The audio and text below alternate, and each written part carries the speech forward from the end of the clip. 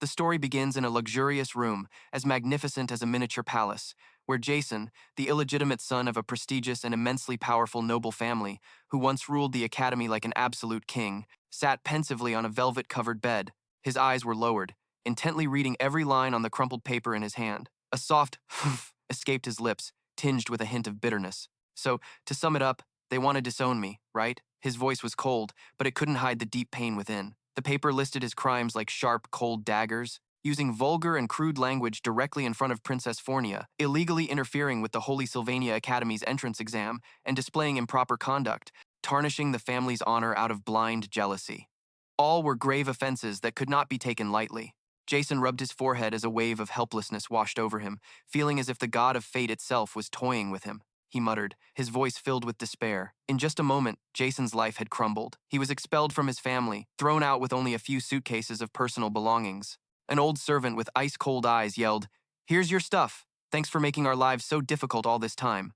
The words, sharp as a knife, made Jason's heart ache. At the academy, whispers began to spread like a mocking tune. "Hey, look, it's Jason." "Shh, don't look. You don't want him to hold a grudge against you." A few people snickered, their voices dripping with contempt. A guy like that actually dared to act so high and mighty? You can tell he's been kicked out of his family. He's even clearing out his dorm room.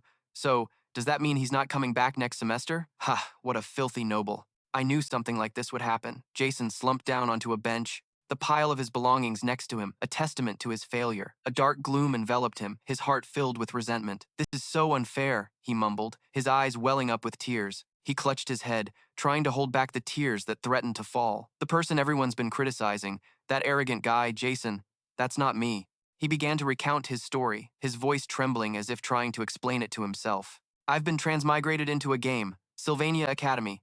My favorite game, Sylvania's failed swordsman. Usually in these transmigration stories, you become the son of a prestigious tycoon family, or at least the young genius of a guild, or a hunter who breaks all the rules. But what about me? I got transmigrated into a third-rate villain who gets expelled right at the start of the game." Jason screamed, his voice full of indignation.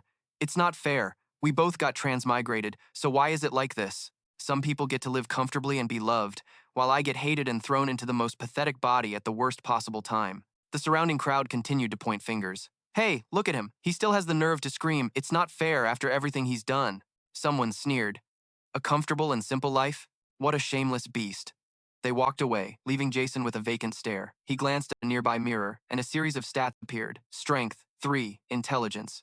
Mana, 7, stamina, 7, luck, 6, gender, male, age, 17. Race, human. Achievements, none. He was stunned. Oh my god, these stats, are you kidding me? And I had to possess such a pathetic guy? The strength is pitifully low. The intelligence is on the level of a moron.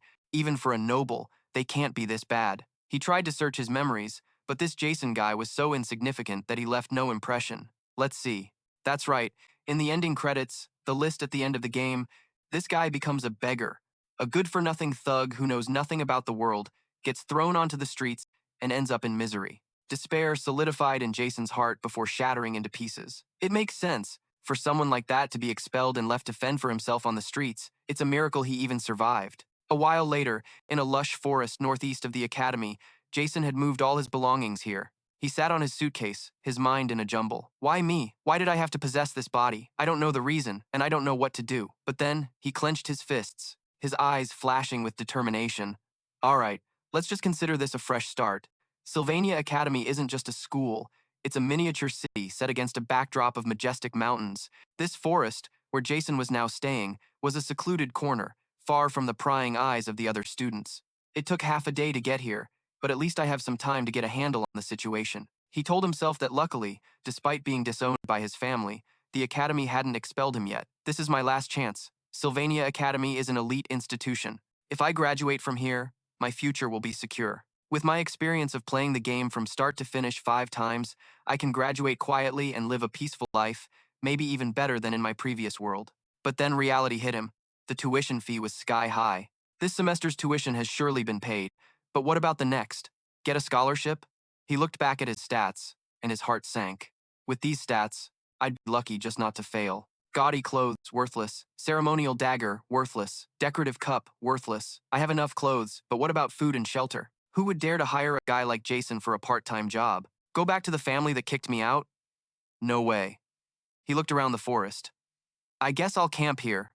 There's a stream nearby, so at least I won't die of thirst. 10 days before the school year began, Jason stood up decisively. All right, I should train this body a bit to keep up.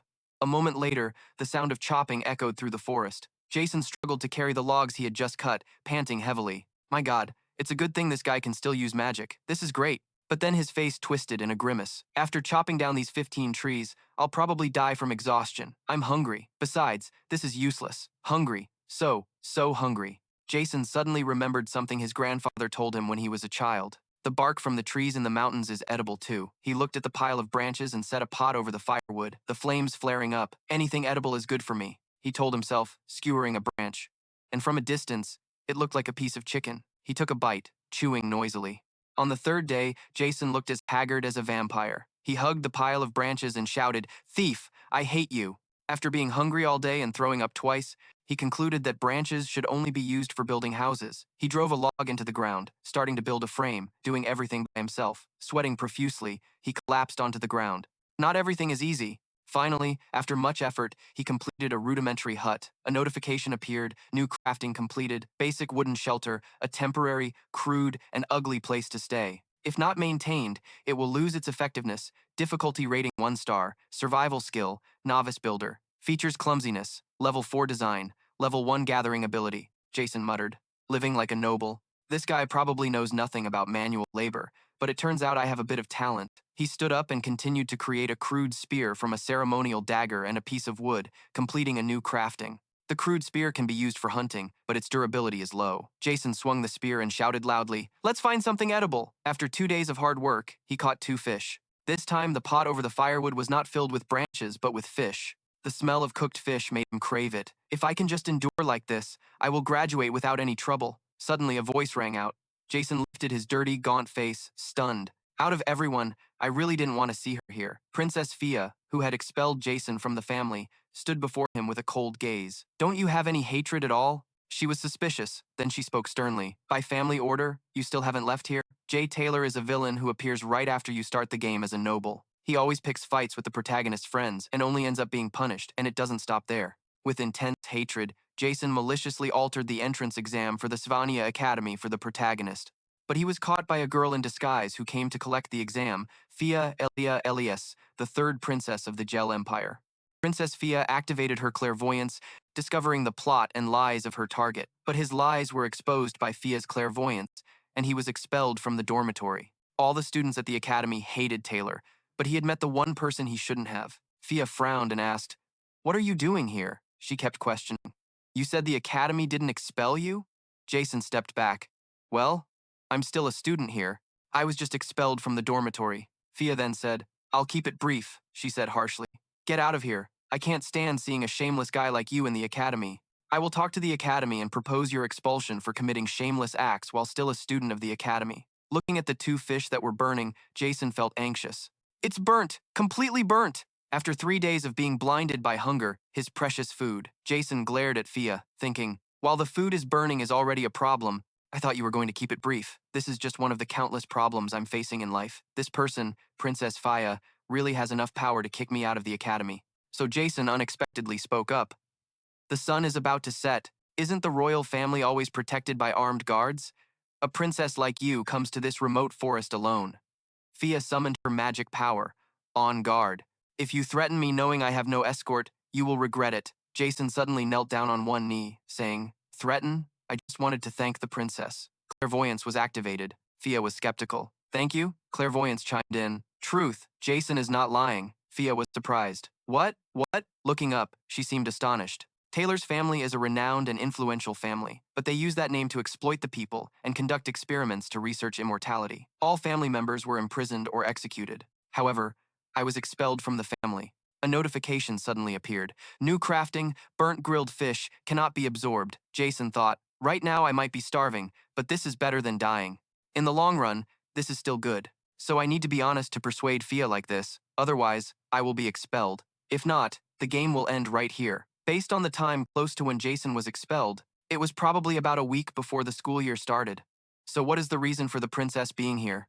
Jason stood up and said, "Coming here without guards and dressed like this?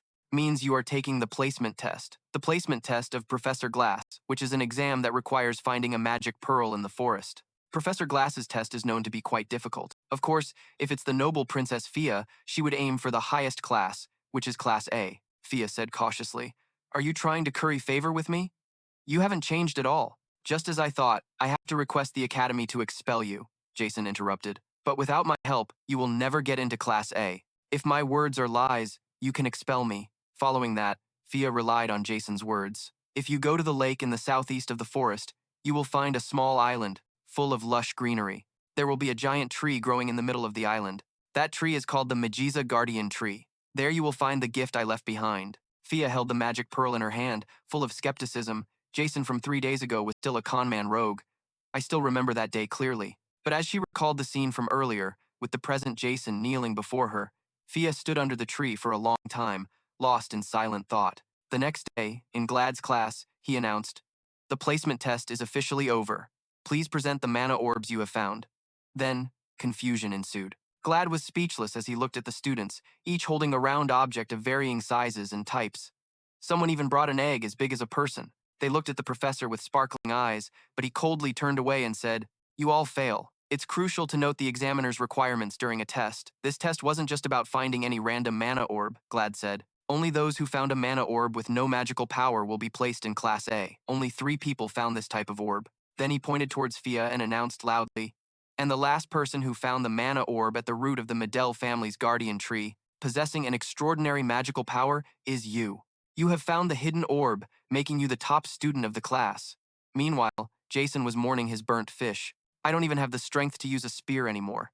Another information panel appeared. New creation, crude fishing rod, made by cutting a tree branch with a dagger, taking thread from a piece of cloth, and using a small nail as a hook. Low durability, and it's hard to tell if a fish will bite. Crafting difficulty, E. Jason examined his new tool. The third princess of the empire, Fia Elias Gel. Since she was young, Princess Fia has heard countless words of flattery and sophistry. This sharpened her perception, and from it, her innate skill was formed. No one can escape her. Insight, Jason analyzed as he cast his line. Therefore, I had no choice but to provide her with authentic information. But that also leads to a bigger problem. The reason why the proud Princess Fia will come to be called the Princess of Love. After facing failure in the placement test and dropping to Class F, she would begin to change. However, if Fia, who has a major influence on the scenario, finds the hidden orb right from the start and gets into Class A, the original story's script will collapse, and I'll be doomed. Of course, the future top student of the class, Lucy, might remain unchanged. Fia held the mana orb. She said, "This is indeed a mana orb." Jason wasn't lying, but Fia's hand trembled. This wasn't a gift. Why did Princess Fia hide her identity from the beginning? She was worried she would receive special treatment if her identity was revealed. She wanted to prove herself. Just by looking at the mana orb, she knew it represented the highest achievement on the test. But Fia didn't take that orb, because it was something she didn't find on her own. The title Princess of Love that she would receive in the future isn't a skill or a stat, but a title she earns by walking the righteous path in Class F. The students below cheered. "That's amazing, Lucy." Remembering that day, Fia thought about what Jason had said. "Princess, you will never be able to get into Class A. If what I said is a lie, you can have me expelled." Whether it was the truth or a lie was no longer the issue. The princess could always distinguish between right and wrong. Even when Jason said the princess would fail the test, she was confident she would succeed and prove him wrong. However, Jason hadn't lied. Because the princess couldn't get into Class A, there was nothing she could do now. Elsewhere, Fia, after leaving the classroom, was furious thinking about that day's events. She punched the door, gritting her teeth. "Jason, I'll be watching you." At that moment, Jason luckily caught a big fish and cheered joyfully. "I got one." The next morning, under a clear sky as the sun had just risen, he was already rushing to school on foot.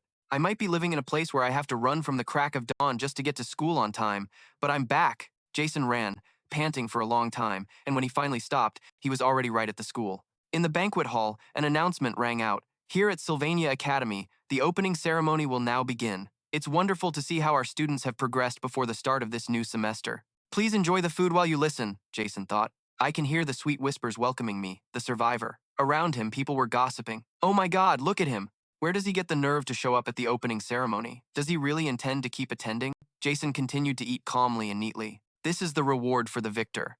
It must be savored slowly." The chatter continued. "Isn't that Jason? My goal is to graduate." At another table, students were saying, That's the second year who did something dirty on the entrance exam.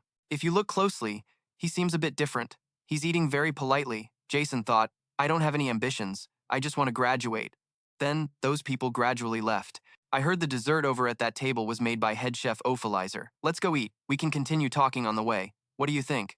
Annis overheard that. Seeing this, Clarice mumbled, That's strange. It's like he's a completely different person. Today was the first day of school at Sylvania. The announcer's voice echoed, A new semester has begun.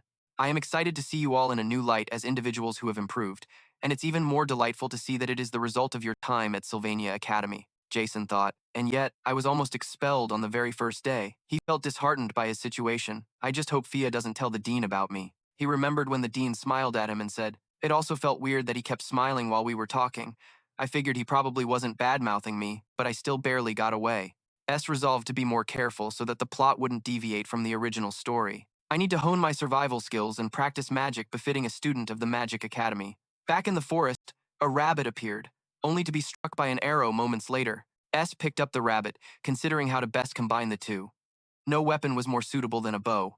If my survival skills become proficient and I can craft many high-quality arrows, then I'll be able to imbue these arrows with spirits or magic. Suddenly, he noticed Janica sitting at the base of a tree, reading a book. He thought, She's in a different league from me.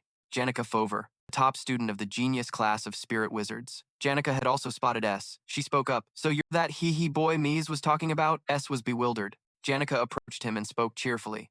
Hi, I'm Janica Fover, a second year just like you. You can just call me Janica. S was surprised. Huh? How in the world did she get here? Janica said, Oh, are you surprised? It's because I know you. She held out her hand and said, It's because this forest is the territory of Maze, a high-level spirit. She told me a whole lot about you. S asked, The master of this forest told you about me? Janica replied, Demonic fairies are naturally curious. So, she knows everything that happens in the forest. It's only natural for her to know about an uninvited guest, right? S mulled over her words, an uninvited guest. He looked at the rabbit he had just hunted, and the more he thought about it, the more uneasy he felt. I've taken so many lives and cut down so many trees. Seeing this, Janica quickly said, Don't worry about such trivial things. It's the law of nature for one creature to eat another. Maze doesn't pay any mind to things like this. S blushed slightly, turning away as he said, So even a wild wolf can have a gentle heart, huh? Janica caught his expression. She smiled brightly. Unexpected, isn't it? Oh, there's something I want to show you. Janica held out her hands, which cradled a small, sparkling ball of light, and said, Isn't it cute? I just formed a contract with it yesterday, right when we first met. Do you want to try touching it? S was taken aback. A contract? So this is a spirit? He thought that if he wanted to befriend Janica, now was the perfect time. But S suddenly said, I don't really understand what you're talking about. I can't see, touch, or do anything more with spirits. I'm hopeless. Janica was surprised. You can't see spirits? S replied, That's right. He turned his back to leave, saying, Besides, I only came here to find food. Excuse me, I'll be on my way. He had to be firm. Only by following the original story's path would his knowledge be truly useful. Janica Fover, a person of great importance in the original story, was someone he absolutely must not get close to. Janica stood there, watching S's retreating figure. She recalled his expression and words from just a moment ago. So even a wild wolf can have a gentle heart, huh? She then reached out and touched the chin of an animal. Just as you said, Maze, he's very interesting. A shimmering bluish-white wolf stood beside Janica. She said, No matter how I think about it, I believe he really can't see you. Who is he, I wonder? She nuzzled her face into the wolf's fur affectionately. Geez, I tried so hard to be friendly with him, but why does he keep giving such blunt answers? What's his deal? She paused for a moment, but I'm sure we'll see him again. I guess I'll just have to start figuring him out from now on. Thinking about the map I drew to get to the academy, the distance from my camp to the school grounds isn't short at all. I have to run at full tilt from the crack of dawn, back and forth every day. The funny thing is, I've unintentionally raised my own stats in the process. In class, he studied diligently and put his all into his assignments. He was determined that if he wanted to win the scholarship, he had to study even harder. I wrote my notes on a stone slate with a piece of charcoal and borrowed books from the library. On the way home, I'd wash the clothes soaked with sweat from a long day. S muttered, I wonder if these will be dry by tomorrow. He said, You think the day is over now? No. I have to check if I'm low on tinder, then drink some water and make jerky for the next day's lunch. That's why I only get about 4 hours of sleep a day. Throughout this entire routine, Janica was always hiding somewhere, watching him. S frowned, thinking, But that's not the most annoying part. He turned towards the bush where Janica was hiding and shouted, "Hey, how long have you been following me?" "You knew?" Janica jumped, startled. "Huh? How did you know?" S had a headache. It'd be weirder if he didn't know. He put on a menacing act. "Still don't get who I am? I'm Jay Taylor, the most ill-mannered delinquent to ever exist. Why does she keep hanging around a guy like him?" Janica cut in. "That's just what other people say, right?" S froze. Janica smiled brightly. "I don't know who you are at all." S glanced at her, thinking to himself, "Right. This is the kind of character Janica Fover is. On the surface, she seems honest and naive, but she's actually a character with a very independent way of thinking." However, when he thought about her future, he still couldn't bring himself to smile comfortably in front of her, because Janica Fover is the final boss of all headaches. After all, she was also the only person who ever smiled at Jay Taylor. He didn't want things to go this far, but he decided to say it. "Since fate has brought us together, could you do me a favor?" Janica's eyes lit up. "A favor?" he said with a grim face. "As you can see, I look pretty sloppy and disheveled right now. I was just kicked out by my family and I'm in a tight spot. Can you give me some money?" Upon hearing the last part, Janica was instantly petrified. S continued, "No, it's not like I'm taking it and not paying you back. That's what friends are for, right? I'm just borrowing a little. A lot. How much do you have on you?" He thought, Janica wins a scholarship every year for being top of her class, but that doesn't mean she's perfect. Her situation is tough, so without a scholarship, she can't afford to attend or continue her advanced studies. As the daughter of a small farmer, Janica's weakness is money. They were silent for a moment. Janica was completely crushed, weakly whispering, "I'm sorry," to herself. Janique Foover's route is temporarily on hold. 3 days later, returning from an herb-gathering trip, Jason thought, "I have a bad feeling about this, but I really don't want to get involved with any of the major characters." He resolved to be even more careful to keep the original story from going off track. Afterwards, he headed back to his camp, but he had just ducked inside when he scrambled back out. He was stunned. "A girl? A girl? What the heck is this?" And an important one at that, a character whose presence carried even more weight than Janica's, a rare genius and the strongest character in Sylvania's failed Swordsman, Lucy Mizo, a girl sleeping inside Jason's tent. He couldn't understand why in the world she was sleeping here. Lucy woke up, stretching with a big yawn. Jason was still dumbfounded. What was she doing in this desolate valley? He kept muttering his rule about being cautious. Lucy spoke up. "How am I supposed to sleep with you being so noisy?" Jason shot back. "Who the hell are you talking to?" But before he could finish, Lucy cut him off. "Not you." Rubbing one eye, she pointed behind Jason with her other hand and said, "That wolf over there, the one as big as a house, it's been talking to you this whole time." Our boy Jason slowly turned around. Lucy continued, "It's asking you to protect it one day, no matter what." He went back to work.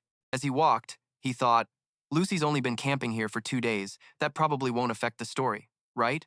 But soon after, I realized just how naive I had been. During the Joint Training Academy's sparring matches, the duels were literally a one-on-one practical combat exam.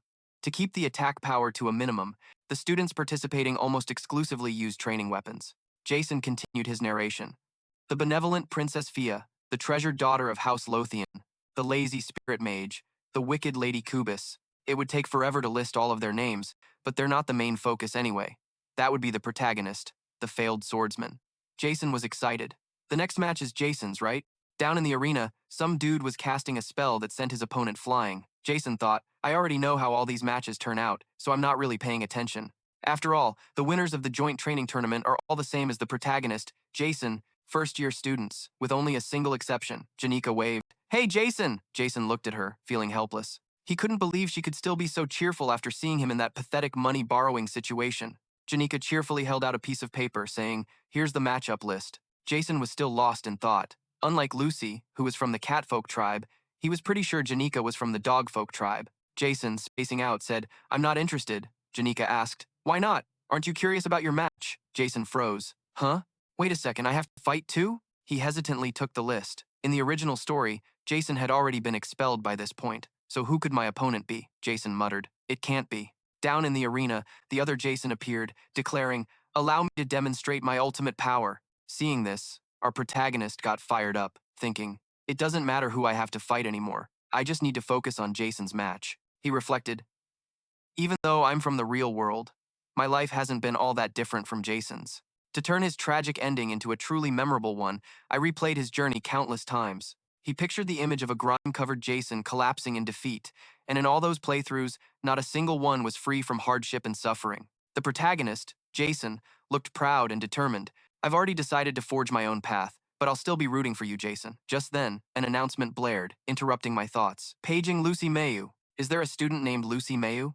Please prepare and proceed to the arena. Jason was stunned. Where'd Lucy go? The standby area was empty. Turns out, Lucy was already stepping into the arena. A loud voice shouted, "Go and take down your opponent." Our protagonist recalled the original plot. The top-ranked first-year student, Lucy Mayu, versus Jason Mall, this world's protagonist. He was born to be a swordsman, yet had never once touched a sword. But with his very first swing, he sliced right through Lucy's light-speed magic. The spell she was certain would land was intercepted. Seizing the moment she let her guard down, Jason instantly closed the distance between them. Caught off guard, Lucy unleashed a bolt of lightning right at him, an intermediate-level light magic spell. Jason was immediately overwhelmed by the magical backlash, but Lucy was disqualified for using an intermediate-level spell, making Jason the first person to ever defeat her by default. Our protagonist cried, thinking emotionally, "That scene was so damn epic." The announcement rang out again. "All right, let the match begin," Jason charged, yelling, "Hold still, I'm coming for you." Instantly, Lucy cast a spell, and a beam of blue light shot straight at Jason. When the smoke cleared, Jason had been blown back, smashing into the wall so hard it cracked the stone. He lay gasping at the foot of the wall. Everyone was stunned. Lucy, still in her casting pose, let out a yawn. The crowd murmured, "Huh, is it over just like that? Guess he couldn't beat the top of the class, huh?" It's no surprise. Jason was unarmed. What did he expect, charging a mage like her? The life of Jason Malon was a series of trial and error. They were judging him based on this one failure, a pathetic country bumpkin, a last-place student who'd never gotten a single decent grade since enrolling, a complete nobody. As everyone stared at the outcome, a match with such a foregone conclusion, all they could offer was pity. But no matter how much disappointment surrounded him, Tael never lost hope. In S's thoughts, Tael grasped the sword and slowly stood up. S felt pleased. "That's right, buddy, you can do it. Go for it." Tael charged at Lucy. "Who?" "Lucy Mayu." Lucy was caught off guard, still predicting. And at this moment, Lucy would use light magic. Suddenly, he halted. Huh? Lucy had cast magic, a swirling aura forming before her forehead, radiating outwards. Lucy's magic collided with Tael's sword, creating a violent explosion. Tael shouted with all his might, facing a fierce magical tiger. Ultimately, Lucy's magical force knocked Tael away. Tael floated up, crashing into the wall behind him. The wall shattered as a result, and he was stuck on the wall for a few seconds before crashing down to the ground. S was still in shock. It wasn't light magic, but wind magic. The announcement rang out, "Lucy Mayu is the winner." The entire audience erupted in noise. S was still stunned. Tael lost? He watched Tael's departing figure, feeling restless inside. Wow, this is serious. Immediately, he turned and followed behind. He definitely couldn't leave him like this. Windshield used the power of the wind spirit to automatically protect the user from unexpected attacks. It was a type of sustaining magic, obtained by forming a pact with the high-level wind spirit Mayu. As he passed by Lucy, she reached out and said, "Can I have some jerky?" But S didn't pay attention. Based on the current situation, Maya and Lucy were originally two separate entities. He analyzed that since Lucy had joined his side, it resulted in him forming a pact with Maya, which made him stronger. The announcement rang out again. The next match belonged to Joe Taylor and the esteemed Princess Fia Elias Clowell. Fia stood at the door, seeing S rushing outside. She said, "Joe Taylor, this is the last time I'm telling you." But S couldn't think of anything else at that moment. He was solely focused on Tael must win, standing up with the sword to regain his pride, but ultimately failed because of him, due to Joe Taylor's existence in Sylvania. S dashed past Fia, running outside to see Tael, calling out, "Hey, TL!" He thought he wasn't sure if what he was about to do made any sense, but it was better than just standing there. Facing Tael, he shouted, "Your efforts will be rewarded. Don't lose heart. There's no need to feel ashamed." He believed that if Tael's spirit completely collapsed, there was a high chance he would ultimately have to give his all. He continued speaking to Tael, "Walk with pride. You've done very well. It's just that your opponent is too strong. Don't let things like this discourage you." S understood that there would be countless difficulties at this academy, and it was Tael who had to face them, not him. Emperor Klo had once said, "O Anissa, you were born with blessings from the divine." According to the storyline, the first person to discover her innate clairvoyance was Emperor Klo. This ability of hers was not granted by any god. Clairvoyance could detect lies and the schemes of opponents. Living a royal life meant living amidst countless underhanded plots. From that dark abyss, she had created a self-defense ability for herself. That is why Princess Fia could be confident in her abilities. In the eyes of the royal family members, there was a dark, hellish desire aimed at Fia. Even when she had seen through them, the Princess of Love still had to pretend not to know to continue living. According to S, she had no choice but to see through this person. In the stands, S said, "I hope the princess goes easy." Fia replied. Okay, I hope you go easy on me too. The crowd began to buzz. Did you hear what that guy yelled at Tae-el? He's really stubborn. Wow, is he really going to drag someone who has never achieved anything into a joke? Bullying someone and then suddenly cheering them on? He must want to play the wolf in sheep's clothing, right? Wow, that's disgusting. He has always been that kind of person. Fia thought what they said was true. Ja Taylor, when he didn't do well on the exam, was caught trying to change the results. A disgrace from the past. Indeed, he used to be like that. But she thought about the moments related to S, when he knelt down to thank her, when she found the magic pearl he pointed out, when she stood up amidst the admiration of her classmates when she got into Class A. Fia wondered if that was really everything. Just now, she clearly remembered when S stood up to encourage TL that determination was real. The announcement rang out. Now, the match officially begins. Fia suddenly said, Ja Taylor, you make me very curious. She cast magic towards S, determined to say, I want a conclusion after this match ends. Next, Fia twisted her hand, pushing the force, saying, I'm coming, she thought, starting with this magic. The magic S used was wind and fire. Fia looked at S, who was ready, silently calculating how he would react, moving while dodging attacks, ending with a grand match, eliminating that mysterious guy from her heart. Just as she finished her thoughts, Fia's magical attack immediately struck S. He took the full force of the attack. Fia froze, her head filled with question marks. S collapsed, his body dirty and disheveled. He said, I lost. Fia was surprised. What did you say? She couldn't understand. Remembering earlier, she was sure he had even seen the trajectory of the water sphere and still didn't bother to block the attack. People began to mock. Wow, look at that. This guy is even weaker than Tae-el. Trying to look cool and then getting knocked out of the water. Princess Fia, you are so cool. Watching this match made me laugh so hard. S stood up, bent over, one hand clutching his injured stomach, saying, The match was great. I learned a lot, Fia questioned. What exactly are you? Immediately, she suddenly stopped. She realized, thinking back, he hadn't looked into her eyes even once. The announcement rang out. The referee declared Princess Fia Elias Chloel the winner. Fia was suspicious. Asterisk. Was he not interested in this match from the very beginning? Was he even serious about fighting? Asterisk. Afterwards, S hurriedly left the arena to go find Jason.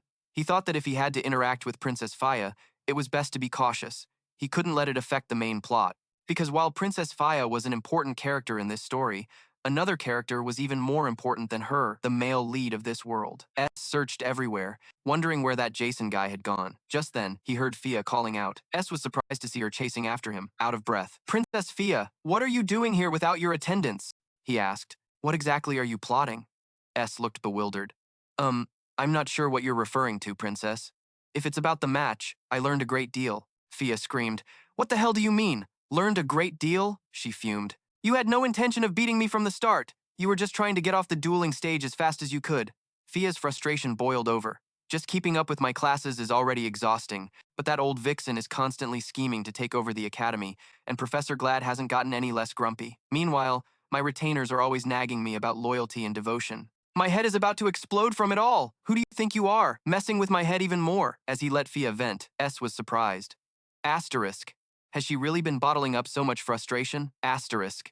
He then placed a hand on Fia's shoulder and said, Princess, take a deep breath and calm down. You don't have to force yourself to carry all that. Breathe in, breathe out. A moment later, Fia covered her face and said faintly, What just happened? She blushed. Forget everything I just said. S replied, Ah, okay. He let her go, thinking he could finally leave, but Fia suddenly spoke up. Exactly. I have a bad habit. I could just ask my questions directly, but I always try to guess what other people are thinking. It's probably because I've lived in the royal palace for so long. S was crying on the inside. Asterisk, please just let me go. I have to find Jason. Asterisk, she suddenly questioned him loudly. So, I'll ask you directly now. You deliberately cut ties with your family because you found out about their dark side, right? The only reason you harassed Jason was because you needed a justifiable reason to be kicked out of your family. S thought her conclusion was quite sharp, even though it was almost completely wrong, except for the part about the Geyer family's dark side, which was spot on, but S denied it. No, I have no idea what you're talking about, Princess. He thought it was still too early to deal with that. Fia was furious. I can't believe it. That I guessed wrong. It makes no sense at all. Then what about the words you said to Jason? Why would you deliberately encourage someone you once tried to get rid of? Does this mean you never hated Jason to begin with? S mentally noted that her questions were all very sharp. But so what? He continued to lie. Well, you see, since everyone already hates me, I figured if I encouraged Jason, people might start to see me differently, you know? Fia was outraged by his phony expression. Who would believe that? Look me in the eyes and say it. Then, she used her clairvoyance to check. S was still trying to lie, but I am telling the truth. Thea was furious. Oh, really? But immediately after, her clairvoyance went off, signaling lie after lie. Everything S said was flagged as a lie, but he stuck to his guns. I really am telling the truth. S thought to himself, asterisk, she probably doesn't have any concrete evidence, asterisk. He continued to babble. I'm being completely honest. Thea looked like she could breathe fire. Yeah, right. For real. He thought, asterisk. My only wish is for the story to progress according to the original script, asterisk. Finally, Thea calmed down. Fine. I don't have any proof, so I can't press the issue. You can go. She pointed towards the door, saying, You've been staring at that door the entire time. You have something urgent to deal with, don't you? S said, thank you, then walked to the door and paused for a moment, lost in thought. This was the first time Thea had shown this side of herself as a character with the power to influence the plot. He recalled Thea's emotional outburst, thinking about how she was connected to so many other characters and events, which was giving him a headache. His addition to this story was definitely a mistake. S hesitated, conflicted for a moment, and finally said, the burdens I'm carrying are nothing compared to what you have to endure, princess. Even though you acted a bit erratically just now, it was only because you're completely exhausted. Paying attention to complex etiquette is important, but you should also relax sometimes. This isn't the royal court where you have to walk on eggshells. This is Sylvania Academy. Thea stared at him in surprise, thinking that her whole life had been about seeing through others, yet this was the first time someone had seen through her. Meanwhile, S was in a great hurry to find Jason. He grumbled to himself. Asterisk, what a hassle, I've wasted so much time. Asterisk, if Jason gives up, not only will his carefree life be over, but the entire world will be annihilated. Luckily, S soon found Jason sitting by himself on a bench in the courtyard.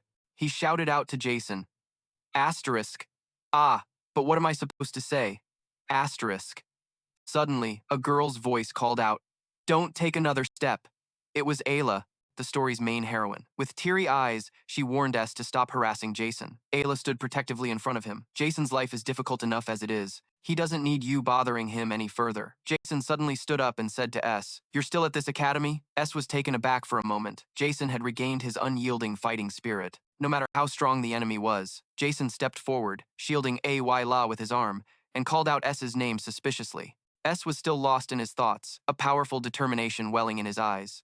He understood now. After his match with the princess, his childhood friend and most ardent supporter, Ayla, had immediately run from the arena without a single glance back. He imagined the scene of Ayla comforting Jason. You'll get over it soon. That's what you're good at. You can do it. Jason, don't let this get you down. Jason and Ayla stared at S with odd expressions. Jason asked, Why are you here? Is there something we need to talk about? S thought, as long as Ayla was by his side, Jason would get back up, no matter how many times he stumbled.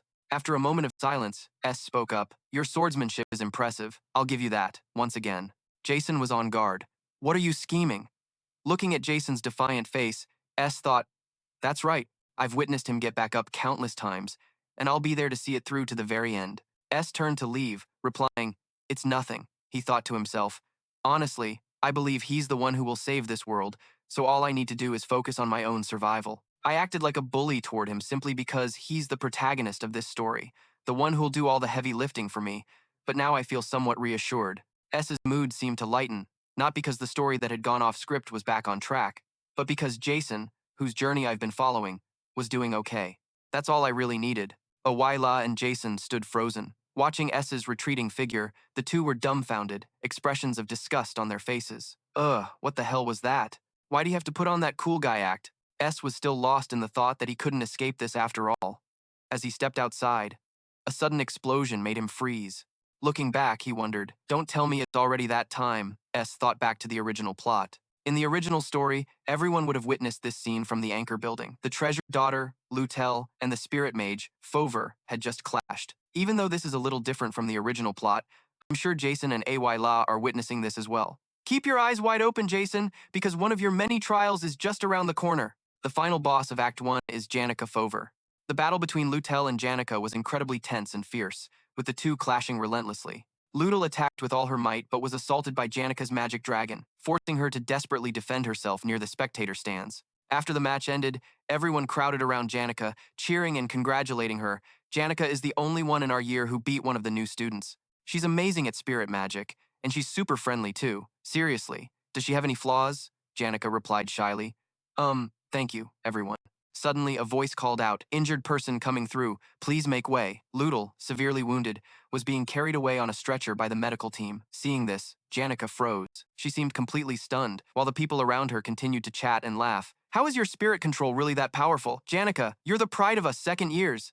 Unlike in the original story, Lortell had defeated Jason.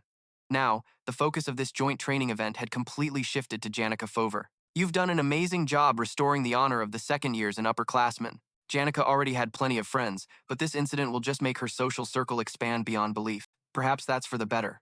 S picked up his jacket, glanced toward Janica, then turned and left. I won't have to see her at the camp anymore. As night fell, he returned to his place. Ever since I got tangled up with the main characters, my head's been spinning. It's been 2 weeks since the joint training event began. If it weren't for this cast of main characters, I could have just focused on my studies and lived a carefree life of survival. Down by the stream, a fishnet had been set as a trap. S thought, since I have a fishnet, my basic food supply is taken care of.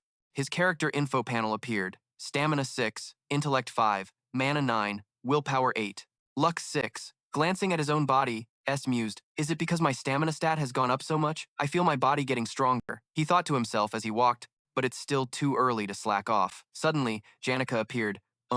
Hiding behind a bush, she blushed and covered her eyes, stammering, "I.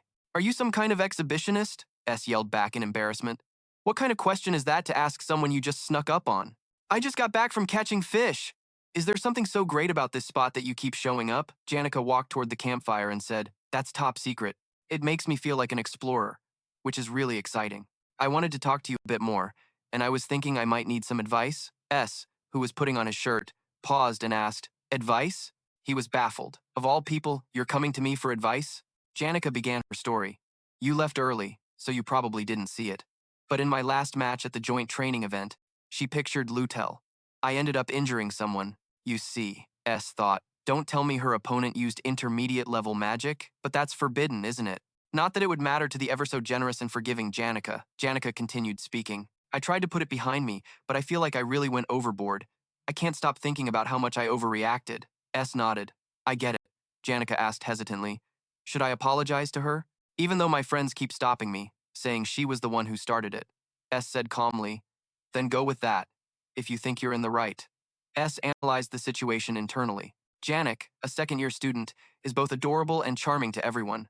She is an invaluable member in every aspect, so if she feels guilty and blames herself, everyone will definitely stand by her to offer comfort and care. But Janica knows that having someone always ready to protect her is good, yet that cannot erase the mistakes that have already been made. Perhaps that's why she sought me out. Janik was surprised by his answer, pausing for a moment and then frowning in distress. Burying her chin in her knees, she suddenly spoke, "Just as I expected, Jason." She stretched comfortably and said, "You never defend me unconditionally."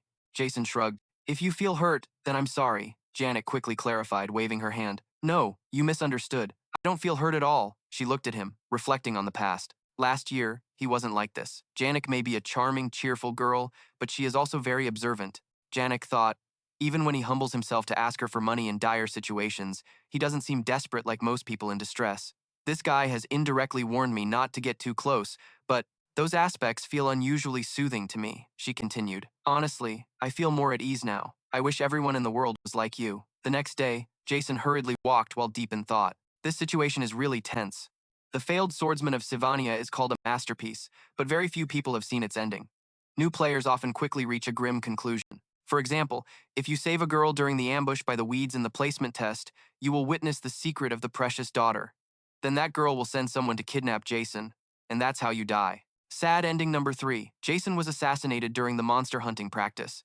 If you ignore your childhood friend Ayla and form a group with the precious daughter, you die. Sad ending number 7. Ayla falls to her death. That's because Jason was supposed to save Ayla when she fell. If you protect the precious daughter from the fire spirit summoned by Janik, you die. Sad ending number 3. Jason gets burned to death. Suddenly a voice rang out. "Senior, can't you hear?" Jason thought. "I have to run." Suddenly, the figure of the red-haired girl dashed in front of Jason. Jason asked in panic, "How long are you going to keep following me?" She said, "I didn't expect you to be so determined to ignore me for so long." Jason thought to himself, "Of course I have to ignore her. Isn't that obvious?" The fourth heroine in the failed Swordsman of Sylvania, the only daughter of the business tycoon Elter K. Chen, Lut Theo, the precious daughter, is also known as the annihilator of new students. The red-haired girl said, Can I just ask you for 2 hours? And as seen, Lute Theo is the precious daughter. In his thoughts, the image of Lute Theo standing there with the proud blonde girl appeared. Lute Theo K. Chen was dubbed an anonymous hero. In Jason's mind, Lute Theo is as dangerous as a witch. Well, the author thinks this way. Unlike Fia, Lute Theo was initially seen as an antagonist. It wasn't until the latter half of the story that her true identity was revealed. Jason recalled the storyline, sighing. The moment people understand Lute Theo's loneliness and pain is also the moment players face a choice between Fia and Lute Theo. Jason closed his eyes and nodded, and before he could finish his train of thought, Lute Theo's voice rang out, "Senior! Hey, Senior!" After thinking for a moment, he walked straight ahead, leaving her standing there in confusion. But now I can't rely on her words. If I play along with Lute Theo now, it means I will lose the initiative. Under Jason's distant gaze, she continued to follow, flattering. "At least, can you listen to me a little? I really need your help," he replied. "Don't say that. My ears won't listen," Lute Theo pleaded. "Please, Senior, how could you say such words in light of the respect I have for you?" Lute Theo stood in front of Jason, forcing a smile. Seeing him, she squinted her eyes and said, "You are clearly a huge motivation for me. Even in the toughest times, you still choose to keep learning." Lute Theo quickly continued to laugh heartily. "And that thing about you being arrogant and thinking you're the center of the universe is probably true. But whatever, who cares?" Seeing Jason remain unfazed, she said, "I hope you'll at least hear my request first. I'll give you 3 gold coins as a deposit." Noticing Jason wavering, she asked, "You've been quite close to Senior Janica lately, haven't you? Can you help me become friends with her?" Jason looked at the gold coins in her hand, glimmering, thinking, 3 gold coins? That's basically a month's salary, no joke. But Jason leaned in closer, asking, "So the precious daughter is seeking relationships through money?"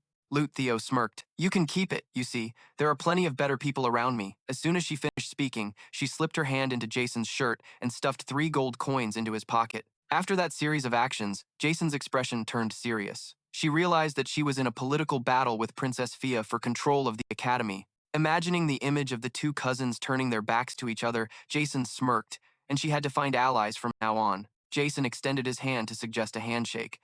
"If we're going to cooperate, we should shake hands on it." Lute Theo smirked, laughing as she reached out to reciprocate. The 2 shook hands, signaling that they would begin to cooperate on the path ahead. He thought, for those who have lived a life of luxury, just a little hardship can make them feel like they're dying. Jason's train of thought continued. But, surprisingly, for those forced to face the toughest situations, a small amount of money can lead to their corruption. Jason remembered the wealthy nobles, throwing money to buy the daughters of the poor, thinking they could sell their entire family, sell their self-respect, or even sell themselves. Making a mark desperate over a single gold coin is the easiest thing in the world. Snapping out of his fantasy, S saw Lute Theo standing there, frozen stiff. Asterisk, "It's a shame I returned those 3 gold coins," Asterisk S thought. But that wasn't the case. Lute Theo watched S's retreating back. Asterisk, "How ridiculous." Asterisk S walked away from Lute Theo, leaving her gaze behind him as he forged ahead, gritting his teeth. Asterisk, "If I had just taken the money, everything would have been so much easier for me."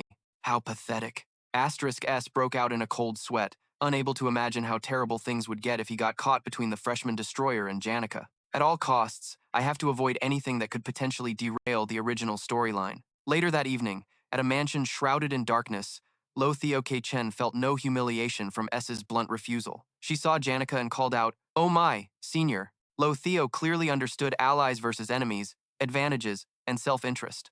A shrewd businesswoman never misses an opportunity. Smiling with her eyes crinkled, Lute Theo said, "I didn't expect to see you here." "Oh, it's you?" "Lute Theo, you look a bit different with your hair down," Janica replied. After being rejected by S, she wasn't discouraged in the slightest. On the contrary, it only fueled her burning desire to make Janica favor hers. Lute Theo let out a sly smirk as she recalled what happened. "As you know, I got into a huge scandal for using forbidden magic during the combat evaluation." The 2 stood facing each other. "It's been a while, but I've been wanting to apologize to you at the first opportunity." Asterisk, "I just wanted to know the true strength of a top 5 student." Asterisk, she thought. Janica glanced at Lute Theo's arm and asked, "So that's why your wound hasn't healed yet?" Asterisk, "Even though I paid a steep price for it?" Asterisk, Lute Theo thought, putting on a plastic smile. "Don't worry, it'll heal quickly." Asterisk, Senior Janica. Asterisk, she mused. Asterisk is like a protagonist straight out of a fairy tale. So, wouldn't it be easier to pull her in by using the guilt she feels? Asterisk. Interrupting Lute Theo's train of thought, Janica asked, "I trust your chat with S went well?" Lute Theo was taken aback. "What are you talking about all of a sudden?" Janica simply smiled and replied, "I did tell them to restrain themselves, but..." A host of various spirits materialized behind Janica. She smiled. Spirits are quite the gossips, Janica explained. I overheard most of the conversation from the northern part of the forest. Lortell stammered, which means her mind flashed back to her offering 3 gold coins to S. Can you help me become her friend? Janica continued. While I'm grateful for your willingness to spend a few gold coins on my behalf, Janica leaned in close to Lortell, her face grim. But sweetie, do you know what people say when they see you trying to buy trust with money? Huh? She remembered S. Compared to you, S's approach was much more touching. After whispering this, Janica scratched her head with an awkward laugh. I guess I got a little carried away. It's my first time being a senior, so I felt I had to act the part. So embarrassing. Asterisk, I need to completely reevaluate her. Asterisk, Lortell thought. Janica turned to leave. Well, I have to go now. I need to prepare carefully to form a contract with a high-level spirit. I've received so much help lately, so I need to try even harder. Watching Janica's back as she walked away, Lortell thought, Janica Fover, a fairy tale protagonist? I was so wrong. Janica suddenly stopped in her tracks. Oh, and Lortell. Lortell was still lost in thought. Asterisk. Even I, someone who can see this world's future, was wrong. Asterisk. Janica spoke up. I'm sorry about the other day too. You were injured because of me, weren't you? Asterisk. Even though she's fully aware of this world's dark side, asterisk Lortell thought, as Janica turned back with a cold expression, I hope you recover quickly. Asterisk. She's the type who's always cheerful. Asterisk. The click of the closing door snapped Lortell out of her thoughts. Standing in the hallway, she mused, this is tough. She recalled that just a moment ago, the look in Janica's eyes when she mentioned S was very strange. Inside Janica Fover's room, she resolved to work harder. Leaning against the door, Janica whispered, because it's a wonderful feeling to have someone expect good things from you. Time flew by, and in the blink of an eye, the next morning arrived. Bright sunlight beamed down on a pile of laundry hanging out to dry. Nearby, a white-haired girl was holding her breath and breaking into a sweat, exclaiming, it reeks. Meanwhile, S was having a hard time with the messy laundry. He yelled in frustration, I'm just trying to hang them to dry. Hearing the noise, someone approached. Who's there? S looked up and saw Belle. He recognized her as Belle May, the top maid and a senior at the Sinenta Dormitory's officer hall. He also recalled that she was the very person who had kicked him out of the dorms. S got up and approached her with a smile. Oh, you mean this spot? Belle replied without turning fully. I already know you live here. Miss Janica has told me a lot about you. She glanced critically at S's tent. Still, I didn't expect you to be living like this. Belle continued to size him up as he stared back blankly, glad to see his situation seemed to have changed him for the better. Clutching his own underwear, he stammered a reply. Yeah. Asterisk, to be honest. Asterisk, he thought. Asterisk, her words are going in one ear and out the other because I can't stop staring at that. Asterisk. Belle reminded him of the officer hall maids, a group of women who flawlessly handled all domestic chores, including feeding the students. S's attention was now completely focused on the basket in her hands. It had to be filled with top-tier ingredients procured by this elite maid information about food you couldn't just find in a book. S grew quiet as he tried to remember. Asterisk. Let's see. Belle May's event has a direct impact on the main storyline. Asterisk. Belle's voice interrupted his thoughts. You don't need to be so formal. She looked S straight in the eye. You can speak to me casually, just like when you were still in the officer dorm. S replied, yes, thank you. His answer made Belle's eyes go wide, her usual cool composure faltering. S just put on a polite, business-like smile. How could I speak like that to a maid who always works so hard? And this isn't just some simple event. It's one that makes Belma directly influence the main storyline. He kept that smile and asked about, that basket. Just as I was thinking there probably wouldn't be any issues between us, that we'd surely just become friends. The system popped up. You have absorbed Belma's teachings on edible berries, mushrooms, and herbs. A new achievement notification appeared. New creation completed. Construction ability has been leveled up. New creation completed. Fish farming system. You have tied the net correctly, protecting them by connecting it to tree branches and setting it up so it won't be affected by the river's current. This can help you survive for a few more days. The crafting difficulty this time was 2 stars.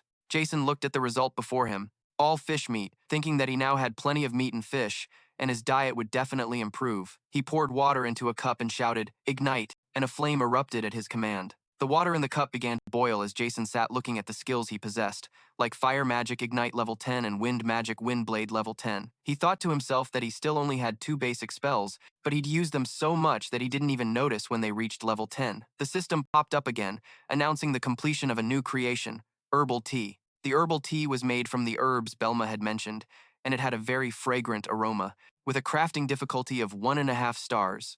Looking at the cup of tea before him, he thought that drinking it while chopping wood or cooking would drastically increase his chances of survival. Jason picked up the cup of herbal tea and drank it to test it out. Just then, the sun began to set. The silhouette of a lonely figure sat there watching the sunset, thinking that he'd finished his work before the sun had even fully set. If I'm being honest, he thought with a smirk as he looked at the sunlight, I'm pretty happy about this. Suddenly, a blinding, inexplicable light appeared in the sky. He watched in alarm as the beam of light shot downwards, he thought to himself. Just then, a massive explosion sent him flying backward, and he cried out in pain. Smoke and dust filled the air, making it impossible to see what was happening. As he lay on his collapsed tent and asked in fear, "What the hell now?" He looked at his collapsed tent, his beloved tent. The aftershock still hadn't stopped, and dust and smoke continued to billow everywhere. Inside a crater, a girl was sitting on the ground. "It's going to kill me." Jason clearly saw the person inside and thought, "Lucy?" Lucy was panting in the crater, exclaiming, "That was a close call." Before she could finish, Jason cut her off. "A close call for times you asterisk?" He thought, "She's the most powerful mage in the world. Who could possibly do this to her?" Lucy trembled as she mentioned Belma's name, wondering aloud, "But isn't she a good person?" Just then, an image of an enraged Belma flashed through Lucy's mind. "I was just skipping class like usual, but for some reason, she got really angry this time. When she came looking for me, she was way more threatening than before," Lucy said, a bit embarrassed. "And then I was suddenly teleported here." Seeing Lucy still sitting there, Jason asked, "That must have hurt, huh?" Lucy started to speak. "Hey, Jason was fuming, screaming internally, "That Belma!" Lucy continued, "Do you have any beef jerky?" Jason angrily bonked her on the head and yelled, "Damn it, you've ruined everything! What the hell is your life?" Lucy rubbed the spot where she was hit, wincing. "Ouch!" He wondered. "Huh? Didn't she use a protection spell?" As if reading his mind, Lucy replied, "I'm out of mana." Hearing this, Jason immediately said, his sinister tone brought tears to her eyes. "Is that so?" Jason gave Lucy a dangerous smile, his hand ready to deliver a full-powered flick just for her. "Then this one is for my beloved home." A scream echoed through the mountains, accompanied by Jason's sweet, loving message. "And this one's for that world-class mom, Belma." Meanwhile, inside the main building of Sylvania Academy, Jason was planning for his future. "I need a sturdy house. I have to build it with high-quality wood." As Jason read his book, he made more detailed plans. "While I'm this busy, the best way to optimize my time is to use the library to read up on the information I need." With that thought, Jason closed the book. "Planning methods, as well as other essential information. I guess all I need now are methods for smoothing wood and thatching a roof." A clear voice interrupted Jason's train of thought. "It's closing time." The pink-haired girl who worked at the library approached Jason. "You're studying so hard, aren't you?" Jason replied. "Have I been here that long? My apologies." This pink-haired girl was Elka Itlan, a first year in the magic department. Elka smiled gently. "It's no problem. It's been a while since I've seen someone as diligent as you. It motivates me to study, too." "My name is Elka Itlan." Jason noticed Elka sweating and thought, "She's looking at me like she's begging me to tell her my name." He thought for a moment, hesitated, then said, "I'm Jason." Upon hearing his name, Elka froze on the spot. Jason thought, the usual reaction. How can I ever clean up this guy's reputation? It's not that surprising. I've been trying to be more diligent, but I guess that won't change anything. Before Jason could finish his thought, Elka cut in. "You're actually completely different from what the rumors say. You know?" Elka looked at the pile of books at his feet and praised him. "For you to read and understand all the materials on the elements in just a few short days. I'm speechless. Even right now, just sitting here, you've already read 6 technical documents." She excitedly recounted everything she had observed over the past few days. "The people who spread rumors that you're arrogant really don't know anything about you," Elka beamed. "I guess in the end, rumors are just rumors, huh?" She looked at him, thinking of someone else. "I know someone who's just as upright as you, senior." She looked at Jason with sincerity. "I'll definitely be cheering for you." Jason replied, "Thanks." Elka waved and smiled at him. "Get home safe. I'm going to finish cleaning up and head back to the dorms." Suddenly, a powerful tremor cut their conversation short. Ia was startled. What's happening? The air around her trembled, making it hard to stay balanced. Just then, dozens of massive books began to fall from the bookshelf above Ia's head. She was frozen in place, unable to dodge the books from above. Suddenly, somewhere in the center of it all, a magic circle appeared, a pillar of purple light shooting upwards. A system notification appeared. 11:30. A battle camp has been established in front of the Academy's central plaza. Numerous dark monsters appeared all around. Thanks to the efforts of the protagonist, TL, and his friends, many students were gathered at the camp. The pillar of light showed no signs of weakening. 2 hours had passed since this unprecedented disaster began. Ayla looked at the pillar of light. She had seen this diagram before in a book on spirit magic. Look at the summoning circle. Those are ancient runes for summoning the high-ranking dark spirit, Glassan. Fia crossed her arms, looking grim. This is not good. Because there's only one person with a spiritual connection strong enough to summon so many spirits, it's highly likely our enemy is. She continued her deduction, someone who went mad after summoning a dark spirit. The top-ranking student of year 52, Janica Faye Lover. After Fia presented these clues, everyone fell silent, staring at her. Breaking the silence, TL spoke up, unfortunately, but now isn't the time to worry about that. If what Ayla said is true, the barrier around this campus will buy us some time. TL seriously reassured everyone around him. If Glaskin is summoned, many people will die. We have to get to the central plaza quickly, said TL, a first year from the combat department. In the corner, a conversation was taking place between Claire, the captain of the Royal Guard, and the meddlesome Olivia Anton, a first year from the alchemy department. Claire propped his chin on his hand, frowning. Anyone outside the barrier will be discovered immediately. If we let the Royal Guard and the professors handle this, it would be over quickly. Before he could finish, Ali cut in. If it's really a dark spirit, our barrier will be at a great disadvantage, so we have to reinforce it from the inside. Headmaster O has also left town. Everyone turned to look at Olivia. If everyone here works together, it's not impossible to defeat a high-ranking spirit. Don't you all agree? Hearing this, from a small corner, the gloomy Cluser Nonon, a first year from the combat department, stammered with wide, frightened eyes, I object. Meanwhile, the others continued discussing their strategy. We'll take out the mid-level spirits and the high-ranking one, and you'll go into that building to defeat Janica. Right? Someone replied. But that's not all. The students glanced worriedly toward the swarm of dark spirits. There are a few more high-ranking spirits inside as well. 2, to be exact. Tan, the high-ranking spirit of fiery rage, and Velasher, another high-ranking dark spirit. A female student protested fearfully. Isn't that just suicide? I'm not going. Lo Theo asked worriedly, but did she really create all of this? I mean, even for the best second-year student, isn't this level of power absurd? She's summoning Glaskin while still controlling this entire swarm of spirits. Ayla stroked her chin. This seems to be caused by Velasher's ability. Senior Janica is just a medium for it to take control. She explained that dark spirits are the natural enemies of spirit mages. Their immense power can easily overwhelm a spirit mage's control. An image of a huge, two-horned monster controlling Janica appeared. In fact, these fiends control spirit mages, which is why mages fear them. They themselves become the prey. Its eyes and its horns, several yards long, became clearer. Ayla continued, and we still don't know what method Senior Janica, the most elite student in spiritology, used to command Velasher. Someone cut her off, saying, that's not the main point right now. Ree looked towards them with a serious face. What's important now is to determine our next course of action, and there's only one person qualified to make that decision. His gaze shifted to Fia. Princess Fia, please give the order. She bit her lip, staring straight ahead. All eyes were on Fia. In that moment, as everyone pinned their hopes on her decision, Fia pursed her lips tightly, deep in thought, when suddenly, the nonchalant reminder from that guy echoed in her mind. Her memory flashed back to when she was chatting with S. At that time, he had turned to look at her. Whatever burden I'm carrying, it's nothing compared to yours, right, Princess? Why don't you let your mind relax a little? Fia thought. If only it were as simple as he said. She spoke up. In 1 hour, we're heading straight in. She glanced over the faces below, filled with all sorts of emotions, but only I, my bodyguard, and the other top-ranking students, regardless of their department, are permitted to enter. Only those who have proven their strength may come along. So, prepare yourselves thoroughly, both physically and mentally. Fia crossed her arms and declared loudly, I will bear all responsibility. From behind, someone came to report. He turned to the princess. Princess, we've estimated the number of faculty and staff in the lecture hall area. The person knelt on one knee respectfully. The main hall and the 8-day pharmaceutical wing are at the epicenter of the disaster. They won't be able to join the fight. She rubbed her temples, feeling helpless. It seems we're the only ones left who can fight. The man replied. There are no students there either. A shout suddenly cut through the report. There's still one person. A purple-haired girl ran over, out of breath. Hurry, I have to get to the library's reading room. My student friend is in there with an academy librarian and a second-year student. Fia asked, what are their names? The purple-haired girl replied, Elka. It's Elka Yilan. Hearing that, Zeke's eyes widened in shock. He then rushed forward, roaring, Elka! You just said Elka, didn't you?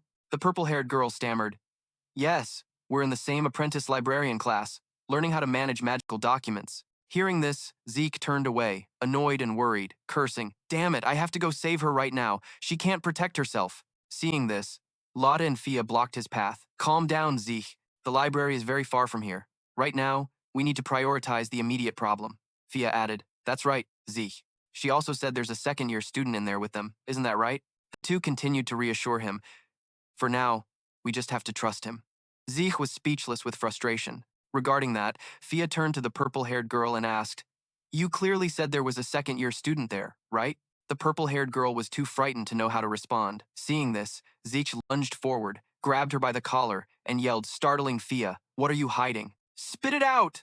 The girl stammered out a name. She replied more clearly, T. Upon hearing that, Zeke's face darkened, his gaze looking like he wanted to strangle her on the spot. She cried, her voice trembling, "I'm sorry." He was just sitting there from dawn till dusk, and he was so annoying that I pushed him off on Elka. Everyone knows what kind of guy he is, right? Everyone else shuddered, imagining T's creepy face. "What? That shameless bastard is trapped in the library with the apprentice librarian?" Zeke cursed. Son of a b times ch. Seeing him, Fia called out and stood in his way. "Wait a moment." Fia seemed to be thinking about something. Then she hesitated. Even so, she gathered all her courage and said, "Can't you try to trust him, just this one time?" After Fia said that, everyone froze solid, staring at her blankly. No one responded. Even Lot just looked at her, unsure of what to do. Zeke's expression grew darker and darker, showing he was absolutely furious. Suddenly, Zeke shot into the air, leaving Fia standing there in a daze. The moment he left the safe zone, the monsters swarmed him as if they had caught his scent. Zeke thought, if that bastard dares to lay a single finger on Elka, and unleashed his rage on the horde. The horrifying shrieks of the monsters filled the air. Enraged, Zeke sped away. "I'll smash you to pieces, you bastard." A simple rags to riches story isn't nearly enough to describe the miraculous existence of one who was called a roadside weed. Someone propped up their chin and thought, judging by its size, it seems to be a fully grown adult. The condition of the bark on the surrounding trees indicates it only just arrived. From within the tall grass, a pair of green eyes slowly hid themselves. Peeking out from under an animal hide, the person watched the large deer before them. "Got you."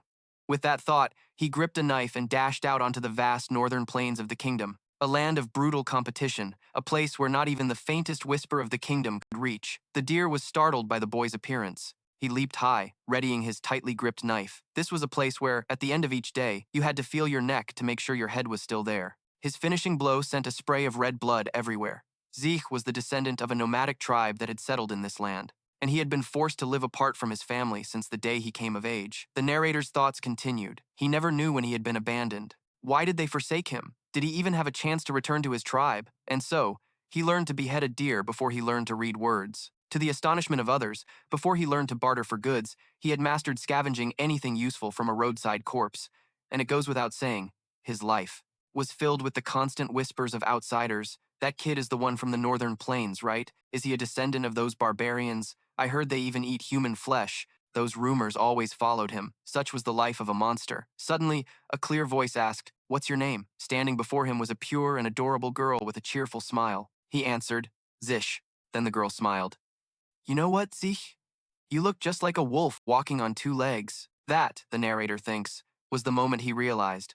After a lifetime of wandering the vast, aimless plains, scavenging for food among roadside corpses, and sleeping under a roof of stars and moonlight, Zeke heard her words and let the branch in his hand drop. This boy was nothing more than a wild wolf, abandoned by his own pack. "Zeke, are you all right?" Elka asked. Tears streamed down his face, trickling from beneath his eyelashes. He thought that after so many years of solitude, he had finally met his first companion, and in that moment, he truly understood the loneliness he had been feeling all along. Later, Elka brought him home to meet her father. He bowed his head respectfully. Elka and her dad welcomed him as one of the family, and his meals became much more substantial. In the process of hurriedly catching up with civilization, Ziksh was able to attend school with Elka.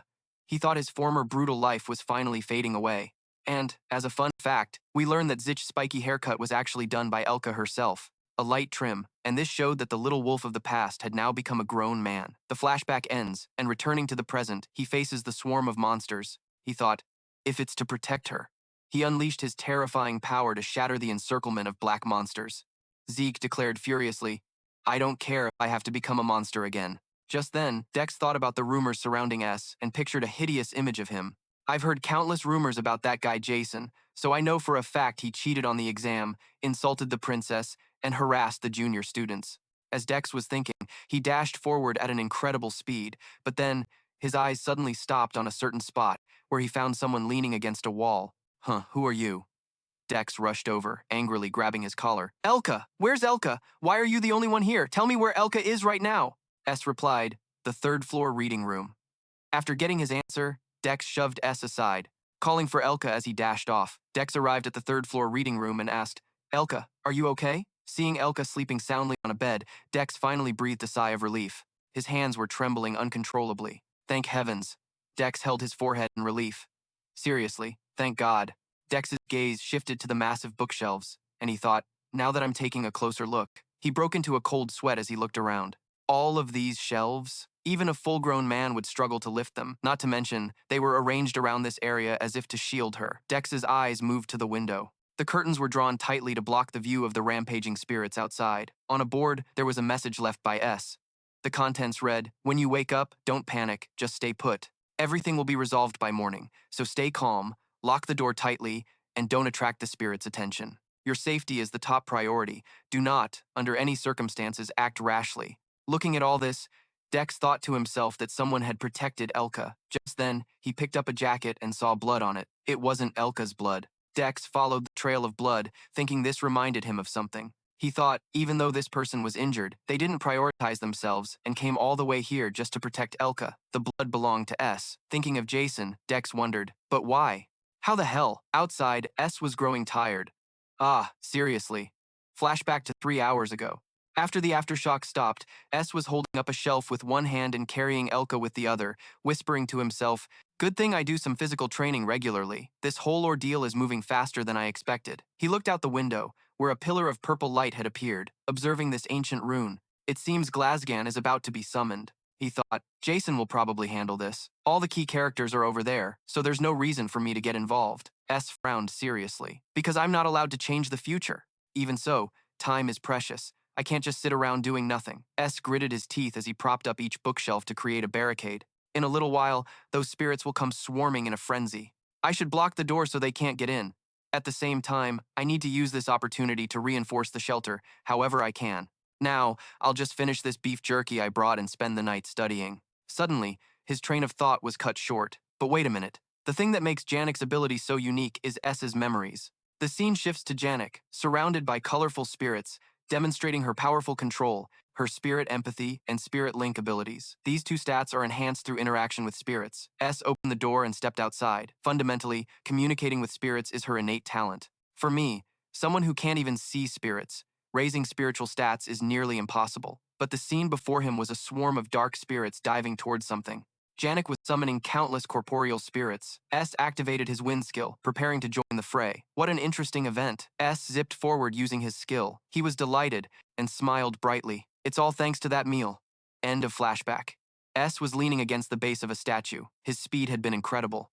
The system window appeared. Fire Sorcery level 12, Spirit Art, Spirit Link level 7. S was completely exhausted. He thought, Fire Sorcery is at level 12, and my Spirit Art stat has reached level 7. Just one more level, I'm almost there. If the total level of Spirit Link and Spirit Empathy reaches 15, I should be able to form a contract with a spirit, right? S lamented internally. Oh man, I've already pushed myself to the absolute limit. If anything else happens now, it'll be really dangerous.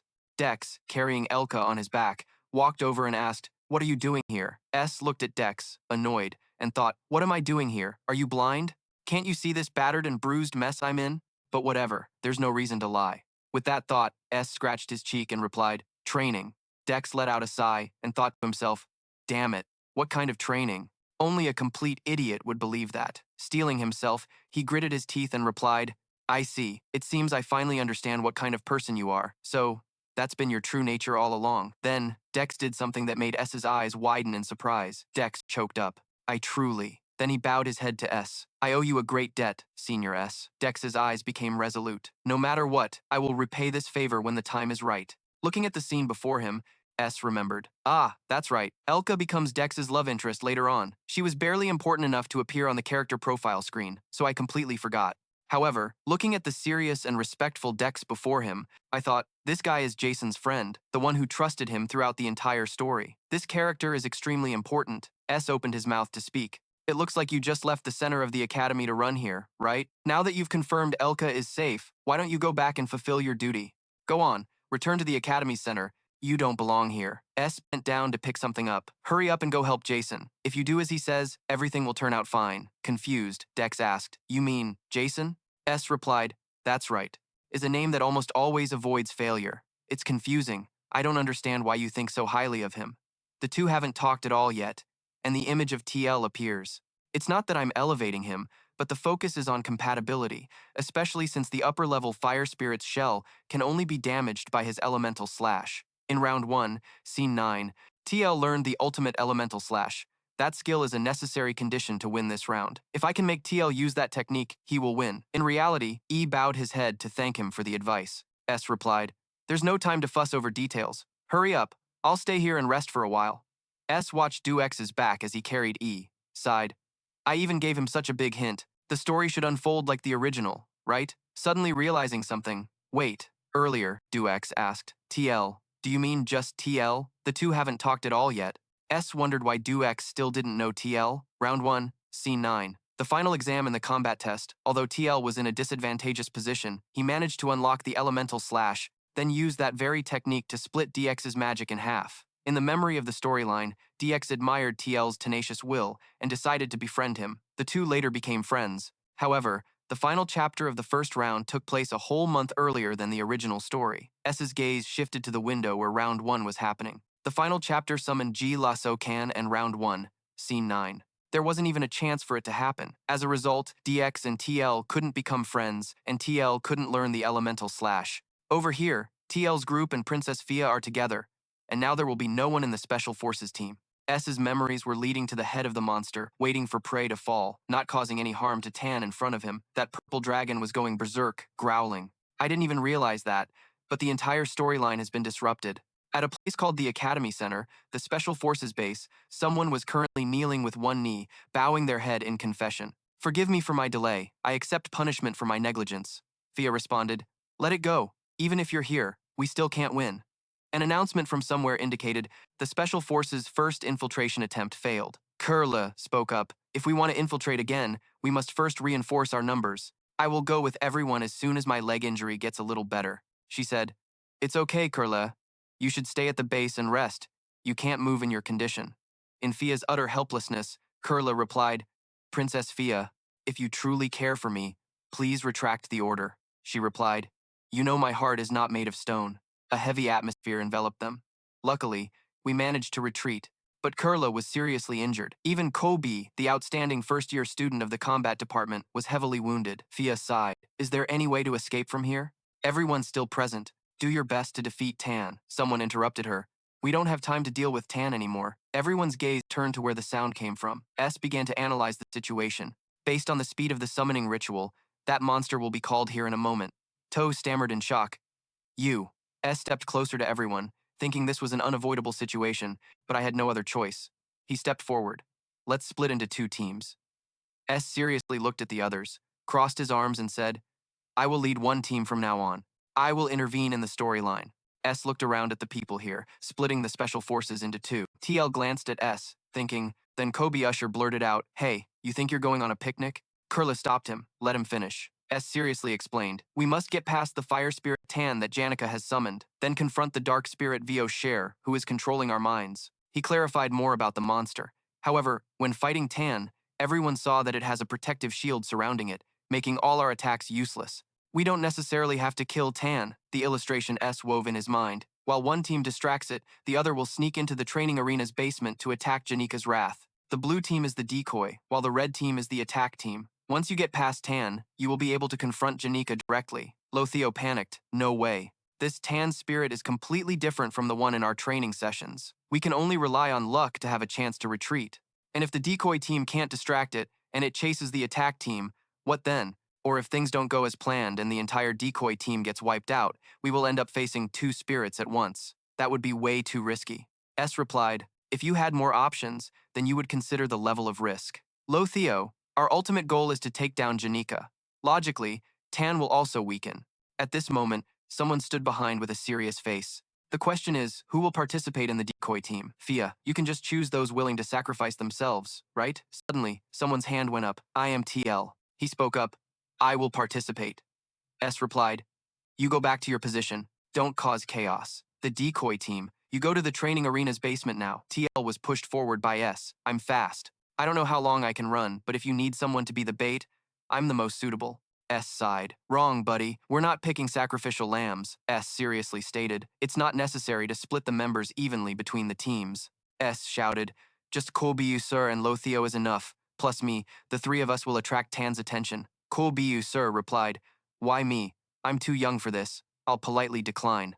Jason, stuck helplessly between two soon-to-be teammates, said, Trust me, there's still a way to keep Tan occupied. Lothio shook his head. But how? Meanwhile, Colby Usur was ruffling his hair while Jason battled Tan. Better to be spared than to suffer. Jason clicked his tongue. There was no time left. A clear voice rang out from behind. I think what you said isn't wrong. It was Fia covering her face with her hand. I still don't fully understand your intentions. But then, she looked up. As Fia Elias Klo, the third princess of the Klo Empire, this is my command. We will split into two teams. Fia walked ahead. Jason, Jack, Ali, Visa, Ayla, and I will join the team attacking Tan. She seriously called out, Colby Usur, Lo Theo, and S will be the team to distract Tan. Fia turned back to look at everyone. Also, since time is of the essence, I'll keep it brief, just as a precaution. But at all costs, she issued her final command before setting off, don't die. The scene shifted to the hallway of the Na Auditorium. Team S was moving forward, where a green blob floated in the hallway. Jason spoke up. Do you have a plan to hold off that giant fire lizard? Just follow my lead. If everything goes according to plan, he looked at Tan, we will definitely win. Looking over at Kobe Yusa, don't worry. He thought of Kobe Yusa, the gloomy one, engulfed in fear and insecurity, completely opposite to his own skills. However, he was a top student among the new recruits of the gladiatorial department. Jason looked over to reassure, because I'm sure you can do it. Kobe Yusa thought, this guy is so confident. He looked at S, who was smiling, thinking, but does he really have a plan? On the other side, the giant monster's foot slammed down hard on the ground. It roared, swinging its tail and kicking up a cloud of dust. Right after the door of the gladiatorial training basement, Fia asked, we just need to distract Tan, right? Kobisa recalled what Fia had said.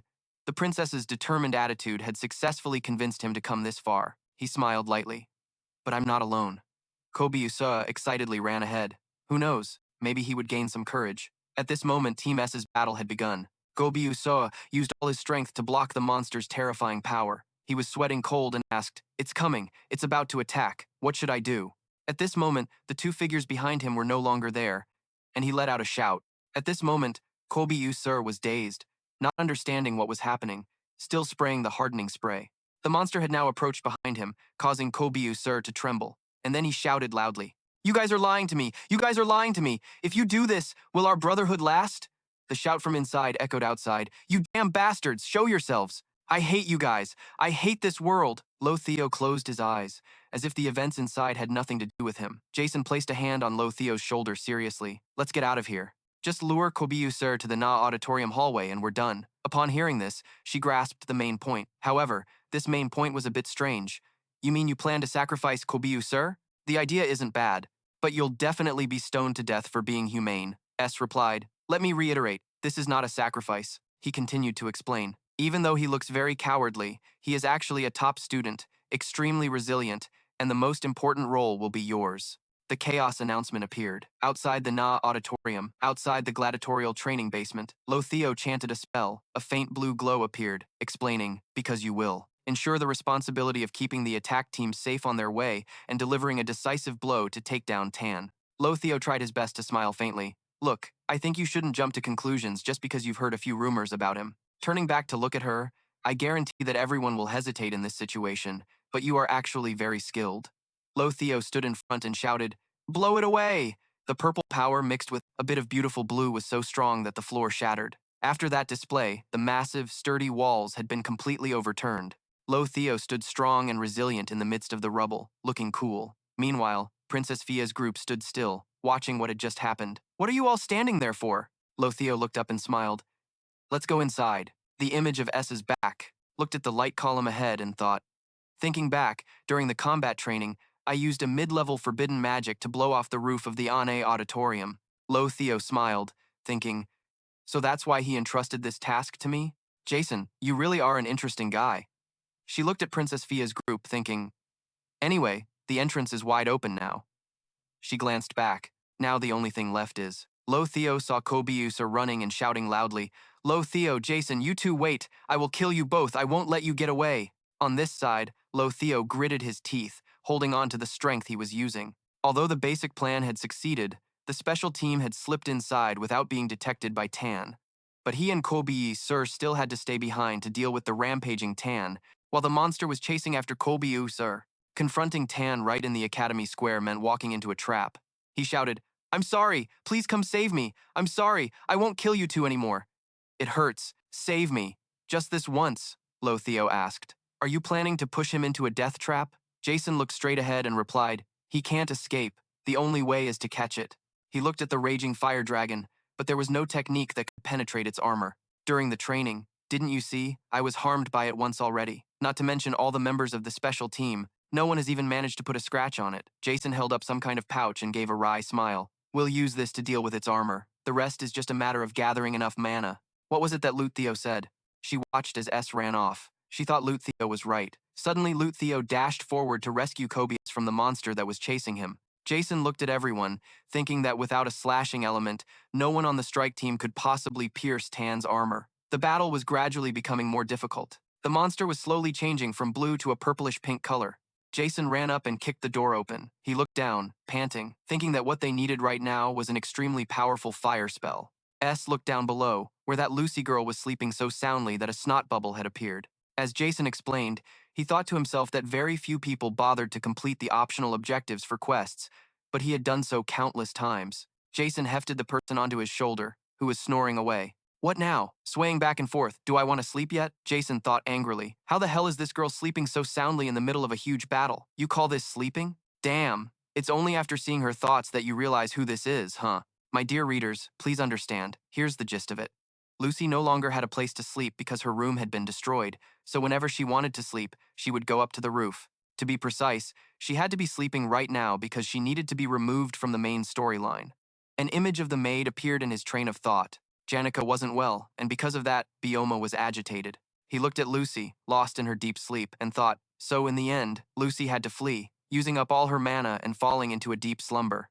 This was likely the game's way of removing a character as powerful as Lucy from the current situation. The smell of food made Lucy jolt awake. "Beef jerky! I smell beef jerky!" He held out an open bag of beef jerky in front of Lucy, but right now, she wasn't in a position to choose. Jason shoved the entire pile of beef jerky into Lucy's mouth, shouting, "Eat! Eat up! Swallow it all!" Then gave her a sinister look, his target the blazing fire lizard. Jason gritted his teeth and thought, did I gauge the distance correctly? Ugh, you don't have to worry about that.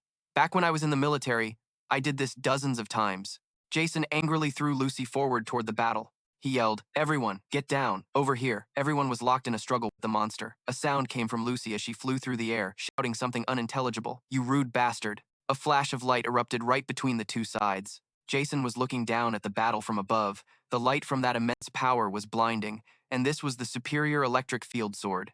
God's punishment descended upon the attack. Everyone had to brace themselves with all their might against that enormous power. Even up where Jason was, he was affected by the immense force. Down below, he had to shut his eyes and grit his teeth to endure it. Jason squinted, thinking that, in a way, this was the most critical moment. He watched the monster's color get blasted away and thought, Tan, the high-rank fire spirit with an incredibly sturdy defense, so tough that all the students combined couldn't even inflict a single point of damage. But after taking a direct hit from Lucy's high-level magic, even that solid armor had to shatter.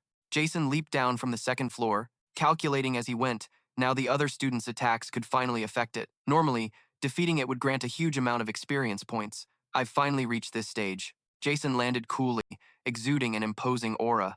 I must seize everything I possibly can, he thought. Yes, this is my decision.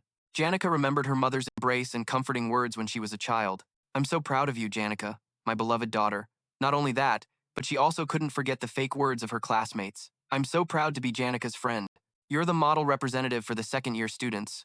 Only you can prove your superior abilities in this combat exam. Of course, I always believed Janica could do it. Without you, the second-year students would definitely just be a bunch of failures. In the dreamlike space, she was furious. Her small feet were stained with blood, as a mocking voice echoed, "We're so lucky to have you with us, Janica." A loud explosion erupted along with a thick column of white smoke. She observed her surroundings. When she saw Jason's group, she was silently surprised. Everyone's here? Bound by iron chains, Janica told herself. Ah, right. I should greet them with a bright smile like I always do. She forced a strained smile. Welcome. Behind Janica, a massive monster with blood-red eyes appeared. From high in the air, it began to gather its terrifying power. Jason analyzed the situation as he ran, Neo Hall, where Janica is. I wonder if they've started the battle yet. This whole thing should be over before sunset. He stopped at a safe distance, feeling incredibly relieved. And thankfully, seeing the monster furiously attacking Cobius, he let out a sigh of relief. I'm not too late.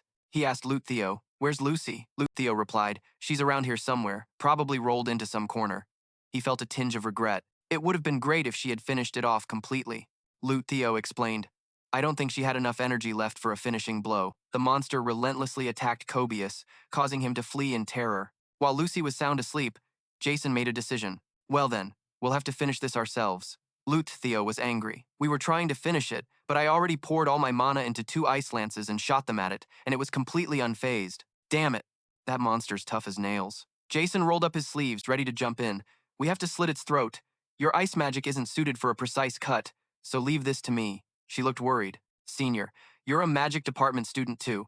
It would be better to let Miss Bisser handle this sword business." Witnessing his panicked and useless expression, Ed was exasperated. "So, you think he can actually pull it off?" He kept panicking. "Help me! Help me!" Honestly, seeing that left her speechless. Without another word, Ed devised a plan. "I'll take responsibility for finishing this. You just try to hold it down one more time. My life is in your hands, so you better do a good job. Got it?" Lothiel composed herself. Hearing phrases like, "I'll take responsibility" or "my life is in your hands," she sensed the risk. It sounded like he was making it seem easy, but in reality, this was nothing more than a blind gamble. Ed explained, "It's not a gamble. I'm talking about a person's life. It can't be valued so cheaply." With his dashing good looks, he turned his head and smiled. "This is an investment." Lothiel seemed reassured. "An investment, you say? Now that's my specialty." She began to summon her magic. "I like you more than that princess who has to act like a noble all day long. Even though you're a member of the royal family, you're willing to bet your life for me." Her power gradually gathered into sharp crystals. "In that case, I'll bet my life on you too." Ed put his plan into motion. "I'm coming, Miss Bisser." After being chased for a while, she was now looking completely drained. "Just do whatever you're going to do. I can't hold on any longer." Seeing someone run towards it, the monster seemed to grow even more enraged. Ed assessed the situation. Both he and she were hanging on by a thread. The monster started gathering its power to attack him. Despite that, he knew Miss Bisser was utterly terrified. A loud roar erupted from the monster as an immense power surged forth. Though Ed was defenseless, he suddenly began to gather magic, but he hesitated slightly. "Not yet. I have to get even closer." Suddenly, he stopped in his tracks as a giant arm materialized in a red glow. Miss Bisser panicked. "What the hell is that?" Ed immediately recognized it as the right arm of Glaskin. Does this mean TL's group has already reached the final phase? It also means everything is proceeding just as I planned. He was slightly worried, though. The timing was a bit off, and this scene could easily attract the attention of anyone in front of them. Indeed. The monster closed the distance, ready to attack, but all of a sudden, a flash of blue light appeared, striking the monster. He analyzed the situation. Even in the middle of a huge battle like this, Lotheo intervened at just the right time. At this moment, he admired how Lotheo never missed. The monster was slightly dazed by the attack. Just as it opened its eyes to look around, another blast of power hit it. Ed seized the opening, attacking while the monster was defenseless. "I have to make my shot count too." He was extremely confident. "Because I've practiced this spell hundreds, even thousands of times." The wind spear spell activated instantly, and, under his control, the monster's neck began to dissolve, turning into dust as a system message appeared. "You have defeated the high-level fire spirit, Tan." This was followed by a series of upgrades. Spirit connection stat has increased. Spirit empathy stat has increased. Spirit connection stat has increased. Spirit empathy stat has increased. Spirit connection stat has increased. Unlocked. Spirit contract. You are now able to form a contract with a spirit. Ed shifted his gaze to the pillar of red light. The one caught in the claw, a streak of light shot straight into the air, shining brighter and brighter. After a series of cuts, that hand exploded, shattering into countless pieces as T.L. fell from the sky. Ed realized, the main character is the main character, after all. The barrier began to crack before breaking apart into large fragments. "Looks like it's all over." Under the peaceful sunlight beneath a great tree, Lotheo spoke up. "In my life, I've heard many people say they were risking their own lives. Everyone was resting after the intense fight," she judged. "But most of them were just cowards." Ed simply replied, "Is that so?" Faced with his nonchalant attitude, she became a little curious.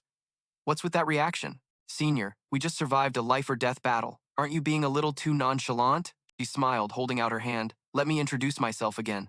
I'm Lotheo Ketchen." Ed shook her hand in return. Hi. As if sensing something was off, he found 3 gold coins in his palm. Lortell said triumphantly, I win this time. She wore a teasing expression. Finally got you to lower your guard, huh? I guess you owe me a favor. Now, what should I ask for? She said gently. Goodbye. See you later, senior. Ed was suspicious. Was she trying to keep in contact with him? But I really don't want anything more to do with her. He suddenly noticed someone limping towards him, saying in an angry voice, I absolutely despise you right now. I'm sure you know why, don't you? Ed thought to himself. So, T.L.'s swordsman class directly affects his appearance? Just like in the game. That's badass. Faced with Ed's lack of comprehension, he faltered. Whatever misunderstandings there were before, he bowed sincerely. A debt is still a debt, so thank you, Miss. Bisser, unconvinced, shouted, T.L. Someone like him doesn't deserve your respect? How can you be sure he won't stab us in the back when he gets the chance? Besides, he nearly got me killed. Before she could finish, a terrifying presence manifested behind her. You spoke up. Be quiet, Miss Bisser, Lortell continued. You've got a lot of pent-up anger, don't you, Miss Bisser? Fia didn't hesitate to threaten her either, Miss Bisser. Shut up. Being told off like that hurt his fragile little heart, and he covered his face and cried like a baby. Fia suggested to Ed, Taylor, you've helped us so much this time. I'm going to recommend you to the student council. Ed cut her off. There's no need. He stood up from the ruins. Lucy deserves the most credit for taking down Tan. TL also killed Velshiro and Glasscan, so you only need to focus on them. Hearing this, Alavisa gave a sly look. Look at you. Are you denying your own contributions? There's no doubt that Lucy and TL did a great job, but we're talking about something else. Or are you just embarrassed? Rick stepped forward to explain. He's our senior after all, Alavisa. Show some respect. She got extremely angry. Why do you keep sticking up for him? Rhett reminded her. Respect him. Witnessing all this, Ed thought to himself. I originally wanted to keep my distance from the main characters to avoid affecting the original storyline. He smiled to himself, but now, seeing them all together like this, I feel a strange sense of warmth. Under the sunlight, he felt an incredible sense of familiarity with them. After all, he had watched them grow in this world and helped them solve their problems time and time again. He looked at each of them in turn. TL, who grew a little stronger with every effort, and Ayla, who became much braver thanks to TL. Next, Fia. You accepted your destined role as a queen and are maturing day by day. Rick had also made some progress that caught his attention. Rick was finding his own way in this chaotic and complicated society. And of course, Kobe and Alavisa. Kobe was becoming more and more confident in himself. And Alavisa, you've realized that life isn't all fun and happiness. Finally, there was Lortell. Lortell, who had lived a sheltered life of luxury, had made a decision for herself. He reviewed what they had been through. All of them were protagonists. But they were protagonists with their own responsibilities, all aiming for the ultimate prize called victory. When Lortell turned to look back, Ed was already gone. After all, he decided, it's because I'm keenly aware of that fact that I withdrew. Holding stones in his hands, he cleared a path through the rubble as he walked toward the main hall. An undamaged locker was lying on the ground. He slowly opened it, thinking, because no matter how I think about it, something just doesn't feel right. I had to come here. Under his expectant gaze, there had to be someone curled up in the locker. Someone needed to highlight the main character's glory. Janica flashed a friendly smile. Ed confirmed, just playing the part of a side character. Ed's eyes showed a hint of conflict, flashing back to when he was with Lortell's group. Thinking back, why did Janica go berserk? Lortell replied, I think I know why. You see, I accidentally saw Janica's room once. Ed knew about that room. Every object in it was a symbol of sincerity and gratitude. The room was crammed with neatly placed items, but on the large desk, there wasn't even enough space to open a book. A wooden board was covered with pinned notes. Each note on the wall was like a heavy stone weighing on the young girl's shoulders. Dealing with it was simple. The easiest solution would have been for her to just take down all the notes on the wall and neatly stack the pile of gifts in a corner. But Janica's sense of guilt kicked in. He realized she saw herself as the heroine of a fairy tale, so casting off those burdens was impossible for her. She was obsessed with having to cherish all the gifts, all the affection people had given her, with all her sincerity. That was the very reason she was so easily manipulated by the monster. It goes without saying how difficult that must have been. Veller exploited that dark corner of her mind, and her going berserk was a predetermined outcome. But he wondered, why did this event happen 1 month earlier than in the original storyline? In that very moment, he recalled the joint combat training. In the original story, TL was the one who was celebrated in that situation. But because Lucy blew him away in an instant, all the students turned to idolize Janica instead. From that, he could clearly analyze the situation. The contract between Mayugia and Lucy was the reason TL was defeated in a single blow. And the reason Lucy was able to make that contract was because she often visited the northern forest, as it had a prime spot for a good nap. Ed realized who had built that prime sleeping spot. He let out a sigh. It's him again, the guy who was supposed to be written out of the story right from Act 1. Back in the present, Janica sat up with a weak smile, scratching her head. I think I see why Lucy likes to sleep here now. It's so warm. But I didn't expect you to find me so quickly. It was chaotic just now. Everyone must have been focused on fighting and forgot about me, she lamented, sounding a little sad. After everyone saw me cause such massive destruction, I naturally became an outcast. I thought everyone would be scrambling to find me, saying things like, "Where's Janik?" Ed judged. Looks like someone was deliberately hiding so people would come looking for them. She admitted, "Can't deny that part."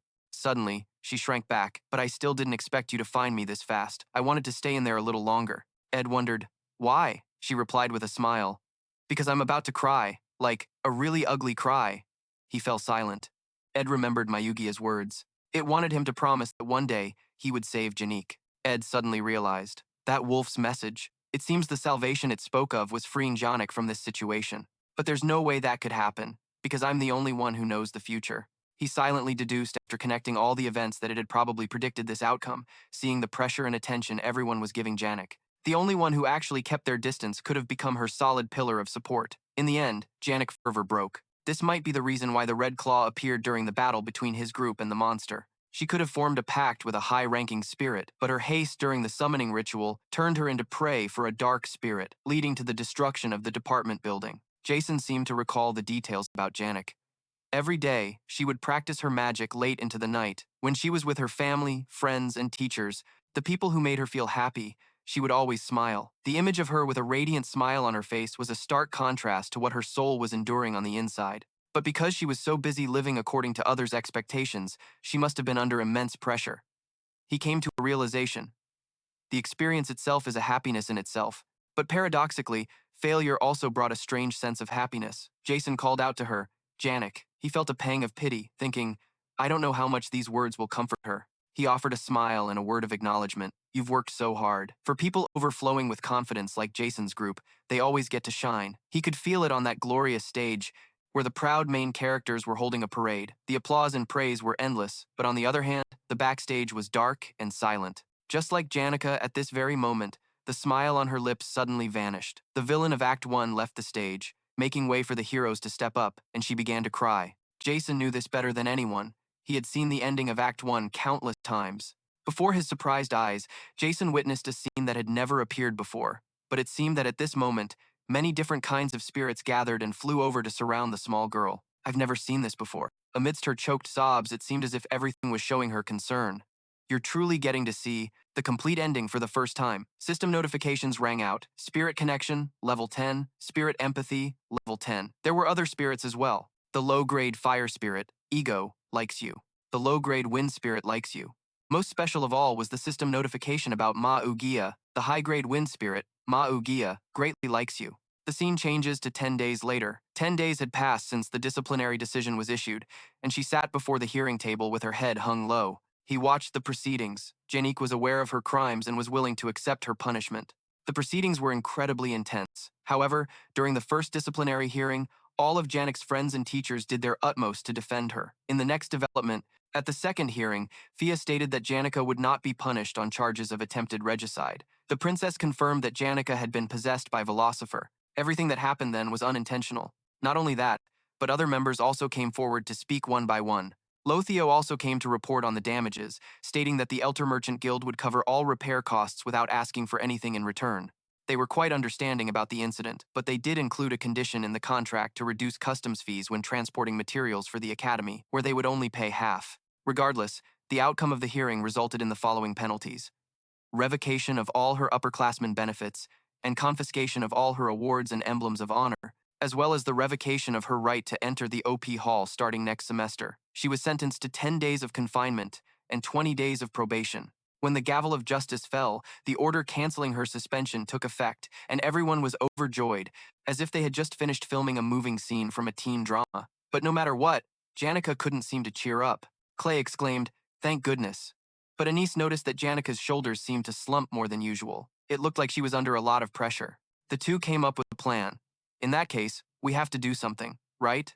A table was set with warm tea and delicious, beautifully arranged pastries. Clay whispered to Anise, "Don't you dare mention that glass can incident. Don't do anything to upset her, and don't ask her how she's feeling or anything like that." We absolutely have to stick to talking about our love lives. There, Clay said with a confident look. Let's rehearse. All right, ready? Anis replied. Ready. Clay, the two of them, looking like mysterious conspirators, approached the gloomy Janik. Hey, Janica. Suddenly, she put on a sweet act and wondered aloud, liking someone versus loving someone. Why do you guys think there's a difference between the two? Clay was stunned. Why are you suddenly asking about this? She stammered in reply. Well, I have this friend. Her cheeks turned pink. This friend had a dream where she was holding a beautiful flower crown. The friend she was talking about was, of course, herself. In the dream, she was sitting in a radiant field of flowers when suddenly, a voice called from behind her. It was Jason, riding a white horse and looking incredibly handsome, smiling as he called her name, Janik. She placed the flower crown on his head, saying, I made this for you. Then, they held hands, running and laughing happily through the flower field. She seemed to still be lost in the joy of that memory. She awkwardly explained that she kept having the same dream over and over. Her friends, that is, the two of them shared a look. They knew exactly what was going on. Oh, Janica, you just got grounded for 10 days. How could you possibly meet any girl? Anis smiled awkwardly, probing. Ah, I see. Did she say anything else? Janik waved his hand dismissively. She said, whenever she sits alone in her room staring into space, the face of that person immediately appears in her mind. Hearing this, Anis hurriedly made an excuse to leave. Oh my gosh, I forgot I have to help the assistant professor. I'm off then, Clea called out in vain to Anis. Janik, carefree, waved goodbye. Clea, on the other hand, was lost in thought, constantly worried about how to probe delicately without hurting Janica's fragile heart. She looked at her with a mix of fear and concern. Just a little slip-up, and this could become the talk of the entire school. The love story of the young girl Janica Fover. Unbelievable. She took the initiative to say, Janica, instead of complicating everything, why not think about it more simply? Clea explained gently, whether you like or dislike someone, that's a secret, right? Janique asked curiously. Really? Clea moved closer to her with a confident look in her eyes, beginning to manipulate the situation. What you should do right now is be honest with your feelings. I mean your friend's feelings. Janik agreed. You're right. I think your assessment is completely accurate. Indeed, Clea is different, she advised. And from now on, whenever you talk about sensitive topics like this, you should be a bit more careful, or it will affect your image and your friends. Janik suddenly remembered upon hearing this. Oh, you're absolutely right. If this happens, it would be a disaster. Clea felt relieved. At least for now, she had successfully stopped the rumors. Janik happily received the advice she needed. Thank you for the useful advice. I will go to the Opeel Hall to report on today's detention, Clea replied softly. Okay, I will sit here a little longer to sort out my thoughts. Clea waved goodbye, then immediately buried her face in her arms on the table. I did it, Anis, calmly reflecting on herself. She remembered how she always had to tighten her belt to save money. But thanks to Fia's suggestion, she was exempted from tuition for the next semester. You were excited about what you had gathered and bought some new tools with the gold you were rewarded. Suddenly, you saw her hesitating as she walked, seemingly deep in thought. You realized that you had been avoiding her all this time, but now the time for that was over, and she was no longer the main character. Jason stepped closer to her, taking the initiative to greet. Hi, Janica. Looks like you're no longer grounded, huh? He thought to himself. If he greeted her a little, it should be fine, huh? Suddenly, she seemed to teleport. Upon seeing Jason, she jumped back and hid behind a tree in the distance. Stammering, she was flustered. Right, Janica was supposed to be honest with her feelings. But contrary to expectations, Janica covered her face and ran away while shouting to Jason, I have to go to the Opal Hall, so I'll see you later. Bye. It was clear that being honest was difficult for her, but for Janica, it was too hard. Right. It was better not to start a conversation anyway. After all, he was about to be busy. Standing in front of the vast land, you had your own plans, and it was finally time to build a hut. Starting from the first day, you chose a favorable spot. You picked a wide area well shielded under the canopy of trees so you could work without being disturbed. By the third day, moving on to the material selection process, you began gathering wood. Your spear technique was becoming more proficient, so this was relatively easy. Moving to the sixth day, you paused your wood gathering because the final exam results were out. You received your results. Your practical score was quite high, and your theoretical score compared to the average of new students was also impressive.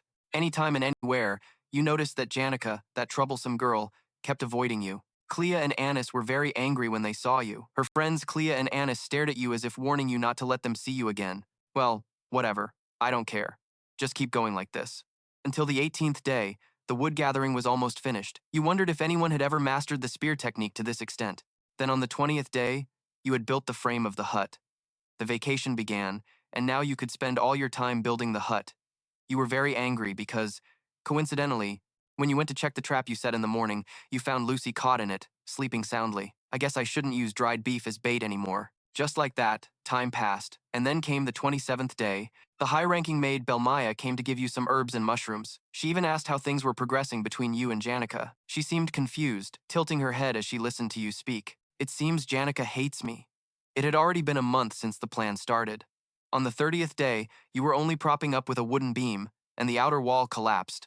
Now you realize that simply carving the ends to fit together was not enough to secure the hut. Life is tough. At this point, Janica was still avoiding you. Yesterday at the bakery, you accidentally ran into Janica's group. The moment the two of you met, she ran away in a panic. Clea and Aina still maintained their angry attitude towards you. Don't tell me it was already the 37th day. Along with you now, Yus came to help. He commented, just as you said, that guy is nice. Jason replied, really? You were happy. Great, we're starting to get back to the main storyline. He helped you. Do you need to nail this side? You replied, no, that side doesn't need it. That spot will have a chimney. You carved in the evaluation symbols. By the 45th day, you stepped onto the wooden floor. You are now in the completed room. According to your assessment, you think that neither the floor nor the walls can be corroded, and there isn't a single piece of furniture. This place is just a makeshift tent made from a pile of raw wood. In the dim light of the fireflies, you admire the result of your work. But thankfully, there are walls and a ceiling. If I close the door tightly, my stepchild won't be able to sneak in. After a tiring few days, perhaps this is the most relaxing moment for you. The finished product, a wooden tent, was created by stacking blocks of wood carved into a specific shape by attaching them to pillars and beams, with only walls and a ceiling, and nothing inside. The crafting difficulty is 4 stars, crafting completed, and your crafting proficiency has increased. Under the romantic evening sunlight, a house finally peeks out in the distance. It's Janica. She looks at you with an expectant gaze, lying on the cool wooden floor. You calculate a few more things. I've finished building the walls, the floor, and even the fireplace. I should probably build a fence too, and add a wood storage and a few other things. Suddenly, a loud noise comes from the tent's roof. You step outside and look up to see Lucy sleeping blissfully. Is this the tower roof for her to sleep on? No way. Suddenly, a voice calls out, hello! You see Janica waving her hand and respond, oh, hello Janica. She seems a bit nervous. You wonder, but why are you here? Belle recounts. The last time I went into the forest, I visited the young Master S's tent and witnessed a shocking scene. Janica recalls, you mean that tent? She's curious. How does the young lady know? She stammers, I happened to pass by and saw it. Belle seems to guess, I see. She seems a bit surprised but returns. He said that tent was built by him. But unlike what I imagined, it actually looks both beautiful and sturdy. At that moment, I was genuinely shocked. Now I know he is that skilled. In response to her compliments, you simply reply, I understand. Belle whispers to Janica, I also want to take a tour inside. You know, just to walk around and observe how sturdy it is. She seems to hit a weak spot. I understand. You're also curious about things like this, right? Belle leans close to her ear. Moreover, of course, because I am human too. Anyone who sees a tent springing up in the middle of the path will be curious. Who built it? How was it built? And what does it look like inside, right? That is a completely normal and natural reaction. Janica seems to realize something, her eyes filled with affection. She emphasizes, as if to make Janica discover, I said it's normal and natural. Returning to the present, Janica is very flustered, flailing her arms and legs, explaining, I passed by here. I went to visit my Ujiya. Then I saw this tent. I came to take a look. I mean, anyone who sees a tent springing up in the middle of the path will be curious. Who built it? How was it built? And what does it look like inside, right? Isn't that right? Very normal, very natural, right? You find it a bit confusing. I guess so. Can't stay calm, but still trying to compliment you. The tent is too big. You have a bit of a question. I just built it. Didn't the fairies tell you? She stammers. They told a little. She seems to remember the fairies' words, just passing by and saw it. She said something like, oh, so there's a tent here too. And that's it. A series of descriptions about your charm are mentioned as you take off your t-shirt. Your solid muscles will be revealed. Your arms are somewhat larger. The sturdy veins next to your collarbone compared to the muscles in your arms make her feel a bit dizzy, causing her to have a nosebleed. She admits, I don't usually talk to fairies. Just that made her have a nosebleed. I really don't know how you live. At this moment, you are very enthusiastic. So, do you want to take a look? You extend your hand invitingly. It's just a wooden tent. Janica is stunned for a moment, then she happily agrees. She is very surprised. Did you do all of this by yourself? Next to the warm fire, she sips a cup of hot tea. This time I owe everyone a big favor. Janica expresses her thoughts. Both the princess and Lo contributed a lot, Many of my friends even said they were willing to lend me money for tuition, but how can I pay them back? You ponder for a moment. If you can't pay it back, then don't borrow. You enlighten her. Borrowing and repaying is a common thing, isn't it? She feels a bit refreshed. I've never thought that way before. According to your thinking, that's right, Janica is just like that. Based on her circumstances and personality, she doesn't realize that the burden of everyone's expectations weighing on her shoulders led to that event. The truth always contrasts with expectations. Even though many people want to help her pay tuition or even invest in her education, she chooses to resolve it by moving from the OP hall with modern facilities to the outdated Dexter hall. Essentially, it's just because she doesn't want to owe anyone anything, even a small matter, her cheerful demeanor towards everyone. Even in the difficult circumstances of the Opalizer hall, each student had their own room. But in the Dexter hall, it's different. Each room houses at least 8 students, day after day, under the envious gazes. For Janica, it feels like a prison. With her choice, ultimately, that doesn't solve any of her problems. You advise her, if at any time you want to escape from there, try to come here. You are like a support always backing her up. I don't mind. She intends to say something but then stops and responds with a smile. Hearing you say that makes me feel much happier, Janica confides. Hey, if you ever feel too overwhelmed or when you can't resolve something on your own, I hope you'll share with me. S is a bit surprised. She did not hesitate to express herself. In moments like this, Janica radiated a bright smile. No matter the cost, I will help you. A responded with a smile. He pondered. Are you saying it's suffocating? Under the night sky, next to the campfire, time passed by, and the second semester was approaching. The rainy season and a heavy downpour also marked the beginning of the second arc. Some information was provided. The sealed magic book of the sage. This book contains knowledge about the realm of elemental magic, recorded by the great sage Sylvania. Elemental magic is an extremely difficult level of magic, believed to have the ability to manipulate the laws of nature at will. He regarded it as an old, ordinary book. Lute Theo stood in front of the display of 7 books, sighing at the power that the book possessed, which could create a whirlwind. She wore a slightly mischievous smile. Just as he thought, it reeked of money, and its potential was to blow this academy away. But for him, even so, he expressed gratitude for the information. But that would not happen. He seemed confident in his abilities. That won't happen, at least not to me. S closed his eyes and thought, you're about to enter a difficult phase, Jason. That has nothing to do with me. But to be honest with you, it will be like stepping into hell. Good luck, kid. About Jason, the failed swordsman. The second chapter opens. Occupying the Opalizer Hall. Some details about this place. Most of the students in the Opalizer Hall enjoy a noble life, with priority seating in class, complete freedom during lunch, personal servants, and other privileges, elevating them to a completely different level from the other students. This place is recognized as the origin of everything. During the school reopening after the break, the southwest region was hit by a heavy rainstorm. The information gathered from the academy states, only the students in the Opalizer Hall are provided with carriages and boats to get to school. If they cannot arrive on time, they will be granted a few days off. In contrast to those fortunate fates, the lowly students from the Onlay Hall followed behind, braving the fierce storm pouring down on them.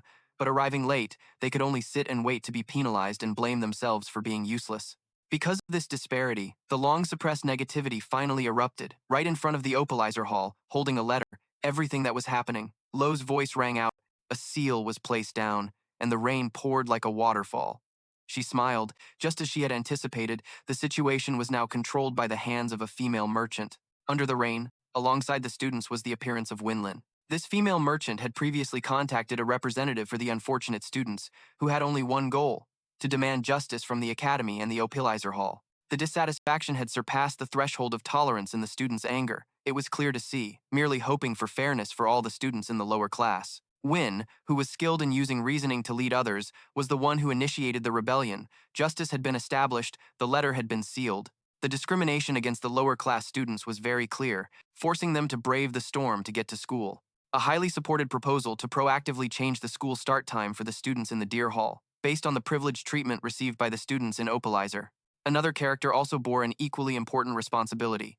The head maid of the Opalizer Hall and a portion of the administration had sided with Lute Theo. They would definitely fully support Lute Theo's proposal in the face of the extreme anger of the students. It was evident that, at this moment, whether the academy approved that proposal or not no longer mattered. Just waiting to see this matter reviewed was enough to drive the students mad. The flame of anger would ignite the war, and they would fan this riot to its peak, becoming the most significant incident an unwanted scenario would unfold. The Opilizer Hall was adorned with paintings donated by noble families.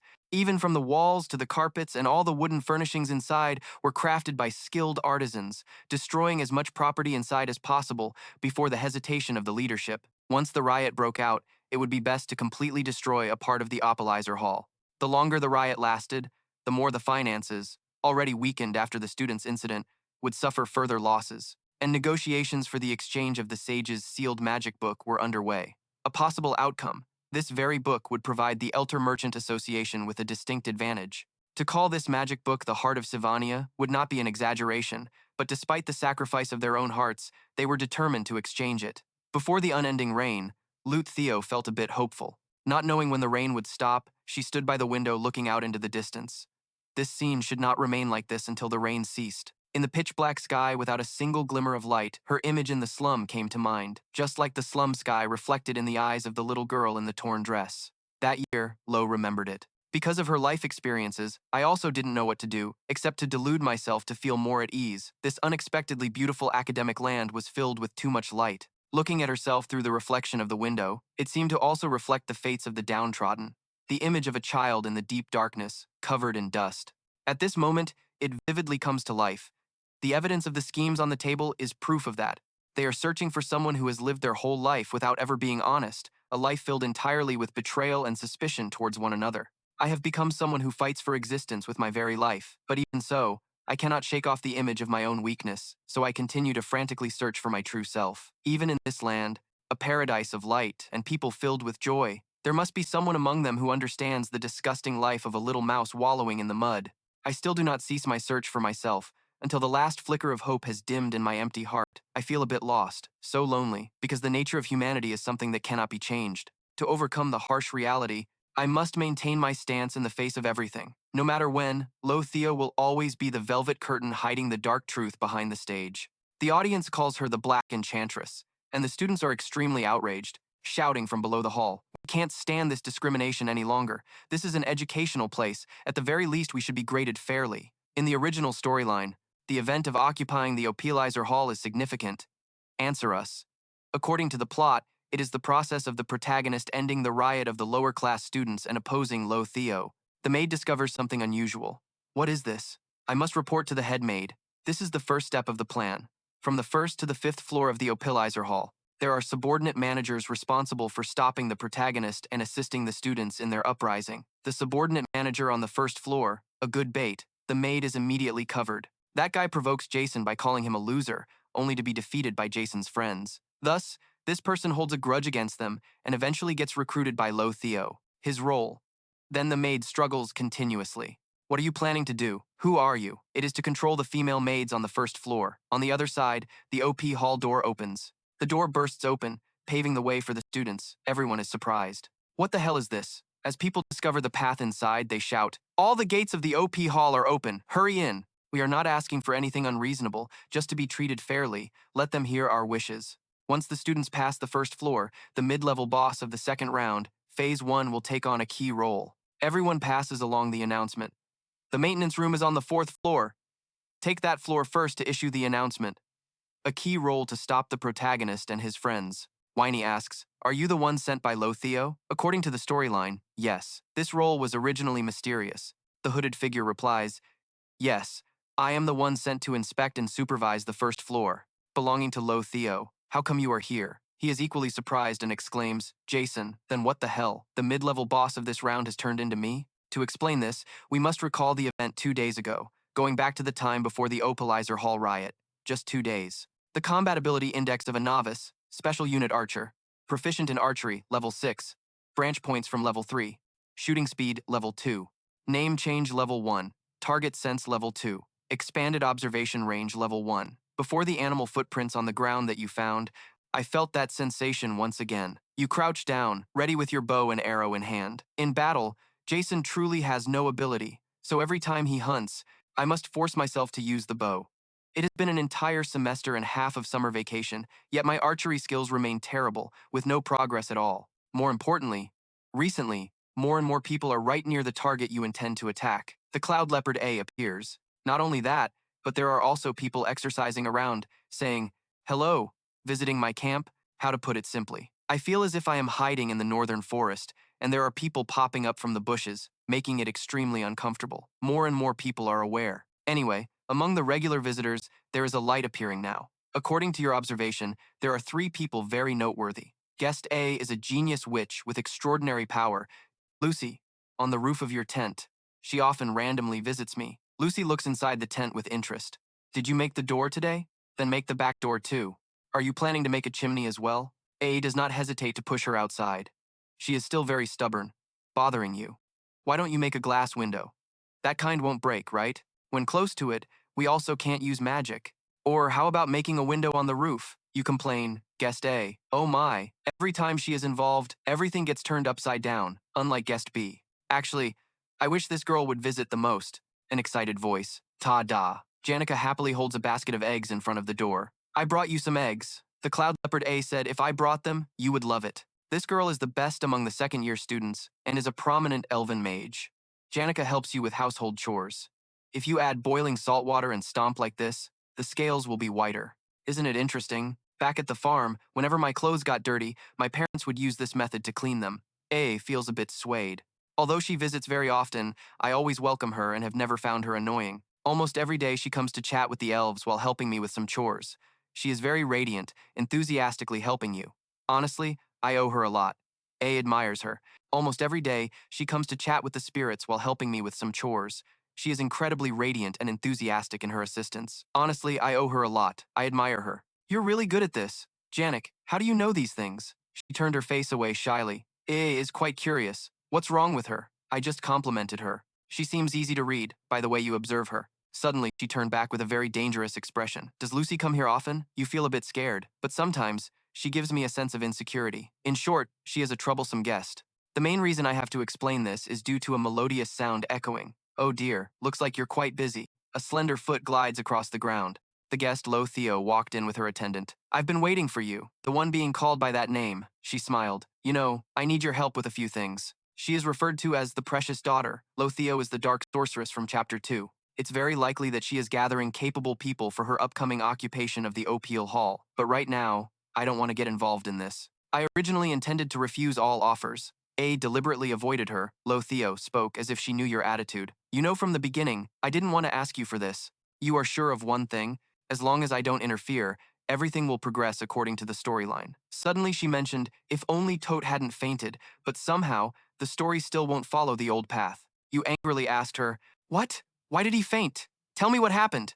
Right, in the original story, Tote confronted Tael, but the orange-haired guy teased, funny, does this T-Toch really think he can take down Lascan? As if, the whole school saw you get blown away by Lucy with just one move. According to the sequence of events, he should have only been punched a few times by Tael, but the next line, Tot called him ugly, without holding back, shouted, you're even worse than a bug. Tael immediately got punched in the face. Tael knocked him down to the ground, Lortell recounted. I don't know if that punch was for Tael or for you, but Ali said it was the first time he saw Lucy so calm. She smiled serenely. I basically don't like to trust emotional people. What I'm about to ask you isn't difficult at all. Allure will give you the key to sneak into the Opalizer Hall, and wait until the lower-class students gather in front of the building, then open the gate.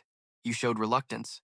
There are plenty of people besides me who can do this. Lortell had anticipated this. Well, no matter how much I pay them, I can't be sure they won't sell me out to the school's internal investigation. Lortell had her worries. If they gossip about everything, what do you think will happen to me? I can't trust anyone. A's face darkened. That's why she came to me. For my reputation? She seemed to be trying to convince you. You were kicked out of the Opalizer Hall, right? Don't you want to take over the academy for revenge? You replied succinctly, I really don't want to. However, I suggest you consider my terms. You calculated, you just need to tone down your role a bit. She offered 20 gold coins, and you measured it carefully. Before this story changes any further, you shook hands with Lortell, conveniently with your own purpose. I will bring everything back on track. The uprising of the Opalizer Hall is just one day away. The uprising at the Opalizer Hall occurs before the battle against the sealed demon book of the wise begins. You sat by the fire, studying Lortell's scheme to disrupt the academy's finances. So this scene feels like an epilogue to connect. Based on the original story, Lortell's plot succeeded and established a trading organization, a group benefiting right within the academy. But this group poses a competitive threat to Princess Faya's student council. The ideal student council and the practical merchant guild, importantly, which side Tael chooses, will determine the winner. I just need to keep at least one person who trusts me, then choose a guild with a higher chance of winning to join. I mean, I have to survive too. Janik rushed into the tent, soaked from the rain outside. I still have to go back to the dorm. It should stop raining today. She didn't hesitate to compliment. You're amazing. I can go back comfortably as if I'm camping. And you have to stay here, even on rainy days like today, A gently replied. You'll get used to it eventually. She expressed. Oh, speaking of which, it's almost time for me to leave the opalizer hall, you added. Yeah. Summer break is almost over. She confided. I have to leave a ton of junk behind. The Dector Hall is smaller than I thought. Janik was intrigued. By the way, if you need anything, just let me know. I mean, you need a lot of things here, right? A replied. Yeah, sure. She seemed very excited. I have plenty of pillows, sleeping mats, clocks, and even some lanterns. Janik seemed quite fond of filling A's tent. And there are many other necessities. She was very enthusiastic. I think it's a shame to throw everything away, and it's also a hassle. But I can't take all the furniture with me, since they are still the property of the Opalizer Hall. A sincerely said, thank you very much. Janik was very pleased, stretching, and replied, at the start of the new school year, I'll move out right away, then I'll transfer it to you. She was curious. What about Lucy? Does she usually do that? You looked at her and replied, sometimes. Lucy was already standing on the roof. Lucy's extraordinary power comes at a price. Lucy stood on the roof, looking far away. All day, she used laziness as an excuse to escape from everything. For many years, she continuously avoided her promising life. No matter how carefree she had become, on rainy days like today, she still thought about her life. You complained. Whenever it rains, she acts like this. Don't pay too much attention to her. I was even planning on ignoring you completely, Janica realized. I get it. So that's why you acted so cold in front of Lucy? He suddenly lowered his voice. By the way, Janica. He figured that, on second thought, she was still in Opalizer Hall, and when Opalizer Hall is attacked, the ancient Worm Rune defensive spell will be activated across a wide area. All students will be locked in their rooms. For Janica, escaping would be a simple matter. But he spoke up. I have a favor to ask you. She responded enthusiastically. Sure. What is it? He proposed. Tomorrow, around 9 p.m., could you go out and carefully watch the rose garden in front of Opalizer Hall? She was a little surprised. Janica seemed a bit wistful. The rose garden? Jason explained. I'll tell you the reason tomorrow. In reality, he thought to himself, I haven't even come up with a reason to tell her yet. He was secretly trying to protect Janica, but he also needed to tell her to go there to avoid any unexpected situations, somewhere not too far off where she could take shelter from the rain. Janica shot to her feet. All right, thanks. I'm off. Shielding her head from the rain with her hand, she hurried away. Jason let out a sigh. Around the time the new semester started, the rain finally stopped. After a long wait, the day finally came when I could bask in the bright sunlight. Then, the trees here would release a sweet autumn fragrance. He sat alone in the hut beside a warm fire. The long, drawn-out summer vacation ended just like that. The Opalizer Hall rebellion was less than 9 days away, and Jason was feeling a bit worn out. My actions were out of line. He, with his rippling six-pack abs and solid muscles, was doing a handstand. I need to rein in my impulsive actions. I can't believe I got that angry. He finished his workout. He looked down from the window, seeming to notice something. A figure completely shrouded in a cloak was walking below. A closer look revealed the person's face to be Jason's. He entered the hall to speak with Sani. So, what about the other maids? She informed him that aside from essential personnel, the rest were in the meeting room. The head maid had summoned them to discuss an important strategy. He silently realized. So they're planning to block the entrance after gathering everyone in there. The person in charge had already been designated, so everything would proceed quickly. She led him down the hallway and announced, I've also prepared the items you requested earlier. He replied, Thank you. A barrel of liquid was brought over, and she instructed, I'll store it in the corner. He stood there with the bucket. The hall was engulfed in the light of flames. The Opalizer Hall rebellion had begun. Hundreds of students were swarming in, all of them shouting, We can't take this discrimination anymore. This is a place of learning. We should at least be graded fairly. Will shouted fiercely. Answer us. He was the representative for the lower-class students. Everyone was gradually moving toward the main entrance. Suddenly, the doors flew wide open, surprising everyone. They yelled, What the hell is this? People started shouting the news. All the doors to the hall are open. Let's move in. Uyenlin wondered, Are you the one Lo Theo sent? Jason pulled his hood down.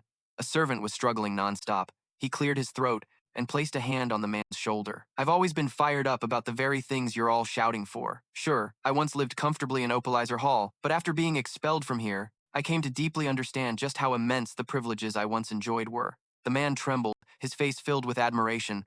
I'm such a fool. To think I judged you based on nothing but those rumors. I never imagined you were such a noble person. You've truly done so much for the cause today. Jason pushed him forward, urging, "You're the leader of this operation, so hurry up to the upper floors." Inwardly, he cursed, "You're the moron who started this rebellion." What he really wanted to say was, "Stop your yapping and get upstairs already." The man agreed. "All right, I'm counting on you here. Willen will take full responsibility for this." "I'm sorry." Jason thought that she didn't really need to seize an opportunity to escape, since all the authorities she would have reported to were already in the meeting room. The head maid, Ayla, the one who controlled the protection runes, was now in Lotheo's hands. The protection runes activated, and the ancient magic that was originally meant to protect the students would now serve as their prison. Those inside the room began to panic slightly. What the hell is going on out there? If we just wait a little while, everything will return to normal, right? According to the plan, everything was proceeding as expected, and the dark mages were providing support. As for the mastermind behind it all, a familiar voice echoed, "Well now, you've made a more impressive opening than I expected." Once again, a pair of slender legs approached, her voice full of praise. "As expected of my judgment, entrusting this to you was the right call." Jason stepped onto the stage. She complained, "Now even my stockings are soaking wet. This is why I hate the rain." Jason wondered aloud, "So you've been watching this whole time?" He was curious. Lotheo brushed past him and headed straight for the academy official. But once they arrived, the rebellion would be crushed instantly, so they had to finish things before that happened. Jason encouraged her. "All right, you've got this." Lotheo hesitated. She asked, "This might be a bit abrupt, but have you ever killed anyone?" Jason was silent for a moment, then replied, "No, never." She let out a laugh. "Me neither. But you know, back when a little girl was cast out and had to fight to survive, I did things very similar to this," she admitted. "I trampled on the lives of others so I could survive, and I had to stab people in the back to avoid being betrayed myself. Every day I managed to stay alive. I would justify my sins by telling myself it was the only way. But in the end, everything is just a rhetoric I use to delude myself." When she uses her own material and tramples on those she exploits to move forward, that's why Lotheo is referred to as the precious daughter. More than anyone, she clearly knows she doesn't deserve any sympathy. So in the end, she has to seek that feeling from others. She asks, wanting to know, "Can you empathize with someone like me?" S understands, as if she is obsessed with that thought. Loneliness will find its way to a person, regardless of whether they are good or bad. And to escape it, one has no choice but to seek out others like themselves, those who are rolling in the filthy dust. Only when they find someone who can sink deep into the pit of despair with them do they consider themselves to have found a little bit of solace. "You are very determined, sir. You give sincere advice. She must take responsibility for all her actions. Lotheo S. is aware of that. But of course, that person is not me." The space fell into silence. Theo smiled. "I suddenly find myself saying such empty words. It's not like me at all. She seems to dismiss everything. Maybe I should just continue the unfinished work here. After all, there's not much time left." Without saying anything more, Yu sighed. At this moment, Lotheo would go discuss with Ayer about implementing the next plan. Once they successfully disrupt the protective magic of the Opular Hall and hand over control of the ancient magic to Winlin, the representative of the lower-class student council, the story will continue to develop towards its climax. After that, Winlin, who absorbs the protective power from hundreds of defensive spells of the Opular Hall, will transform into the boss of Stage 4. The current story is about defeating Winlin. It will soon become chaotic amidst the turmoil of ancient magic. You stretched. Now I just need to sit down here and wait for Jason to bring the troops over. You thought about just playing your part, buying some time, and then getting defeated, while Jason would run up to the second floor to handle the rest. You seemed quite relaxed. While fighting, I'm sure I'll take quite a few hits, but you leave it to the bad script. Waiting is fine. In the rose garden, there was a carriage wandering around. Janica was curious. "Why is there a carriage parked here in the middle of the night?" she thought to herself. "Seems like a big deal. I'll just stay here. It should be fine." She also wondered, probably doesn't know, right? She looked at the letter that read, "I have some matters to attend to, so I'll be a bit late. I'll try to return as soon as possible. You just need to wait a little. I'm really sorry." Janica didn't know S's intentions. The meaning was that he would leave right after giving her this piece of magic. Janica's cheeks turned pink. Could it be that he's preparing something very special? S seemed to have anticipated that golden carriage. To her, it was nothing to worry about. No matter what happens, she would not leave the temporary house in the rose garden, because for the past 3 days, she had been constantly thinking about what she wanted to say to him, even losing sleep at night. Although she felt very guilty, she kept asking the Mao family to update her on S's current situation. She learned that not only Lucy visited S's camp, but also Princess Fia, Belle, Maiden, and even Lotheo came to see him. Coincidentally, all of them were female, which made the young girl's heart even more confused. That's why she would sit here waiting, no matter how long it took. Janica suddenly noticed her appearance. But does this paper flower hairpin match? The marigold would look better. She suddenly paused. Janica calculated. If she ran back to her room quickly and then returned, she should still make it in time, right? You also knew about this unexpected situation. She would still wait, but that was after she finished changing her hairpin. That's how the story goes. She ran straight to the Opiler Hall. Jason asked again to be sure. Are you sure our decision to come back here is the right one? Alivisa was not pleased. Do you know how many precious herbs I have in my room? Jason tried to explain. But waiting for the Academy's people to come and clean up, isn't that better? Alavisa then shouted in anger. The herbs will lose all their potency if I don't use preservation magic at the right time. Do you know how those small changes will greatly affect the final outcome? Can they appreciate the depth of these things? Jason, huh? He felt a bit scared and leaned on Ayla. Ayla, stop her! She's planning to break in there alone, Ayla stammered. Can't you just close your eyes and let it go? Alavisa is a top student in the alchemy department. I believe she can protect herself. Jason explained. The one in danger is not her, but the other poor students. If she goes crazy, no matter what chemical she has in her hands, she will pull it out and attack. He hurriedly stopped her. Alavisa, stop. I said stop. She had no intention of stopping, charging in with great momentum. Enough chit-chat. Now I'm heading straight to my room on the 4th floor. Ayla chimed in. So, you just need to go to your room, right? Once you're up there, you won't cause any more trouble, right? She was assertive. Of course, I just need my herbs to be safe. She kicked the door open violently with the declaration. If anything gets in my way, I will use force to clear out those obstacles. Got it? Suddenly, her momentum seemed to disappear. In front of the three of them was the Chaos and S sitting in the way up. Alavisa was surprised. With a very determined gaze, she could only call Jason's name. Jason stepped forward to block her. Ayla, why are you here? Alavisa fell silent. She then realized it was the footprints of the students who had gathered here. Observing the messy display case, she analyzed the situation, while Jason sat with his back to the stairs. Olivia smiled. How interesting. I didn't expect this. Are you trying to... She seemed to understand his intentions. Stop us? Jason spoke up. I'm sorry, but you can't go inside. With a sly grin, she challenged him. This is getting pretty interesting. What if I insist on going in? Are you sure you're strong enough to stop me? I've heard your magic proficiency is quite high. But so what? She continued to provoke and mock him. After all, you're just a newbie who can only use basic spells. A lowly second-year student. The three of them got into a ready stance. One of them didn't hesitate to boast. On our side, we have a key swordsman and a mage with top-tier magic skills among the first years. She also chimed in. And me, an alchemist with the best record in our year. She said proudly, the power gap is enormous. Exos got angry. Why are you doing this? Jason, tell me what's happening up there. Getting no answer made him furious. Immediately, from the very first move, it seemed Exos wouldn't hesitate to charge with his weapon. He figured only force would make Jason talk. Without another word, he used magic to hurl a chair at him. Jason split the chair in two with his weapon. Olivia observed, realizing that the spell looked like basic-level magic. He's a mage, so he'll probably target Jason, whose specialty is close combat, right? Suddenly, she seemed to notice something and began to gather her power. He summoned the wind spear technique, a single strike severing the chain holding the chandelier, which then plummeted straight toward Jason. Caught by surprise, he couldn't react in time, but luckily he managed to dodge. A terrified scream echoed from upstairs. What was that noise? Miss Pius was cowering in a corner of the room. What's happening out there? Down where Jason was, after the impact, thick dust obscured everyone's vision. Ayla, are you okay? She replied. I'm fine, Jason. The shockwave just startled me a bit, she asked worriedly. Olivia, are you all right? She stubbornly replied. Don't worry about me.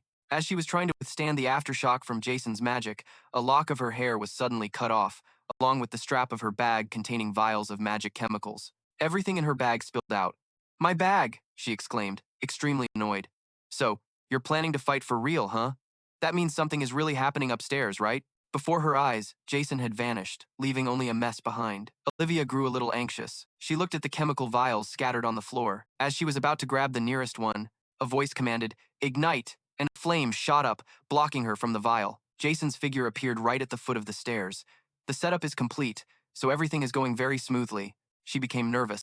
This is bad. Jason's moves are too fast and precise, she complained. Hey X, you should have given me more specific information. Jason looked incredibly handsome, standing amidst the blazing fire, which annoyed her a little. It's not just his magic proficiency that's high. Now, only the two of them were left standing in the middle of the brightly burning, ruined room. Olivia clutched her injured arm, gritting her teeth anxiously.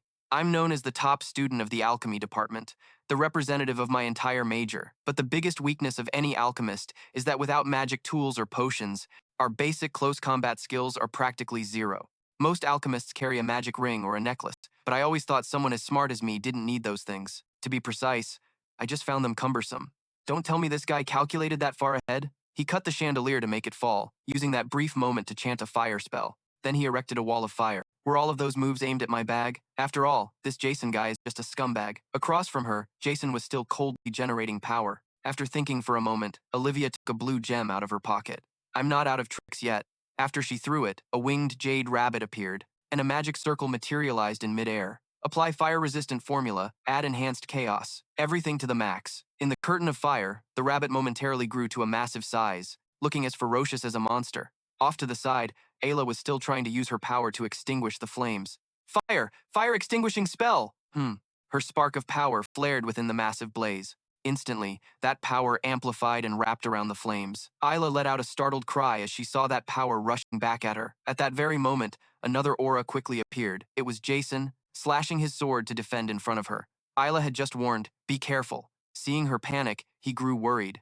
When it came to magical theory, Ayla was very confident, but as for her combat ability, even compared to the basic first-year students, she is only average. Right now, he keeps targeting her, and there's no way I can approach him. To be more precise, neither Ayla nor I can move a single step. Suddenly, Ayla's voice rang out, "Jason, if you can just get close, you can take him down, right?" Olivia, with a fierce expression, was charging at them, shouting, "Then charge!" Her rabbit monster also stormed forward. Just like that, the rabbit closed in on Jason and attacked. Jason gritted his teeth with determination. "It's not a matter of can. I absolutely have to do it!" Olivia quickly threw on her cloak and shouted, "Exactly, that's the spirit!" With that, she decisively charged forward. Ayla screamed in panic. Ali Visa. The cloak was singed by the flames. Ali Visa then laid out several vials and said, "Oh my, you all remember me. It's only been a little while since we parted, and I'm already going crazy missing you. Over here, they are counterattacking that rabbit." Then you raised your hand to unleash a technique towards Ali, the amount of power rushing like an arrow towards her. Meanwhile, Ali Visa was still holding a vial of blue liquid. Just as she thought he might have a plan, after applying the magic release, she decisively threw the vial towards S's incoming attack. S's attack struck the vial, shattering it. You're slow. A chemical synthesized from butterfly flowers and honey mushrooms. When combined with released magic, it produces a special chemical compound. This compound will control the streams of magic being released. The power in this space is gradually fading, temporarily weakening the effects of other spells. Everything was extinguished, but the rabbit had been pierced through by the spear. Do you know what that means? The rabbit was beaten, covered in injuries and blood. Huh? The mage doesn't know how to use magic. Ali Visa was still thinking, standing there with a dignified demeanor, despite being covered in wounds. At that moment, Ali shouted, pretending that she was unaffected, "Don't forget, there's another warrior over here. Now it's your turn." TL. TL also shouted loudly, "S, poor TL." But suddenly S turned and walked away. TL quickly chased after him. Did he think he was running away? S then reached out to grab the edge of a large cabinet. Then you used all your strength to pull the cabinet down to block TL. There was an oil barrel nearby that also tipped over due to the force. The streams of oil began to flow out. It seemed like it was gradually boiling. A surge of energy erupted like lava. TL couldn't help but break out in a sweat. "Is that oil?" Ali Visa shouted from the side. "Are you crazy? We're in the oilizer hall. If a fire breaks out, we will all die." TL still held tightly to his sword. "It doesn't matter if this fire is from magic or from oil. My cutting element will still sever it. Anyway, this chemical won't last more than a minute." TL, with all his determination, charged forward. "I will end this before anyone else gets hurt." Ali panicked and shouted, "Wait!" TL was done. Thoughts and calculations echoed. The window was open wide enough for the smoke to escape outside, and even the carpets, which would normally catch fire quickly, were nowhere to be seen. There was nothing flammable around. TL had truly calculated and planned all of this beforehand. S was still standing there, while Ali was extremely panicked, shouting, "No!" TLS had now drawn his bow, aiming the arrow straight at this direction. Meanwhile, TL was charging in angrily. At this moment, he felt a bit worried. He was using a bow and arrow, and he would make it fly off course. Someone's eyes suddenly widened in shock. A, with bright eyes, let go, and the power created a beam of light. But when he saw the arrow flying in a curve, soaring past TL and heading towards Ayla, he was astonished to realize that his target was not him. Ayla raised both hands as if to stop that powerful arrow. At this moment, even the basic spell Ayla couldn't use. A scream rang out in horror. While Ayla was waiting to take the arrow, a surge of power from another direction rushed in, catching the arrow. It was Ali, using a magical tool to resolve it. At this moment, Ali looked genuinely worried, panting and sweating profusely while explaining about the tool. The magical tool has the ability to pull any small object within its line of sight. Within a very wide range, Ali Visa was now wondering, but what was his purpose in shooting this arrow? While its head was wrapped in cloth, was he really intending to injure her? Suddenly, she stood up, coughing loudly. Wait, TL, be careful. He must definitely have some kind of plot. But before Ali Visa could finish speaking, the two on this side directly engaged in battle with each other. At that moment, A finally smiled faintly. Is it time for this sound? And the reminder echoed. If we don't take action immediately, we will all die. In the last two chapters of the Opalizer Hall event, Biusor no Tandee had escaped. Everyone was in immense pain from some strange power. Only then did they breathe a sigh of relief. Finally, it was over. Just as he let his guard down, he was thrown back by TL, and everything suddenly plunged into thick smoke. Ali Visa had a confused expression, exclaiming, "What the heck? What is wrong with him?" A, at this moment, was slammed against the wall with great force and had no strength to stand up, just slumped there with wounds all over. After a while, amidst the chaotic debris, a voice questioned, "Are you crazy? What reason do you have to go to such lengths?" TL grabbed S by the collar in anger. Ali Visa beside him had a grimace, cursing inwardly, unable to bear it. It felt like throughout the battle, he was just toying with us. If he wanted to gain the upper hand from the start, he would have hidden somewhere to attack when the lamp fell, but instead, he boldly blocked our way. Even throughout the battle, he never revealed a single flaw for even a second. He was something very unusual. After a while, A slowly spoke up. "You're done. You haven't regained any strength. You step back and continue." Huh? If you're done, then go upstairs. Don't stand here any longer. The three people opposite were confused. What? You haven't let us go upstairs this whole time. Why? Now outside, the night sky is pouring rain, and inside, the questioning voice resounds. Why did you let us win? Ayla was astonished to hear this. What do you mean by that? Ali Visa, equally incredulous, added, "He went easy on us so we would win?" Ali Visa then moved closer, getting right in his face and insisting, "I'm not going anywhere until you tell me why. Answer me, now. Why did you let us win?" S's cold blue eyes looked up, while Ali glared down, growling. Just then, the door slowly creaked open, and a flood of light poured in. Finally, after a restless night of thinking, she still decided on the persimmon hair clip. A note on the translation. A previous chapter called it bougainvillea. Seriously, a rose from a persimmon tree? The original was persimmon. Some translator called it a permission flower, creating a fatal error. What the hell is a permission flower? It's supposed to be a persimmon flower. Apologies to the readers, but who could mock that girl's pure feelings by calling her naive? Perhaps those feelings were just a fantasy, but there's no tax on dreams and daydreams, and reality sometimes can be unexpectedly and vastly different. The boy who was supposed to be impeccably dressed, waiting for her in the grand hall, was instead sprawled on the ground, covered in fresh blood after being attacked by a shady group. As A lay there helplessly, a voice suddenly rang out. "Hey, what have you all done?" Janica appeared, demanding an answer with an incredibly tense aura. To say nothing was wrong would be lying to oneself. He had definitely run into some kind of trouble. That was what Janica thought when she received the letter that read, "I have something to take care of, so I'll be a little late. I'll try to get back as soon as I can. You just need to wait a little while. I'm so sorry." However, from his simple way of life to his performance in the great battle, it was clear that whether the matter was big or small, Taylor would always be a source of hope, a steadfast pillar of support. Only when awakened from her fanciful dreams did she calmly recall. She had smiled gently back then and said, "If that happens, I'll help you no matter what it takes." But Sot Taylor never asked for help. The reason he lured Janica to the outskirts of Opalizer Hall, even doing something he'd never done before by leaving her a letter, was the same reason the boy decided to fight to the point of bloodshed by himself. In short, he wanted to keep Janica away from this fight, because after the Glacier Can incident, Janica had faced numerous disciplinary actions. At this moment, Janica radiated an overwhelming wave of fury. "I don't know what's going on, but he tried to keep me away from this battle so I wouldn't get caught in the crossfire, while I was only worried about dressing up nicely." With that thought, she resolutely tore the flower clip from her hair. Janica seemed to be possessed, emanating killing intent as she demanded, "What are you people doing?" Tail was sweating bullets, stammering an explanation. "Senior Janica, thank goodness you weren't dragged into this battlefield, Senior. Right now, the entire Opalizer Hall has been occupied by other students, but I don't think it's that simple. There must be something else going on for this guy S to go to such lengths to block our way." Meanwhile, Ali quickly pulled out a vial of pink liquid and shouted a warning, "Be careful, Tael, she's an enemy." But Janica, as if she heard nothing, her face darkened as she cut them off. "To be honest with you, I don't give a damn what any of you are doing." Her power erupted violently, sending everything flying back from the sheer pressure. A called out in alarm, "Janica, Trying to appear calm in the storm, Janica smiled reassuringly. It's okay. Ali Visa's face was twisted in fear, and Ayla was just as horrified. As her aura flared, feathers began to fall, along with shards of glass from the windows, which were shattered by the pressure and sent flying through the air.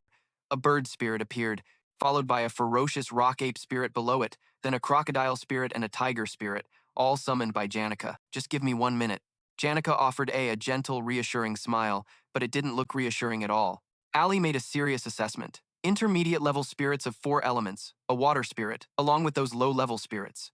It was practically a small battalion. She then grabbed Tael and Ayla with both hands, intending to flee while urging, "We have to get out of here." Tael agreed. "Fine, the 3 of us can't fight her. We couldn't even beat this washed-up noble, so..." But Janica had already reached out her hand, unleashing a torrent of purple power. The battle begins now. The most elite second-year student in the entire magic department. Janica's spirits charged forward, sending the group into a panic. Ali Visa yelled, "Tael, snap out of it! You have to accept reality! The window's broken, thank goodness! Let's escape through there!" Unexpectedly, Tael gritted his teeth and uttered, "You're not wrong," making Tael realize that this occupation of OP Hall was anything but normal. This could get students hurt. Then, he drew his sword as if preparing to face it head-on. "Ali Visa, it's not like we can stop you from finding your precious medicinal herbs, can we?" But Tael refused to submit without putting up a fight. Small yet resolute, Tael stood against the overwhelming power. A terrified scream rang out. It's no exaggeration to say, in the future, Tael will live the life of a hero. Oh my god. Suddenly, a hand grabbed the back of Tael's collar, yanking him back while scolding. "I told you to go, so get a move on." He forcefully threw him backward, then gave a stern warning. "Listen carefully, Janica. Just leave this to me, and head up to the 2nd floor as you originally planned." S now stood before the powerful spirits. Ayla moved to help Tael, asking in confusion, "What? You're the one who was deliberately stopping us, and now you're telling us to go up?" Jason couldn't be bothered to explain, just saying casually, "I changed my mind. Hurry up and get up there." But Alivi glared at him like a vicious dog, yelling, "Ha, that's hilarious. You think you can stop those spirits? In your battered state? Ugh." She immediately got a bonk on the head. Jason looked down at her and said, "Seriously, worry about your potions first. Sorry, I was about to burn your pouch earlier." Alivi cautiously took out a few vials, still muttering, "What's your deal? Why do you keep ordering me around? But whatever, we'll listen to you for now." And with that, the 3 of them turned and ran. "Let's go!" Jason was left alone to face that terrifying power. On the other side, Janica was still radiating her power ferociously. Suddenly, her eyes widened, and seeing the person before her, she exclaimed in bewilderment, "Jason," her expression turning sad, "don't push yourself anymore. Step aside. I'll handle the rest. You can explain this to me later, but for now, let me finish this and then treat your injuries." Jason cut Janica off, an act usually considered disrespectful. He reached out his hand. "I'm okay, really," Jason reassured Janica. "Why haven't you calmed down yet?" He placed both hands on her shoulders, and Janica, still stunned, stared ahead. Instantly, the oppressive aura vanished, replaced by Janica's astonishment. "Huh." Then her face flushed beet red with embarrassment. "Jason, your hands. Your hands are on my shoulders." Jason gently reminded her, "Janica, dismiss your spirit. The wind is too strong. I can barely stand." Janica immediately became flustered. "Huh? Oh, right, with winds this strong, it must be hard to stand up straight. I'm sorry. What should I do? Gosh, I'm so stupid." Instantly, the wind spirit began to fade away. The sharp shards of glass suspended in the air now came crashing down. The other 3 who were running were completely stunned by the sight. He actually managed to stop her. Jason turned back coolly, waving a hand as a reminder. "Now get up there, quickly. You sound like you're out of energy. There isn't much time left." Then he collapsed weakly to the ground. Janica was horrified. "Jason," her terrified scream echoed through the building. Sometime later, outside, a gentle voice could be heard. "Why do you keep getting yourself hurt? I've told you so many times to call for me if something like this happens." Jason replied softly. "It couldn't be helped. I promise I'll tell you everything next time." The 2 were now sitting in the hallway. Janica was extremely worried, saying, "Those kids really went too far. Why did they have to beat you up this badly? I don't know what happened between you all, but I definitely won't let them off the hook next time I see them. Hey, can you stop rushing headfirst into danger? Please, promise me." Jason agreed. "Okay, thank you for worrying about me." With that, he pushed himself up, his mind still in turmoil. "My plan seems to be going a bit off course, but since my role as the 1st floor's boss, I can relax for now and focus on the tent." Suddenly, Janica called out, making Jason pause. "By the way, when I was sitting in the rose garden, I saw a very large carriage. It sped by so quickly I couldn't see it clearly. But from the outside, it looked like a golden crown. As for the golden crown, It is the symbol of the Elter Merchant Guild, Loot Theo's adoptive father and the man who killed her biological father. This boss disappears after being defeated by Loot Theo in the final battle of Act 2, Sage's sealed grimoire, Gold King Elter. But more importantly, the fact that he has appeared at this academy earlier than I thought means something is happening. Something I didn't know about when I played the game. Just then, rain poured down as if the sky were venting its fury. A silhouette appeared on the window, a hand pressed against the glass, and then a voice spoke. Alice, did you know that I was abandoned? At that moment, in the fifth-floor hallway of Opalizer Hall, Loot Theo stared outside, expressionless, that vile, wicked man. Alice asked, Do you mean young Master Jason? The one we met in the tent? Loot Theo confirmed. That's him. Alice remarked, I didn't realize he was your type. While Loot Theo continued to muse, his looks aren't half bad, but that's not what I meant. I get the same feeling from him that I get from you. Recalling that moment, she had asked him if he could empathize with someone like her. She found it strange that she was revealing her truest feelings right in front of him. Do you know what he said? He coldly told me that I had to take responsibility for my own actions. Loot Theo then concluded. He cast me aside without a shred of sympathy. Perhaps everyone in the world is like us, all too accustomed to hearing such harsh words their entire lives. Alice was the head maid of Opalizer Hall, a seasoned maid who had dedicated over 20 years of service to this place. At 15 years old, she started from scratch as an apprentice maid, then step by step proved her capabilities, eventually becoming the manager of Opalizer Hall. Loot Theo had invested a great deal of money for this. She spent a fortune just to win Alice over to her side, and the cost created a huge deficit in the Academy's finances. Loot Theo smiled. I'm so lucky to have you by my side, Alice. But she never once thought of it as throwing money away, because she had found someone just like herself, someone willing to abandon their beliefs and all core values in the pursuit of gold. A kindred spirit. Only by meeting people like this could she escape the shackles of loneliness. Perhaps it was because she had lived in the dark corners of the slums, or in the bright lights of merchant parades, among those who would live and die for a single gold coin. That was the life she lived. A life where if she didn't strike first, she would undoubtedly be the one getting struck. But just then, Lottie spoke up again. When the representatives of the lower-class students occupy the control room on the 4th floor, and if we order them to disrupt the defensive magic. At that moment, Lot turned back with a less-than-friendly smile and made her decision. The entire Opalizer Hall will be destroyed by their own hands from the inside, and they won't even have a clue, right? But despite the unfortunate past or the tragic story that had pushed her into this dire situation, she was clearly a malicious character, a hidden villain. A moment later, the two of them were on the move, and as they walked, Lotte laid out her plan. Everything seems to be going according to plan, so I'm heading to the archives now. I have to perfectly play the part of a foolish schoolgirl who knows nothing, so scared that she hides in the storage room. Trailing behind, Alice could only let out a quiet sigh. What a pitiful, pathetic human. At her age, she had never even been in love. Then, Alice drew her sword and said, Miss Lotta, while we're on the subject, I have some news for you. She placed the sword against Lottie's neck. I'm not exactly one of your kind. Nor did she have anyone by her side to call family, so now, at the moment of her death, she would still be alone. Alice let out her malicious intent with her words. Lotte's expression was, naturally, one of utter shock. At this rate, the battle would soon come to an end. Meanwhile, at the second-floor boss, Kobisher, no tangent U. Jason's group had subdued and captured Kobisher as he was fleeing the second floor, then forced him to join their party. Maid Ken had blocked their group at the third-floor boss. The bedmaker, Senny, cried out in pain, Forgive me, head maid Alice. I was unable to complete the mission you entrusted to me. But without her twin sister, she alone was no match for Jason's group. Even so, Jason's party never questioned why the two twin maids were separated. Everything was going unexpectedly smoothly. They finally arrived at their destination, the 4th floor of the hall. From the very beginning, only the first-floor trial had been truly difficult. Piercing screams suddenly erupted, and Alice couldn't help but break out in a cold sweat. Uneasy, the terrified students fled. Run! Ack! Save me! I can't take it! Someone save me! The 4th-floor boss, Winlin, was a hostage of the magical defense system. Placing a crystal ball to activate the magic circle control system in the middle of the control room for everyone to see was Alice and Lot's plan.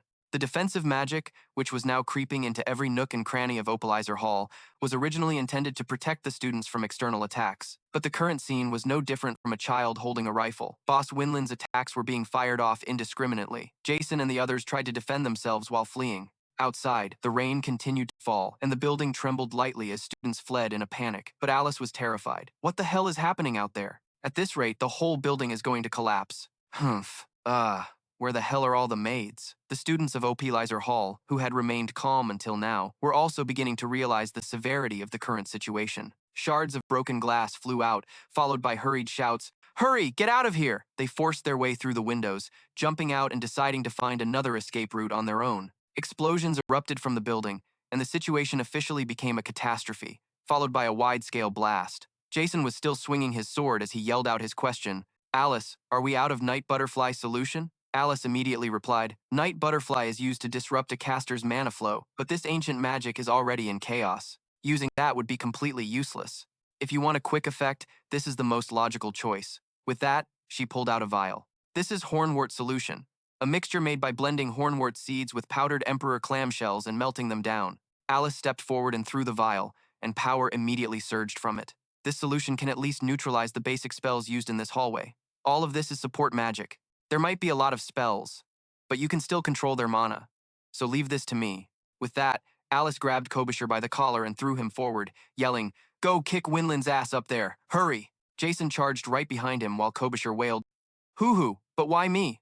On the other side was Winland, flanked by magic circles firing off attacks. The two of them tried to dodge the attacks while closing in on Winland. The surge of power grew stronger and stronger. By now, one of Winland's glasses was cracked, and for some reason, tears were streaming down his face. His eyes showed a glimmer of joy as he uttered, "Ah!" Finally. Then, a massive explosion erupted. Subsequent explosions went off one after another in every room of the building. S quickly pulled her behind a tree and reassured her, "It's nothing. Most of this blood isn't mine." Janica felt he was being a bit dramatic. "My gosh, why do you have to go to such lengths?" S, observing the situation, couldn't help but let out a long sigh. How understated. The magnificent carriage came to a stop, flanked by a line of people in black cloaks. You might call me a fool for saying this, but it's true, because there was nothing about the carriage's exterior that wasn't luxurious. But once you realize who the man inside is, you too can't help but utter that one word. Understated. The Gold King. Elter. In the original story, he would have arrived with a grand escort and dozens of carriages in tow. These cautious movements indicate he's planning something in secret. Elter is Lothiel's adoptive father, who gets backstabbed by Lo later on, ending his role as a mere figurehead. He wasn't supposed to show up at the academy at this time, so what the hell is he doing here? It looked like the carriage had been parked here for a while. Why is he only getting out now? Was he waiting for Ophelis Hall to fall? Suddenly, S's eyes widened. The person he saw was the third-floor maid in charge of dishwashing, the boss, Senny. Senny was one of the orphaned maids taken in by head maid Alice. According to the original scenario, Alice was bribed by Lothiel, and Senny was supposed to be the boss of the third floor. But now, things are completely different. She's with Elter, Lothiel's enemy. There's no way Senny would betray Alice. Lothiel bribes Alice. But could there be another route? Is it possible Alice is on Elter's side? The only viable future is Lo. Lothiel is the one who eagerly starts the political war with Fia in Act 3, and also the main character's strongest ally in the battle against the Gare family in Act 4. I just struggled so damn hard to become a mid-boss. And now I'm supposed to take Lothiel's place? Are you insane? With that thought, he seriously called out to Janica. She replied, You look troubled. I need to ask you for a favor. This is urgent. I can't handle it alone." Finished, he worried internally. How am I going to explain this to her? Surprisingly, Janica's decisive reply shocked S. "All right, what do I need to do?" Janica asked with a determined look. The scene changes to a short time later, followed by the contents of a letter. "Greetings, Gold King Elter Ken, honorary chairman of the Elter Merchant Guild. Lady Lothiel is not the obedient, adopted daughter of the merchant Elter she appears to be. In truth, she is planning to betray you and usurp the right of succession to the Elter Merchant Guild. Lady Lothiel knows full well that you are the one who murdered her parents and is currently persuading the major merchants and the board of directors of the Elter Merchant Guild to depose you. The negotiations to acquire the rights to the sage's sealing grimoire are merely a pretext to lure you to Sylvania Academy and spring a surprise trap. The ambush is meant to leave you unable to react in time to the crisis at the Elter Merchant Guild's headquarters. I had legitimate reasons to investigate this matter to its source.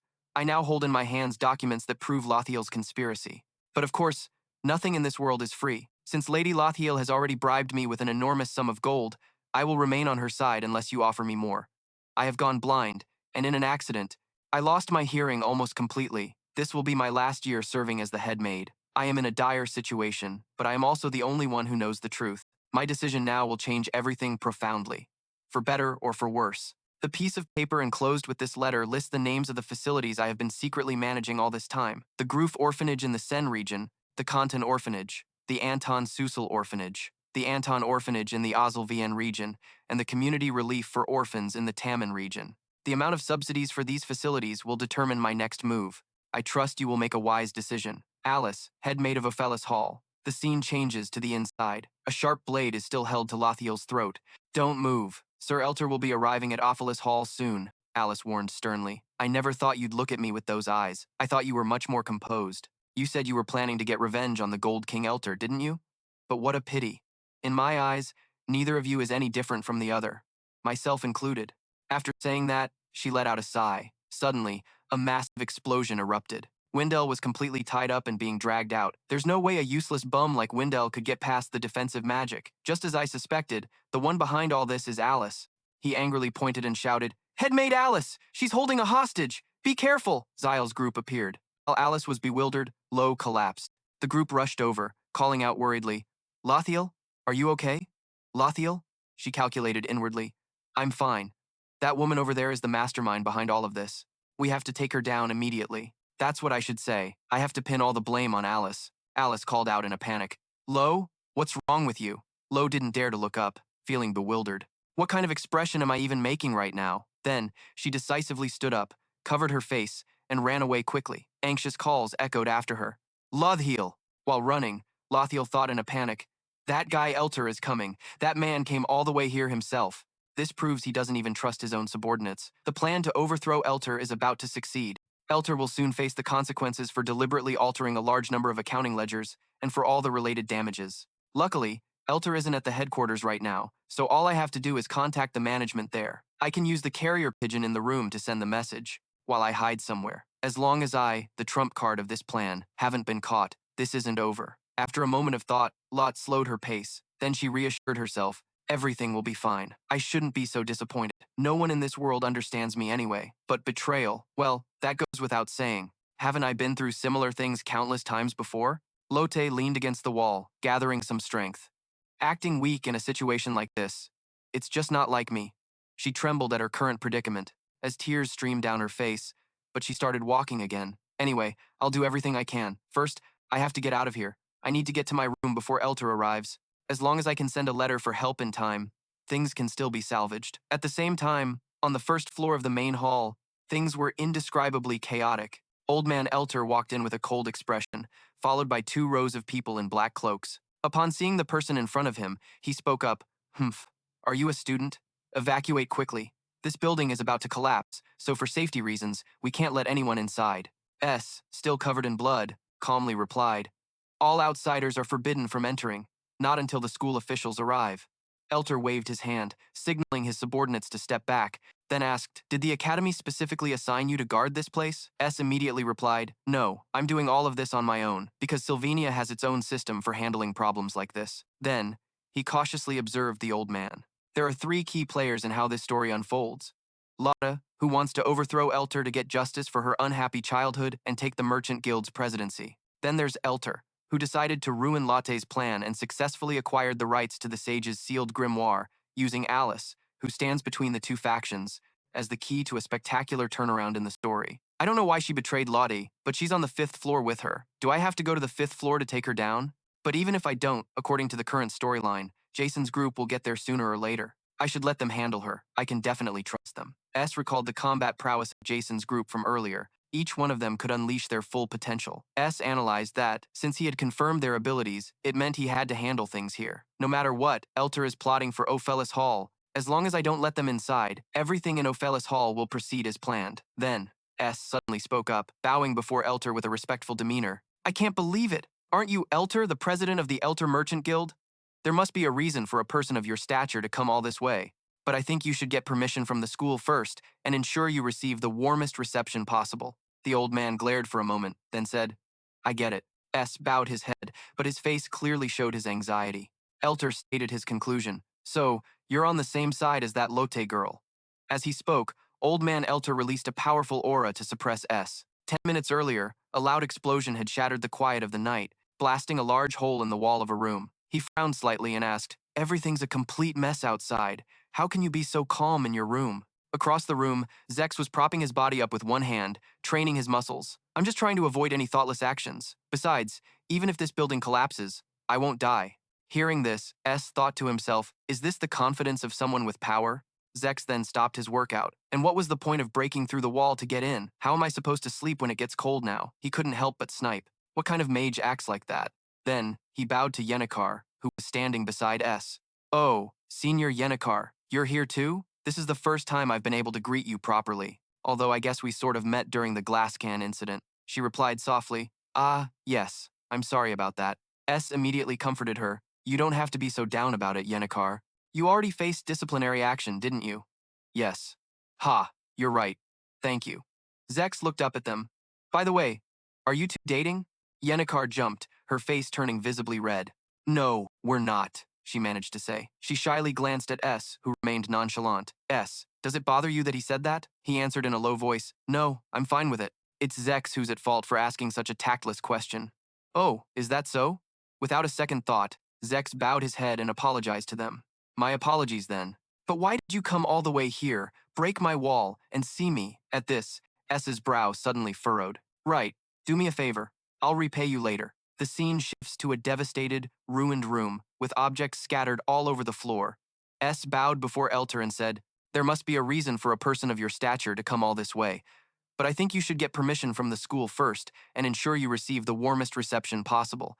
I get it. So, you're on the same side as that Lottie girl.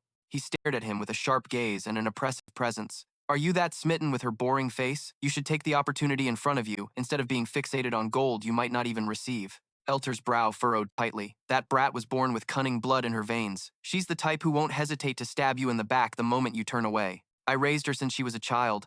No one knows her better than I do. I'll give you double the gold she's offering. Step aside. S's face darkened as he replied in a low voice, thank you for your offer.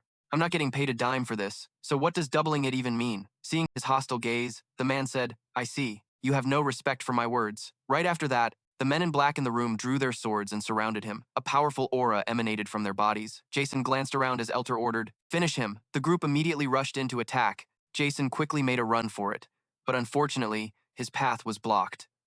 Are you just going to let him get away? Just then, a flash of blue light suddenly appeared, sending the entire group flying in an instant. It turned out to be DX and Janica, who had come to help. Leave this to us. He hurriedly told them, I'm going to check on the situation and I'll be right back. I'll definitely repay you for this later. By now, Janica had also summoned her spirit. All right, DX said with a slight smile. Aren't I the one who owed you from the start?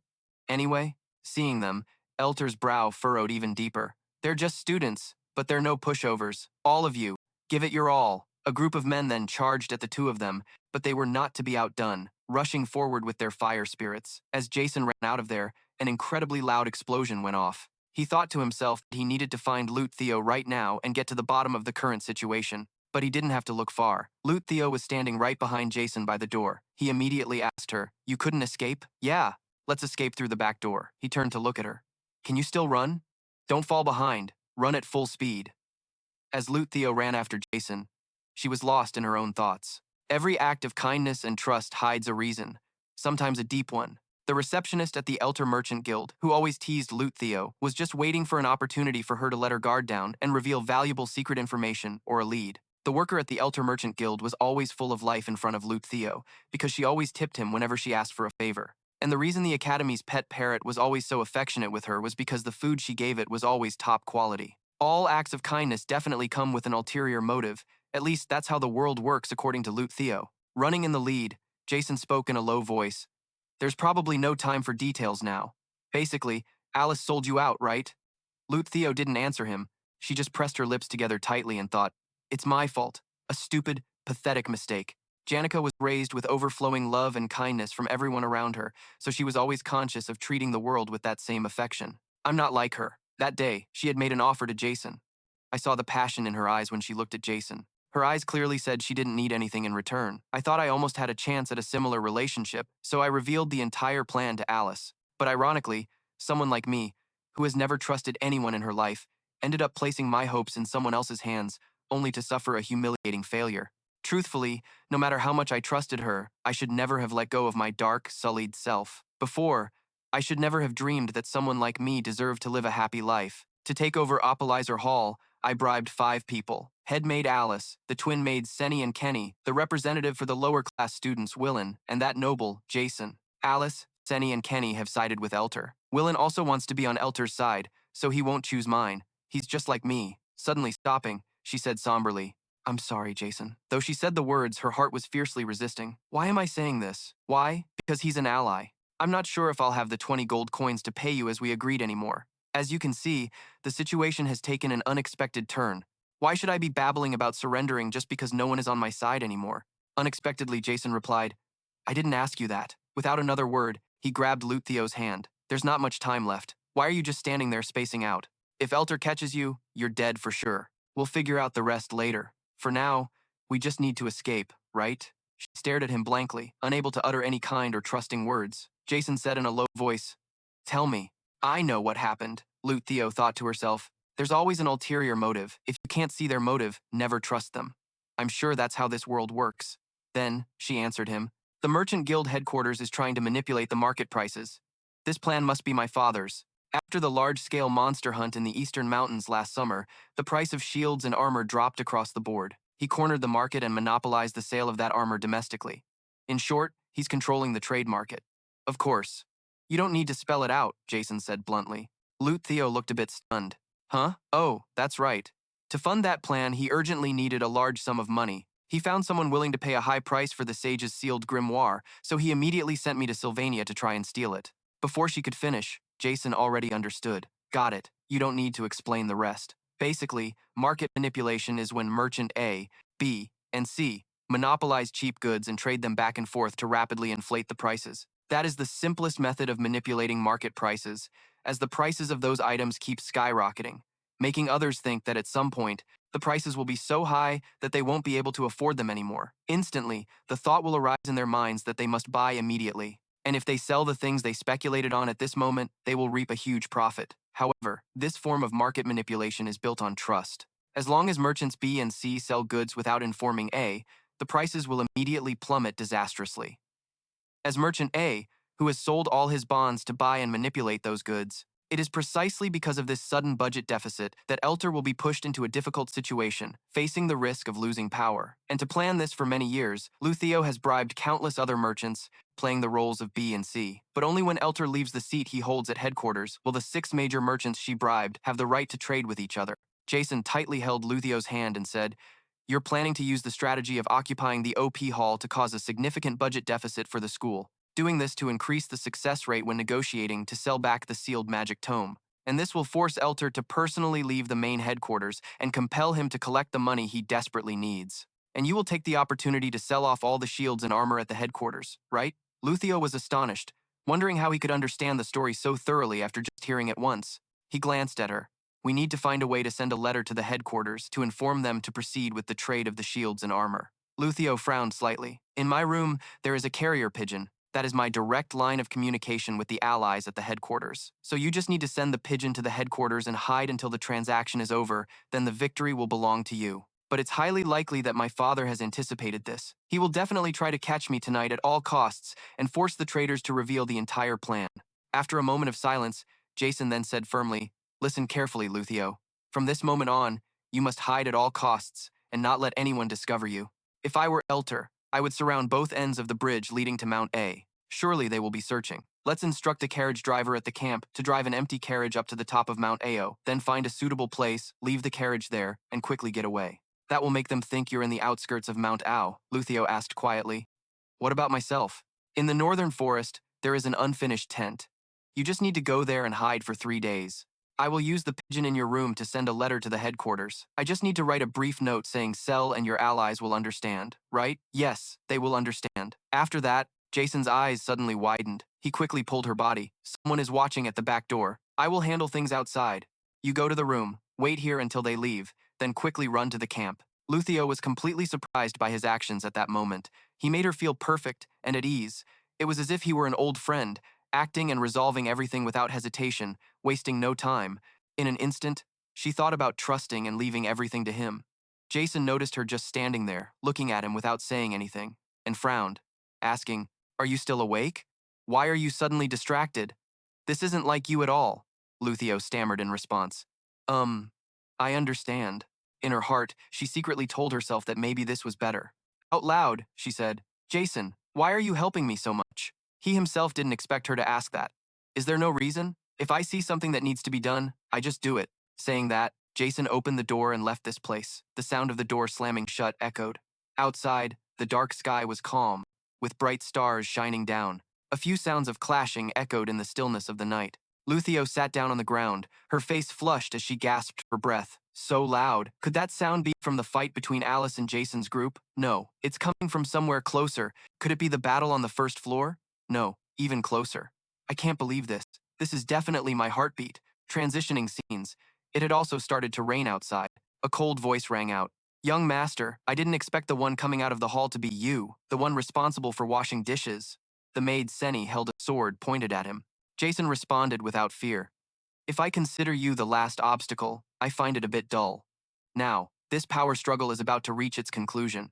The control of all ancient texts in the OP Hall lies in the hands of one person. The female swordsman was capable of facing even the gladiator students, a mid-level mage with extremely precise attacks, Chief Maid Alice. But even so, she could not defeat Jason because he is the main character. Scene 2, Shot 3, The Dominance of Chief Maid Alice. The decisive battle begins. A sword flew through the rain. The sharp blade glimmered under the dazzling light from the building, swinging powerfully and decisively. Maid Senny looked at Jason with a cold gaze. The two stood amidst the rain in the stillness of the night. Jason frowned, contemplating. I'm running low on mana. I probably only have enough for 2 or 3 more basic spells. Not giving him time to think further, Senny quickly rushed towards him. She had a cold, sharp gaze, holding a sword that emitted a swirling purple energy around it. A slash was unleashed with lightning speed, leaving a glowing arc in the shape of the blade. Jason nimbly dodged Senny's first strike. The tip of her sword missed and went down. What? Jason had, of course, anticipated all of this. Senny's first attack would definitely target his legs, not missing a single opportunity. He stomped down hard on the sword's tip, fully aware of this fighting style. The prediction was so accurate that she lifted her skirt, revealing more daggers hidden underneath, but she didn't have the chance to reach for them. Jason grabbed her hand with force. Anticipating her actions, he forcefully knocked all of Senny's daggers away. With him in control, she couldn't do anything. The advantage of these twins was that since birth, they had been blessed by the same star. Sharing abilities once a day, you are allowed to share one of your skills with your twin sister, a psychic mage. Immediately after, she controlled those daggers, launching them all at Jason, who stood still without dodging. Each dagger pierced straight through him. Senny smirked with satisfaction, but before she could enjoy it for a second, her mouth fell open. Jason still held her hand tightly, and despite being injured, his expression remained impassive. However, they couldn't master this borrowing skill. The stabs from the daggers weren't deep enough. Jason pulled them all out and tossed them aside. He increased his grip, causing her to cry out in pain. Jason kicked a grenade away. It's done. All of Senny's weapons were thrown away by him. They would arrive here in 1 minute. She cried out, I can't let Lady Alice down. Get lost. I told you not to interfere with our business. Jason quietly told her that Alice would lose. Hearing this, she glared at him. What do you know about her? Do you know what wounds she has endured? Do you know what battles she has fought? At that moment in the waiting hall, Alice gritted her teeth, summoning power from the magic cube. A series of small spells appeared, launching attacks towards Jason. A shockwave erupted, and blinding lights made it impossible to see the opponent's actions clearly. Do you know how many orphan children she has saved? I am one of those children. Jason thought to himself, speaking sincerely. I don't understand much about her at all. The failed swordsman from Sylvania didn't delve deeply into Alice's backstory. If it weren't for her, I wouldn't have been able to have a job like a normal person. I wouldn't have been able to earn money to support myself. And if it weren't for her, I wouldn't have survived to this day. But right now, up there, a fierce explosion erupted amidst the blazing flames. Jason charged towards Alice with an extremely sharp slash. He jumped high, wielding his sword to attack her. Immediately after, a massive shockwave occurred, blowing the entire room apart. In the quiet of the night, this sound was more deafening than ever. You know nothing about her, even though you've heard the entire backstory. Well, it doesn't concern me. I still see no difference. Senny stopped crying, biting her lip as she said, I will never forgive you. Why did you choose to side with Lo? Jason didn't wait for her to finish. Her body collapsed, unconscious on the spot. The explosion had set everything ablaze. Amidst the heavy rain, plumes of black smoke rose high. Jason thought to himself, it's a pity that I have no information about the backstories of the supporting characters. What do you think I should do with things I don't even understand? After all, there are countless stories that will forever be buried in darkness. If we compare today's damage to the orphan children, Alice has saved all this time and weigh the good and evil within her. Jason pulled Senny into the room, propping her against the wall. Those who decided to act according to that philosophy are the ones most deserving of life. But the direction of my actions and ultimate goal since entering this body has not changed at all. Without hesitation, Jason dashed away. Running in the rain, a notification appeared. You have just defeated Senny, the maid who washes dishes. You have activated a new skill, endure damage, temporarily remove physical injuries, and no longer feel pain for a period of time. All injuries and pain are postponed to another time. I never expected to learn this skill. Then, a small stone suddenly shattered the window. Jason was hiding inside, glancing around the room, with luxurious wooden furnishings and numerous decorative items arranged in order of priority. The desk was piled high with papers, and the books were neatly lined up, perfectly matching her personality. Jason opened a cabinet, and indeed there was a birdcage inside. As Lo had said, he quickly wrote a letter. Elter is in Sylvania. It would take at least 3 days to return to the guild headquarters, sell off all the reserve shields and armor. The messenger pigeon flew through the rain. Under the night sky, it would bring Elter's head back. Each drop of blood dripped with every step Jason took, his body covered in wounds as he struggled to crawl back to his wooden tent. If it weren't for Z and Janic's help, along with seizing a few key opportunities, Lo would have surely been caught by Elter. Lo's entire plan was in ruins. But right now, the carriage that Lo was in must be racing towards the pond. Elter would have no choice but to chase after it. Despite him having captured the coachman and forcing him to reveal that Lo hadn't left the school, my messenger pigeon had already arrived. The plan to overthrow Elter seemed to be a success. If everything went according to plan, Lo must be waiting for me at the tent. Yeah. Is that Loot Theo? Walking slowly towards me? How cute is that? What? I frowned, unable to believe my eyes. That's right. I should have realized it when I connected the dots. I was too careless. Loot Theo was holding a dagger. The real enemy here was none other than that precious, troublemaking daughter, Loot Theo. Up to this point, only 5 people had been bribed by Loot Theo and knew she was the one pulling the strings from the shadows. If Elter was removed from the board, Alice would have no one to rely on but Loot Theo. Senny and Kenley are loyal to Alice, and Willen could still be bought off like last time. But from Loot Theo's perspective, Jason was a variable that couldn't be bought with money. If she really intended to eliminate me in the middle of this deserted forest, a place free from prying eyes and judgment, then her plan would be a success. The true nature of the character Loot Theo K-Chen is that of a hidden final boss. She would manipulate and exploit anyone she could bribe at will. A true villain. As I watched Loot Theo get closer and closer, I furrowed my brows. I needed to use my brain if I wanted to live. But right after, Loot Theo raised the dagger. However, she didn't stab me but used it to cut her own cloak. To my astonishment, she carefully bandaged my wound. Why? What made you push yourself this far? Let me help you up. The rain just stopped, so I started a small campfire. Come, warm yourself up with me first. Under the flickering firelight, I and Loot Theo sat beside each other and talked. So, did everything go according to your plan? Come on. You're talking to Loot Theo Ken, you know, she said with a faint smile. I made the carriage driver promise me. He said he would do his best to mislead them, even if it cost him his life. Hearing this, I asked, that driver is that loyal? How did you make him obey you? I thought to myself, no way, she didn't take his family hostage, did she? Probably not. Ha. I looked at her with suspicion. Unaware, Loot Theo continued. You know what? If this plan succeeds, I'll officially take control of the Elter Merchant Guild. More importantly, I owe you my life now. How about that? Aren't you happy? Don't you think I'm cool? I silently added wood to the fire without a word. Seeing this, she said, what a boring reaction. But instead of being annoyed, Loot Theo just smiled. Thank you. I will never forget what happened today. Just remember to give me the 20 gold coins you promised when this is over. Of course. Also, there's something I want to ask you. Is there something else that needs to be taken care of? Is it about Alice? Her expression suddenly darkened. It's not that. I'll handle that myself. I want to ask you about Janik. You're quite close to her, right? Yeah. We're pretty close. She's very kind. She's a friendly and talented senior, so I really admire her. She's always looking out for everyone and is open with everybody. I glanced at her. Yeah. So what? Loot Theo paused for a moment, then smiled again. You see, I'm not that nice myself. Scene change. Meanwhile, at Opiliser Hall, as soon as he received the report from his subordinate, Elter left immediately. It seemed he had grown tired of playing around at Opiliser Hall. On the side of the battle with DX and Elter's minions, it looked like he wasn't contributing much. DX furrowed his brows. I think you're going a bit overboard. A whole crowd of people just got sent flying. Please, stop. However, instead of fighting them, what he needed to do was stop his own teammate. At first, Janik had a worried look on her face, but a moment later, all the spirits within her were unleashed. DX was about to be blown away by her power himself. Janik, we need to stop her before someone else gets hurt. What's going on? Are you angry? Janik fell silent upon hearing the voice, then smiled and turned to look at me. No, I'm not angry at all. Afterwards, as dawn broke, I thought with difficulty, my uniform is completely torn, so there's no way I can go to class. Ra-ish brought me his uniform to borrow and reported on the situation. The responsibility for destroying Opalizer Hall was pinned on Willen. As for Marquis Alice, who was eventually captured, she still hasn't said a single word about what happened. A key character in the storyline has prevented Luthio's inevitable death from happening.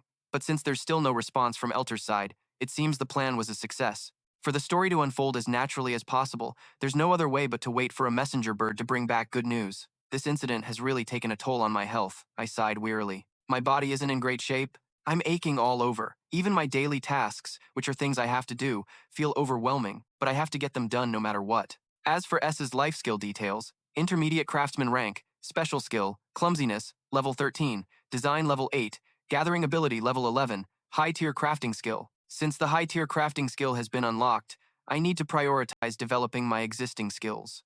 I've chosen the skill I want to master, spirit harmonization, a type of magic that's a perfect fit for both spirit magic and engineering magic, and is extremely useful for construction and crafting compact combat tools. To create at least one tool containing a spirit formula, this skill will automatically become instinctual.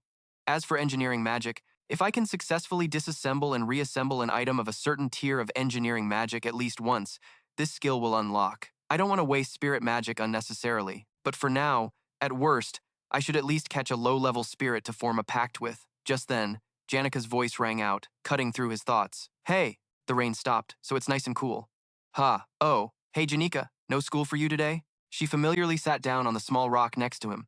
My head hurts and my whole body is sore, so I decided to come to the forest for some fresh air to feel better. Hearing this, Jason asked, Are you sure you weren't hurt at all while helping me hold them off? Nope, not at all. Janica smiled until her eyes crinkled, then added, By the way, is Letheo okay? Yeah, she's resting inside.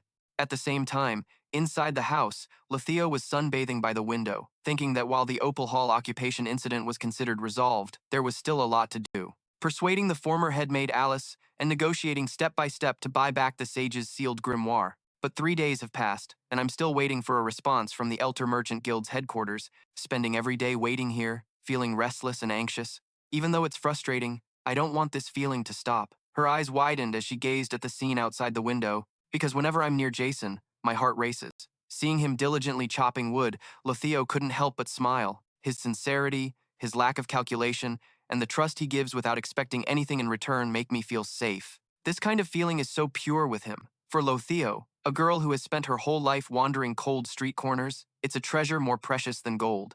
And at any cost, she would not accept sharing that affection with anyone else, especially not Janica F. Janika's life was already filled with unconditional love from her family and friends. Seeing Janica laughing and joking happily with Jason outside, she scowled in anger. You're already so blessed. You should leave some for me. If you won't give him up, then the two of us will have to fight for him. Coincidentally, that happens to be my specialty. Letheo let out a cunning smile, the kind that only villains make. 3 days together, this truly is a once-in-a-lifetime golden opportunity. First, I'll do it my way. What if I filled this log cabin with gold? The thought had barely formed before she quickly dismissed it. No, I can't. He might think I'm pitying him. Besides, I'm so broke right now. Maybe I could help with his tuition? That shouldn't be too bad, right? I'll try to act as natural as possible. Letheo imagined the scene, standing there awkwardly saying, It's not like I'm paying your tuition fee for you, so don't get the wrong idea. She couldn't stop herself from banging her head against the wall in embarrassment. Why does that sound so cringy? Letheo's experience with boyfriends was zero. Just then, another voice rang out. Could you move somewhere else? That's my spot. Hearing the voice, Letheo was bewildered. Lucy slowly walked in with a sleepy look on her face. Letheo froze as she watched her casually stretch out and lie flat on the ground. Lucy, what are you doing here? This spot gets the best sun, Letheo thought to herself. What now? But unexpectedly, not even 2 seconds after she lay down, Jason rushed in, picked Lucy up, and unceremoniously tossed her into a small wooden pen outside in the yard. He turned his head and said to Letheo, Sorry, did I wake you? Lucy snuck into the house, but she's been dealt with. You should go back to sleep. Then he asked, Does Lucy come here often? Just think of that kid as a natural disaster. Letheo thought to herself, So, another rival has appeared. She let out a weary sigh. But I still have plenty of time. In the next 3 days, I will even the score. Jason's log cabin diary. Morning of the second day. She opened the window and stuck her head out, smiling brightly and saying, Hi, completely contrary to Lotheo's expectations, it wasn't him in front of her, but Janica. Good morning. Lotheo dejectedly turned back into the room. Outside, Jason said softly, "Oh, Janica, you're here?" Lotheo narrowed her eyes and sighed again as she saw Lucy sprawling on the ground. It was so hard to get a private morning with Jason. Jason was very busy at the moment. Finally, it's done. New item crafted, handmade brick, shaped by pouring mud into a mold, then dried from the inside out, before using a heating spell to dry it again. Crafting difficulty. 2 stars. Crafting complete. Your crafting proficiency has increased. You have just learned the construction skill due to your high talent stat. Your proficiency points have increased more than average. New item crafted. Fired brick fireplace. A fireplace created by stacking handmade bricks. Although the structure is somewhat unstable due to the bricks being joined with mud, it provides excellent heating. Since it's built indoors, a chimney is required. Crafting difficulty, 2.5 stars. Crafting complete. Your crafting proficiency has increased. I just finished the fireplace I had to leave half done because of the Opal Hall incident. Scene change. A table is filled with delicious and appealing food skewers. Oh my, that smells amazing. Did you put basil in it? My mom gave me some the other day. You recognized it just by smelling it? I'm pretty confident in my sense of smell, you know? Lotheo said, holding a skewer.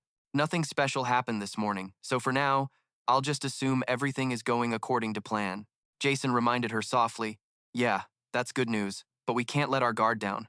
Of course not, but even so, there's still a ton of unfinished business. She took a small bite of meat, for example, earning the money to pay you back as promised. And besides, I'm a merchant, so I'll definitely pay you the full 20 gold coins. Would you like to receive payment in kind instead of cash? Jason raised an eyebrow slightly. The first things that come to mind are building materials or, oh, right, a large quantity of magical engineering tools, perhaps? Lotheo was surprised. Magical engineering tools? I'll have someone check the archives, and I'll let you know if we have any. Actually, let me just try to recall from memory right now. After all, I have it all memorized. Sitting beside them, Janet couldn't help but frown as she watched their conversation. Just then, Jason turned to her and said, "Oh, by the way, I have a favor to ask you, Janik." "A favor? From me?" "I've been studying spirit magic lately and I want to make a contract with a low-level spirit, so I was wondering if you could guide me." Janik was extremely smug. "Then I guess that makes me your teacher. Soon enough, you'll be able to form a contract with a mid-level spirit." His eyes widened at her words. "Oh, practicing spirit communion." She tried to focus on it. A small bird then appeared on her hand. "There, Kister, try talking to Jason." Kister immediately replied, "Lady Janik, I've told you before, this guy is no good." Jason couldn't help but be amazed. "Whoa, I can actually faintly hear what it's saying." The bird continued to speak to Janik. If he wants to learn, he first needs his spirit communion skill to be high enough to even hear a spirit speak. Is that so? But I'm sure Jason will learn faster than we think. Kister immediately went on a tirade. "He's a human. Look at his daily routine. How much time does he even spend practicing magic? You know it's true, Lady Janik. According to the last weekly hall report, his food storage is running low, and he's currently focused on rebuilding his log cabin. Where is he supposed to find the time to practice anything else?"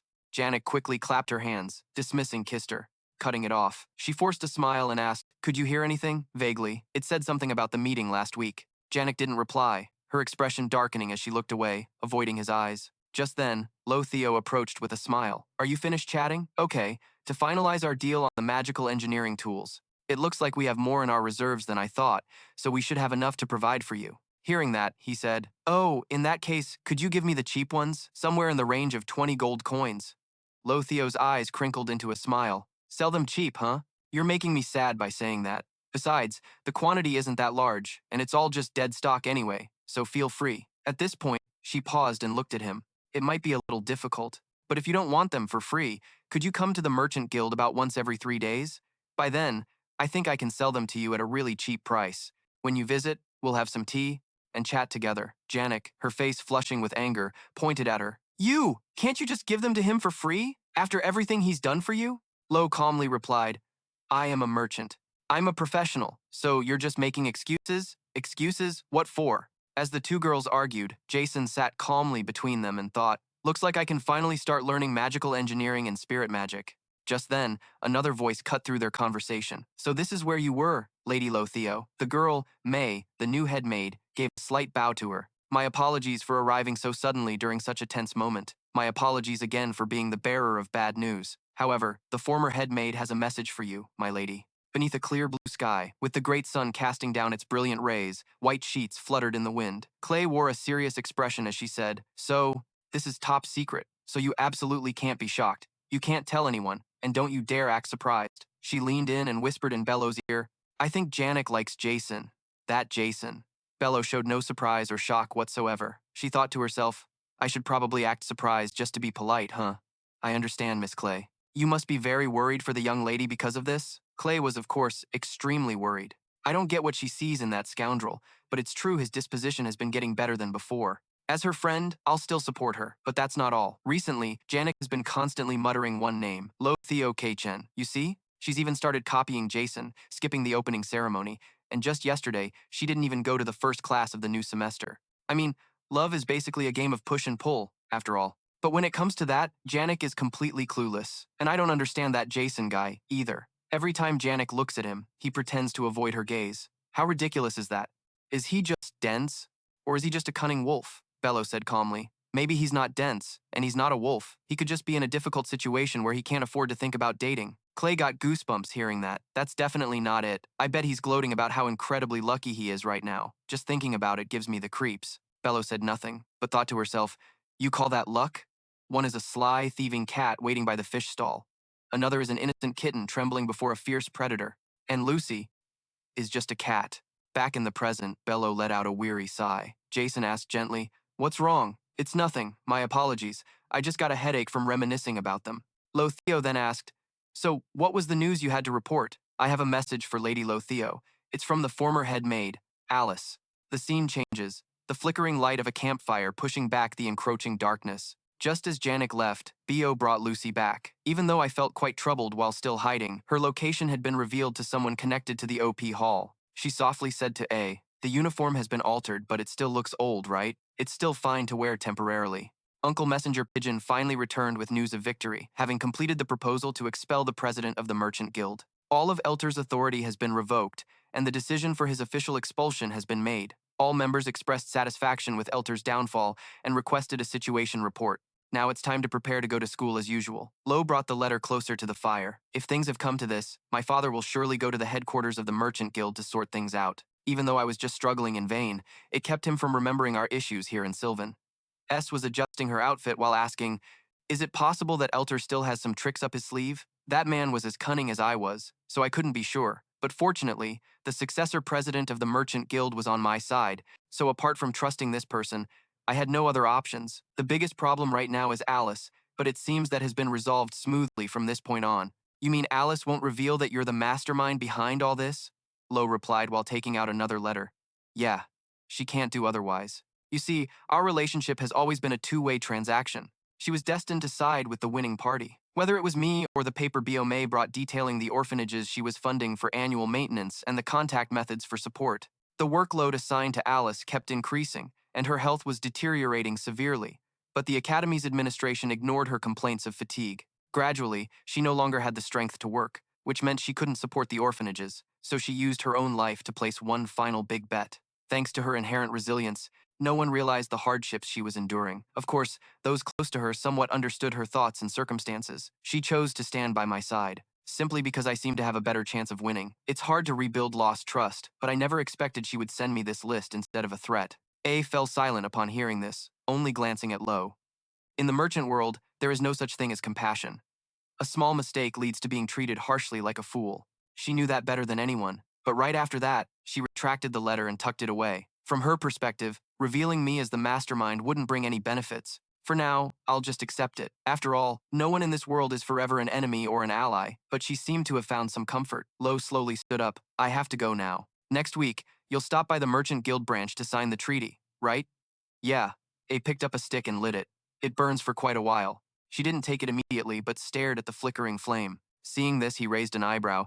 It's just a torch. Why do you have to think so long? No, it's just, you're taller than I thought. She suddenly said that. Lo suddenly blushed and said, things are a bit rushed, but if I want to win, sometimes I have to accept reckless actions. I think you know that, right? The nature of human relationships is just push and pull, similar to this tie.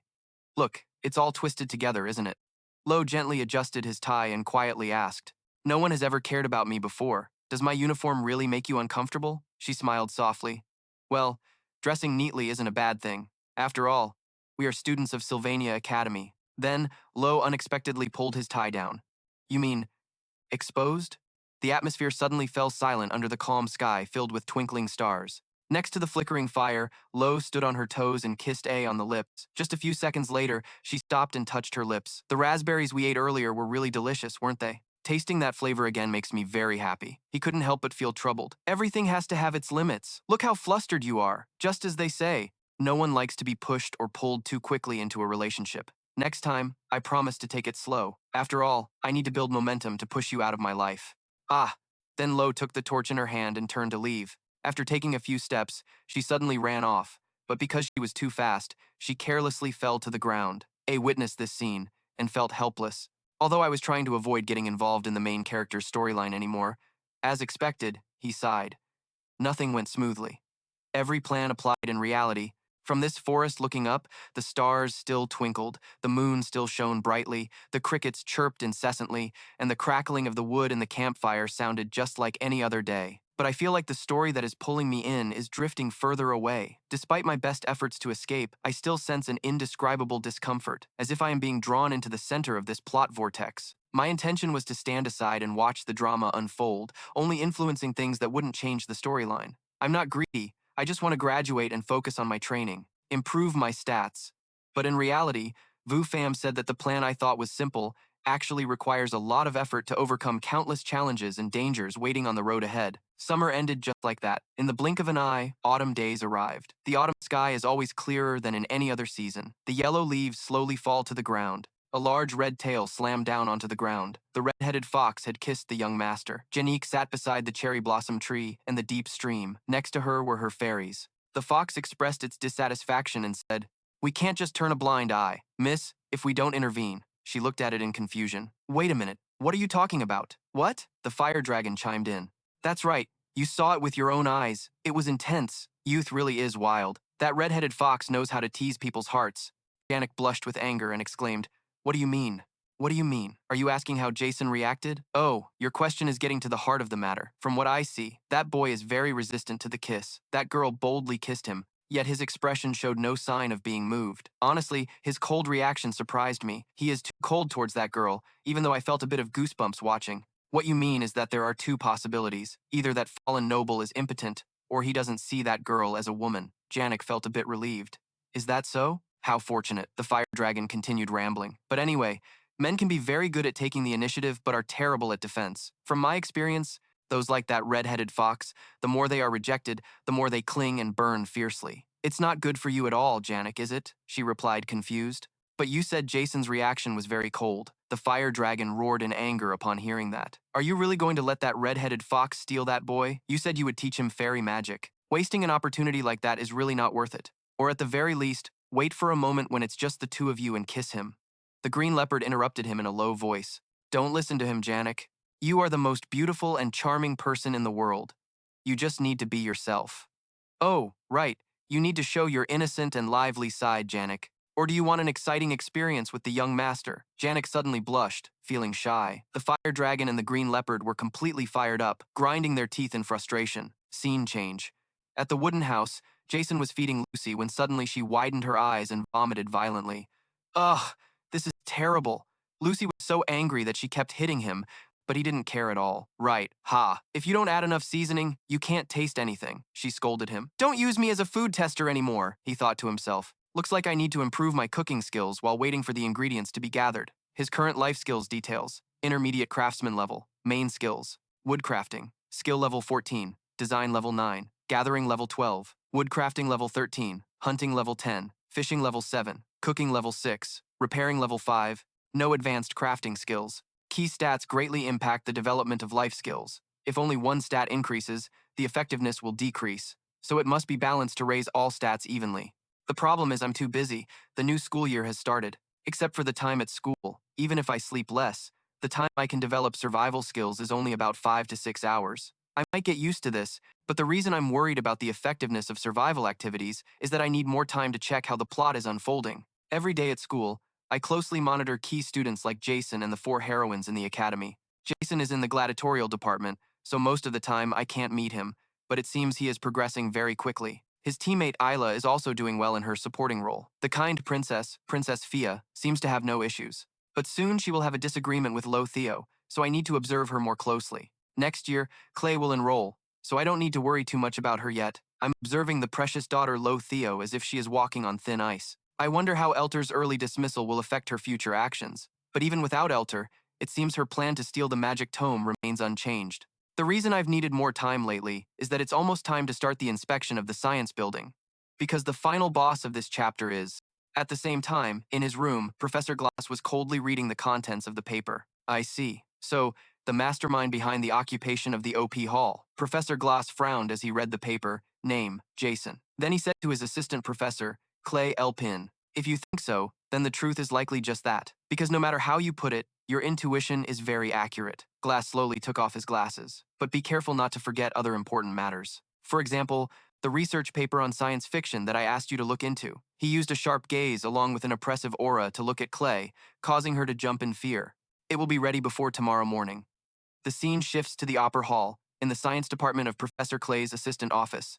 I have gathered all the information related to the OP Hall occupation event. Cleo was so exhausted that she felt dazed. Thank you, Anis. Cleo picked up the stack of papers and began reading. It contained information about those involved in the OP Hall occupation. She thought to herself, do I really need to focus on investigating a case that has almost been completely resolved? I'm so tired. I could just die. Cleo squinted her eyes, but it did seem suspicious no matter how she looked at it. She flipped to the information page about Exot Taylor.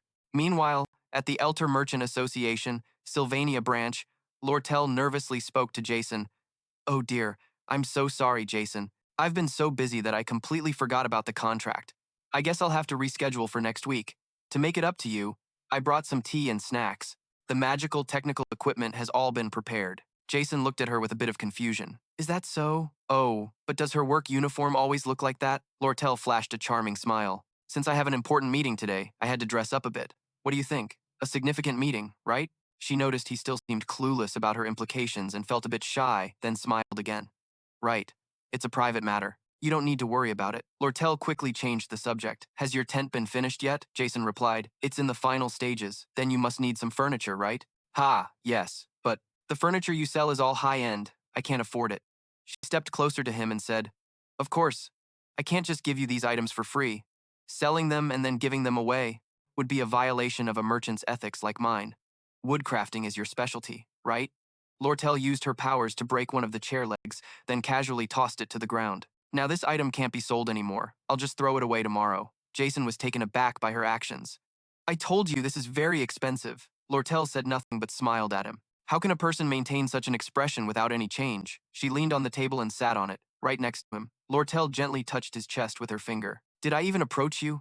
Or do you not see me as a woman? I've always considered you the man of my heart, Jason. Just as you think, even the help I'm offering you comes from very complicated reasons. Hearing this, Jason said, I understand what you're expecting me to say. But before he could finish, she cut him off. Oh, come on.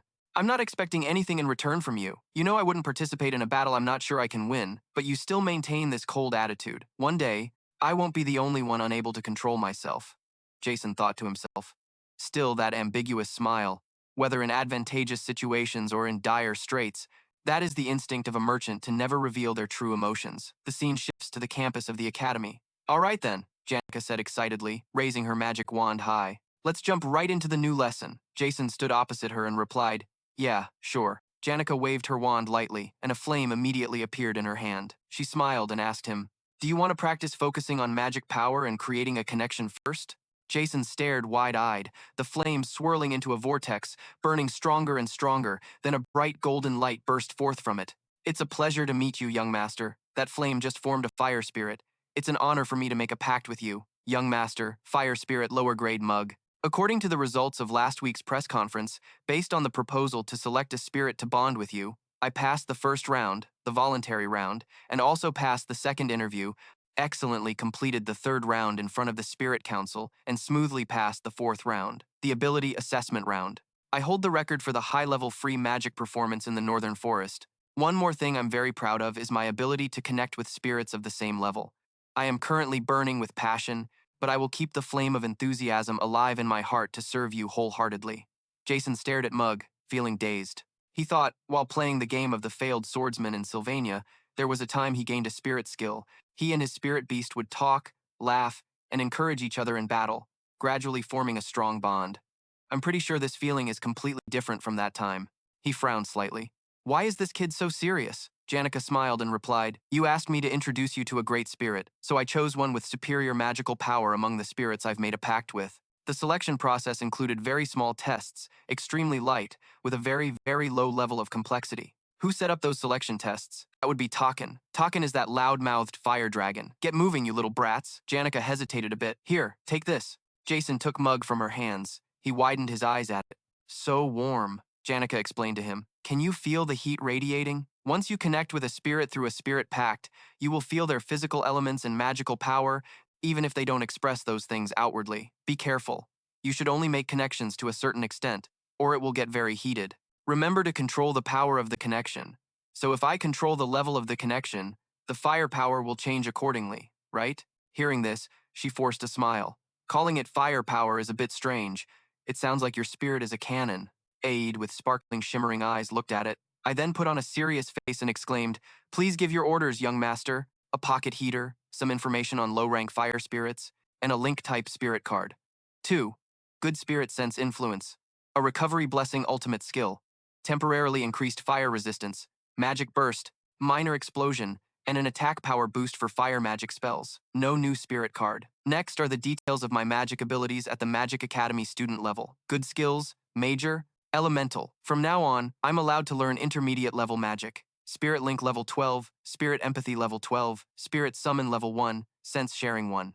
This is an unexpectedly useful survival tool. I don't even need to use firewood anymore, Aide thought to himself. Seeing his delighted expression, Janica smiled brightly. I'm glad you like it. You always look so gloomy and exhausted. Seeing you like this now makes me very happy. If you need anything else, just tell me. Before class, I'll teach you the linking spell and how to sense them. As long as you learn with me, you'll definitely improve at lightning speed. And if you want to quickly reach a level high enough to form a pact with mid-rank spirits, we'll have to intersperse our training with spirit duels. I'll go ahead and book a spot in the dueling training room. I also have some tools that can increase the stability of the spirit link, but I left them all in my room.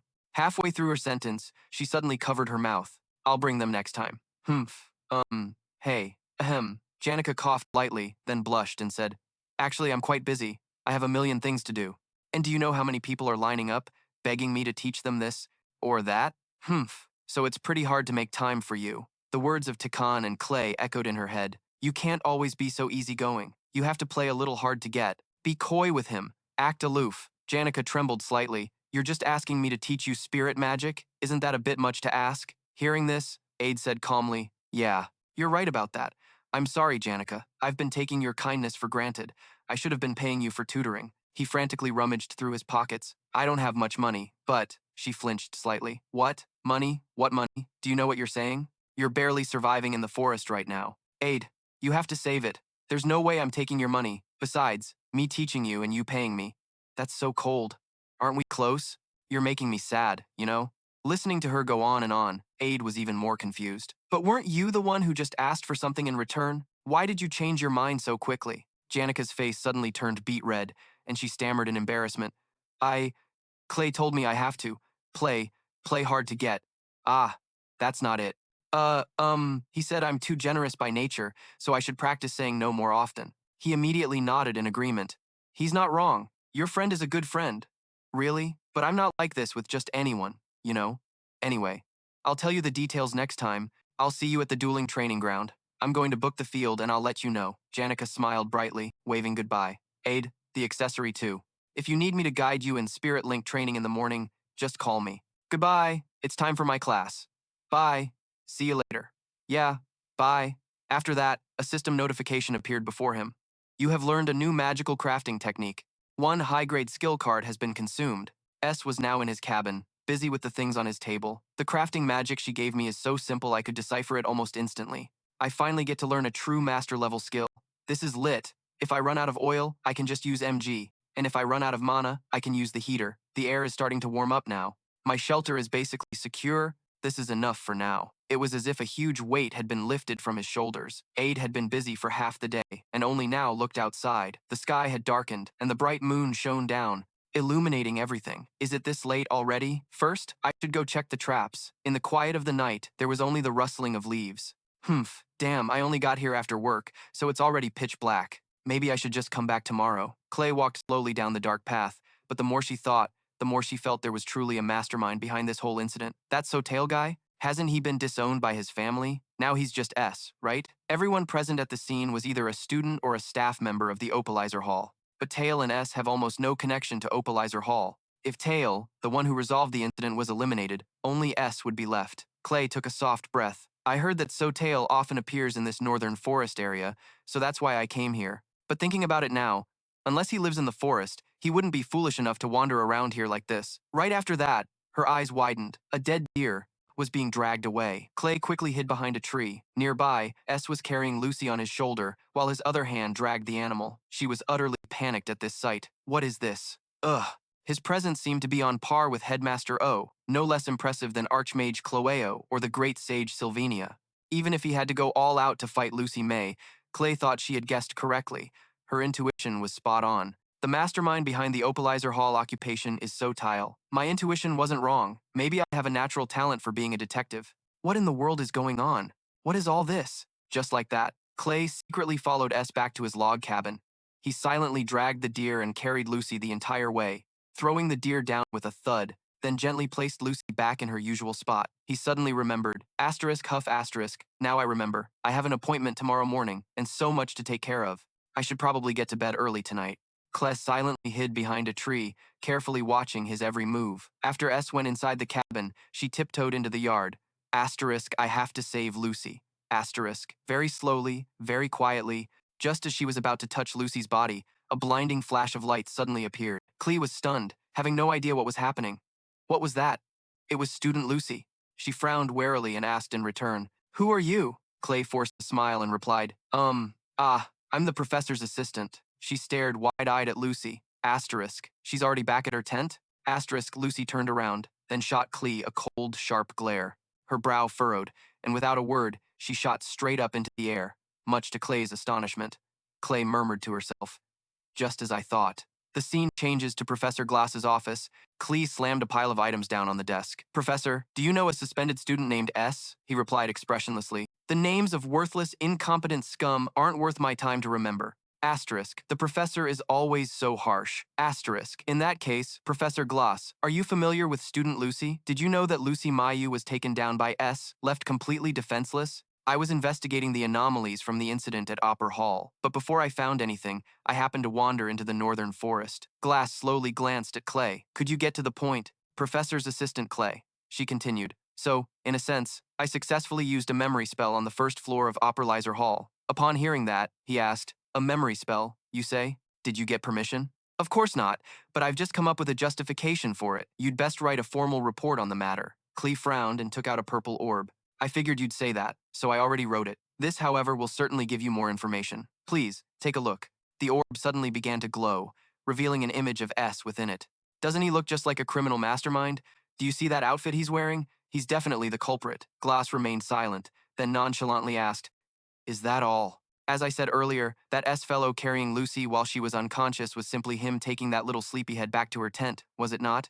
Clay was left speechless, unable to say another word. Glass then said, "Go write your report." "Yes, sir." Clay trudged away dejectedly. Inside the room, something suddenly caught his eye. The orb showed an image of S, sitting amidst a chaotic mess, with a few other students standing nearby. Asterisk. That's right. This scene was also captured by the spell. Asterisk S was deliberately trying to block Jason and his group, but they quickly broke through his defenses. Jason was born into the lineage of the Holy Sword, Ali Visa, and was gifted with a natural talent for alchemy. An ordinary person like S stood absolutely no chance against him, or so one would think. But in the next moment, he did something that made the professor's eyes widen in surprise. Asterisk. Asterisk. Scene change. In the dense northern forest, a great fire erupts as a small dagger is seen embedded in a tree trunk. Quest complete. Crafting skill has increased by 1 level. New item crafted. Explosive Formula Dagger. The Formula Dagger has absorbed a spirit formula and is inscribed with an explosion charm. It can be activated within a certain range. These charms are deeply engraved, which helps shorten casting time and increase the skill's effectiveness. Crafting difficulty. 2 stars. Spirit formula has been imbued. Elemental explosion magic. Copied and inherited from elemental fire art. Magic accumulation. Moderate. Resonance area. Small. S slowly pulled the dagger out. This dagger has been with me for a very long time, ever since my first days of survival. I'm glad I decided to inscribe it with so many charms. Mug raised a brow, saying, "The spirit formula has been successfully assimilated. From now on, the more the master of this dagger uses it, the more effective its skills will become. Young master, you've taken another step forward. This is truly a joyous occasion. We must celebrate with a feast. This mischievous mug will now sing for you a song with all my heart, a song of the Tranquew people, transcribed from oral history." S frowned and pulled on one of its wings. Ouch! Oh, young Master S, I sincerely apologize. I beg for forgiveness for my impertinent behavior. How shameful. But the most shameful part is that I don't even know what I did wrong. Young master, please tell me what I did wrong so that I may reflect upon it and make amends. Hearing his master's tone, Mug stopped whining. Yes, sir. S's brow furrowed as he stared at the creature. Speak. Spirits that leave the immortal realm to become low-level spirits will choose to form contracts with spirit mages to guarantee their safety and inherit magical power. For spirit mages like Janica, it's perfectly normal for low-level spirits to be willing to form a contract with her. But something about you seemed off from the very beginning, didn't it? What was your purpose for making a contract with me? One that lasts until you're able to fight. Did you make a promise to someone? Mug hadn't expected him to be so perceptive. S continued to question it. So, let me get this straight. We've met before, haven't we? Mug suddenly began to tremble.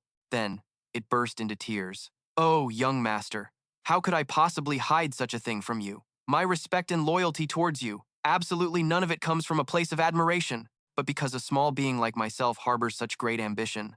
Honestly, I'm deeply ashamed.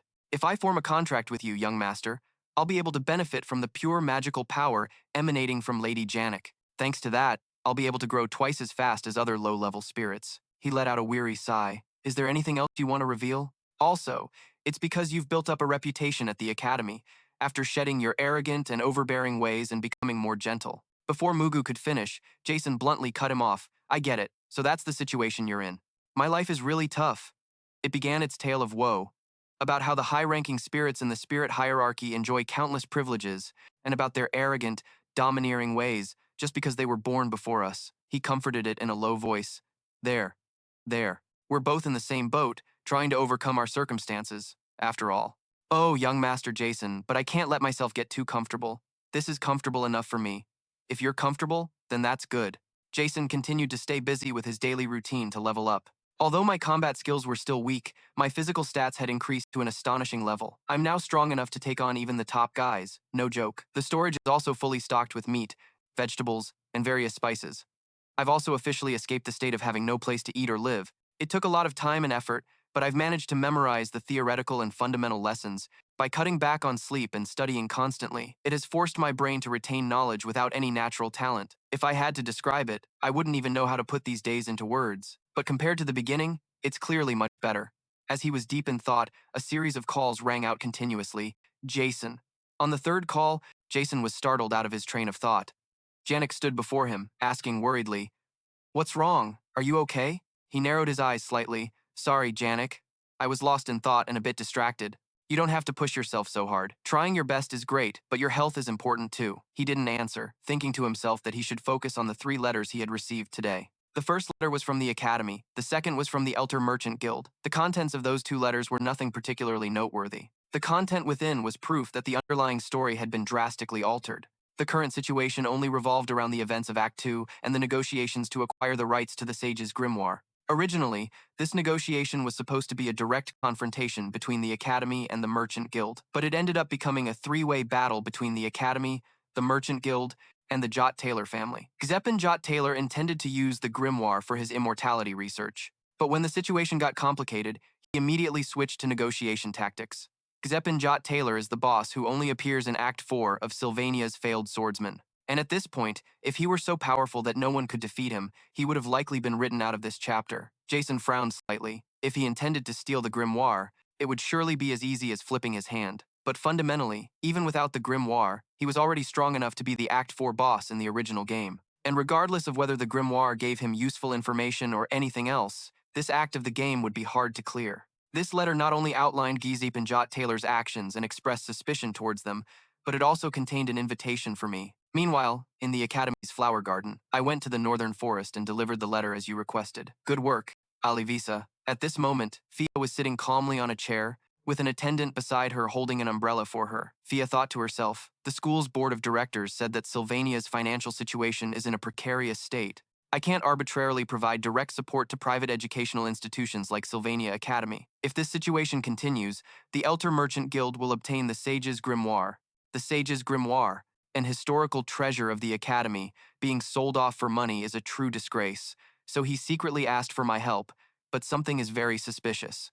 How did Gazepin Jot Taylor know how to join this sales negotiation? Hearing this, Cleo replied, it must have been Jason. That kid reported it. He's a boarding student at the academy, so he must have heard the rumors. If I were that kid, I would also do everything I could to restore my title and return to my family. But immediately after, another voice spoke up. I don't think so. Lo walked gently towards them. Would a lowly person such as myself be permitted to have tea and conversation with the princess? Fia frowned at her with a suspicious gaze. I'm surprised. I thought you hated me. Lo immediately said, oh my, how could that be? Princess Fia, if that were the case, why would I come to you to discuss this sales offer?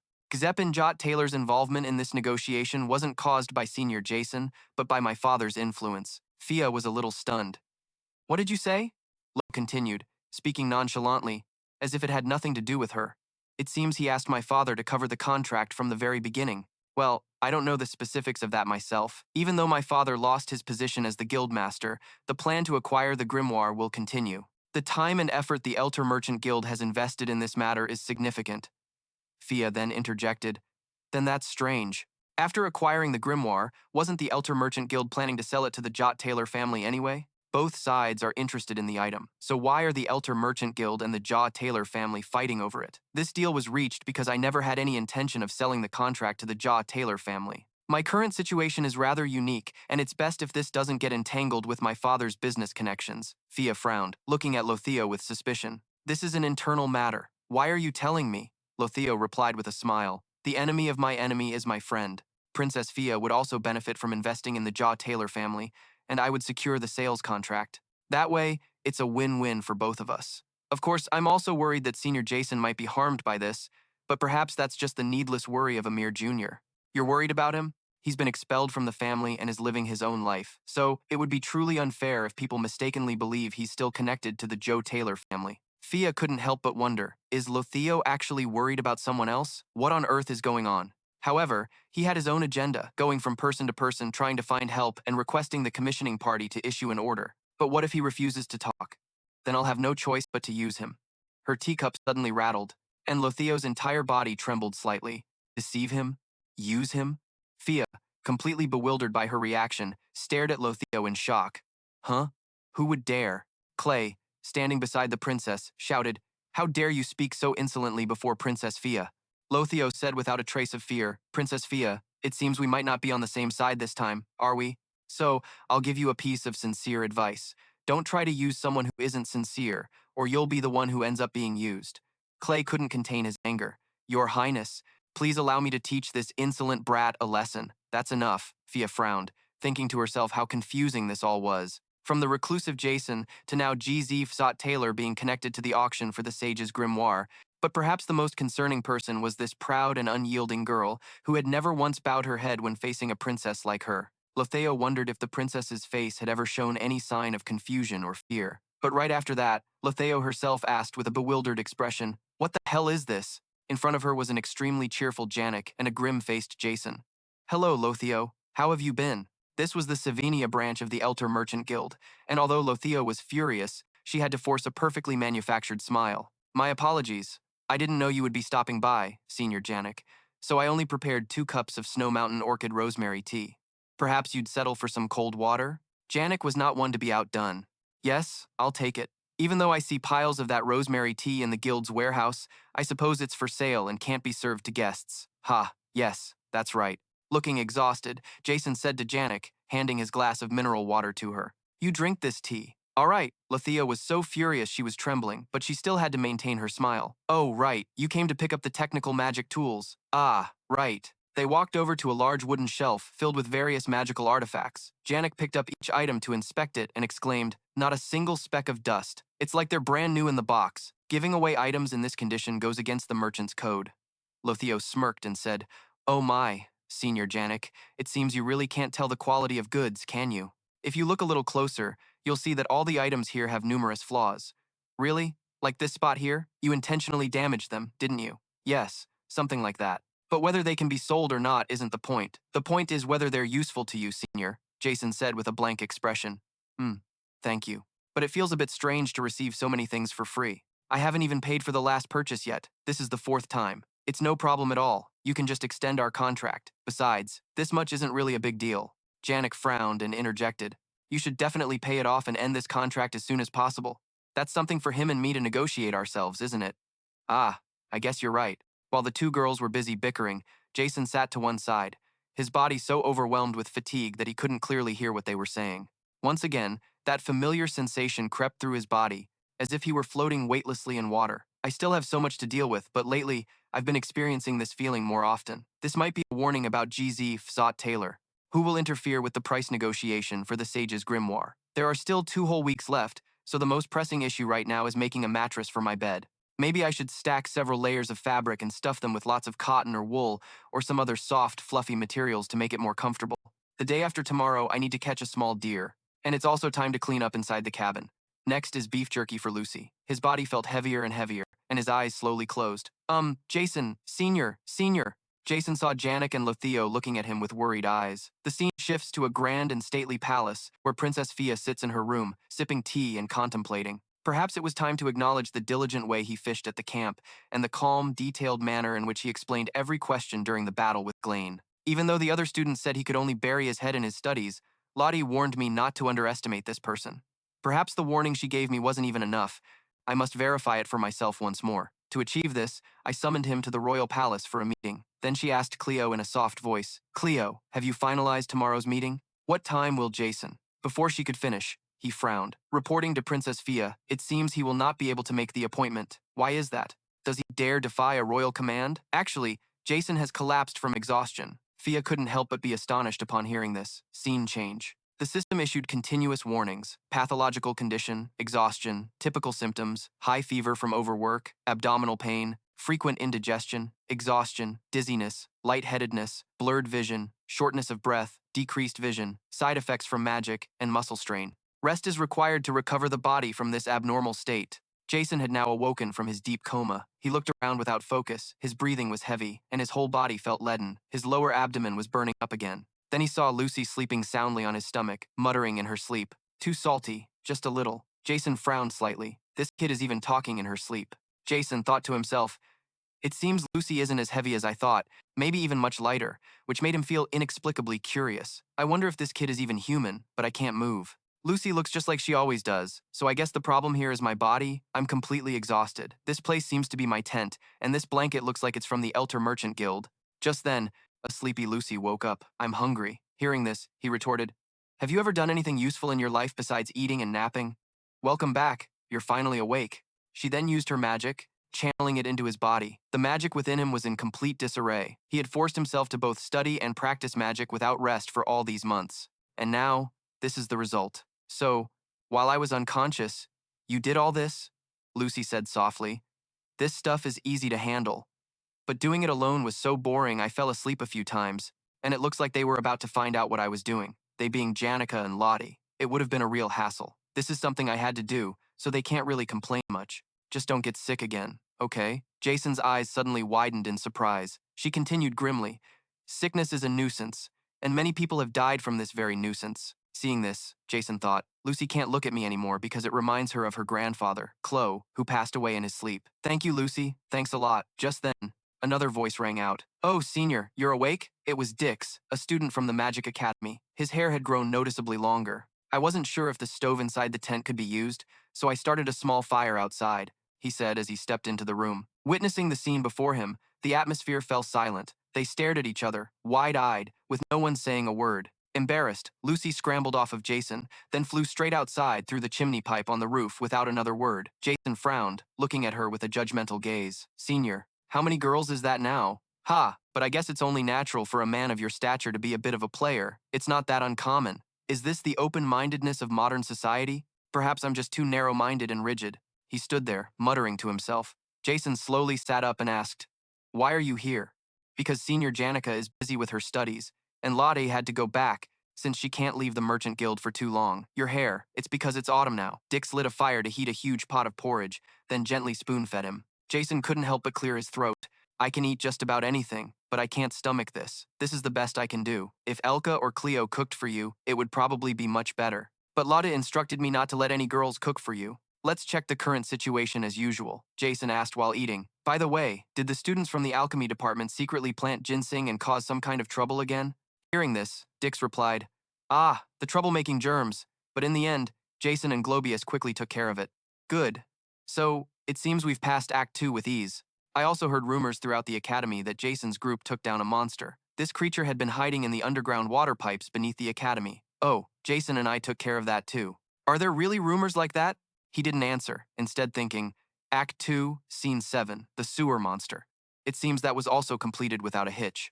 Now, the only major event left is the price negotiation for the Sage's Grimoire. How long was I out? As of today, 10 days. I'm sure everyone will be surprised to see you're awake. Senior Jason had no idea he had been unconscious for so long. What? Dix then said, But I can't stay with you today.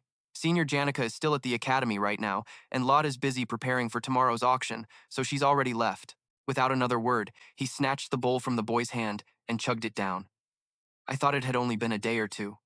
I can't believe I was out cold for that long. Dix didn't understand why he was acting this way. Senior Jason. Yes, I need to send Lot a message right now. There's no time left. The day after he woke up, Act 2, Chapter 10.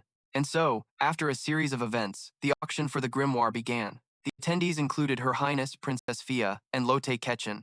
And if things were to proceed according to the original storyline, the head of the ducal family, J. Taylor GZ Finns Taylor, the final boss of the fourth arc, would also appear at Sylvania Academy. How wonderful. You look as youthful as ever. Princess Fia frowned, slowly cutting a piece of steak on her plate. Though it's been a long time, I haven't had the chance to properly apologize. I heard a certain someone from my lineage caused you quite a bit of trouble. I heard you had a lot of difficulties with him. J. Taylor was exiled by royal decree for his philandering, but I must apologize once again. Fia replied expressionlessly. It's fine. Let's not make a big deal out of it. GZ Finns. Just as she thought, he was here too, sitting opposite Princess Fia. She thought to herself, J. Taylor shares the same bloodline as Zot Taylor. He's high, noble, dignified, wise, and rules a duchy with absolute power. Just looking at the attitude of his attendants is enough to see the immense respect they have for him. But his eyes told the truth. This man was undoubtedly a vile person. GZ Finns said with a smile, My lady, are you the representative of the Elter Merchant Guild? Lotte, who had been sitting quietly, heard this and smiled politely, introducing herself. I am Lotte Ketchen. It's an honor to be here, though I am still lacking in many ways. You must be the only daughter of the Gold King, Elter Ketchen. I've heard a great deal about your sharp insight and adventurous spirit. She gave him a bright smile. As long as there's a huge profit to be made, we will go anywhere. Money is our leader. Where there's the scent of money, you'll find us. GZ Finns glanced at her with an appraising look. I see. The price negotiation for the Sage's Grimoire. A price negotiation is a method of agreement between business organizations on the purchase price of goods and services, with a state agency acting as an intermediary. According to the rules, a negotiation team is formed. They have lunch, inspect the grimoire's condition, and confirm the payment method before the auction is held across all sessions. The highest bidder will own the book. The Sage's Grimoire is the treasure of Sylvania Academy. The department head didn't want to make this public, but due to financial difficulties, they were forced to sell the book. Therefore, Headmaster Obelfix User devised a clever plan.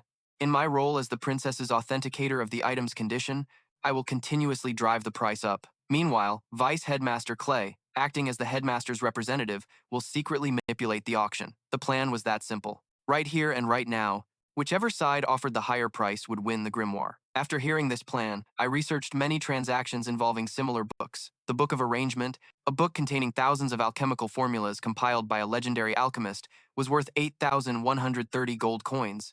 The Book of Sloth, a series of books analyzing real-life cloning magic stored in the Royal Library, was 6,730 gold coins. The Sorcerer's Diary, written by the great wizard Cloel while he explored the pristine northern regions, was 7,020 gold coins. Lotta was mentally calculating its value in terms of magical inheritance, academic research, and its material value as an expensive item.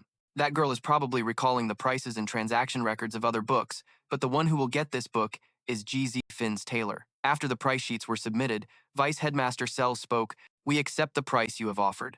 Thank you very much for your contribution. Princess Fia, standing beside her, thought to herself, a single bid auction with no price limit, decided unilaterally. The The key to this rule is knowing the maximum amount your opponent is willing to spend. She recalled Lotte's words during the meal. A huge profit. No matter where, we will go. From the beginning, Lotte had made it clear she was here for the profit the book could bring. If Lotte was aiming for profit, she wouldn't bid higher than the current most expensive book, which is 8,100 gold coins. It's very difficult to sell a book at such a sky-high price. And even if she did sell it, she would likely take a loss. If GZ Fins just wrote a price slightly higher than Lotte's expected 8,000 gold coins, the grimoire would be his. Then, Vice Headmaster Clay held up a piece of paper. I will now announce the prices that both parties have submitted. Bidder, GZ Fins Taylor, 8,500 gold coins. Fia quietly pondered. I doubt GZ Fins Taylor is the type of person to come all the way to this academy just to trade for a book. The important question is why he wants that book so badly that he's willing to pay such an exorbitant price. The Vice Headmaster continued reading. Bidder, Lotte Ketchen, 9,400 gold coins. What? The Elter Merchant Guild is permitted to continue the price negotiation for the Sage's Grimoire. Fia absolutely did not expect this move from Lotte. Doesn't she want to make a profit? The man on the other side also furrowed his brow tightly. Tisk. Let's move to a private room to sign the bill of sale. Very well. Fia still couldn't understand why she did it. What was Lotte Ketchen's real purpose? Could it be from when they talked on the school grounds? She had asked Princess Fia with a threatening gaze. We're allies, aren't we? From the very beginning, Lotte's sole objective was to prevent the book from falling into the hands of someone like GZ Fins. There's no way she would dare to take such risks for the ideal of fairness. Even if that were the case, I can only guess that GZ Finzo is a sinister character. And even with the power of a princess in hand, I still can't find any evidence. There must be someone who requested or ordered her to do this, someone behind Lotte pulling the strings, someone who knows the dark nature of GZ Finzo Taylor and wants to stop him. Earlier, Lotte said this, I want to emphasize again for you that the rumors about using charms are all baseless speculation. He was expelled from his family and lived in the forest, but even though he lived to the fullest, finding every way to survive until he fainted from exhaustion, he still did not stop fighting against the dark side of the Jason Taylor family. Thinking of this, Fia suddenly trembled, kneeling down. Kurlai saw this and hurriedly ran over to support the princess. What have I done? I have pushed an innocent person to such an end. The princess is being tormented by guilt. However, her misunderstanding may actually just be a facade. Sales contract, buyer Lotte Kien of the Elter Merchant Association, seller Belfic user Sylvania. The transaction amount is 9,400 gold coins. The transfer process will take place 7 days after the contract is signed.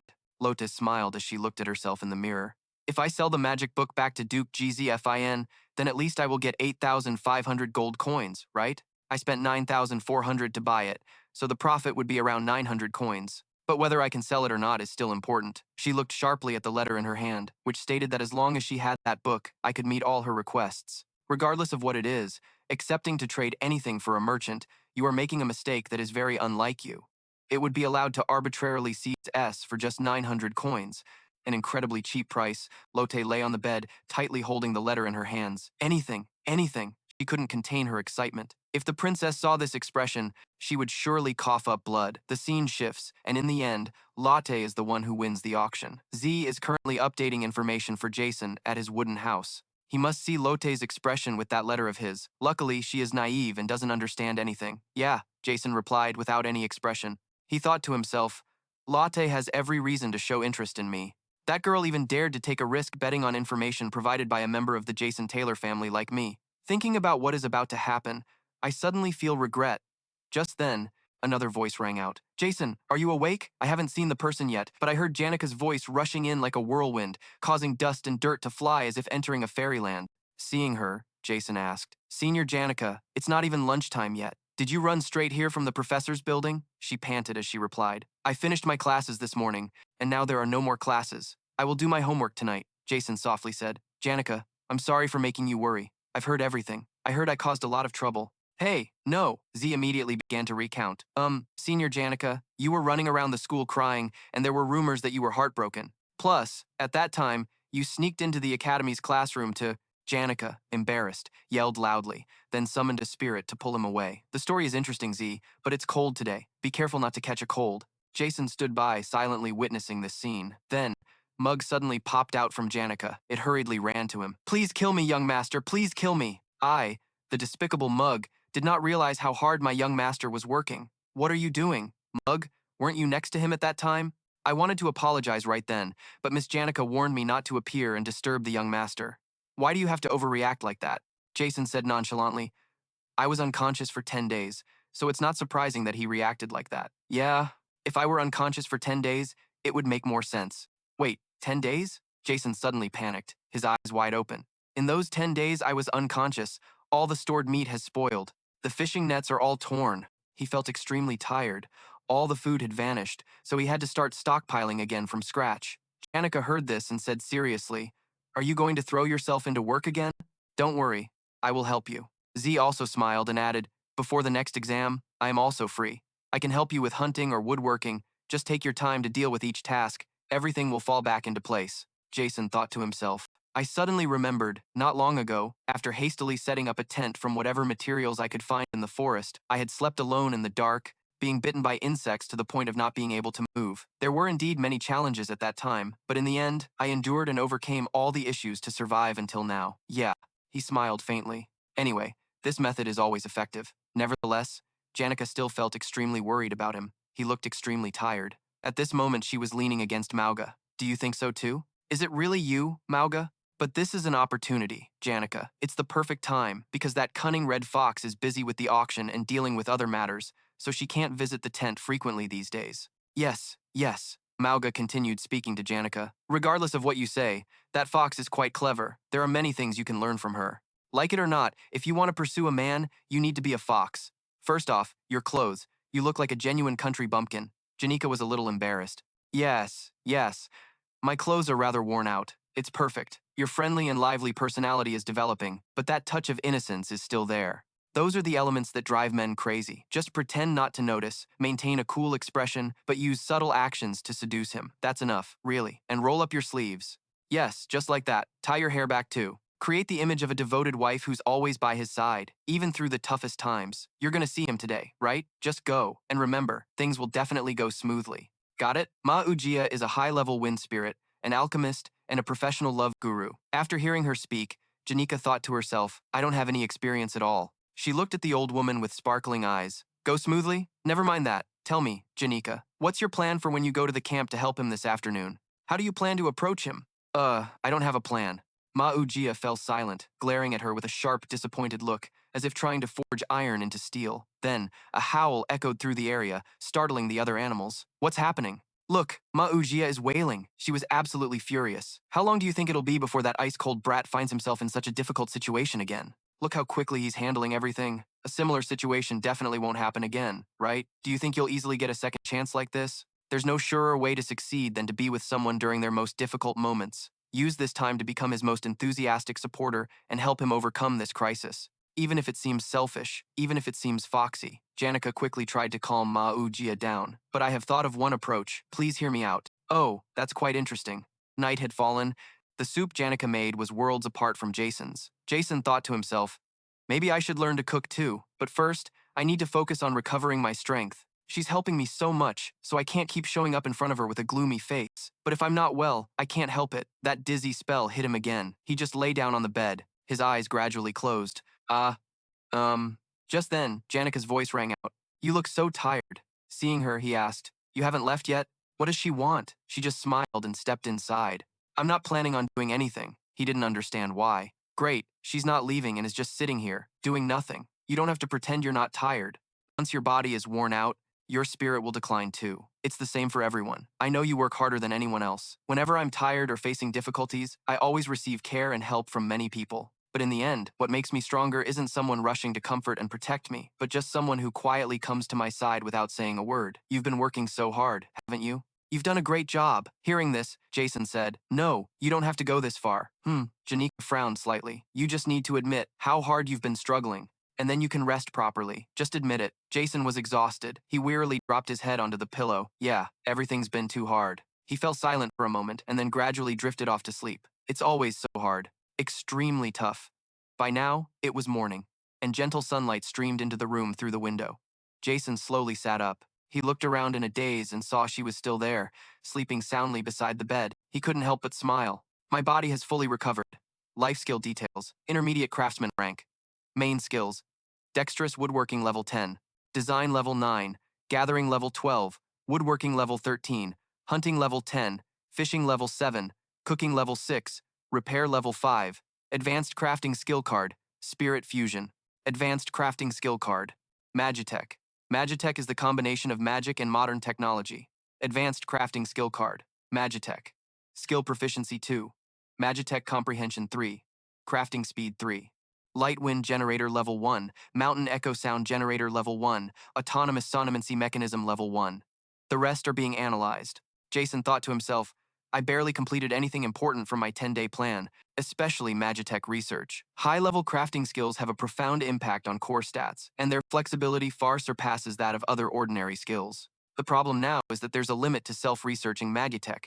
Most Magitech crafting recipes are rewards from main quests, so for someone like me who always tries to avoid getting involved in the main storyline, getting those rewards is a bit. But if you look closely, you can see that Jason wasn't very interested in Magitech. That was likely the case, because even with the recipes in hand, he couldn't craft any useful Magitech items. The crafting materials were unsuitable. To craft them, he needed to gather very hard to find materials that only appear in the latter half of the story. But my situation is completely different. Just then, a voice spoke up. What are you pondering about? Because there was one person here who, despite being on the other side, could find any material. And that was none other than Lo Theo, sitting right in front of him. Seeing you healthy again like this makes me really happy. I was so worried, Jason replied. Me too. Seeing you're healthy makes me happy as well. Do I look healthy to you? Believe it or not, I'm actually exhausted right now. She sighed and walked over to him. Do you have any idea how hard it was to fix my tanned skin and damaged hair? Just like that, Lottie sat down beside him. You must have been so busy, traveling all the way to that northern forest. One thing's for sure, you need some rest, and we have some things to sort out. After Elter was deposed, it's strange to keep the name Elter Merchant Guild, so I plan to reorganize it into a corporation and restructure the entire business. We need someone to take charge of managing personnel, assets, business operations, and foreign trade. I'm looking for someone suitable for that position. As Ed just stared at her in silence, Lottie suddenly smiled and asked, Are you interested? Waking up every morning to take a walk to the corporate headquarters, with us living next to each other, separated by just a single wall. Your benefits package will be amazing. You'll have free reign to run the ELT Merchant Guild, and I'll even share my personal assets with you, just as if the two of us were. Oh my gosh, why did I just say something so unnecessary? Lottie blushed and chuckled. It was then that he finally spoke. Lottie, you're acting really strange. Her mood instantly dropped at the sight of his skeptical eyes. You don't know anything. What? Lottie suddenly pulled her hood over her head and said, I know my own feelings. You must be thinking, why is this girl acting like this? I can't make such a huge decision. It's like I'd be taking advantage of a young maiden's feelings. That's what's going through your head, right? You probably just want to keep our relationship safely in the professional zone. Hearing this, Ed raised an eyebrow. Not exactly, but you wouldn't understand. In a world where hundreds of gold coins can easily pass through a single person's hands, if you don't betray someone first, you'll be the one who gets betrayed. After living my entire life in a society like that, what do you think is the one thing I need in the end? It's someone who will never betray me, someone who will always be by my side. As she said this, Lottie smiled at him and gently placed her hand on Ed's. Someone who would never, ever betray me. Even if I were to wake up one morning to find all my wealth and fame had crumbled. Even if the entire world were to abandon me. Some might call a person like that family, others might call them a lover, and some might even call them a life partner. But to Lottie, a merchant who's seen all the highs and lows, I know that one day I could find myself in that same situation. He glanced down at her small hand, which had always been a part of that fearful maiden's heart. Lottie continued, I'm not asking for anything more or less than this. I just need you to stay by my side. Can you do that? Ed stared at her blankly. Seriously, Lottie, he said. Hearing that, she burst out laughing. It had no effect. What a pity. I was so close. Your vocal pitch was much higher just now, a clear sign you were trying to sweet-talk me.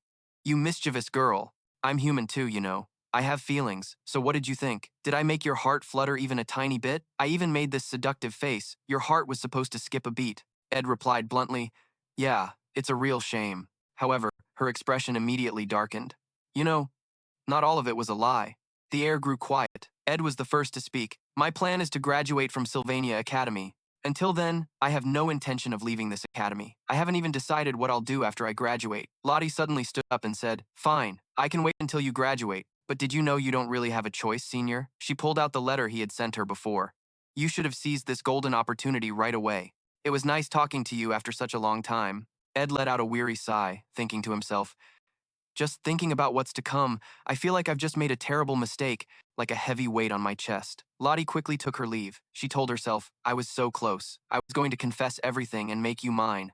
before ending the conversation. But his expression threw all my plans into chaos. If I hadn't left right then, I'm sure I would have made a terribly sad face. I even brought the money to pay him back for the high-end crafting materials. It'd be too awkward to go back now. Maybe I'll just leave it in the bushes. Just then, the door of the log cabin creaked open. A sleepy Janica stepped outside. Ed. Oh, that's right. He went to the riverbank. I should probably grab a bite before he gets back. When the two girls saw each other, one coming from the river and the other from the cabin, they were both startled. Why are you coming out of there? Then why are you coming from the direction of the river, Senior? This was the beginning of a catastrophe.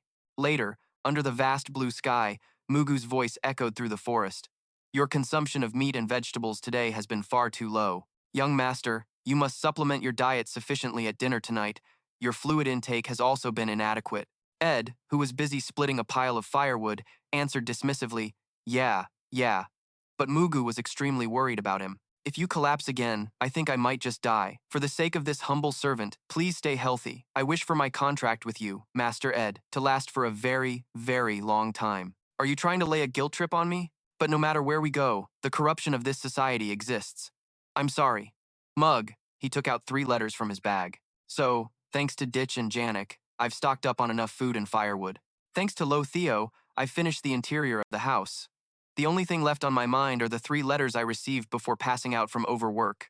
One of them was from Lo, a warning to be careful because no one knows what Elter's next move will be. Another letter was a personal one sent by Princess Fia, talking about the actions of GZ Finn. The last letter was from the Academy, but the sender was, surprisingly, Professor Glazer himself. He sent me a message saying he wanted to meet me in person after class, but unfortunately, I passed out, so I couldn't go see him. Now I have no way of knowing why he called for me yesterday. Professor Glad is the final boss of Arc 2, and the final chapter of Arc 2 has begun. I still remember the plot of this final chapter quite clearly. Professor Glad always believed that only a few exceptionally gifted individuals could change the world's destiny to resurrect the greatest sage in history, Sylvania. He researched a forbidden magic that could change and reset the world's order. To complete this magic, he needed the sage's grimoire. But Sylvania Academy fell into Lo Theo's trap and sold the book. Desperate, he decided to steal the book with the intention of transferring the sage Sylvania's soul into Ayla's body to become the pioneer who would usher in an age of progress once more. This is exactly the story of a madman, but Jason appeared to rescue Ayla, overcoming all the traps in the aqueduct tunnels, the secret laboratory, and the Library of Souls.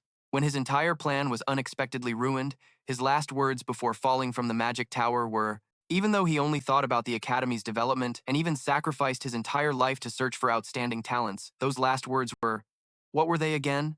I forgot. Anyway, the final battle of Arc 2 begins with Glad's invasion, which involves exchanging the sage's grimoire for the resonance ritual. It all started when Professor Glad kidnapped Jason's companion. Ayla, it looks like you're awake. Ayla, stay away from me. She and another person were locked in a cage. Outside, a monster was staring at them. That's right, the monster in this underground canal is pretty scary. Ayla cried out in panic. This is all your fault. Why would you do this? I hate you. Jason looked at her calmly. Isn't this a bit much? You both got kidnapped, and I got caught too. Arc 2, final chapter. Glad's invasion begins. 3 days ago, at my log cabin, Jason was busy assembling the things Lo Theo gave him. Although I finished all my pending tasks during those 10 days, unfortunately, I didn't train at all during that time. Glad's attack must have already started, but it's a shame I haven't had time to upgrade my Magitech stats. To continue my Magitech research, I need more materials. Wait a minute. I remember there's a very effective method to increase Magitech stats. The final stage of the battle with Glad takes place in 4 locations. Among them, the location with the highest difficulty is Stage 3, the secret laboratory. The boss of this stage is the terrifyingly powerful spirit of the librarian, Thura. She's so strong that without the Holy Sword ritual, she's very difficult to defeat. But that's originally something for the main character, Jason, to handle. As for me, I'm only interested in the contents recorded in the Library of Souls. That place contains all sorts of valuable Magitech formulas. If I remember correctly, there are at least over 20 types, and there are even 2 formulas for crafting legendary Magitech items. It's too risky, but if I have a companion, looking at Janik standing behind me, it should be fine, right? Scene change to Sylvania Academy. E from Class 3 and Ayla from Class C both have great potential to be selected for Class A in the upcoming semester. This year's class at our academy has many outstanding talents. Glad stood at the podium and said clearly, even if you move up a class mid-term, your studies will not be interrupted, so you don't have to worry about that. There are many talented students. Class A used to have only 3 people, but next semester it will probably have 5. During the entire time Professor Glad has been in his position, Class A didn't even exist. Ayla's combat ability might not be high, but rumor has it she's very sharp with celestial magic. Just then, De suddenly stood up, catching Lo Theo's attention. "What's wrong?" He said bluntly. "I have a question, though I'm not sure if I should ask. Can we really divide classes based solely on talent? There are still many students who hold great potential like unopened flowers, which only bloom under certain conditions through their own efforts." Hearing this, Glad's face darkened, and he asked, "So are you implying that I'm belittling and misjudging their efforts by ignoring them and hindering their studies?" Day looked at him blankly, then said nothing more. "I'm sorry, sir. That's not what I meant. Actually, the best way to ruin a person's life is to deliberately find their hidden talents and then bury them." Lo Theo sighed wearily. She thought to herself, before entering Sylvania Academy, the professor conducted a background check on everyone. His prejudice about talent, which makes him somewhat conservative, is probably because of his daughter. Mu, the only daughter of Professor Glatt, is a pure mage. However, he has placed too many expectations on her. From a parent's perspective, that is quite normal. But MD believes that his expectations do not stem from being a father, but from being Professor Glad, the head of the magic department. And it is precisely because of this thought she participated in the noble invasion from a very young age. Later on, because of this, it is said that Professor Glad became obsessed with certain types of talent. Most of his teaching time in the Sylvania lecture hall is focused on the study of mystical magic, also known as ultimate magic. But if we look back at his past, it is clear that what he pursued was not that ultimate magic, but the one who invented that extreme magic. The one considered the genius of geniuses throughout the long history of the great sage Sylvania. But perhaps the reason he wants Ayla to attend Class A is to serve his research on ultimate magic. Just at this moment, he suddenly mentioned her name, still worrying about the kettle. No need. This isn't related to studies. I'll contact you tomorrow." She, of course, guessed his intention. Is it about the magic tome of the sage? Unfortunately, that book is a crucial material for studying ultimate magic, but whatever he says now is useless. Sooner or later, the secret formula in the magic tome will belong to me. In Class S, the instructor this time is Assistant Professor Kerr Le. Today, we will stop here.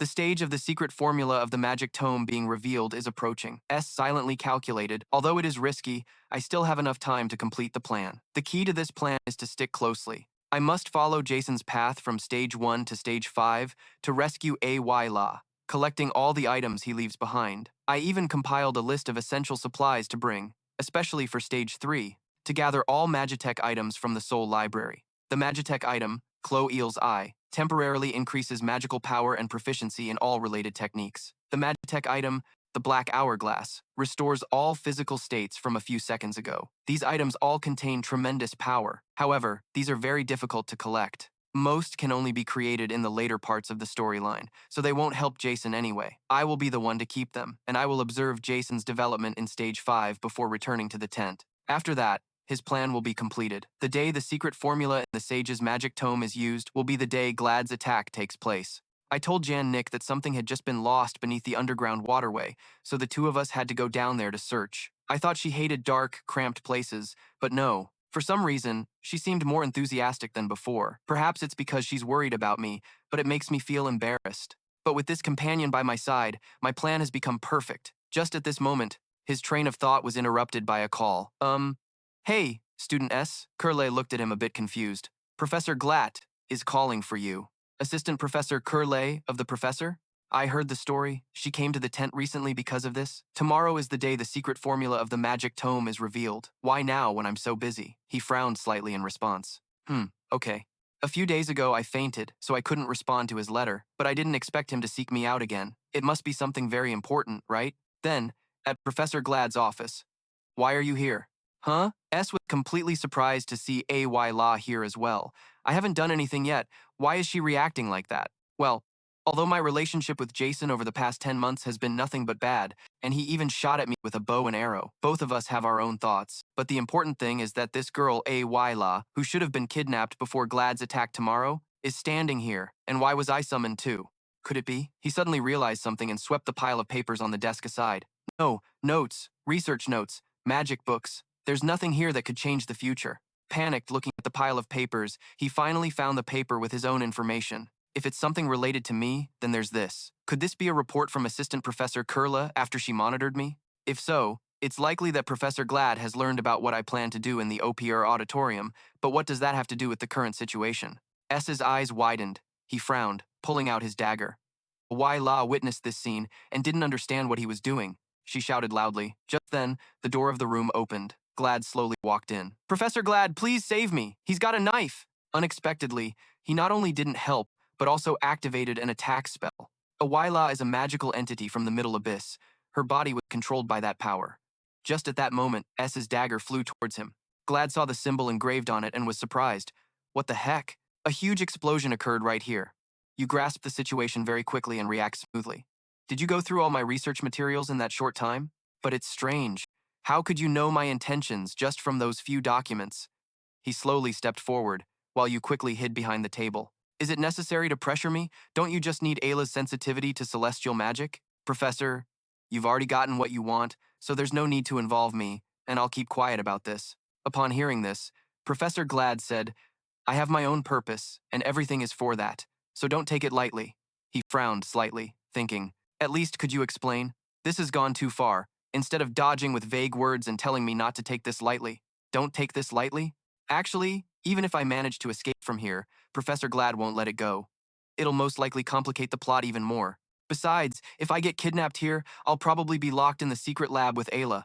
It's like he's putting the plot on an express bus straight to the next stage. Should I just let myself get captured like this? Seeing that he was no longer trying to run and had stood up, he asked, Oh, you want to force my hand?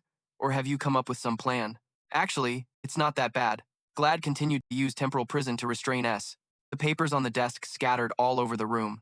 He slowly walked towards Taylor. Before, Assistant Professor Clay had told him, I was skeptical at first, but I can't believe he could achieve such results. Despite having to live in the wild, it was as if his days were 48 hours long. I can't imagine how much sweat and effort he must have poured in to achieve these things, Glad said emotionlessly. The words you're saying now are very different from the judgment you made not long ago, Assistant Professor Clay, because I didn't think his academic performance would be so outstanding. Observing his fighting style through the crystal ball, one could say Jay Taylor's will to fight is extraordinary. However, it's clearly the fighting style of the weak, thoroughly analyzing the opponent and using every trick possible. It can only be called effort, not talent. His expression showed no hint of worry. It reminds me of something I lost in the past, the daughter who had sworn to bring honor to her father's name in her own way. That memory surfaced once again. While he was distracted, Moo Good Game secretly slipped out of S's body. It quickly left the academy, flying elsewhere. Moo Good Game flew straight to the northern forest, to his log cabin. Inside the small cabin, Janica was currently cooking a large pot of soup. She had no idea what was happening to him. You're back a little late, and to conclude my magical exploration of the southern continent, after having explored every corner of the world myself, I suddenly realized that magic still held countless truths I could not comprehend.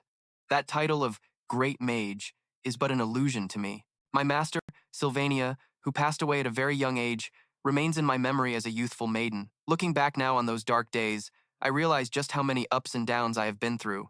The sorrow that once gnawed at my heart on the day you left me has gradually settled with time, but that memory is now just a picture painted in the colors of reminiscence. But for someone who has lived for so many years, sometimes I can't stop that wave of emotion from surging up again. It is the regret for things that are gone that can sometimes drive one's mind mad, disrupting the natural senses, even distorting the truth. I cannot deny that at times, the desire to see Master Sylvania's face again rises within me, but what is lost can never be reclaimed, no matter what you do. Pity those who are left behind to walk on their own. For that reason, you must be strong. This is for you, my most important girl, Lucy. These final words of this book, I dedicate to you. Magical exploration of the southern continent, from the words of Chloe. Sniff. I miss you so much, Grandpa. Chloe. Death was near for him, and more than anyone, he accepted it calmly and passed away, so his granddaughter could do nothing but see him off one last time. Will there be a day when all past wounds are healed, or even the deepest scars disappear? The only thing that could make her forget that persistent longing is the happiness of holding a huge bag of beef jerky. Lucy happily took out her small pouch, but when she opened it, there was nothing left inside. Hey, it's all gone. She glanced over at Janica, who was standing there cooking the big pot of soup. Beside her, Moo Good Game was flapping its wings, saying something. Immediately after, a powerful surge of energy radiated from its body. Seeing this, Lucy frowned slightly, not understanding what was happening. Scene changed to the main lecture hall. The ritual for the acquisition of the secret seal was underway, where scholars would sell the sage's grimoire to merchants. Only the representatives of the two sides came to sign the contract. Among them, only the leaders received the most attention. Lok Chen, the temporary guildmaster of the Elter Merchant Guild, and Abel Fixuser, the headmaster of Sylvania Academy. She narrowed her eyes, silently sizing him up. The same age, the same demeanor, but compared to that man, he was far inferior to Gzipzot Taylor. After the auction for the grimoire ended that day, that man had come to see me and demanded that I hand over the book to give the grimoire to GZF Finn from the very beginning. I was already planning to do that, Enon. You don't need to worry about it. However, the amount of money needed if he wanted me to betray Princess Faya was 12,000 gold coins. Even though I named an absurdly high price, agreed, I will bring the money right away. He still willingly accepted. And also, did you hear that Elter sent a squad of mercenaries straight to Sylvia? I'm telling you this for your own good. Be careful. Don't let any mistakes happen this time. Even though he's a cunning and unpleasant guy, it doesn't matter. The information about Elter he provided is very useful. Moreover, I have also sold the book. The preparations are considered complete. Professor Gla is the one who will testify today, having officially removed the main ownership of the book from Mr. Oral Fix, the representative of the Elter Merchant Guild. Guildmaster Lo, please step forward to confirm the new owner of the book. Lo thought to himself, now I have made a significant profit from this book. He truly has full authority over Jason now. She couldn't help but smile. But right after that, a surge of purple energy mixed with black suddenly appeared. A magic circle that had activated beneath their feet without anyone noticing. It was so intense that Principal O and Lo had to step back. Not stopping there, a horde of monsters crawled out of the magic circle. Principal O quickly created a shield to block them, while Lo stared blankly at Professor Glad and the book he held. The magic grimoire, a blinding light enveloped his body. Just a few seconds later, Glad and the book both vanished. She witnessed this scene and couldn't believe it. He disappeared. My chance to possess Jason. Even though Jason was not involved, the story was still filled with obstacles. In the last 2 chapters, the total purge G began. In Professor Glad's secret laboratory, Jason, Ayla screamed in fear, "Why are you here?" "Get lost! You disgusting creep! This is so annoying!"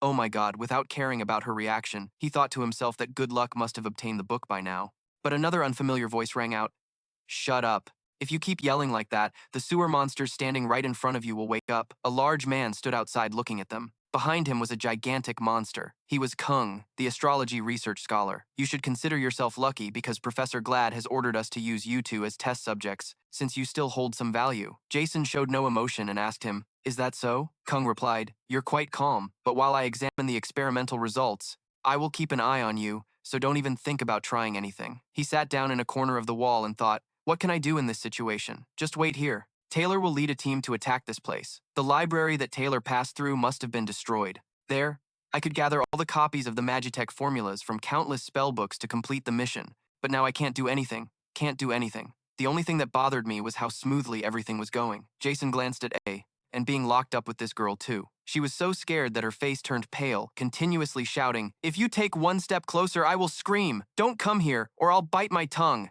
I'm serious. Does my face look like I'm joking? Who would want to harm a kid like you? If I wanted to hurt you, why haven't I done it until now? If I were to look at it from Jason's perspective, I might somewhat understand Ayla's feelings right now. She was still very wary of him. "Liar, I can't trust what you say," Jason tiredly growled. "Stop with the empty words. Just sit down. We just need to patiently wait. Jason will come." Ayla suddenly teared up, looking at him with eyes full of hatred. "Jason, do you think you have the right to call him by name like that? Why not?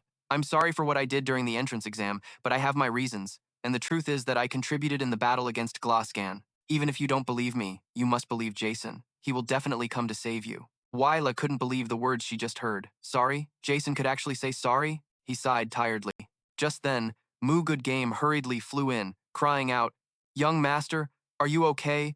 Are you hurt anywhere? Is your hand scratched? Are you weakened by the anti-magic? Is your vision still good? Are your sense of smell and hearing affected? Can you still feel your fingertips and toes? Are you feeling exhausted or in pain?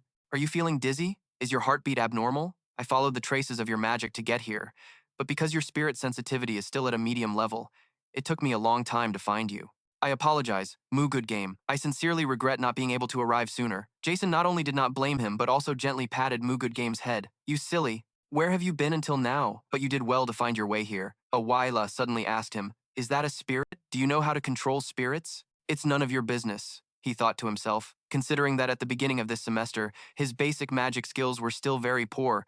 Finally, he had someone to talk to properly. She frowned and continued, If it is a spirit, it can send a distress signal to the outside. We could ask a student or a professor who can sense the spirit's presence to come to our aid. Jason glanced at her upon hearing this. I don't need any more variables like that. Mew Good Game immediately said, Don't worry, young master. Although I, Mew Good Game, can't guarantee your safety. I have been trained very well to alert in situations like this. He looked at it with a bit of surprise. What? It took me about half a day to get here, hiding from the monsters and the golems. It's about a half-day journey back from here, meaning it was a 2-day round trip from that day. But I still remember that face vividly. Lady Janica was beautiful, even in her rage. It turns out something like a cold fury really does exist. Not only that, but that fox-faced merchant and the little witch who's always wearing a magic hat often came to the tent to discuss cooperating. With this level of manpower, we basically have an army of millions. Rest assured, sir, the rescue team will be down here soon enough. Just sit tight and wait. Mugig laughed, looking extremely pleased with himself. But contrary to his expectations, I wasn't happy at all. In fact, I was grinding my teeth in anger. That damn bastard. Seeing this, Ayla couldn't help but chime in.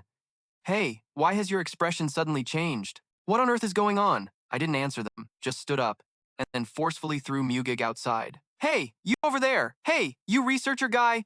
I've changed my mind. I can't stay here anymore. I have to get out. I started shaking the cage relentlessly. No, I have to get out of here right now. I'm not messing with you, the researcher told me in a panic. If you keep making a racket like that, you'll wake up the demons on the other side. Let me tell you something. If you don't let me out, you'll be the ones in big trouble, not me. Hearing my threat, he just smiled. Look at that. Look at that. The truth is finally coming out. Turns out you're just a mediocre student. Watch your mouth. Ayla also couldn't understand why I was suddenly acting this way. Why are you in such a panic all of a sudden? You said that if we waited here calmly, Tail would come to rescue us. Tsk. Right after that, Mugig took out a ring of keys and handed them to me. Master, your judgment of the situation is truly sharp. I don't know how you knew the exact location of the keys, but with your detailed guidance and decisive actions, without waiting for him to finish, I cut him off bluntly. Let's get out of here. I thought to myself that these people were just wasting time as I went ahead and unlocked the cage door. Just as Ayla was about to follow me out, I suddenly slammed the door shut. I stared at her in silence. From now on, you will only answer yes or no. What? Outside, there are many different types of monsters for research purposes and cursed magical artifacts. Basically, this is extremely dangerous. From now on, you must listen to me. If they discover I'm not here, just tell them I escaped. That way, they won't harm you. Besides, you can't run very far with that injured leg of yours, right? But, no arguing. Do you agree to do as I say, or not? Ayla, despite having so much she wanted to say, could only comply. Yes. Good. Now stay here quietly and don't move. With that, I immediately ran out of there. I'll handle this. I can't prevent unexpected events from happening. These are all minor variables. I'm confident I can find a way to resolve them. My stats have all increased significantly, so with the knowledge I have, I can handle most obstacles. However, there are still variables that I can't control on my own. Janica and Lortell are joining the battle too. I thought I had a way to deal with it, but then there's that little witch who often came to the tent wanting to cooperate. No matter how many hours a player put into this game, even the most skilled gamers couldn't find a way to defeat that transcendent foe. Tragic ending number 27, Lazy Lucy.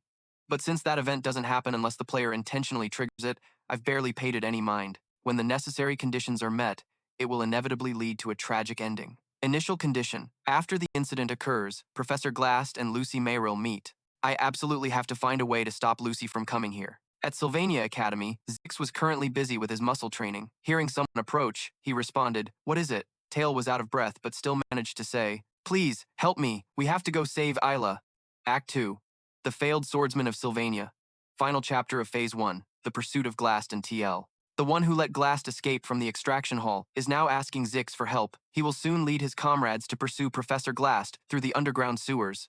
The route for the final chapter's scenario is very familiar. But right now, Lortell is at the extraction hall and in the sewers. Next is the spiritual library, and below that is the monster research area where Janica is. At the very end is the central laboratory. Going through these routes in reverse is a very interesting experience. The monster research area is usually a pain because they release all the monsters, but since I'm going backward, the monsters are still caged, and we can pass through easily. I have to hurry. The meeting between Lucy and Professor Glast is a guaranteed bad ending. The problem is, Janica is currently hiding behind a door, and in front of me is the spiritual library, where a girl is surrounded by an orb. This is the one who manages this place, the librarian of the Soul Library, Ben. I skillfully snuck inside. I'm familiar with his patrol route, and even if I have to fight, I know a few strategies to deal with him. But that old librarian is basically an experience farm for TL. Later on, enemies will appear that can only be defeated by TL's swordsmanship. If the main character, Tail, isn't trained properly, clearing the dungeon will become difficult.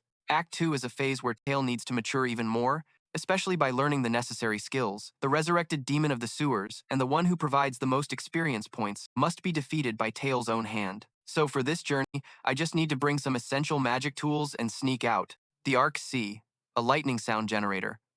While I was floating around the room, I took the opportunity to grab a few good items. Next is the one-way light dimming device. I'll have to return it when I'm done.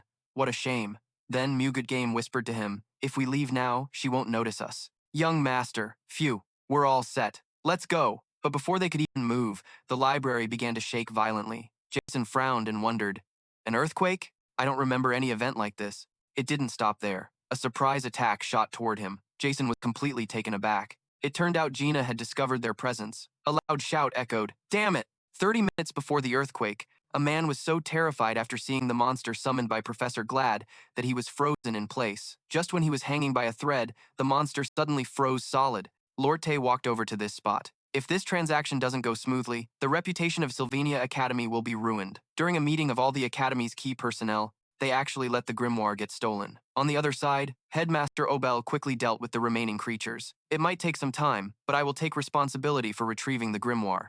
Can you wait a little longer? Whatever Professor Glad is planning, the outcome won't be good. What do you mean? In this situation, we should at least tell the president the truth and inform him about the 3 taboos. Not bending the laws of the world, blurring the flow of time, and rejecting the framework of human destiny are the 3 taboos. Pursuing immortality, resurrecting the dead, and reversing time. Lortell frowned slightly. Could Professor Glad be trying to resurrect the dead using divine arts? If so, Headmaster Obel didn't need her to finish her sentence. He quickly understood. You want to ask if I'm crazy, don't you? Lort continued. But I'm really curious. Everyone always said he was a genius who would advance this world. Yet he's a man who fanatically worships and admires the great sage of Sylvania, whose daughter, Muji, he believes died tragically because her talent was too mediocre. Headmaster Obel said in a low voice. If he could actually complete the divine art to resurrect the dead, who do you think Professor Glad would bring back? Hearing this, she didn't understand his meaning. Just then, the door to the room opened. There's big trouble. Headmaster Obel, a few minutes ago, Jason was pursuing Professor Glad. He's fleeing towards the sewers.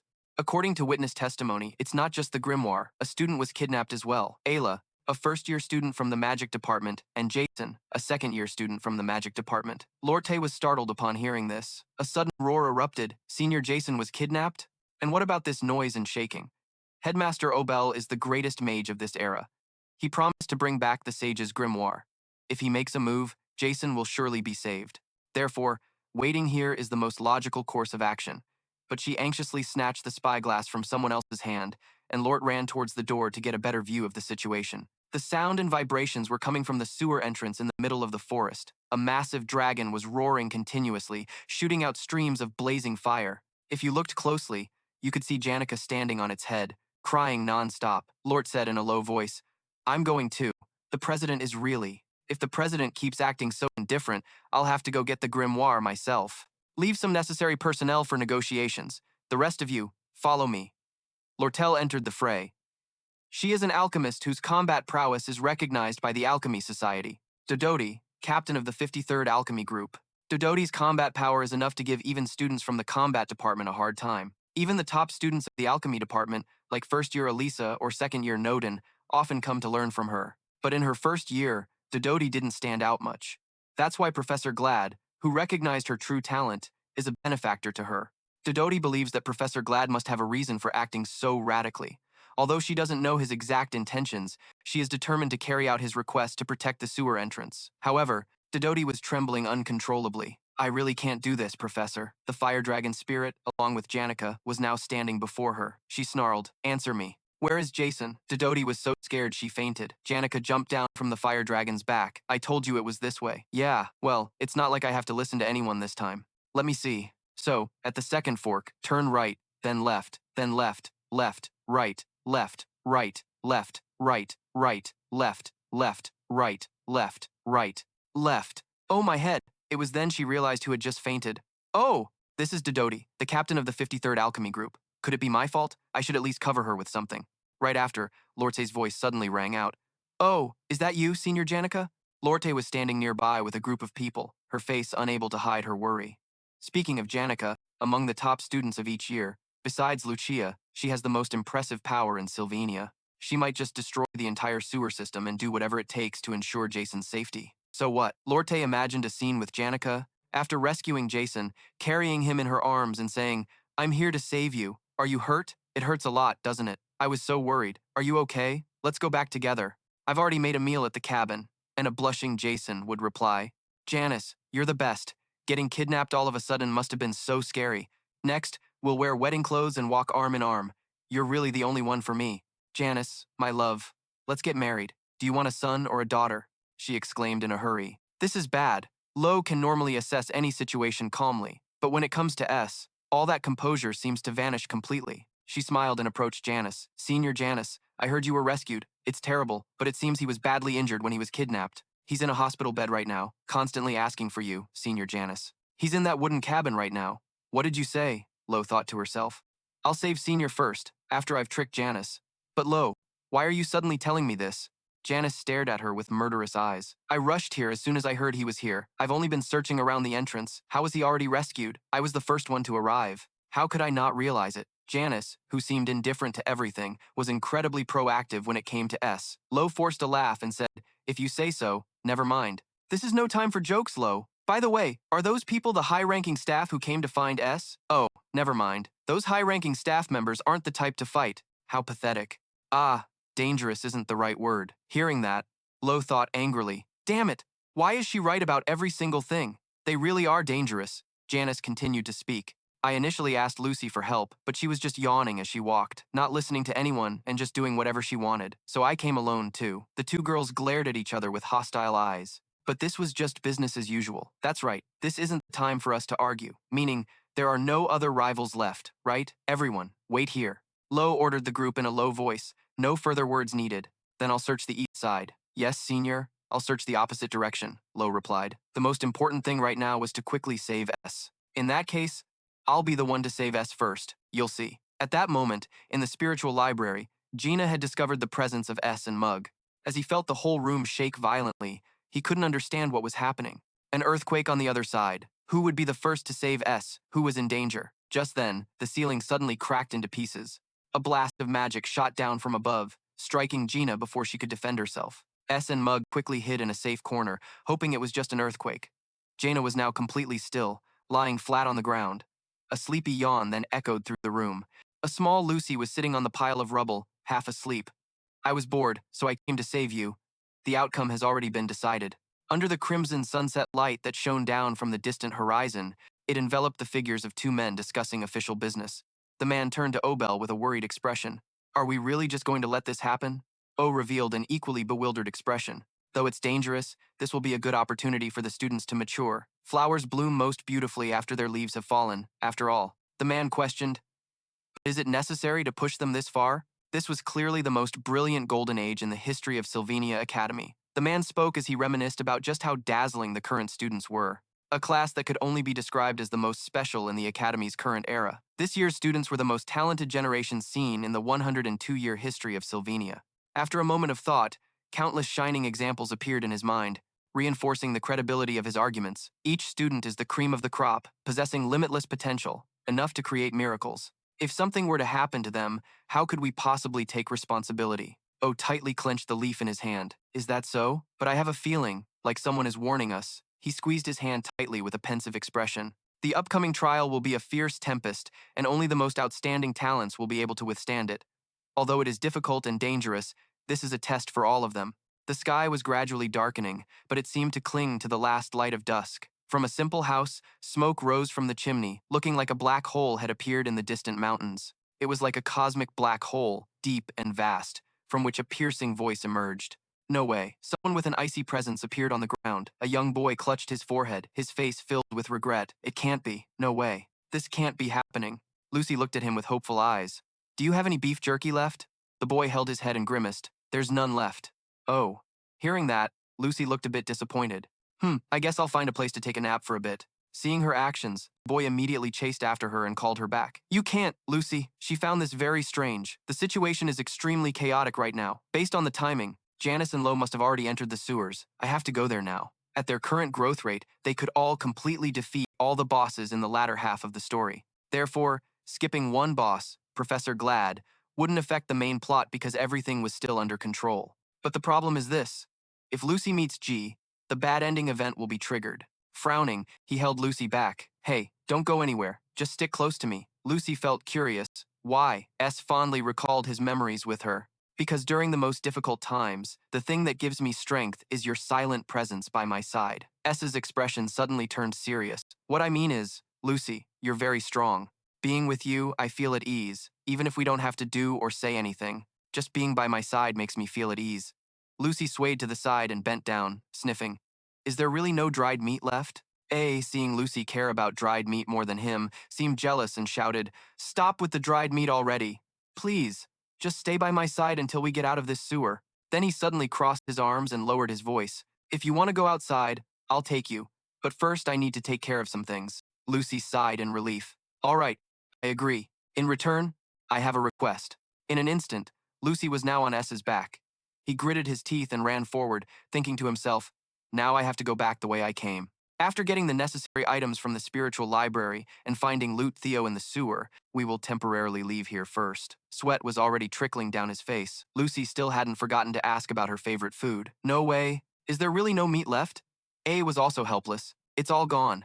Outside the building was the glittering sight of a dragon herd. They were so large and terrifying. Suddenly, a hand reached out, radiating burning energy. Fire energy enveloping the entire space. The fire skill was upgraded. The mana perception skill was upgraded. This is the delightful joy of leveling up. Seemingly worried, the abundant experience from the monsters poured out like a flood. Ignite. Somewhere around here, there was a hidden barrier. The exceptional mana perception ability and sharp judgment had been recognized by Professor Glad himself. Unlike Janica, who leaned towards communication with spirits, Loot Theo had a knack for finding paths. Always boasting, now she was silent. Suddenly, Loot Theo realized that she genuinely wanted to help others. An invisible bond that money couldn't buy was gradually forming. Loot Theo touched the wall, looking pensive. She sighed. That feeling was just like that day. It was the sound of a heartbeat. This was the image of her fighting in the challenge. Suddenly, a voice called out, Oh, Loot Theo, there you are. Her expression was quite surprised. Senior? The person clicked their tongue. A looked at her, carrying many items. I was kidnapped. A was carrying Lucy while having to hold many things on him. He said to Loot Theo, Fortunately, you arrived just in time. Help me hold this stack of scrolls. It's too heavy. I can't carry it all. Loot Theo looked at them with a surprised expression. What is this? All advanced crafting formulas. Her face grew increasingly bewildered. Oh no. More importantly, Senior, aren't you in danger? Yeah, it was really dangerous back then. A hesitated, but everything has been resolved. He turned back to call Lucy. Loot Theo saw Lucy and S and looked displeased. It's dangerous, really dangerous. How can she approach the senior like that? It's so annoying. I can't stand it. She thought of the fiery image. Janica Fervor was just a shy girl, too afraid to do anything. Yet I tried my best to get close to the senior. Memories from the past jumped into her thoughts. That night, on the way back, I almost burned down the entire forest, just because I was thinking too much about the senior and dropped my torch. Look, how can the senior now stand there affectionately with another girl in front of me? Loot Theo took the pile of notebooks from his hands, her heart boiling with anger. You hold those crafting scrolls for me. If the shop can prepare the materials, I'll stop by to pick them up. If you want to sell anything, just say, consider it my way of repaying you for all the help you've given me. The price is negotiable. Loot Theo looked at him and shouted, But senior, she thought to herself, I have to take this opportunity to push all my rivals out, to gain the upper hand. Suddenly, A stepped close to Loot Theo and whispered, Please, Loot Theo, besides you, who else can I ask for help now? He reignited the fire of anger within her. That's too much. At this point, you still dare to ask me to do those things? Loot Theo's ears were sensitive. Besides you, who else can I ask for help now? I'm really grateful to you. Suddenly her expression brightened, eager. Her eyes seemed to light up. Or senior, do you need a receipt too? But inside she thought, I'm such an idiot. Why can't I control my emotions? Suddenly, a voice called out, making both A and Loot Theo curious. Loot Theo! He seemed to have run a long way to get here. His tone hurried. Finally found you. The situation is very serious. Everyone must not let their guard down. The group searched together. Biusa, the top student of the first year in the combat department, panicked. Do we really need to go deeper in here? It seems quite dangerous. or should we turn back? Olivia, the top student of the first year in alchemy, shouted angrily, "Stop saying nonsense! Aren't you going to save Ayla?" Biusa immediately retorted, "I don't really like Ayla that much. Why should we risk our lives for that guy Jason? I'm sorry, but I must save Ayla." Olivia, the top student of the first year in magic, spoke up. "You know Ayla is a good person. Now that we're here, don't give up halfway." "Sir?" Someone's finger pointed up in exclamation. "Oh, hello, A." The self-proclaimed prophet, Ow, raised her finger. Squinting her eyes, I sensed something unusual ahead. Her prophecy, though vague as if peeking into the future, was often frighteningly accurate. Ow squinted her eyes. "I have a feeling that this opponent will be very strong." Suddenly, from afar, there was a burst of flames and chaotic screams. I don't know. I really had no idea. There was never a plan like that from the start.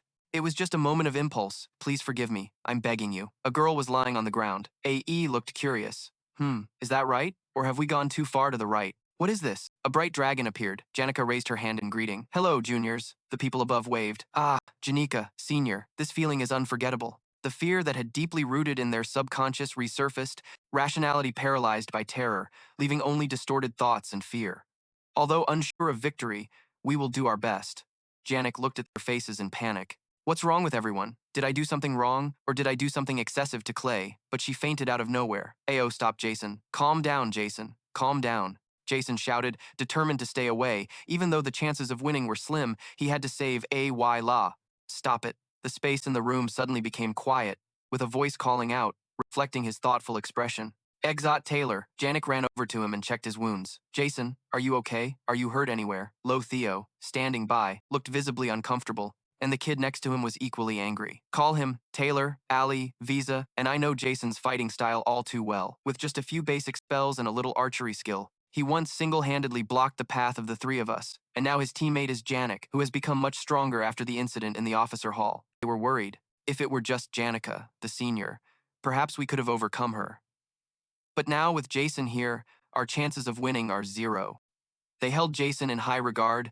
There was no hope for this battle at all. Someone placed a hand on his shoulder, saying, "Go, Jason. Ayla is waiting for you. Go stop Professor Goodluck, Jason. It's time for each of us to do what we need to do. The script is up to you, while the variables I'll handle. From now on, the hunting mission will be mine." The report from the Merchant Guild staff was like a ticking time bomb that finally exploded. The mercenaries hired by the Golden King Elter have infiltrated the academy. The one who should have been defeated miserably and had no chance to rise again in the original story, the mid-boss of the second arc, Golden King Elter. He failed earlier than expected, and in an unexpected way. However, unlike the original, he successfully escaped. Lo knew well that Elter was plotting revenge, yet the image of Lo Theo in the past stood before many people. "Everyone follow me to the underground sewer. Just leave a few people behind at the academy." The old fox had grasped her weakness, and the Merchant Guild's forces had been mostly mobilized here. The reporter continued. "The current headquarters is completely empty. We must return immediately. I have gathered quite a few formulas for crafting magical techniques and magical tools. They might be more useful than I thought, but if I had to choose one thing, one supreme thing to help me survive in this world, if I were to ask what that best thing is, it would definitely be information about the future. The script is unfolding before our eyes, a total of 5 arcs, and we are currently in the second arc. The final chapter of the Great War G. The second arc is about to end, and the plan to keep everything in line with the original remains the top priority. If Elter is the mid-boss of the second arc, he must disappear in this arc. Just like in the original, I will go take down Golden King Elter." Someone mumbled his name and immediately received a response. "Yes, senior, just go straight in, and you'll get there. As for the specifics, wait until we save Ayla and ask her later." As for Jason, Bang Hoang, when hearing this, it turns out that the main character himself is the one who must end this damn script. Only Jason, after learning all the special skills and developing comprehensively, can confront that guy at the finale. There is still much work to be done inside the sewer. Later, when the magical tower summoned by Professor Glad casts a shadow over the sky and unleashes terrible magical rain, there will definitely be many casualties. And then there are countless other grueling challenges waiting ahead. Challenges that are hard for human strength to overcome. The kid turned back and heard the instructions. "Do your best. I don't think I need to encourage you with long speeches." The group moved forward, right? They walked while discussing. The goal is the highest reward. He is definitely targeting the Merchant Guild to cover his tracks, because the act of selling out that magical tool along with what happened in the main hall made him suspicious due to the trickery of the younger sibling. "All right, then let's go to the academy to report the mercenaries' infiltration." Janik turned to Jason and said, Wait. Jason seemed rushed and anxious. Sorry, Janica, but we don't have time, Janik sighed. Again, Janik shouted. It will be very dangerous for everyone there. Her shout attracted the attention of Jason and Lo Theo. Both turned their heads. Janik asked him, Are you planning to confront Golden King Elter? Although I don't know what happened, I was just kidnapped and barely escaped, she said with a very worried expression, her tone anxious. Just the other day, he fainted from exhaustion. Moreover, this is Elter's matter. To put it plainly, it has nothing to do with Jason. I don't want you to get hurt anymore. Jason felt those words deeply. She was right. In fact, it really is unrelated. But I can't say that I need to deal with a huge variable like Elter myself to feel at ease. In front of Janica, he turned back to look at the two. Well, if I want to capture the Golden King Elter, I need either Lo Theo or Janik to come with me.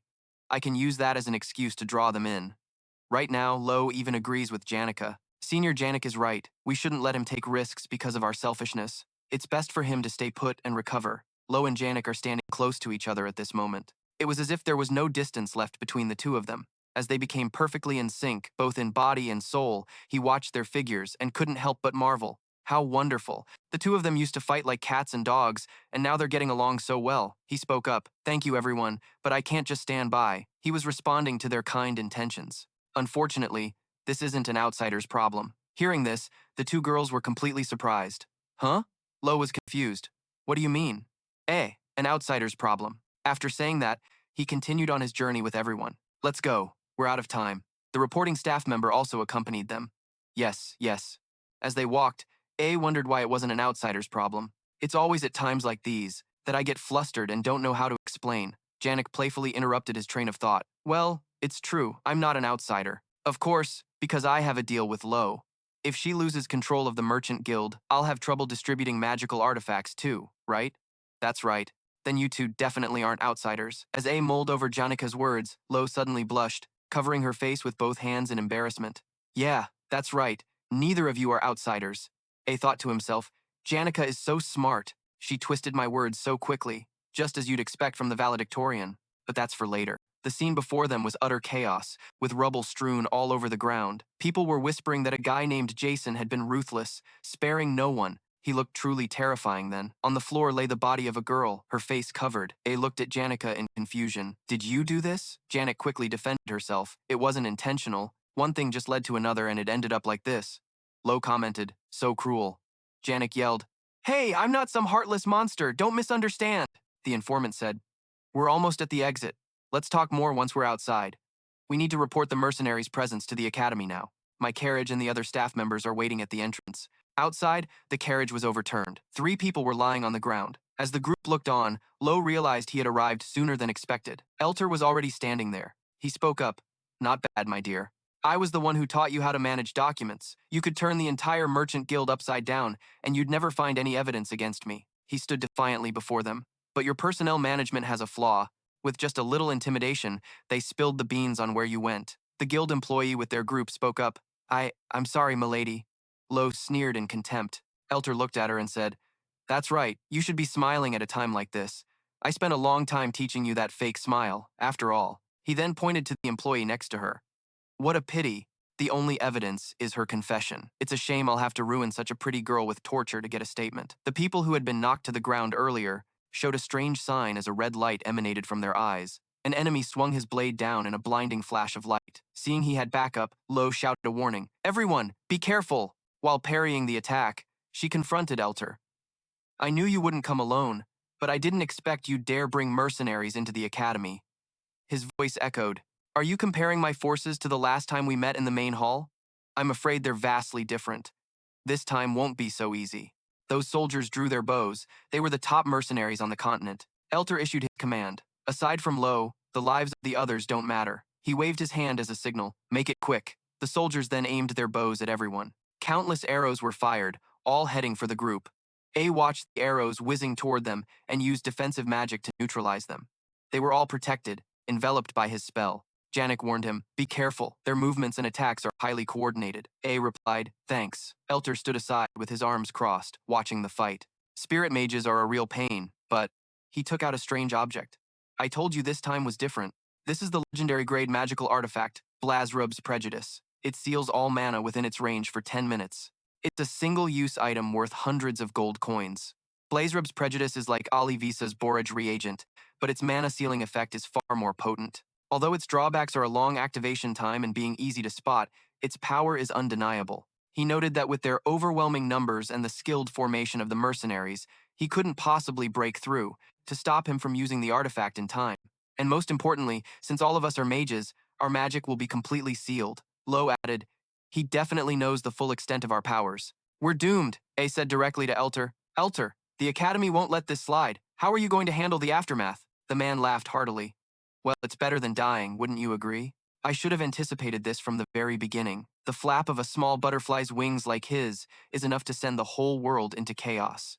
A thought, I know that better than anyone, especially since he's a regressor. If he survives, just how chaotic will this world become? The Golden King, Elter, a regressor, is the villain who was originally supposed to be overthrown and kicked off the stage by his own daughter, Lo. He's the one who murdered Lo's parents. A man willing to exploit anything to achieve his own glory and power, clearly a ruthless tyrant. The reason Elter was so annoyingly blocking our path was simply for survival, just like me, Jason told himself. But I won't go easy on him. I can't lie and say I'm prepared to handle all the variables I've caused. Call me selfish if you want. Suddenly, Jason spoke up, demanding, Stop, this is my fight. Were those footsteps approaching from somewhere? Lucy, on his shoulder, seemed to have woken up. The first words she uttered were, It's too noisy. Suddenly, a powerful, dazzling light burst from her slender body. The power of the emitted light blinded everyone. The Queen of Sloth has awakened. Few knew that the final book of the great mage Glock's life, the Record of Observations, was written in a simple thatched hut, a far cry from his usual glamorous image, a stark contrast to the dreamlike image of Lucy. She recalled Glock's teachings.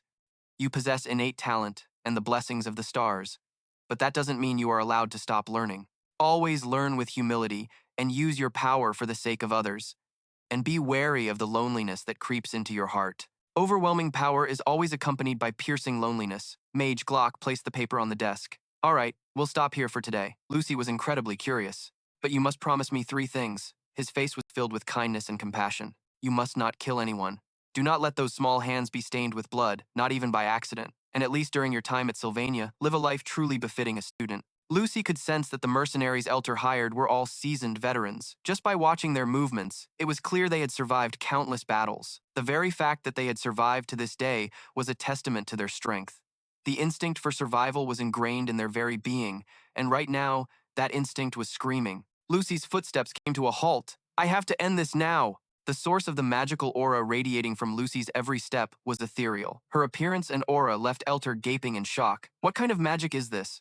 One of the men scowled, his face darkening with anger. Are they all insane? Run. However, the younger mercenaries often lacked experience and the ability to judge the situation. One of them gripped his sword and charged toward the light. Contrary to her appearance as a mage, Lucy rarely used magic. She immediately sniffed out the threat. She intercepted him just before he could attack. It was simply magical power created by compressing mana to its absolute limit, pure, unstoppable force. Elter now wore a worried expression as he held up a piece of paper. There's still not enough time.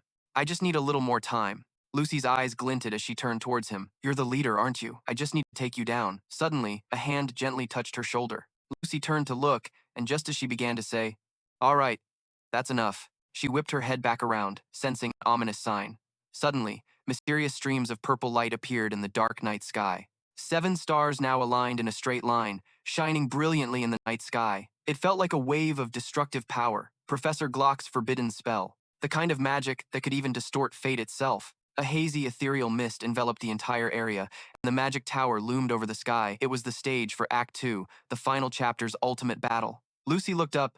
The timing is perfect. By now, Jason must have cleared out the monsters in the sewers and acquired the necessary skills.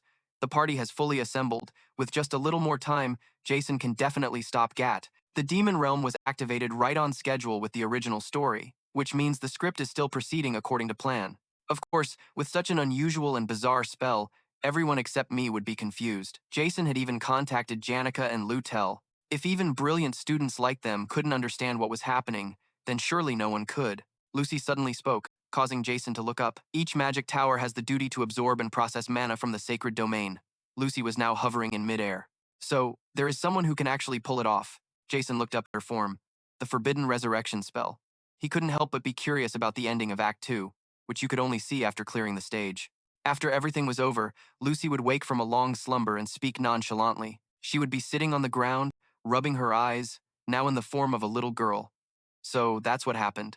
According to the original story, Lucy should have been napping on the rooftop of the main building at this time. But because I wanted to use Lucy as a strategic asset, I woke her up earlier than planned and added her to the main party. The result was that when backed into a corner, Glock offered Lucy a deal.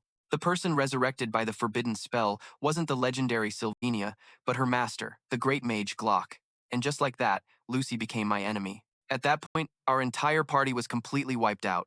The final image was just the sight of Lucy's back as she coldly walked away from the sewers. The Lucy Mew of Act 2 was an impossibly strong, unbeatable boss. Even if the most veteran gamers spent hundreds of hours researching, they still couldn't find any way to defeat Lucy at this point in the story. The variables outside the main script, the unexpected situations that arise, it's all up to me to fix them. And sometimes I wonder, it feels as if my hand is grasping something intangible. Could these variables, like the legendary grade magical artifact, Brutus's Prejudice, some people thought, could it actually change the ending?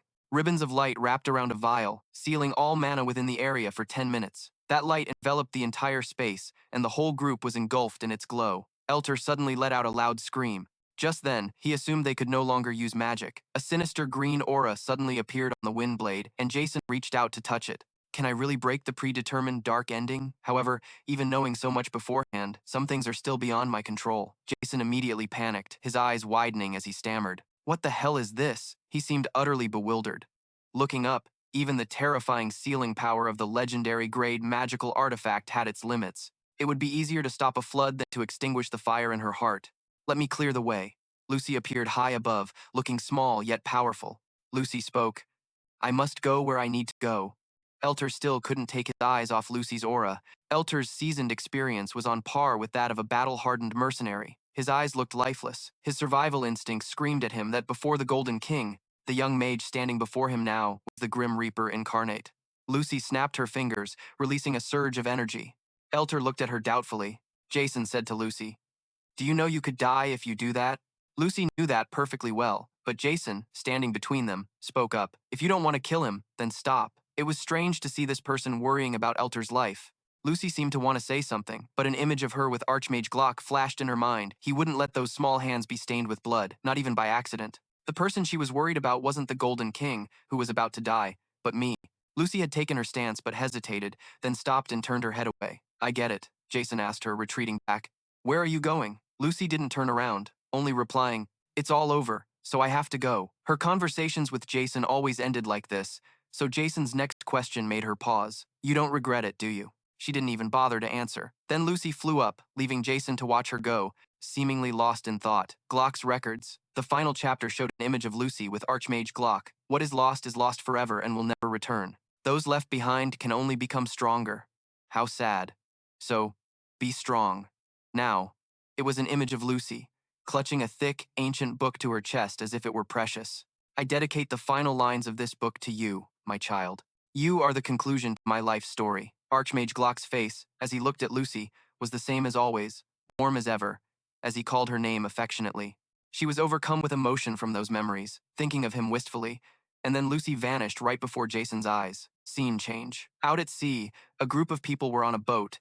Someone said they had confirmed all 57 people were on board.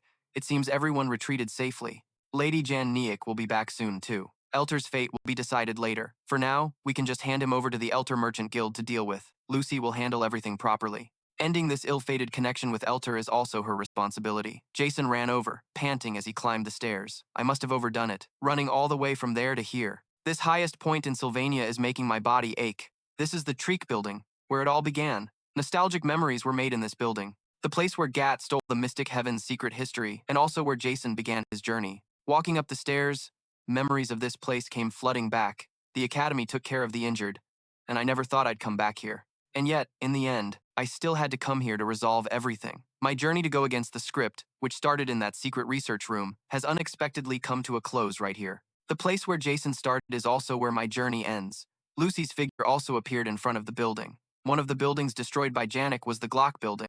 The scholarship I received was also the Glock Scholarship Fund. Despite living a simple life, he dedicated his entire fortune to Sylvania Academy. Jason and Lucy reminisced.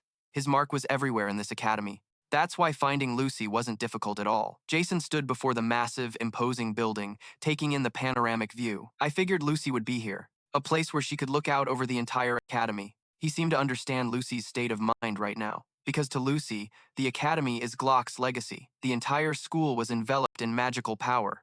Lucy and Jason gazed at the entire scene from above. Suddenly, Lucy called out, "Hey," Jason asked, "what is it?" Then she said, "Got any beef jerky left?" Jason seemed all too familiar with this type of question. He thought, same old familiar lines. Then he replied, "I told you earlier, I'm all out." Jason walked over and asked, "Lucy, what are you doing here?" Lucy, with her back to Jason, patted the spot next to her, gesturing for him to sit down, and said, "Just thinking about old times." Jason didn't sit. He leaned his hands on the wall, looked down from the great height, and remarked, "If someone fell from here, they'd be toast, huh?" Lucy suddenly spoke up. "Something really sad happened a long time ago. I cried a lot, but at some point, I stopped feeling sad." Jason asked, "Why?" She paused for a moment before speaking, realizing after much thought that the reason wasn't anything profound. Lucy's face was pensive as she continued, "It's just because too much time has passed." Thinking of Glock, she added, "It's true that a long time has passed, but deliberately reopening old wounds is just a foolish thing to do. Even if I tried to use magic to resurrect him, he would just have to pass away again in the end. He had actually been ready for his death for a long time, so he might just get angry and die all over again." Jason sat down next to Lucy, listening as she continued. "Resurrecting a great archmage who dedicated his entire life to magical research with such a forbidden art would be nothing but an insult. I knew it from the very beginning. Wanting to resurrect someone or whatever is just my selfishness." Suddenly, Jason speaks up. "So Lucy, are you really okay?" He thinks to himself, "Even though I don't have the right to say this since I stopped her, I can't help but ask." Remembering what happened earlier, he silently assesses that Lucy's change of heart about resurrecting Glock might just be due to a change in mood. If Lucy changes her mind again, terrible things could happen. I have to go check. Lucy calls out to Jason as if she has a premonition every time she calls. He thinks this time her words will be similar to previous times. He is at a loss for words, his head aching, thinking, in this situation, you're still thinking about dried meat? But unexpectedly, Lucy just says one sentence. "Can I borrow your shoulder for a bit?" The hat on her head has been removed. Lucy leans on his shoulder. Jason thinks, I wondered why this girl wanted me to sit next to her. Turns out it was just this. He thinks about Professor Glad. He is currently engaged in a magical duel with his students in another place. It would be hard to find anyone as passionate about researching resurrection magic as Professor Glad. The magic of resurrecting the dead ends here. The dead are still dead. Loss is still loss. Although everyone experiences loss in different forms, in the end, it comes to everyone fairly. Therefore, we need to learn to accept those losses and use everything we have to heal those wounds. Thinking of Lucy, Jason thinks, Lucy. Ancient weapons created by Glad using holy magic elsewhere. The students holding swords witness Professor Glad's magic with various emotions on their faces, some fear, some worry, but they still grip their swords tightly. Suddenly, Ayla is lifted into the air, and someone shouts her name. The narrator's voice comes in. Chapter 2, The Final Battle. The magical golem that Professor Glad conjured controls the giant's magical hand. He maneuvers them, wrapping Ayla in a red sphere, which is the heart of the golem.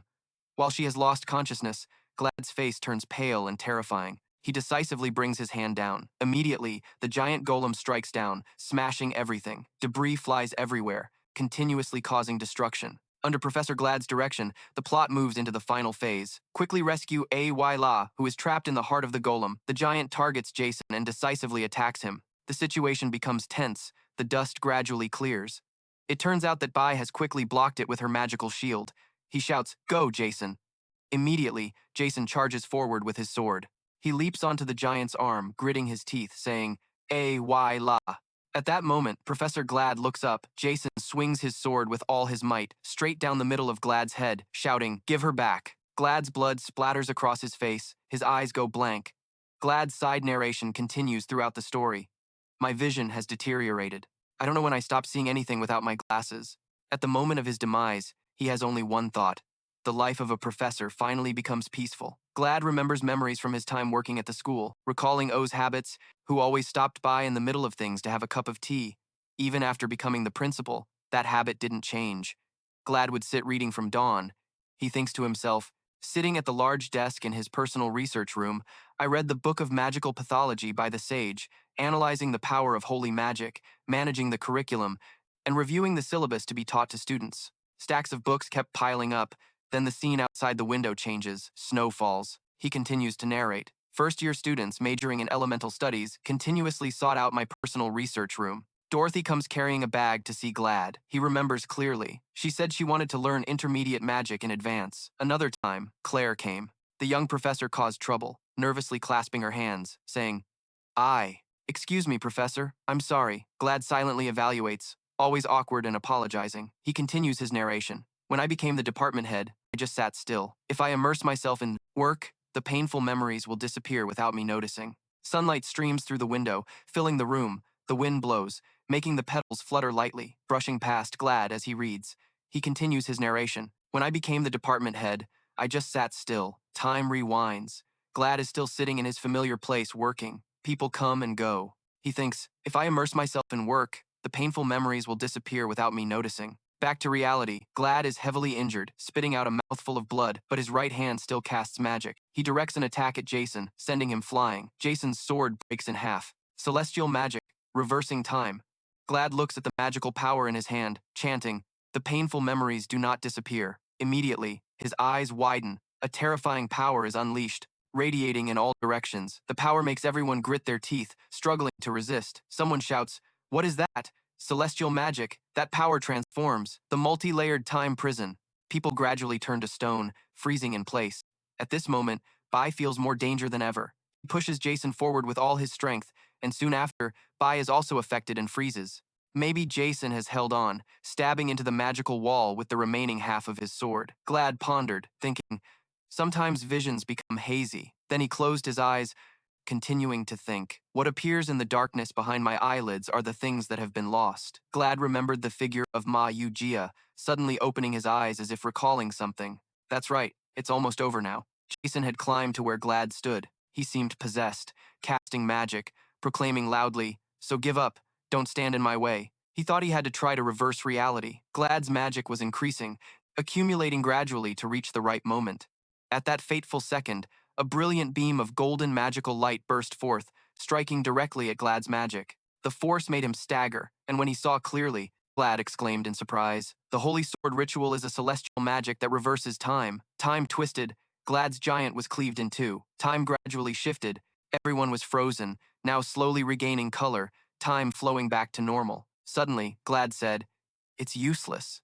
He thought that even if he had to pay with his remaining life, Glad spat out a mouthful of blood. Ugh, his whole body was pushed back by another force of ice magic, Jason shouted loudly. It was at that moment everyone who had just been freed from the time freeze launched an attack all at once. Glad still calmly said, "Is that all you've got?" But immediately after, he had to widen his eyes. Astonished by the combined power of everyone that completely destroyed his giant, Ayla was freed from the heart of the golem. Jason carried Ayla. Behind them was the collapse of an entire layer of magic. Glad gradually descended. Finally, when he touched the ground, he coughed once and bowed his head, saying, "All right, you kids have won." Right after that, he fell from the magic tower. His body collided with the wind. At the moment of falling, Glad managed to say one sentence, "I remember the Mayu Gia." As he was about to land, he fell into a spatial jump of celestial magic to a tree. It was a magic circle left behind. Like a final escape route, he collapsed beside the tree, coughing heavily, thinking in his mind but not understanding why this escape was too late. Even if he used magic to stop the bleeding, it would be useless. The narration of DN. Originally in the script, Professor Glad would not be able to do anything anymore, because in reality, everyone could foresee this scene. Professor Glad would definitely die here. Glad looked up. "Ish, why are you here?" It seemed like it was curfew time at the dormitory. The image of Gitch reflected on Glad's already cracked glasses. He continued, "However, there is one thing I want to confirm. On the tower, a massive array was being activated. It radiated a fierce power along with small lightning bolts. Lo, while running and thinking, the mercenaries had been expelled from the island by Senior Janik, and my father had been imprisoned in the trade association, so the dangerous factors had been dealt with. Since we had agreed to meet at the entrance of the sewer after finishing the job, I just needed to confirm if Senior S was rushing to the extraction hall safely or not." Shortly after, S was standing with Lucy, seeing her and waving, "Oh, Lothio." Lo at that moment only focused on Lucy's hand gripping his shirt. That was a signal of danger. In her mind, it suddenly echoed, "Danger, danger." From inside the sewer, Assistant Professor Kurla struggled to pull Dodo T, who was unconscious, outside. A saw them and thought that was Dodo T, the top student of the 53rd class and the teaching assistant. It seemed that the situation in the sewer had ended. He looked at Kurle's tearful eyes and wondered, is she crying? What's wrong? But when the two girls saw him, they all panicked and shouted, After that, Janica and Takan also arrived. Hey, that magic tower used celestial magic, right? Then there is something I want to verify.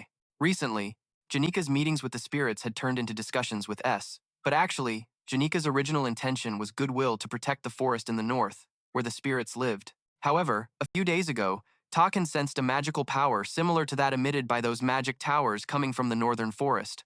If it was celestial magic, it was needless to say who it was. However, no magic tower appeared in the northern forest. So, what was Professor Glad doing in the northern forest? A silently pondered. Considering that nothing special happened in the political situation, perhaps there was no need to intervene. But if a character of Professor Glad's caliber was not eliminated, his influence on future scenarios would be unimaginably great. Finally, I intended to verify this, but Professor Glad, with his body full of wounds, leaning against the tree, saw A and showed no different attitude at all. Oh, isn't it curfew time at the dormitory? Janica and Lotheo also arrived right after. They were astonished to see him in this condition. What are you doing here?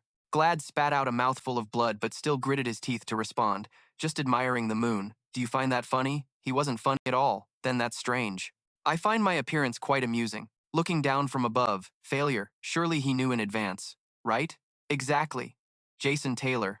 I knew in advance that I would fail, no matter what I did, but recklessly. I never expected to be defeated by a student. Even if I won, Principal OB wouldn't let me off. Was it because of the feelings during this time that he didn't act from the beginning? After all, he wasn't suited for the position of principal. You're a more outstanding student than I thought. It's a pity I discovered you too late, A asked in a low voice. Then why did you kidnap me in the first place? Glatt smiled back. You have quite an exceptional talent. At first, I intended to recruit you to use for my own plans. Of course, your fainting from exhaustion ruined that plan. I quickly kidnapped you, but when I returned, you had already escaped. If you think this lonely death is the price I must pay, then compared to the sins I've committed, this trade-off isn't so bad. After all, the 17 years I spent with my daughter weren't lonely at all. She's 17 years old now? That's right. 17 years long if you think about it, but short in its own way. Ed continued to ask, Assistant Professor Claire is no stranger to you either, is she? Claire spent 4 years on her bachelor's degree, then 5 years as an assistant professor. If she had stayed until my retirement, we would have known each other for 17 years. I met Assistant Professor Clay, and she burst into tears. Hearing this, Professor Glad's eyes widened in surprise. At that moment, she was still trying to smile even as tears streamed down her face. Professor Glad, he's the kind of person everyone hates on sight. Of all the people I've met, he was the most stubborn and headstrong, always delegating tasks to others. Arrogant, conceited, tyrannical, and always lecturing people. If anyone made a mistake, all he knew was how to reprimand them. No matter how you look at it, it was hard to like him. But he was a true scholar. At this point, Clay couldn't hold back any longer. Her whole body trembled from crying. He was someone who could see the talent in very ordinary students. Perhaps everyone could have guessed Professor Glad's words. Dorothy also spoke with a trembling voice. Even though I don't know what Professor Glad was plotting, he was the one who discovered your talent. But no matter how you put it, he's still the one who recklessly used his student's life as bait, isn't he? It's undeniable that he lost his way. Now, there's no one around him, so he mocked himself, saying he would die alone. But that was just his delusion. Thinking back, Clay became an assistant professor at a young age, and Dorothy, the head of the alchemy department, were both people who were considered untalented. Although Professor Glad called such people worthless, he never stopped searching for and nurturing their hidden talents, even his own daughters, as if to say they were indeed valuable. It's been too long for a lonely death. To some, he was a teacher. To others, a colleague. He still lives on in their hearts. Professor Glad was severely nearsighted. At some point, he became unable to see anything without his glasses, not even himself. After hearing this, he fell silent, then said in a low voice, Before I used magic to summon the demon, I saw the Library of Souls. I dusted everything off, picking out only the legendary crafting formulas, but it seems that was useless. Ed frowned slightly. What do you mean? There's more. He took a key from his chest, an astonishing sight. I have to clean up everything with my own hands. Isn't that just reaping what I've sown? Now, that library is yours. Ed stared blankly at the key in his hand. Why are you giving this to me? Are you complaining about a gift? Under the desk the professor was protecting, there's a secret safe. Open it when the academy investigates. And finally, Lucy. Professor Glad began to gasp for breath. Occasionally looking around him, Ed was stunned to see her standing behind him. She looked so bright. At that moment, I really wanted to know what expression Lucy was showing on her face. It thought to herself, it's a pity that from my position, I can't see anything at all. A corpse lay on its back under the Genover tree, covered with a silver-white blanket. At first glance, It looked as if he were in a deep, peaceful sleep. We just stood there silently, watching for a long time. The sky was beginning to brighten over Sylvania Academy. The Glad incident, the Offiler Hall occupation incident, and now the theft of the Sage's grimoire. You were present for all three. What a string of bad luck. Jason Taylor, my name, has become linked to every major incident at the Academy. The dean frowned at him, kidnapped by Professor Glad for some unknown reason, found a chance to escape and tried to call for help, then happened to run into Jason and the others. Is that all? He's the dean now, huh? Ed quickly replied. Yes, sir. It's exactly as you're reading in the report. Janica and Lortell just rushed over to help me. So you left Ayla behind, you were also kidnapped, and then escaped alone? Ayla couldn't move because she was injured, and besides, she didn't trust me, so I snuck out alone to get help. All right. The dean stood up, meeting his eyes. Frankly, I'm suspicious of you. Your words seem plausible, but the continuous coincidences. From my position as dean, this is truly suspicious. He glared menacingly. Even though you act like you know nothing, I get the feeling you know much more, Ed said. I'll take that as a compliment, sir. This cunning attitude is exactly the same. He slammed his hand on the desk and said, but just like the incident at Offiler Hall, in this case too, you are a student who was harmed due to the Academy's negligence. Ed frowned, looking at the paper placed on the table. This isn't the report I wrote. Ah, what the dean is looking at is a transcript. The dean praised him in a soft voice. Jason Taylor, you've put in a lot of effort. That is something I cannot deny, and you deserve to be rewarded as a student. After leaving, Ed couldn't help but let out a sigh of relief. Just then, Yanika's voice called out, Ed, you're out. Seeing her, he said, sorry for making you worry. Janica, are you hurt? I heard you got into some trouble, so I was really worried about you. Worried? About what? I'm fine. Ed, don't worry. But right after that, the spirit on her shoulder chirped something to her. Huh? Janica blushed and said, oh, that's right. Actually, it's not that I wasn't hurt. I think I got a little injured while saving you, Ed. Are you hurt? He asked worriedly. Specifically, where are you hurt? Probably my waist. Around that area. I think that's it. Ah, Janica, this situation makes me feel like something. What? Every time I get into trouble, you always help me as much as you can, but I take it for granted. But even this time, you got hurt saving me. Don't you feel anything when you see the outcome of Professor Glasso? It's too late to regret when someone dies. Janik looked at her grim face, unsure how to explain. He kept telling himself he felt ashamed of himself, feeling like he was just a burden to her. I am very grateful that you always treat me well, but in the end, you are the one who gets hurt. Janik. Sorry, Janica. Because of me, I'm sorry for making you suffer such unnecessary injuries. She hurriedly interrupted him. I'm sorry, I lied. I'm not hurt at all. Ah, I'm sorry. Sorry for lying to you. Oh, by the way, Janik, you are in the main hall dormitory right now, right? Maybe I'll move there starting next semester. Hearing this, Janik looked at her with sparkling eyes. You're moving to the main hall dormitory? I didn't expect you to be so excited. So much has happened, but everything has ended quickly. The second round can be considered a smooth conclusion.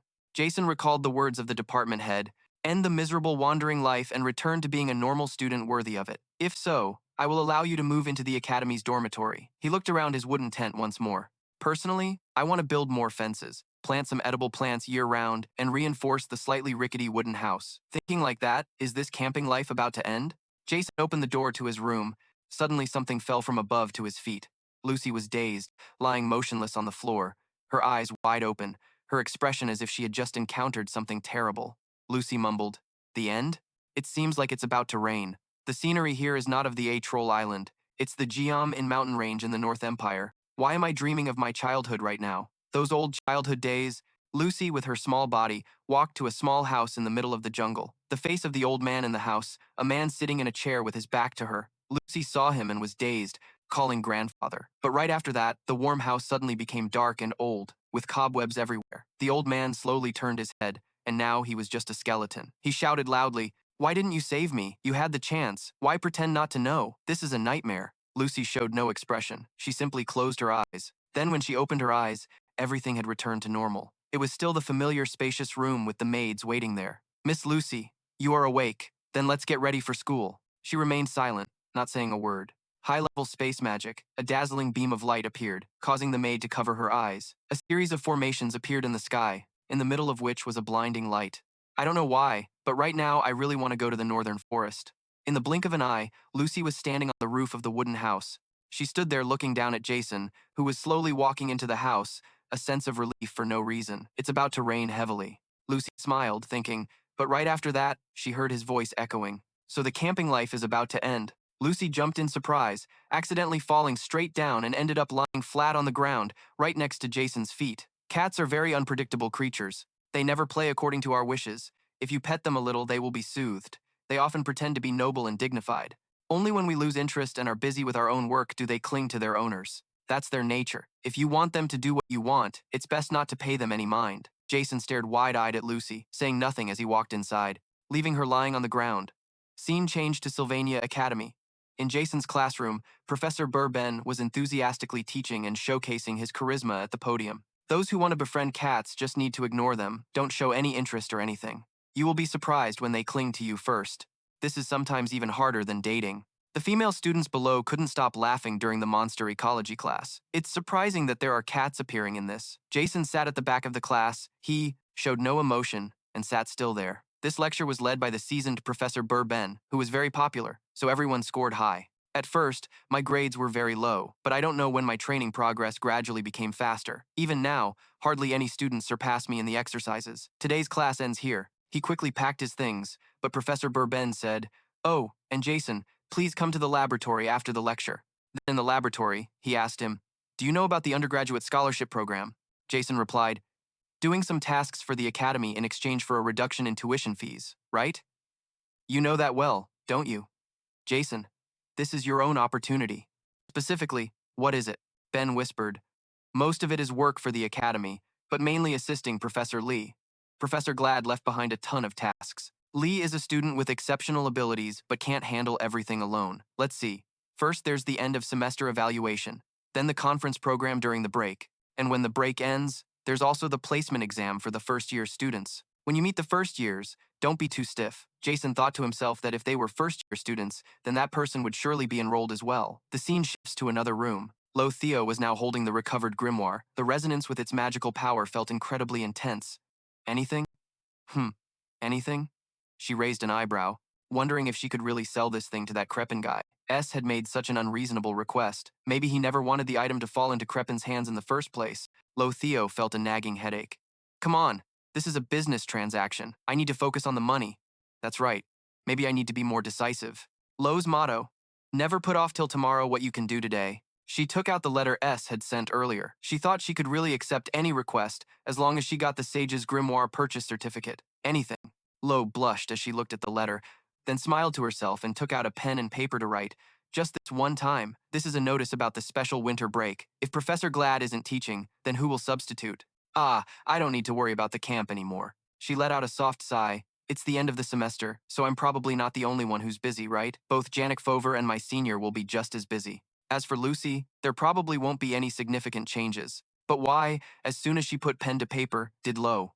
She frowned, wondering, why do I have such an uneasy feeling? At the same time, at S's wooden tent, "We're about to run out of firewood." S was a little surprised to hear that. Lucy frowned at him. "Winter is coming, and we're going to run out of firewood."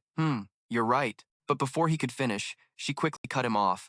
"Why haven't you been hunting lately?" S couldn't help but think with suspicion. Why is Lucy suddenly saying something useful? Besides, maintaining the camp is pointless now. I think moving into Dexter Hall wouldn't be so bad at this point. That way, I'd see Lucy less, so maybe the plot could stabilize in some way? Just then, Janica's voice called out, "Hi, S." She smiled, running quickly toward the tent. Seeing her, he asked, "Are your classes over for today?" "That's right. Professor Ma Yu Jia's afternoon class was canceled, so I came here to relax. Once winter break starts, you won't be staying at the camp anymore. So I'll come visit as much as I can. I've really been happy and enjoyed my time here, but knowing that this is about to end makes me feel a little lonely. I really love this campsite. It's a shame I can't come hang out here anymore. But still, your living situation is important. So if you decide to move into Dexter Hall, just call me." Janica couldn't hide the excitement on her face. "If you need help with anything, I'll help you. There's a lot to do." In contrast to her, Lucy was extremely sullen, her eyebrows constantly knitted together. Hearing her words, S thought, "Things to do?" Janica hadn't stopped talking and continued, "Most of my classmates live in Dexter Hall, so we'll definitely see each other often. Oh, and if we run into each other at the student cafeteria, let's eat together. I usually eat early. On days Claire can't make it, I eat alone. On your first day, I'll show you all the cool spots there. Let's meet tomorrow morning." And the study rooms require at least 2 people, so if you need an extra person, call me. S didn't answer her and instead took a key from his pocket. I still need to go check out the secret treasure in the library that Professor Glad mentioned, right? Just then, Janica placed a letter in his hand and said, "Oh, right, the Dexter Hall application form. That's right. During application season, late submissions are often ignored, so it's better if you fill it out first and then think it over carefully." S quickly took it. "Oh, you even worried about this? Thanks a lot, Janica. I've written one before. Let's fill it out together now. First, fill in this part." Before she could finish her sentence, a figure suddenly flashed past. Lucy suddenly stood blocking the way in front of S. She slowly backed away, her eyes full of suspicion as she looked at Janica. "Stop, don't take that." It was completely impossible to understand Lucy's actions. Since that day, thanks to steadily accumulating experience, he had achieved great results. Young Master Sugu and Janica stood to one side, constantly praising him. "Your progress is truly astounding." But her expression was a little hesitant and fearful. His spiritual sense had surpassed that of novice spirit mages, and his basic magic sensitivity had also improved significantly. It turned out that from behind a tree, Lucy was frowning and staring daggers at her. Janica tried to force a smile and asked, Lucy, did I do something wrong?" Normally, the maids at Offhill Hall would help Lucy maintain a tidy appearance, but today she had snuck out of the dormitory before dawn, wearing only her pajamas. "My mana has increased." S was engrossed in reading the book, his body radiating an abundant flow of power. Now is the time to slowly cast intermediate magic. But just then, Lucy jumped out of nowhere, completely ruining the atmosphere. Even when they were eating, she wouldn't stop clinging to him. S thought to himself, "Why is she acting like this? If I did something wrong, I'll apologize, okay?" Lucy seemed to have a particular hostility toward Janica, but it seemed more like fear than aggression. Anyway, learning intermediate magic is harder than I thought. S collapsed onto the bed, exhausted. He opened his eyes and looked toward Lucy. "What is it? What will you do when you leave?" "I have something I need to do." He took out the key and replied, "I need to check the fireplace and the heater. The temperature can drop below 0 at night. If I'm not careful, I could even freeze to death. If I move to Dexter Hall, I won't have to worry about these things anymore. I have to finish all this stuff before I can go." "Hey," Lucy said with a serious look in her eyes. "S, come with me." On a tree trunk, a red rope was tied. The rope was dropped down into a cave below. S was climbing down using a rope. He turned his head and asked, "Why are you following me here?" Lucy didn't need the rope. She used magic to descend. She boasted, "If I use my magic, we can go down together." A moment later, S's feet safely touched the ground. He sighed, "All right," and began to observe his surroundings before responding to Lucy's earlier comment. "I need to check if I can climb up and down by myself, so there's no need." Looking at the items on the shelf, he calculated, "We can't take everything at once, so we'll probably have to come back here again." Approaching a dusty cabinet, he pulled something out and exclaimed, "I can't believe there's a secret safe hidden here." He inserted the key into the safe, wondering, why did the teacher keep this key until the very end? The spot where the key was inserted now emitted a blinding light. When he opened the safe, a surge of power rushed out, forcing S and Lucy to brace themselves. His eyes suddenly lit up when he saw the item inside. "So, this is what it is?" It wasn't until nightfall that the tree trunk began to speak. "We're almost at the exit, I know." S paused for a moment, sighed, and thought it was time to gather the necessary materials to craft the Magitech device he had asked to prepare. But first, he needed a ladder. Having come this far, he wanted to rest for a bit, believing that if he hadn't trained his physical strength beforehand, he would have given up by now. Lucy looked at him thoughtfully, asking, "So what is that?" The system then displayed the information for the legendary level Magitech tool, Glad's Golden Phoenix Ring. This magical device allows bending the flow of time and siphoning mana from the future into the present. The crafting difficulty is 4.5 stars. In S's hand was a ring, its top engraved with a phoenix. He pondered, "I can use magical power from my future self. So theoretically, I could use advanced magic right now. However, if I do that, I won't be able to fight for a long time, equivalent to the borrowed amount of magic. If used thoughtlessly, it will come at a very high price. So if I want to use it in battle, there's only one way. That is when I'm cornered. It becomes the key card." Even so, S still posed the question, but what if I don't use it in battle? For example, like a spirit contract. The reason Janica can control so many spirits is not only due to her sensitivity, but also because her mana is substantial. Beginner spirit mages like me usually only have 1 or 2 slots, and often have to practice a lot just to communicate with low-level spirits. In short, it's because my maximum mana isn't enough. If I could temporarily increase my maximum mana, then theoretically, it would be enough to form a contract with a high-level spirit. Of course, that's a reckless and risky calculation. But at that moment, Lucy interrupted his thoughts. If I had time to make something like that, I would rather. But before she could finish, S rebutted. He clenched the ring in his hand, believing that all of this was just the past. Perhaps even searching every nook and cranny of that library wouldn't yield anything more valuable than this. Lucy and Professor G couldn't afford to waste time. After resting, S continued to climb. His thoughts were still wandering. Professor Glad often said that pushing talent to its limits is a sin, but this is an item that can break the wall of talent with the most powerful mana. By now, he could see the light above the cave entrance. Continuing his train of thought, it was also because of this that Professor Glad researched Magitech devices, something he concealed from everyone, something he kept until the end of his life. Everything was a gift for his daughter. Suddenly, a voice from outside called out. Lucy told S, "A long time ago, I lost a button. The button at the end of my sleeve. I didn't realize how important it was until my sleeve became too loose and hard to wear. So, I struggled with it for quite a while." His hand had also climbed up to the cave entrance. "Is that so?" she continued. "After losing it, I realized how seemingly trivial things can be so important. The things I once thought were insignificant turned out to be incredibly important." S was now sitting beside her, listening. He was panting from exhaustion. Finally, Lucy revealed her purpose. "Actually, I followed you because I wanted to ask you something." Hearing this, his expression became serious. Lucy's face was cold. She spoke. "Are you planning to go to the Dexter Hall?" She seemed a bit sad. "If you don't go, is that not allowed?" S's expression was one of shock, his mouth agape. A difficult question he never expected came from Lucy's lips. Ultimately, S, who had previously decided to remain neutral, had to choose between moving into the Dexter Hall or continuing to live in the camp. Upon hearing Lucy's question, he provided his reasoning. Living in the Dexter Hall would clearly be more convenient. Moreover, living in the wild during this freezing winter is not a wise choice. Hearing this response, she didn't say anything more, just agreed with that. Lucy suddenly changed the subject. "It's about to rain." Because Lucy often has the ability to know when it's going to rain by the dark clouds in the sky and the humidity she feels on her nose. However, he denied it.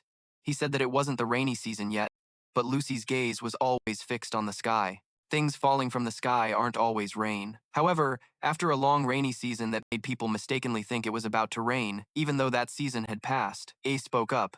"Anyway, you've rested enough. I've been so busy lately that I haven't gathered enough firewood for winter.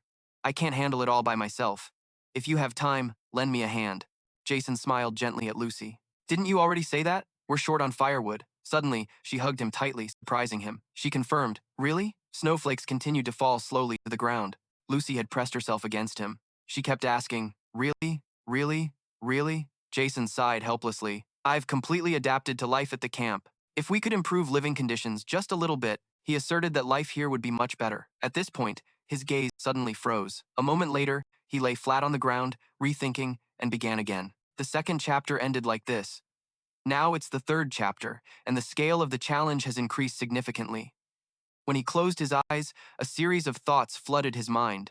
The confrontation between Princess Fia and Lortell, both aiming for the position of student council president. New protagonists and enemies will enter the academy as new students, and the one at the end of this stage, the final boss of the third chapter, the awakened one, Lucy Mayu. After thinking, Jason opened his eyes. He felt a bit worried for the girl standing in front of him. It wasn't an easy task, but for now, he set aside his worries. After all the stories end, I'm sure both of us will be living healthily.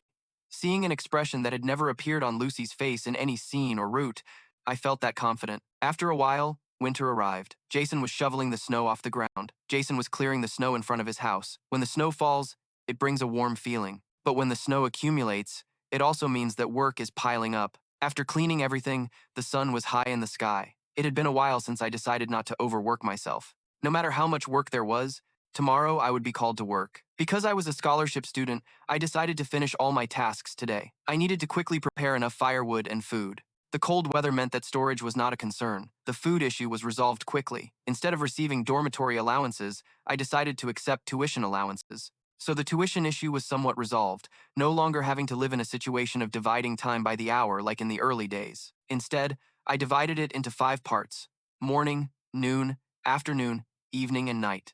But that doesn't mean I can just sleep like this, right?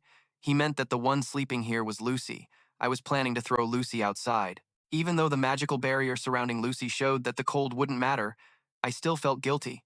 Jason sighed helplessly, not knowing when he would be able to relax. If he had to face a risk, it would probably be now. At that moment, he held the ring in his hand. It was time. Immediately gripping the ring tightly, it emitted a powerful golden magic. Zotel's voice echoed, Are you listening? The Demon Lord, transitioning to a magnificent palace. Someone's voice introduced. The flavor of the pastries is managed by the former royal pastry chef. The rooftop space is filled with the scent of flowers. The premium tea and pastries from Lafleur Bakery are hard to book because it's always fully booked. But if I don't use this bakery as bait, how can I lure you here? Janica found this statement a bit unpleasant.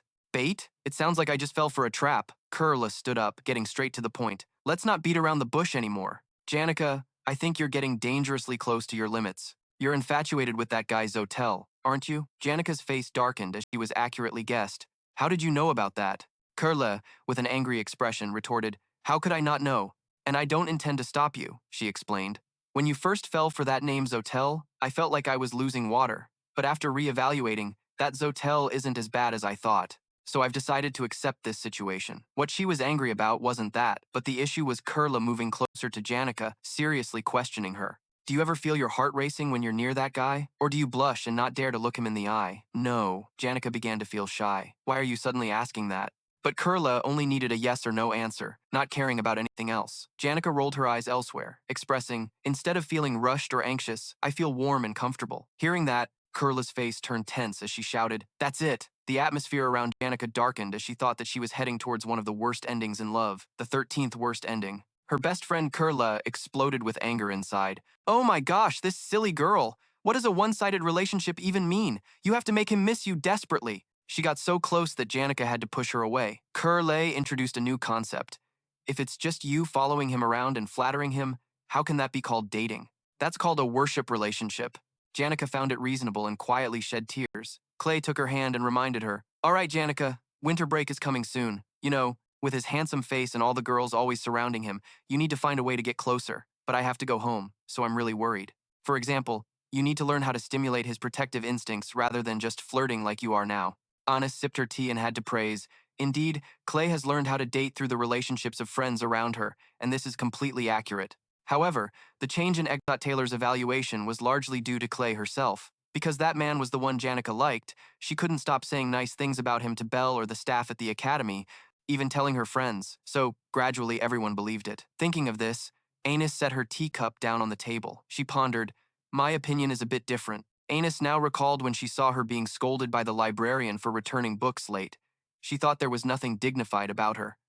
Looking at these things, she wondered how she could become a professor. Senior professors often discussed the abilities of Professor Clay, who was somehow blessed. She completed her studies under the guidance of top scholars like Gladlass Dave Levine, and even this time she had the most capable teaching assistant. A student wanted to offer help. What is this? It must be heavy, right? Let me give you a hand. Assistant Professor Clay. Besides her excellent academic skills, she had no remarkable work skills. The reason she could handle all the important tasks was that Anna smiled. Thank you, buddy. No need, thank you. A second-year student who even made experienced academy staff nod in appreciation. She was the best assistant.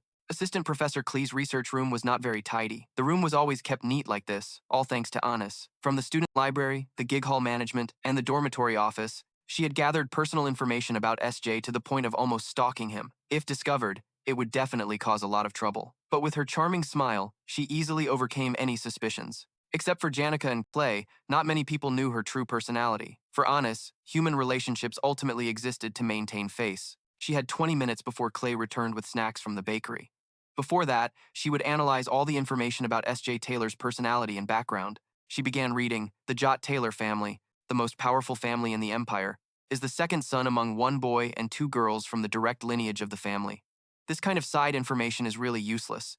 Let's look at his biography. Based on the male student Pinjo Taylor, he successfully usurped the position and became the official heir at the age of 2. He must have been quite arrogant as a child, baptized at the church at the age of 5. Officially learned about the etiquette of a duke at the age of 8, so by the age of 12, he probably finished learning and moved on to other lessons. But looking at his grades from the first year, he didn't seem to be exceptionally talented. As soon as he entered the academy, Anis recognized the difficult family circumstances, and she had to stand on her own 2 feet.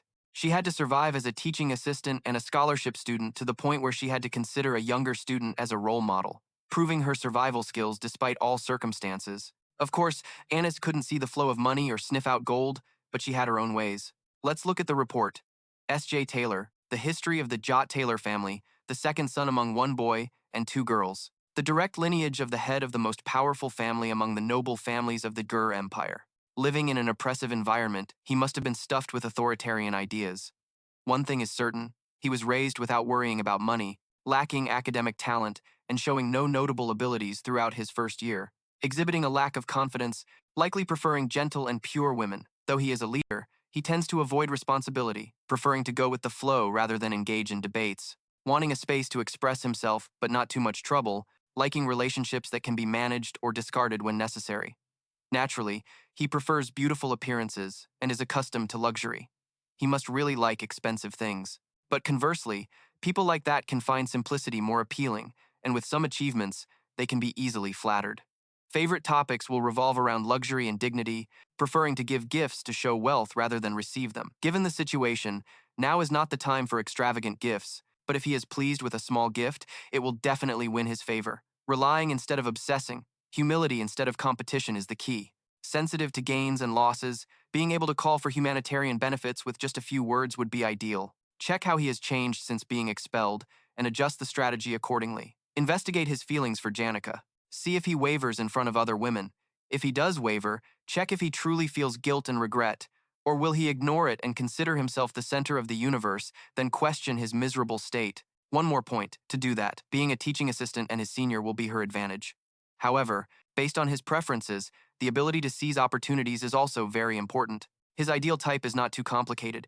It is a vivid embodiment of the patterned desires found in those of noble and wealthy backgrounds. The recent changes in the new environment have put him in a tight spot, creating a lot of turmoil. However, a person's nature, formed over more than a decade, cannot change in just 1 year. Although he has polished his reputation a bit, his characteristic arrogance seems to remain intact. After reading a lengthy series of information, she concluded, in the end, it wasn't difficult at all. Everything will follow this pattern. Annis smiled. Shall we practice a bit? Just then, Clay returned with some pastries. She had bought some Mont Blancs from the Le Bourrelaire bakery. Here, have some, have some. She was very surprised. You've already prepared tea? The new Annis is really different, even guessing that she'd bring snacks. But unfortunately, Clay spilled the cup of tea. She cried out that it was hot. Then, she looked guiltily toward Annis, silently blaming herself. So clumsy again. Annis is definitely going to scold me now. Contrary to her thoughts, Annis was concerned about her. Are you hurt? This made Clay's eyes widen in astonishment. Annis thought it was fortunate that she wasn't injured. What a relief. Her attitude was like that of a completely different person, which stunned Clay. The scene shifts to S's residence, where he is inspecting his clothes. I have to wear my uniform during the break anyway, so it's hard to get it washed. Thanks a lot, Miss Belle replied respectfully. There's always a huge pile of laundry, so washing one more uniform is no big deal at all. Besides, I've received quite a bit of help from you as well, she recounted. Lately, while washing Lady Lucy's clothes, I've noticed a lot of golden hairs on them, and when washing the young master's clothes, I smell the scent of the young lady's aromatic candles and find her white hairs on them. S recalled that Lucy had indeed been much clingier lately. He was impressed with Belle, figuring it all out from just one wash. How much further could this person go if she weren't a maid? She wondered. But, young master, why are you using formal speech with me? It was simply because S felt more comfortable that way, but the maid found informal speech more comfortable. Not backing down, he replied. I prefer to speak formally. He reasoned that, as the head maid, she could practically be considered a senior staff member at the academy. Besides, he was no longer a noble or a student of the officers' hall. Speaking informally like that doesn't feel right to me. Despite this, Belle thought to herself that he acted strangely every single time. S had to explain clearly, I will treat you with respect. As head maid, Miss Belle, you have many people to look after, so you must have a lot on your mind. Belle stubbornly continued to persuade him. Let's see, just feel free to speak normally. The person who needs to worry about those around them is probably you, S, more so than me. Hearing this, his face froze, not understanding what she was saying. Finally, she relented. Never mind. Excessive worrying can become a burden. No matter how complicated your relationships get, S, that's your own affair. Anyway, if you have clothes that need washing, please let me know. My workload has stabilized now, so it's fine. The restoration of the officers' hall was also complete. The two of them looked down from the window and continued their conversation. Restoring the hall took almost a semester. It seems the academic department put in a lot of effort. The new students will be arriving, and out of the 7 new students will be serving from this break, one has already registered for the hall and is moving in. S wondered, as if he had already guessed that one person was Tan. Right? Belle confirmed. Yes, as expected, you already knew. S felt helpless. This break is going to be a lot of trouble. My little sister is coming. A moment later, at a snow-covered house, someone's voice spoke up. I'll probably go home for this winter break. Why? Is librarian L going home too? How did you know? Zeke was practicing in a handstand position. He explained, because I want to spend time with Elka. You're staying at the camp during the break, right? S, who was sitting by the fire reading a book, replied, I suppose so. Third year is coming up, so I need to learn how to use intermediate magic. I'm planning to do some research. Zeke reminded him. Just 1 year ago, you were still learning basic spells. Don't overdo it. After finishing his training, he asked suspiciously, I can't sense your mana right now. Did you train until you completely ran out of mana again? Suddenly, his hand touched S's forehead to check. Then he asked, It seems you have a fever too. Are you sure you're not sick? S blushed and made an excuse. I have my reasons. Don't worry too much. I don't think I'll be able to use magic for a while. Zeke, somewhat reassured, put on his coat and left. If you say so, that's fine. The best part about his easygoing personality was his acceptance that everything has its own reason, and just letting it go was much more convenient. Zeke recalled his conversation with Ayla and relayed the message, Oh, right, Ayla was asking about you. It seems there was a misunderstanding last time. Ayla said that she wants to meet you and formally apologize, but she doesn't know where you live, so she asked me, but I didn't tell her since it's personal information. S closed the book he was reading and said casually, Just tell her I don't need an apology. Just say that I don't have any hard feelings, and I don't need that apology. I don't hold any grudges either. Zeke commented bluntly, Rather than saying you're forgiving, it's more accurate to say you're indifferent. S became a little curious. By the way, you're pretty tight-lipped, aren't you? He tossed a pouch of money toward him. I need you to do a favor for me before you go home. This is a small payment. S said. That night, I was using Professor Glad's underground library. It's very messy inside, so I need someone to help clean up. He took the money pouch and agreed. I don't see any problem with that. I can just think of it as a form of training. But what are you planning to use that library for? S took out a pen and paper and wrote something. I'm going to use it as my workshop. Hearing him say that, Zeke asked curiously, Are you practicing magitech crafting too? Training himself to survive at the camp, practicing mana usage, elemental magic, magitech, and even archery. And starting tomorrow, he'll also begin working at the academy. People like him are the ones who succeed, right? But don't overwork yourself. At this point, Jason had finished writing his to-do list for the winter break, which included 9 tasks. Let's see. Tomorrow's work for the scholarship students. Time passed, and the next morning at the academy, a voice rang out. Scholarship students, thank you for being here today. She said that. Right now, Assistant Professor Clay is unable to communicate. She has been dealing with issues regarding the conference program and checking the schedule for the next semester, so she has been awake for 44 hours straight. So regarding important matters as the head assistant, I will guide you. At this moment, everyone was present. Honest began assigning tasks to the scholarship students, which included basic preparations for the upcoming placement test for new students and supervision on the exam day. Jason pondered. The placement test for new students. The annual exam is overseen by Professor Gla, but this year it is Assistant Professor Clay's turn, just like last time. Of course, I already knew the results in advance. I was a bit surprised that Kobe was also here. Honest explained further in detail. Last year it was held in the northern forest of Aiken Island, but this year we will hold it on Mount Ozan, to the northwest. Then she assigned tasks. Kobe would go get the supplies we had registered for from the main building, while Senior Onik would assist Assistant Professor Clay, and finally, Jason. She quietly assessed that there was one thing both Clay and Janica were overlooking. There were too many women surrounding Jason. Just looking at his appearance is enough to tell he's a flirt. Since we are working together as scholarship students, this is a good opportunity to test him. After reading the materials, I could perfectly portray the ideal type he desires, all in just one night. If he is a man easily tempted and unable to resist it, Jason, I will take responsibility and separate you from Janica. Anus seductively ran her fingers through her hair and smiled. You will accompany me on the field reconnaissance, Northwest Academy, Mount Ojian, a place covered in white snow. Someone's footsteps reminded, This mountain isn't very big, but still, a mountain is a mountain, and there are many quite dangerous areas. During this season, if any student slips, they could get seriously injured. After walking for a while, she sighed, I'm so tired. You don't seem tired at all, do you? Seeing Annis tired, Jason also stopped. It's time to take a break. Let's rest for a bit. She forced a smile. Thank you, really. You're very considerate. I might have misunderstood you quite a bit, he asked. Misunderstood? She explained. You probably know part of it, right? I'm Janic's close friend, so I'm really worried if Janik is with some bad person. Because I was a bit worried I've been treating you quite coldly and indifferently lately. Taking a piece of paper out of his pocket, he replied, It's okay. I didn't mind much. Now, the next point to check is to quickly finish the work early. He showed some concern. Maybe you're also tired of your role as head assistant. You must have worked very hard, right? Anis shyly said. That's right, but it's okay because I have Jason here now. She linked her arm with his. Of course, those two also help a lot, but you are the one who motivates me the most. I'm sorry if my words hurt you, but Jason has been expelled from his family, right? Her expression was sad. I'm the same. Right after enrolling, my family faced difficulties, but I still wanted to attend this school, so I had to endure it alone. I feel like I've been through a long, cold winter all by myself. Jason looked at her, realizing that everyone must have been impressed by her resilient spirit. Whether it was financial issues or other matters, she handled them all by herself. He gently comforted her. Don't be too heartbroken, because you're doing very well, but it seems like my image in her eyes. Anis tugged at his shirt. Thank you. Her face turned bright red.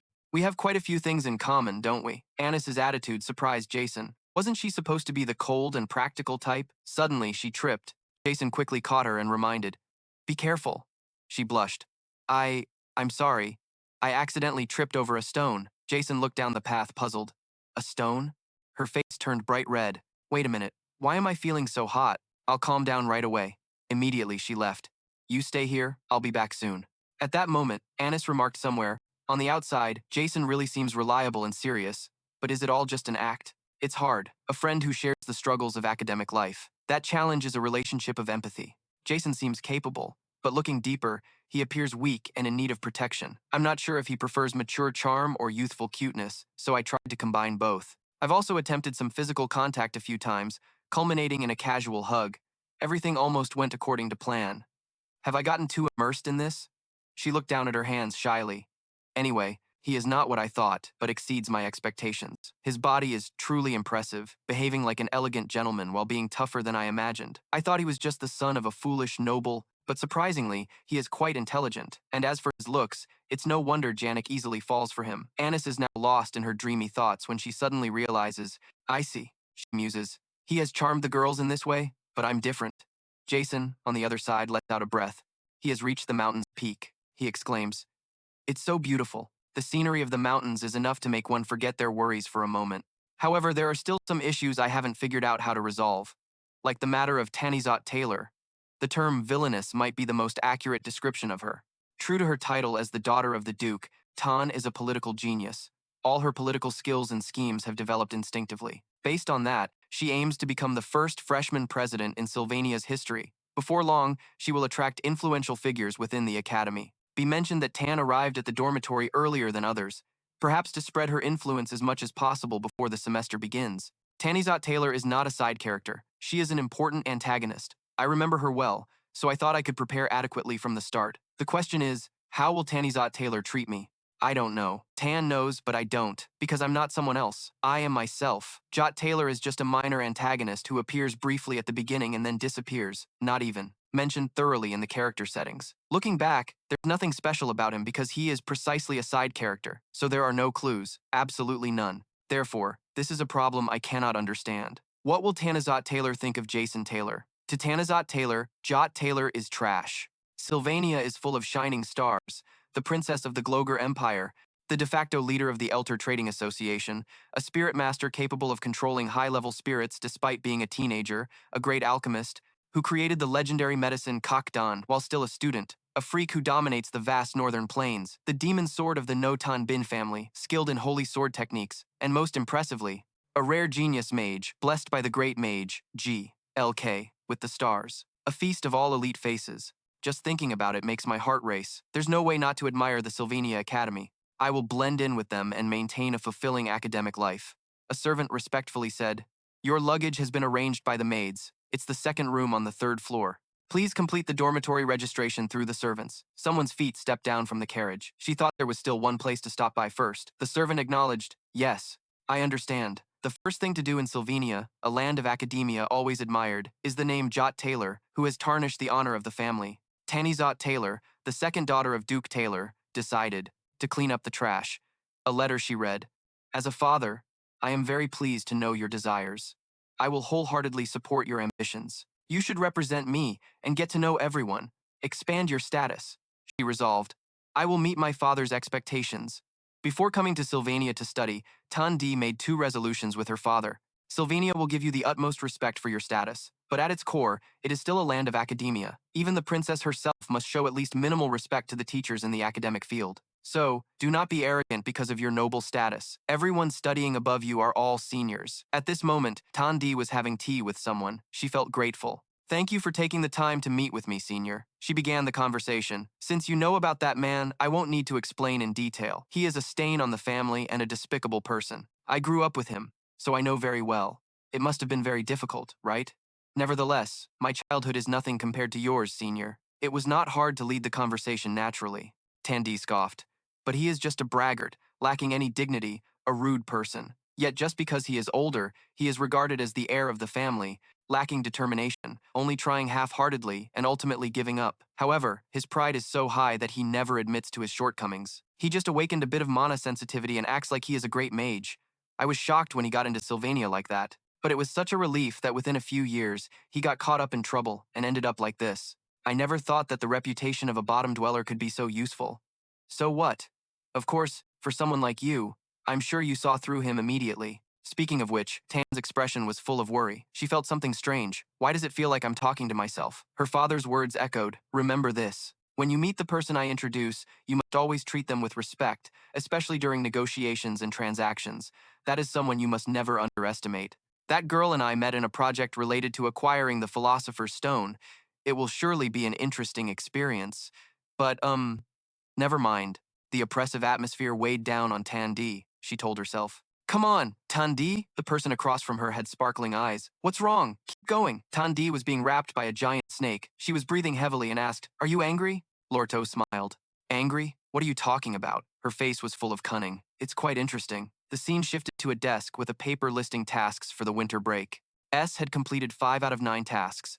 He held 2 books. One was a guide to intermediate magic focused on bombardment, and the other was a guide to intermediate magic on the origin of wind. Last night I picked this up from Professor Glad's library. It's so convenient to read books without having to return them. The work for the first day of the scholarship student was somewhat completed. I feel like Anis's situation is even tougher than mine. He reached for the pile of firewood, but it wouldn't catch fire, which reminded him, oh right, even though I can't cast spells due to lacking magic power, at least I want to grasp the theory a bit. Let's see. In the past, that kid always appeared in unpredictable ways, but now the range of activity is confined to familiar places. A called out to Lucy, who was sleeping on the bed. Hey Lucy, can you light a fire for me? I could lift that kid up without any difficulty. Lucy was so light that I wondered if she was ever malnourished. He lifted Lucy close to the firewood and pointed over there. Immediately, her magic made the flames blaze. He praised her. Good job.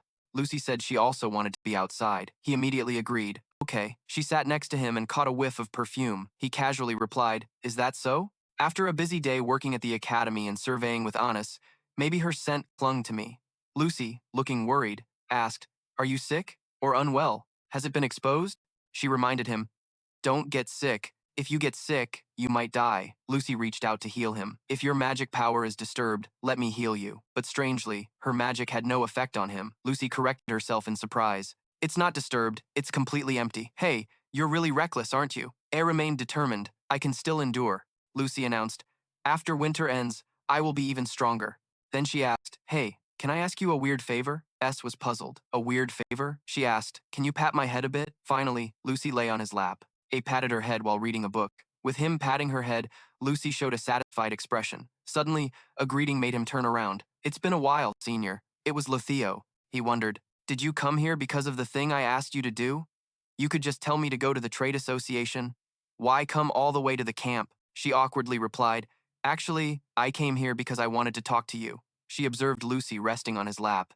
There are a few things I want to ask you. The scene shifted to another place, where someone's voice echoed. The story is a bit long, but thank you both for listening until the end. The main content is quite simple. Tandee smiled warmly. If you support me and help me punish that man, I will offer the most generous reward possible. For example, the Itlan family is famous for its renowned archaeologists. Right? I can share some artifacts stored in the Tail family's vault. Elle was excited. Really? Leet stepped forward from behind. Is that so? He wondered. Tan, right? Her gaze carefully observed this sturdy figure. She could even clearly feel the amount of mana flowing in his body. I need to pull this person to my side. With a gloomy face, Leet questioned, Are you the senior's sister? Tandee confirmed yes. Her face was now filled with fear. I see. Suddenly breaking into a cheerful smile, he turned to Elle. Did you hear that? This is the senior's sister. Then he took out something like a sphere and handed it to Tandee.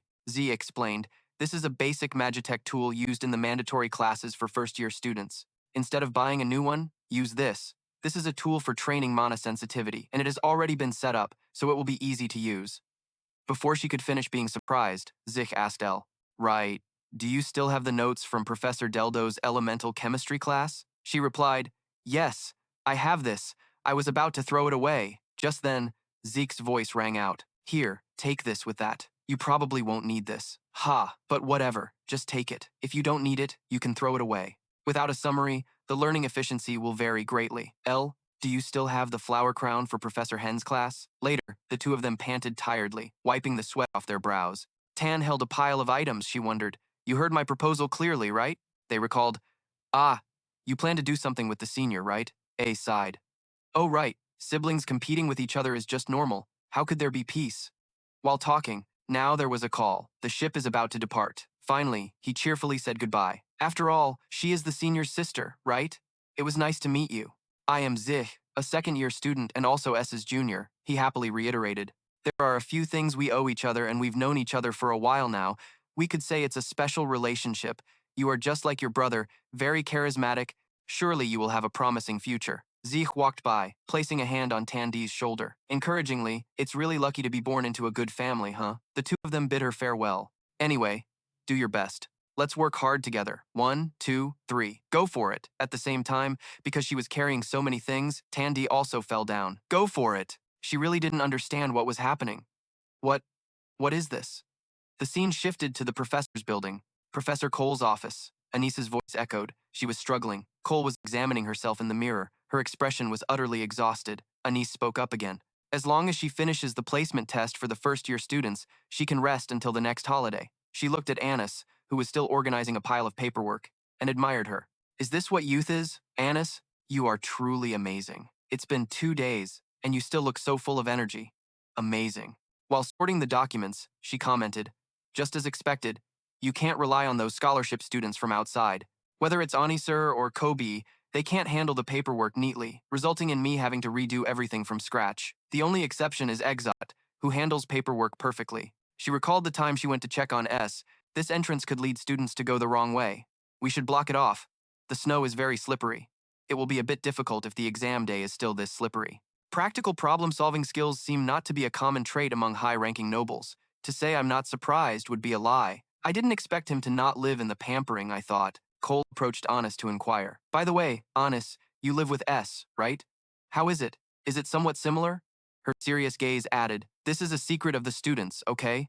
She had some investigations to conduct regarding the incident of occupying the officers' hall, so she had been keeping an eye on him. She didn't expect that he had set up a camp even larger and nicer than this laboratory. The tools, work tables, heaters, display racks, drying racks, and smoke machines seem to have all been made by him. Just looking at it shows how resilient he is, and his grades have improved significantly. Even Professor Glad acknowledged that.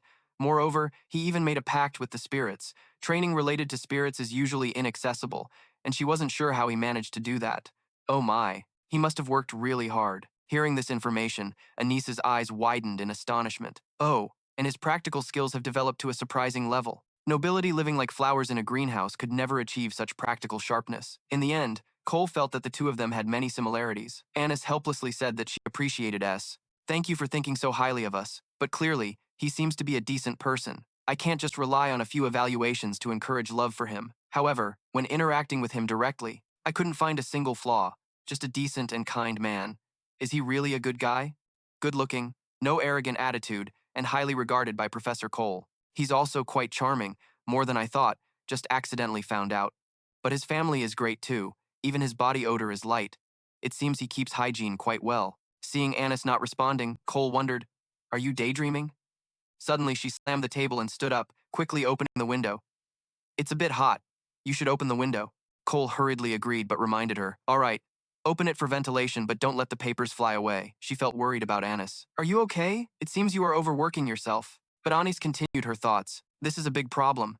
This really isn't good at all. Indeed, a significant issue." Anis's face was now flushed. "What should I do?" Suddenly, she realized something. Wait a minute. She remembered Cole mentioning a pact with the spirits, and silently speculated that he couldn't have made a pact with a spirit in such a short time. Janica must have been by his side, helping him connect with the spirits. That spirit must be a capable and reliable one. Anything could be reported to Janica. Thinking of this, Anis's hands trembled as if she feared something. Professor Cole gently asked Anis, I assume all the work is done. Do you want to grab a snack? What should I bring? However, just as she finished putting on her coat, Anis had already disappeared from the room. Someone's thoughts wandered. The motto of the Fervor family is harmonious coexistence. Her noble heart always cares for and loves everyone.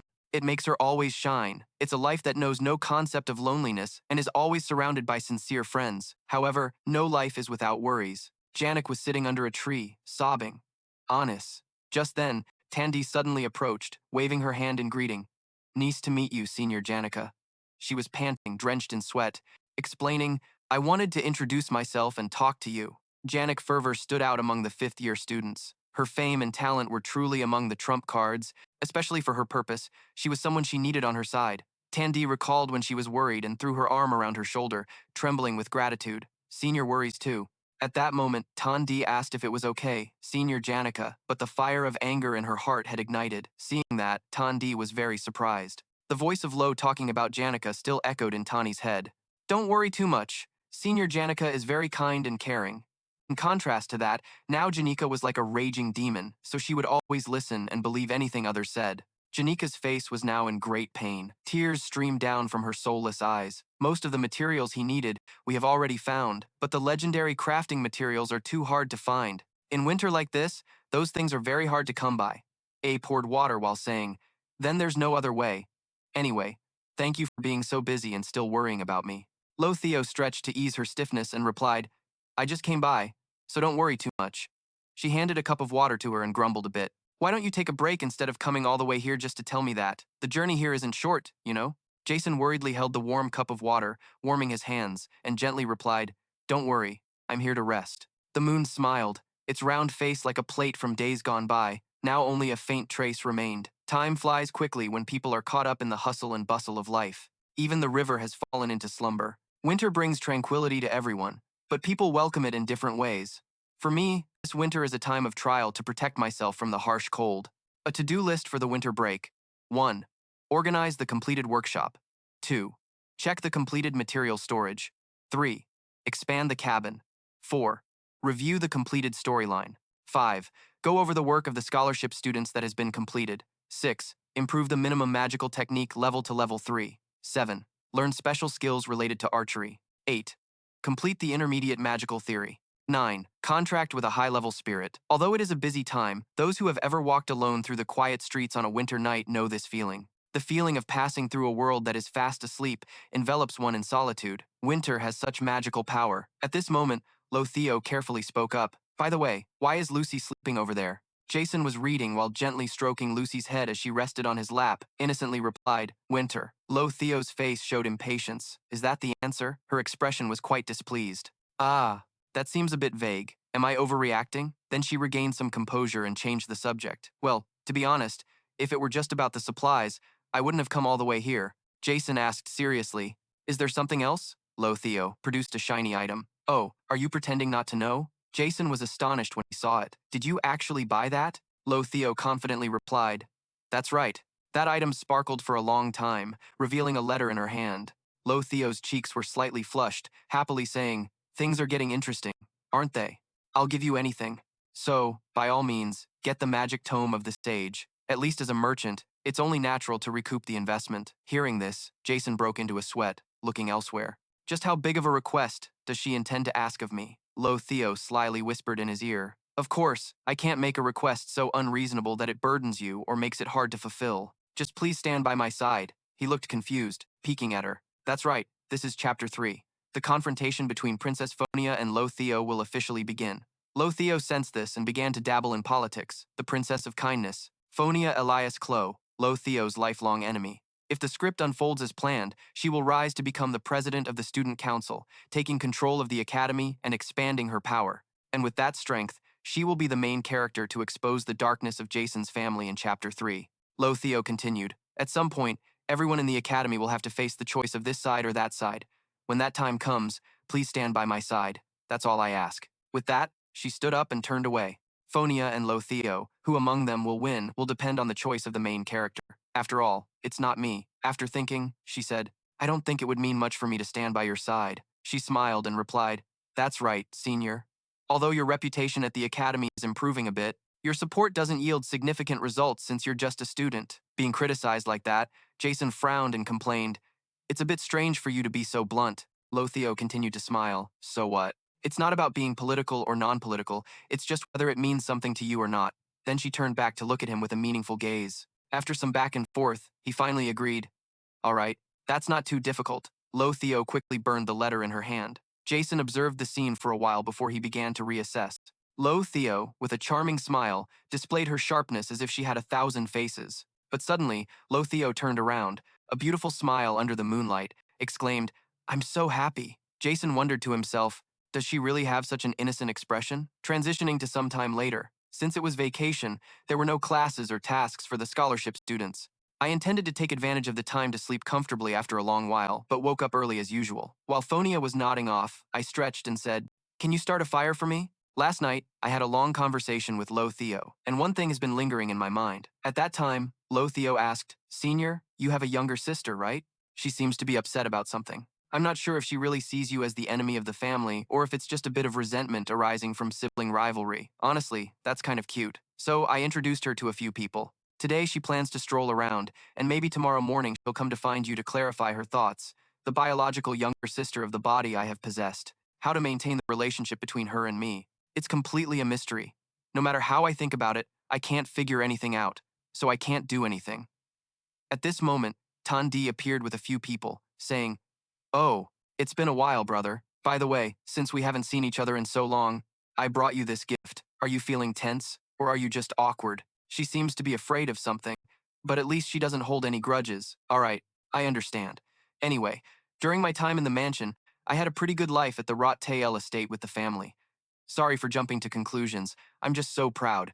Jason thought about this and suddenly covered his face, standing up.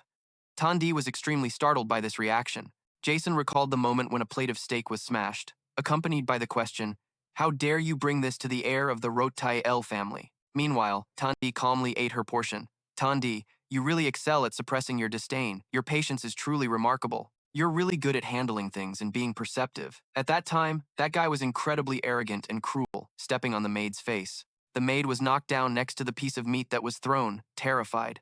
Ugh.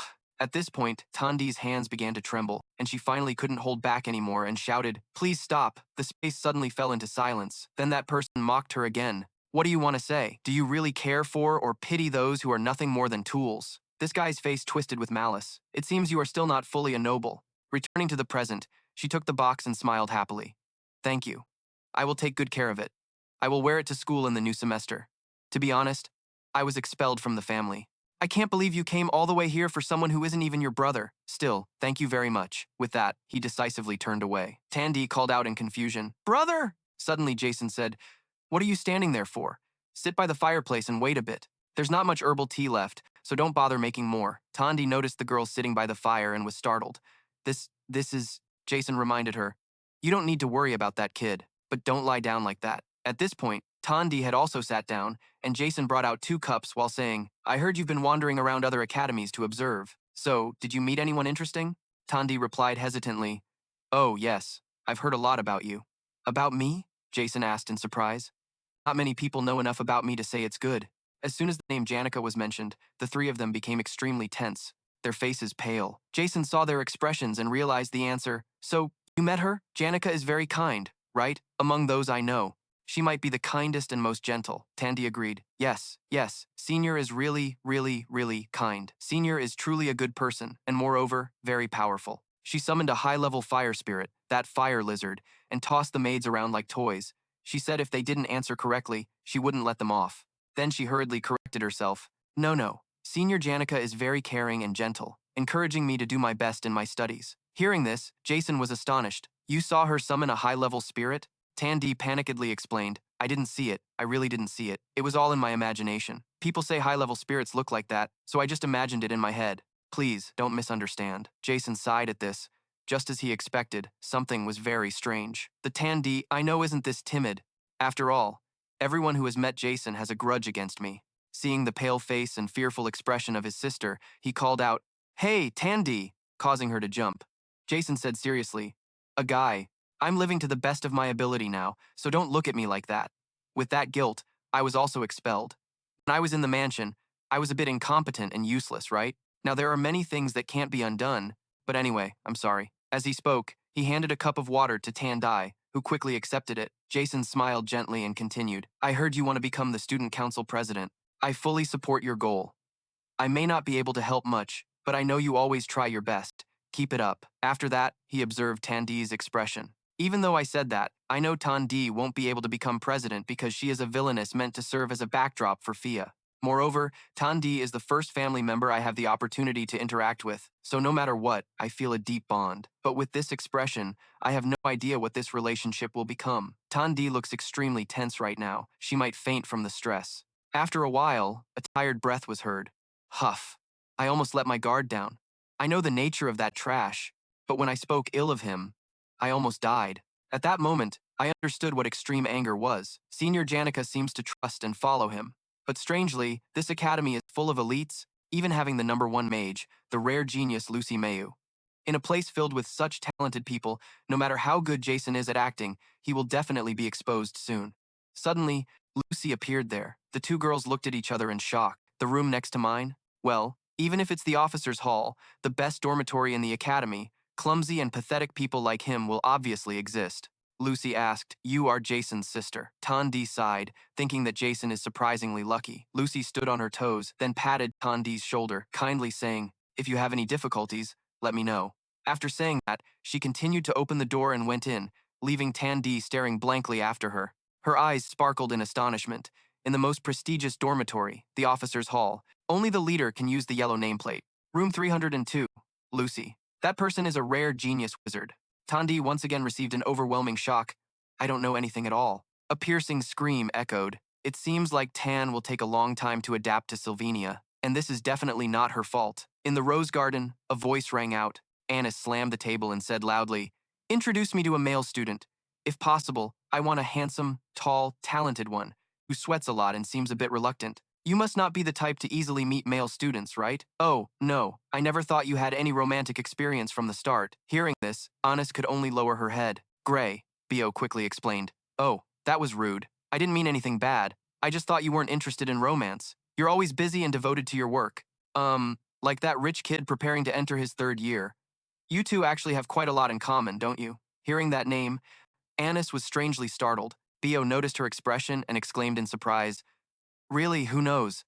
Anis's cheeks turned red from embarrassment. She helplessly brushed her hair and said, It seems I can't hide anything from you, Bio. That's right, just as you think. Because I've heard many bad rumors, I met him to verify. But surprisingly, we have a lot in common, and our conversation flows well. He has a quiet charm and isn't bad at all. Bio looked speechless. So, in the end, did you choose S? Yes, I admitted openly. Anis placed a stack of documents on the table and affirmed, I feel somewhat attracted to him. Actually, this is good news. If someone like me can be attracted to him, it proves that Janica has chosen the right person. In the end, as long as I can quickly control my emotions, there will be no more problems. After listening for a while, Bio seriously called out, Miss Annis.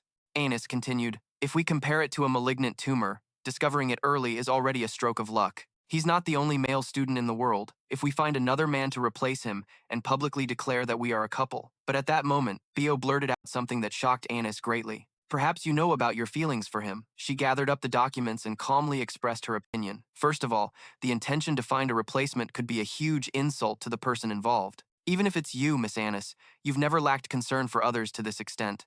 Anyway, my feelings have already turned to someone else. Are you planning to end everything by finding a new lover? Annis closed her eyes and said helplessly, Actually, yesterday I passed by the teacher's room and met Janica, but we didn't greet each other. Everything felt a bit awkward. She looked sad. And next week I have to supervise the class with S during the placement exam. I feel guilty towards Janica, so I don't know how to face her. Annis was so anxious that she trembled. Suddenly, Bio reassured her. Perhaps things aren't as serious as you think. On the contrary, it might even have a positive impact. Annis, hearing this, asked in confusion. What do you mean? Bio explained. Miss Janica is always kind and sincere to others, and she has 2 friends who always protect her from harm. Isn't the problem from the start that Miss Janica is too perfect compared to others? Sometimes, behaving too perfectly isn't always good. I was quite shocked by what you expressed today, Miss Annis. However, when I think about how you trusted me enough to share these things, I sincerely appreciate it. Sometimes, imperfection adds charm. We could call it a protective instinct, right? At that time, her friend sincerely stirred Janica. That man has an oddly charming aura, so we need to quickly find a solution. Stimulating the protective instinct is better than just pushing things along like this. The protective instinct, Anis's mind became clearer. Thanks to Bayo encouraging her that she didn't need to feel guilty, her thoughts began to clarify. The image of Janica appeared in her mind, making her unable to help but smile. When she feels confused and tired, Janica will surely go to a very predictable place. Transitioning to S. It was now nighttime in the snowy forest. As soon as he saw someone sitting by the fire, he exclaimed in surprise, "Oh, when did you get here?" But Janica just pursed her lips, bowed her head in silence. "It's time to start preparing the building materials for the storage shed. I want to expand the space inside the cabin, but with this holiday schedule, I need to hurry." While calculating, S's gaze turned to Janica, who was hugging her knees, looking very pensive. He stood there watching for a long time, then poured a cup of water and handed it to her, looking up at the sky and sighing. "It's snowing again, piling up. It seems like there's a snowstorm every 2 days." Then he asked, "If you're having trouble, you can tell me." Janica just sat there holding the cup, sadly replying, "I'm sorry, I can't talk." "Then that's fine. I won't push." This made Janica pause.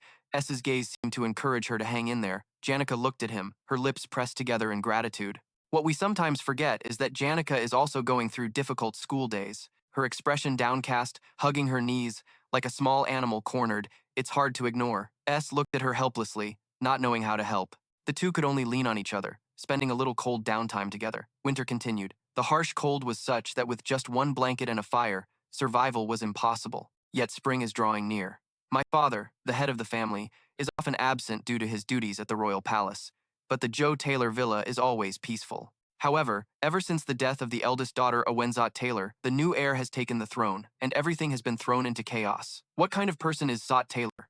There is a saying, if you want to see a person's true nature, give them power. A pathetic wretch with a little bit of a successor's power acted as if the whole world belonged to him. That wretched piece of trash went mad and flipped the dining table over. He questioned, "What can you do looking at me like that? You gonna kill me?" Then he bent down, picked up the sharp knife, and went on. "Fine. Sister Awen is already dead. Isn't that a good thing?" He placed the knife in his younger sister's hand, his face twisted in fury, and screamed, "Well, now if I die too, the successor position will be yours. So, what are you waiting for? Hurry up and stab me. Stab me. Come on, drive it straight through me." Tandee was so frightened by this situation that she fell to the ground, while he just laughed maniacally. "Ha ha ha." Tandee, her face pale, looked up with both terror and hatred. That was life back then. In just a moment, her breath hitched at that gaze. Then she looked down at me. I was weighed down by those eyes for half my life. Even though he never laid a hand on someone of his own blood like me, the family couldn't save Awen, and the people in the mansion couldn't do anything either. I survived like a useless person. And just when I was nothing more than a soulless corpse, an opportunity arrived. It was the news that Sot Taylor had been expelled. Tan immediately and happily drew up a plan. That man had been expelled. All that was left was to prove herself. The upcoming Student Council President election was a once-in-a-lifetime opportunity. First plan, pass the placement test. On the day of the placement exam for new students, Anis, while carrying some items, looked back with a worried reminder. "Don't come near me." Seeing him, she quickly turned away. The scent, the gaze, the aura, none of it suits me anyway. Don't you dare come near me. Anis was now clearly very firm. There must have been a reason. Suddenly, Clay smiled and announced, "It seems we've covered all the locations to note. Shall we head up the mountain now to prepare for the exam?" Unlike the previous challenge held in the northern forest, this year it was being held right here on Ojan Mountain. Since Professor Glatt was absent, Assistant Professor Clay was overseeing the exam in his place, and there were quite a few changes. This exam was different from the last one. Here, students had to search for magic stones hidden deep within the mountain. This time, the magic stones weren't hard to find. In fact, they were very easy to find. The stones weren't well hidden, and there was no score differentiation based on the type of stone found.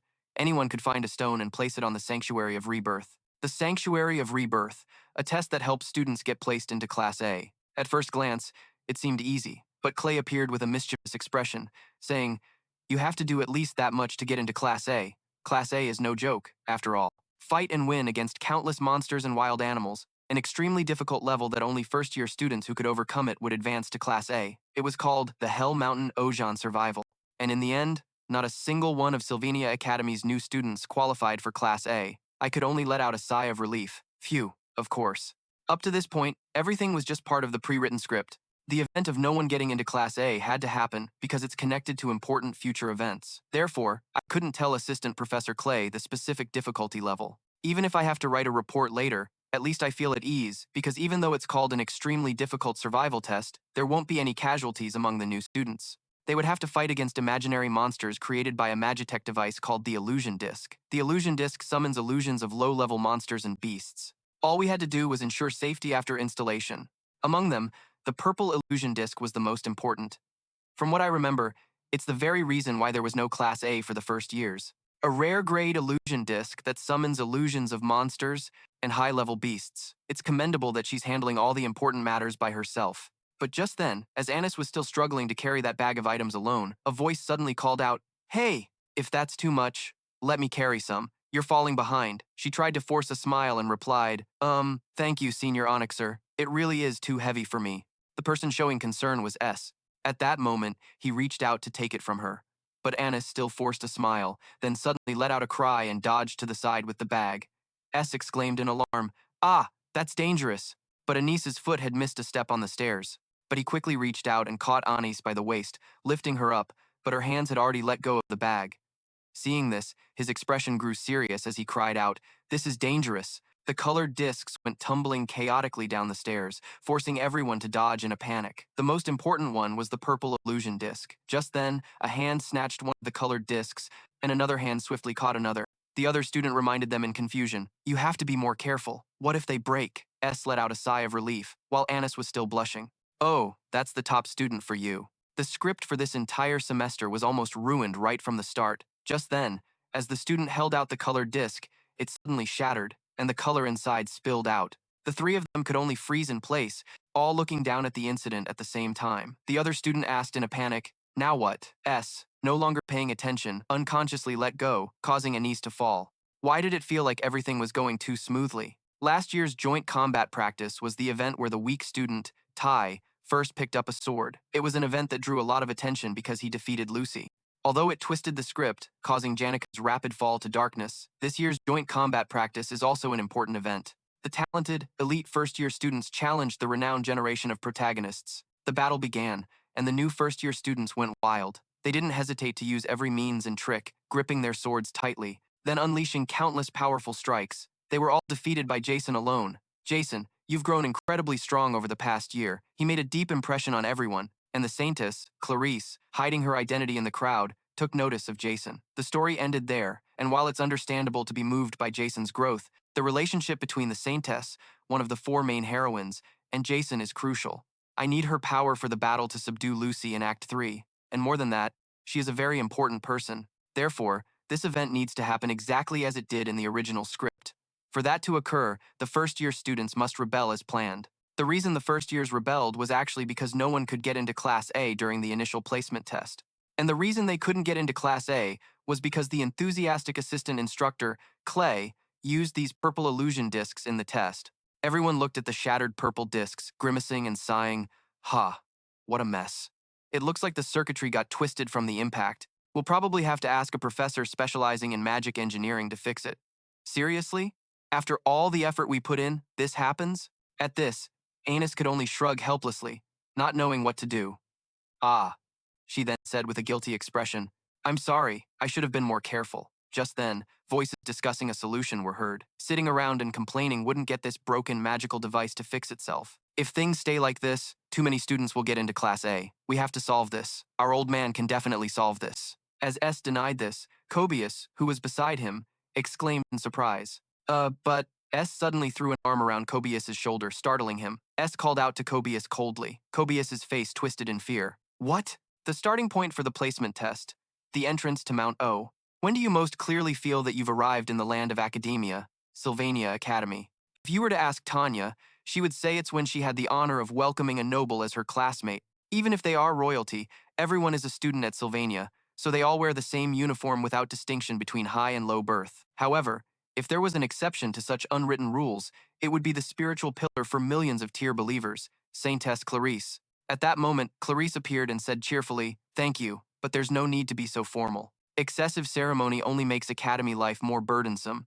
For the common good, let's simplify our etiquette."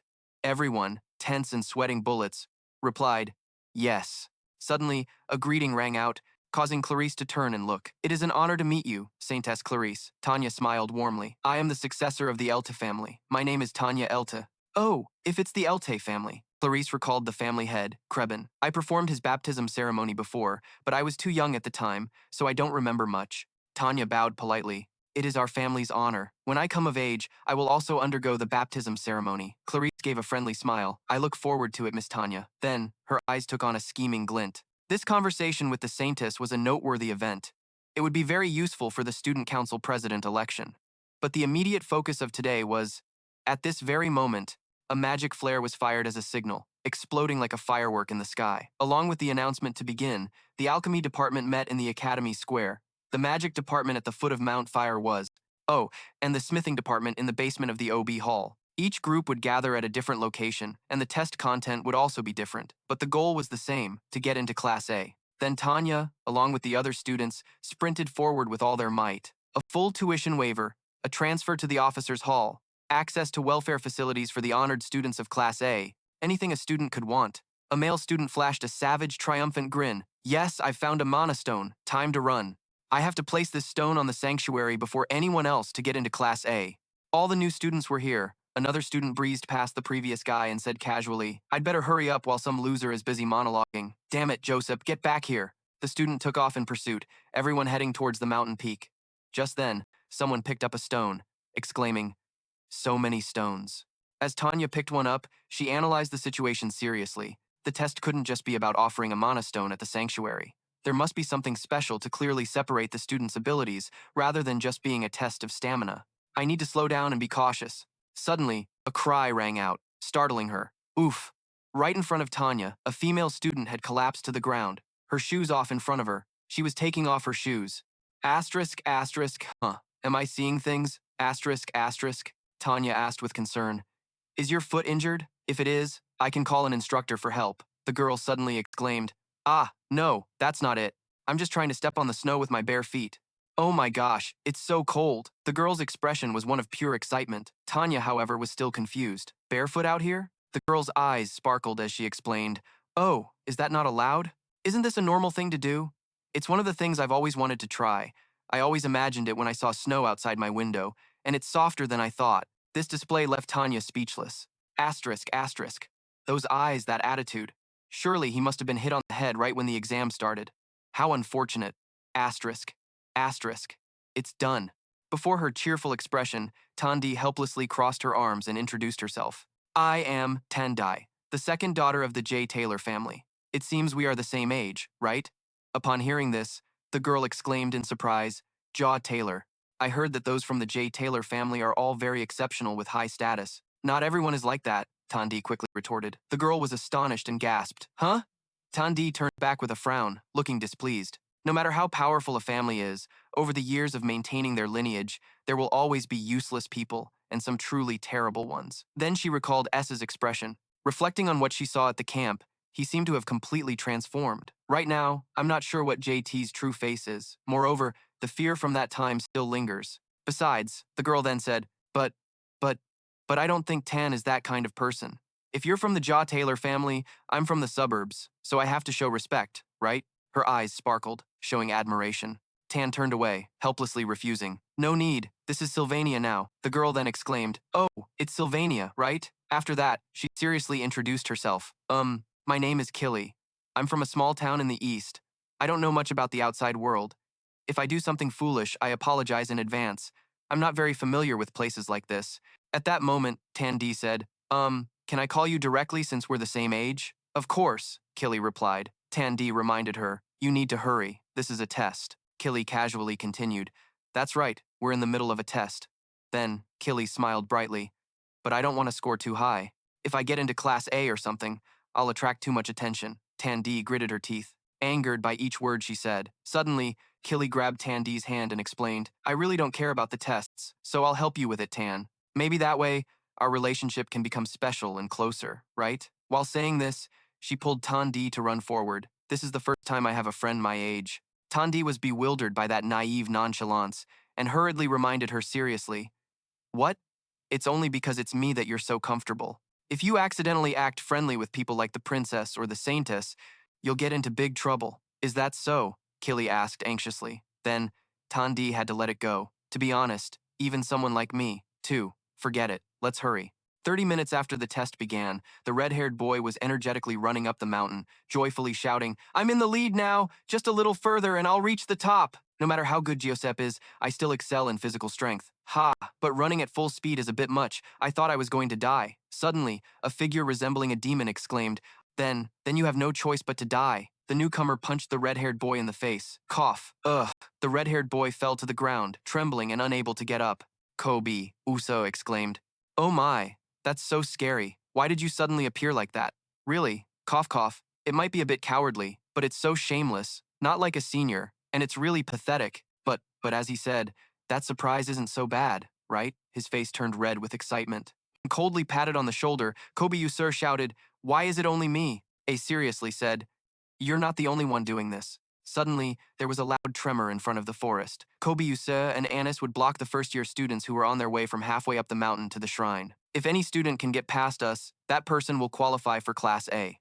Anis appeared grandly, determined to think, "What happened like this is my fault. I will do my best," and then continued to assign tasks. Senior Onyxer, the master of flying magic, will oversee safety. Report changes to the exam content. If you write it now, you can finish before the exam ends, right? Kola closed her eyes and nodded. If you don't fall asleep? The professor reported the documents. Senior Onyxer was in charge of safety, Kobe Usur guarded the south entrance, and I was at the north. Kole could only hold back tears, while Anis was worried. "What about you?" A looked around and replied, "I'll be here because I have to protect the shrine." Kole was then also worried. Can you not sense the mana right now? Are you okay?" S calmly explained, "I have an idea in mind. Up here, in the sky, on one side, everything was still exploding and chaotic. Die already. Rare grade, illusion disc, a device that creates an illusion of a formidable enemy made through the mana power of the user, built to a higher standard than ordinary illusion discs. It can create stronger enemies.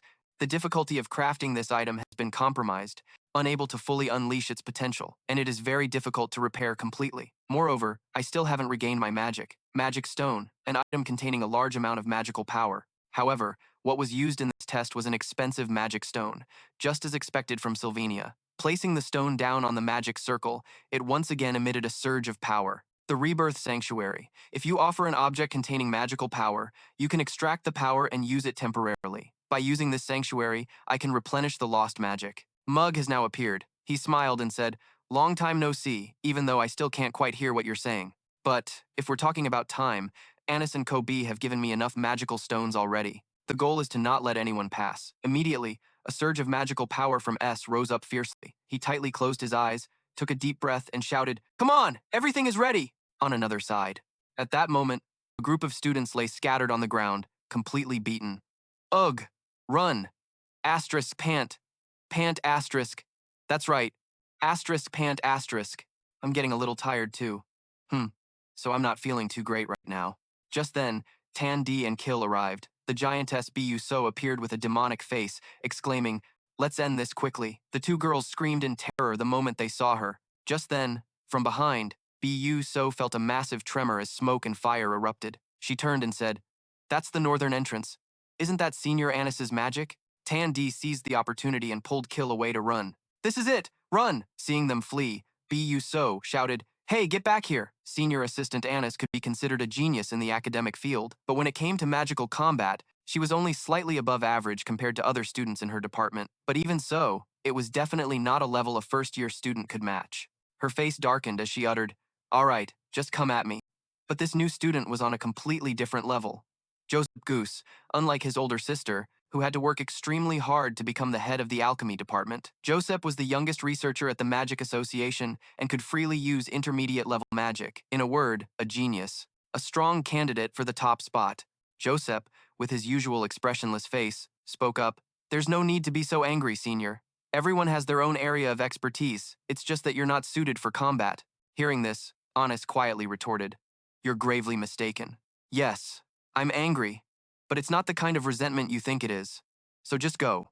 Joseph quickly complied and continued on his way. Anis's hands clenched and trembled. Everything had been arranged perfectly, without a single flaw, but the supply of Magitech equipment was damaged, making the situation difficult. I couldn't even think of an alternative solution. Yet he managed to control the situation, not showing the slightest bit of frustration and even continuing to steer things in a positive direction. And yet, here I am, defeated by a new student, and unable to block the northern entrance to the shrine.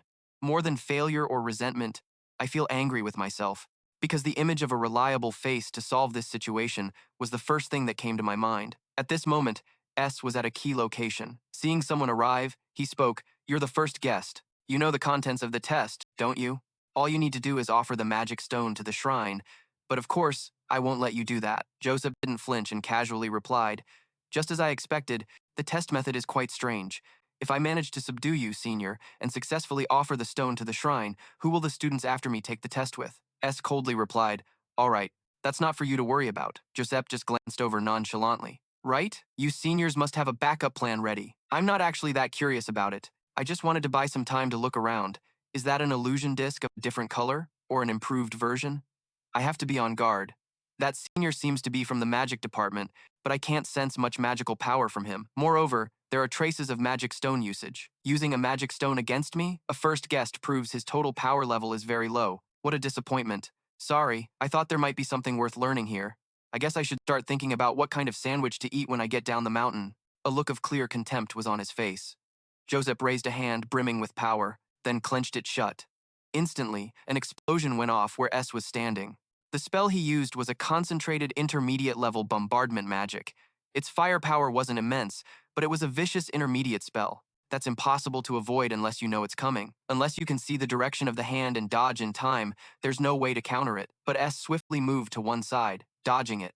However, he dodged it? Joseph continued his assessment. Now it was S's turn to analyze. Based on the mana flow, it's fire magic. In terms of level, it must be ignition or spark. Spark would spray fire in a spiderweb pattern, but seeing how the mana is directed at the ground, this must be generating firepower and then launching it straight forward. It's ignition. The force of the attack heading straight for Joseph made him look startled. The scale of the fire was larger than expected. This is the kind of thing only possible after thoroughly training in basic magic. He might even be able to use intermediate-level magic. A massive explosion erupted, but in the middle of the flames, a shield barrier had formed. What a waste.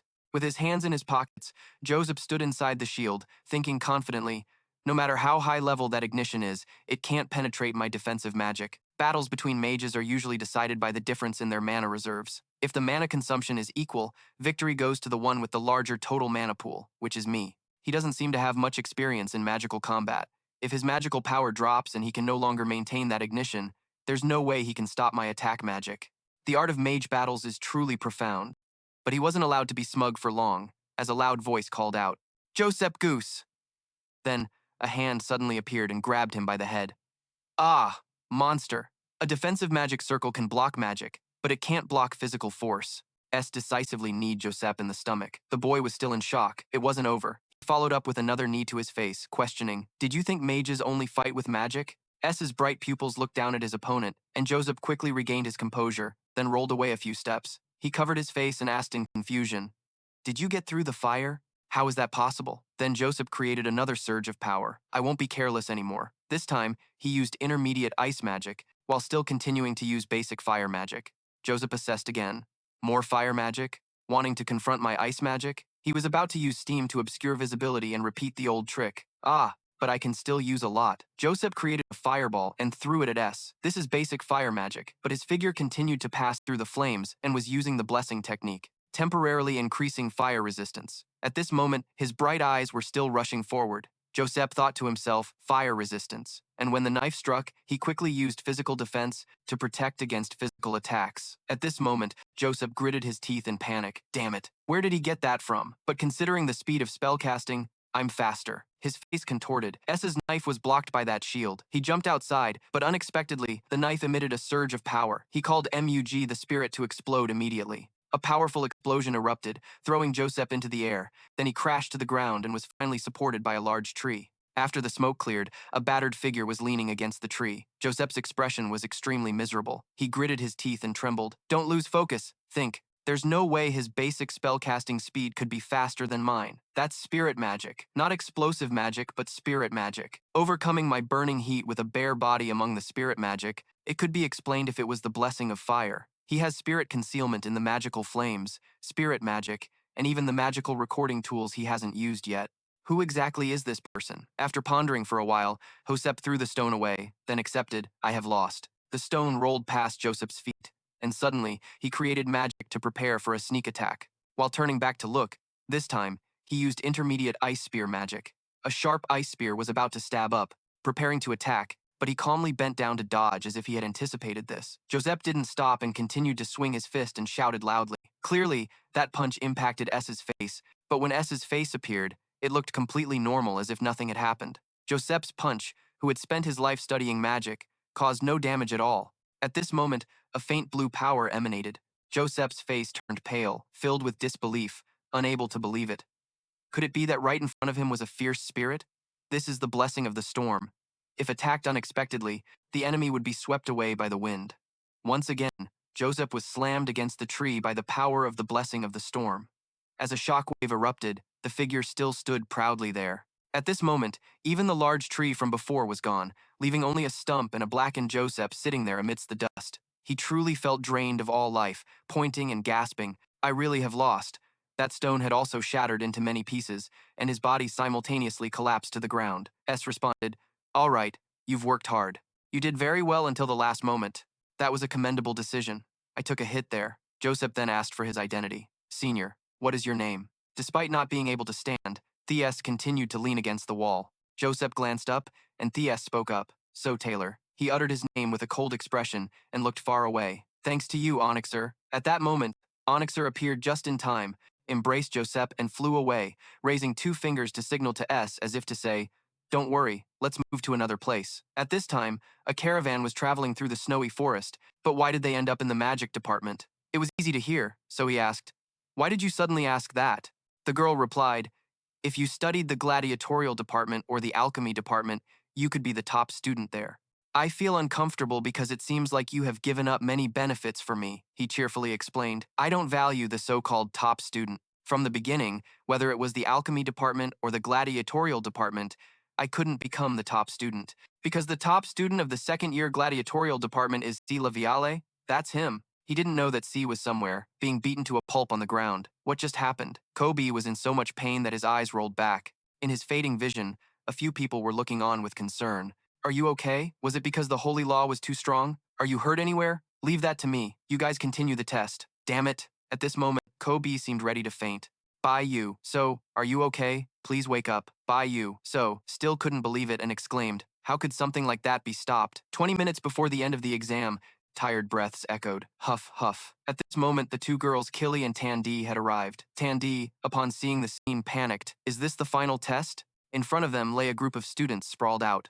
At the back, La S was waiting. He spoke in a cold tone. I don't want to say much. Once a target of fear, once a target of hatred, that person. Even so, Jason was already covered in countless injuries. He warned sternly, give up. Saintess Claria had two dreams. In one of them, Archbishop Belle told her that greatness was something she believed in, that it stemmed from an unwavering faith she had held her entire life. You must become like a pure white sheet of paper. The waking dream was one planted in her by Archbishop Belle.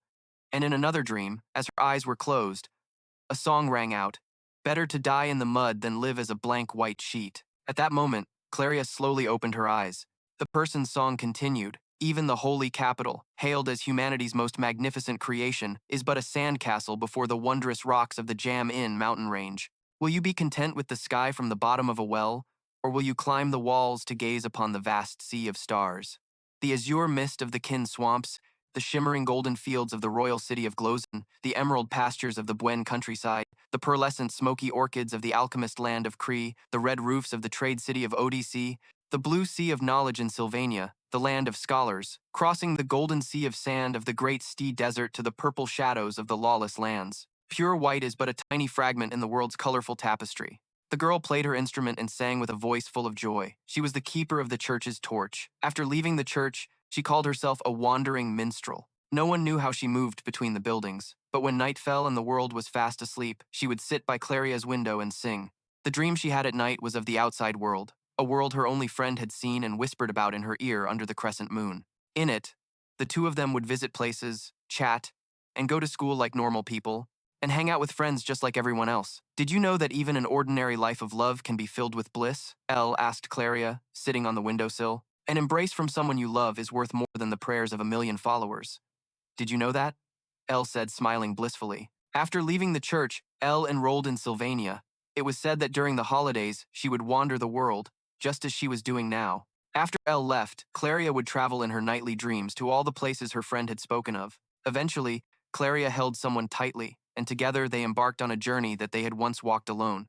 It was a journey bursting with color, a complete contrast to the pure white of her life, the most daring fantasy she could imagine. Before she left, Archbishop Belle disguised Claria as Killy and reminded her, however, to avoid exposing your identity, please be careful at all times. You must always carry those Magitech items with you. Since you are always protected by the holy law, I can rest a little easier. But Claria replied cheerfully, I look like a completely different person. Who would ever suspect me? Belle, feeling a bit helpless, reiterated that caution was paramount. Going to the academy under the church's arrangement felt like a natural detour. No one paid any mind to Claria as she sat on a bench on the faculty path. That alone was incredibly satisfying to her. No one bowed their heads, and no one looked up at her. At least here in Sylvania, not a single person did. Who would ever think Killy was a saintess? Except for one person, who was now warning her with a stern expression, Give up, saintess. At this, Taylor, still bewildered, exclaimed, The final exam is you, Jason? Killy bit her lip, thinking, What's wrong with Taylor? The person, also Jason, narrowed his eyes coldly. My apologies. Could you two turn back? But since you're already here, bring it on. With that, he immediately unleashed his immense power. A fierce wind kicked up, making it hard for either of them to stay on their feet. The two girls struggled to brace themselves against the torrent of power. Even students who had dedicated their lives to summoning spirits couldn't control such a high-level spirit, one that surpassed even the graduate level. Furthermore, even spiritmancers active in research and combat are only considered veterans if they can control 5 or 6 mid-level spirits. Seeing the ferocious spirit he had summoned, they couldn't help but cry out in alarm. A high-level spirit, Killy then warned cautiously. Let's give up. We need to think this through more carefully. Taylor? After all, it was Taylor who was still standing there in shock. That's right, a high-level spirit. The trauma from that day is flooding back into my mind. But recalling the scenes from her past, Taylor gritted her teeth in fury. If I back down now, how is that any different from back then? Taylor's expression suddenly startled Killy. You don't get it, Killy. I have no intention of giving up. A noble status and reputation always come with responsibility and burdens, she said with a cold smile, standing tall and staring straight ahead. I remember exactly what happened 2 years ago. Achievements have to be realistic. How can someone who isn't even good at basic magic suddenly control a high-level spirit? Taylor charged forward, convinced that it was obviously a fake. All she had to do was defeat the summoner himself. But the spirit merely exhaled gently, and Killy immediately shrieked as her skirt was blown upwards, while Taylor managed to leap out of the way. How is this possible? She exclaimed, raising her arms to block the force. At that moment, Taylor's expression turned grim. Looking at the spirit's form and the torrent of power emanating from S, she was stunned to realize it was a true high-level spirit. The force of that power blew both of them backward. Kylie struggled to her knees on the ground, wondering in astonishment, is that really Tan's brother? Kylie had an image of men from noble families, perfect looks, warm smiles, and elegant gestures. But hearing that this man, who was the complete opposite, was a descendant of the Joe Taylor family, she was certain he was that good-for-nothing playboy. Even though I don't know much about the outside world and I'm not very perceptive, I could still feel it, Tandee had grumbled at the time. No matter how powerful a family is, after generations of maintaining their bloodline, some useless and even terrible people are bound to appear. Seeing Tan's indignant expression, Kylie realized just how much Tan despised that scoundrel. After getting up, Kylie spoke, Tandee, just aim for the main body like we planned. I'll be the bait. As she'd mentioned, she had a rather unusual constitution. Unless the circumstances were extreme, I'll never die. Tandee turned back with a worried look. Huh? But you'll still get hurt, won't you? You said you didn't care about the test. Kylie walked forward resolutely. You said he's a bad guy. That person. Besides, Tandee, you're the first friend I made at Sylvan. She turned back and smiled at Tandee. Normally, I'd dismiss this as meaningless, but on the way to the Holy Temple, I saw it. A senior from the combat department charged in aggressively, but was struck down by a mysterious, brilliant light. Does Kylie really have some kind of special power? What surprised me even more was Kylie. The girl who was always so timid was now stepping forward. Was she always this brave? As Tan wondered this, she saw Kylie's teary-eyed face as she charged forward, leaving Tan speechless. No way. Kylie was just rushing straight toward S and the high-level spirit waiting there. The spirit let out a sigh, as if in exasperation, and reached out with its claw. But suddenly, a spray of fresh blood splattered onto the spirit's face. As the spirit attacked Kylie, she had quickly created a protective circle. This was the protection of the holy law. Any enemy attempting to harm someone under the sacred deity's protection would trigger an intermediate level or higher spell. The spirit shrieked in agony before it was sliced into multiple pieces by that power and gradually vanished. Kylie couldn't help but cry out in fear as well. She was thrown backward by the force. Just then, S appeared from the smoke with a listless expression, asking, "Are you done yet? You think I'd give up?" A voice answered, as an attack came from the side. Tandee suddenly appeared and unleashed her magic. Basic level magic, Scatter, shot directly at S. The force flung him into the air. Suddenly, his image began to fade away. Asterisk, pant, pant, pant, asterisk. Tandee was stunned, unable to believe what she was seeing. It disappeared? No way. An illusion? A colorful illusion disc appeared on the ground. But just then, several arrows flew toward her and landed at her feet. But the arrows only struck the ground next to Tan's feet. A voice warned, "Stay still." Tandee was still in a state of shock. No way. A guy who can't even lift a sword now knows how to use a bow? Are those arrows made of mana? S now aimed his bow forward. That was just a warning. Tan's eyes widened. Is he really S, Taylor? Before her eyes, the high-level spirit reappeared, even stronger than before, alongside a very cool-looking S. Tan became extremely tense and terrified. Asterisk, pant, pant, asterisk. It was just like that time. No matter how hard she tried, she squeezed her eyes shut, unable to stop the tears from falling. Then she remembered her past. I couldn't do anything when I was little, and I can't do anything now. While she was on the verge of tears, S spoke up. You must have tried really hard. Tandee slowly opened her eyes. S knelt down, picking up a stone as he explained, I'm sorry. We had our reasons. Even though we're related by blood, I couldn't just go easy on you. If I had, with your personality, you would have just gotten even angrier, right? He said, gently crushing the stone in his hand. Tandee was bewildered. Ah, and I'll keep praising you. It was really impressive. If it were me, I would have run away instead of coming back. Even though it was just an illusion, you fought to suppress me until the very end. Tandee was stunned. I was wrong about him. He's completely different now. Meanwhile, Tandee was bewildered, realizing that something had definitely changed. S continued speaking to his sister. So you have this side to you, huh? Even though it was just an illusion, you fought to take me down until the end. You should be proud of that. Hearing these words, Tandee's emotions were in turmoil, and tears began to stream down her face. You're really skilled, S praised her sincerely. She could only sob for a long time. Asterisk sob, sniffle. Asterisk, seeing her reaction, S scratched his head in confusion. Huh? Is she sobbing like that because she didn't get into Class A? But just then, Kylie rushed over, hugged Tandee, and warned S, don't come any closer. Kylie's eyes were also welling up with tears. I'm warning you. If you attack me or try anything, something bad will happen. I mean it, don't move. At that moment, Clay and the others, who were standing off to the side, called out to S. The exam is over. S, come over here and give me a hand. Clavius is completely knocked out. Assistant Professor Clay, please update the scoreboard first. There's still a lot of work to do. Besides, the Student Council President election is at the beginning of next semester. Only then did Kylie finally relax. Ah, the exam is over. Huh, what's wrong with my voice? Is the transformation magic being undone? She panicked as she looked at her hair starting to grow longer. Kylie recalled the battle earlier. Could it have been then? Then came the reminder from Archbishop VL. You must always carry this magical tool with you. Oh, if it continues like this.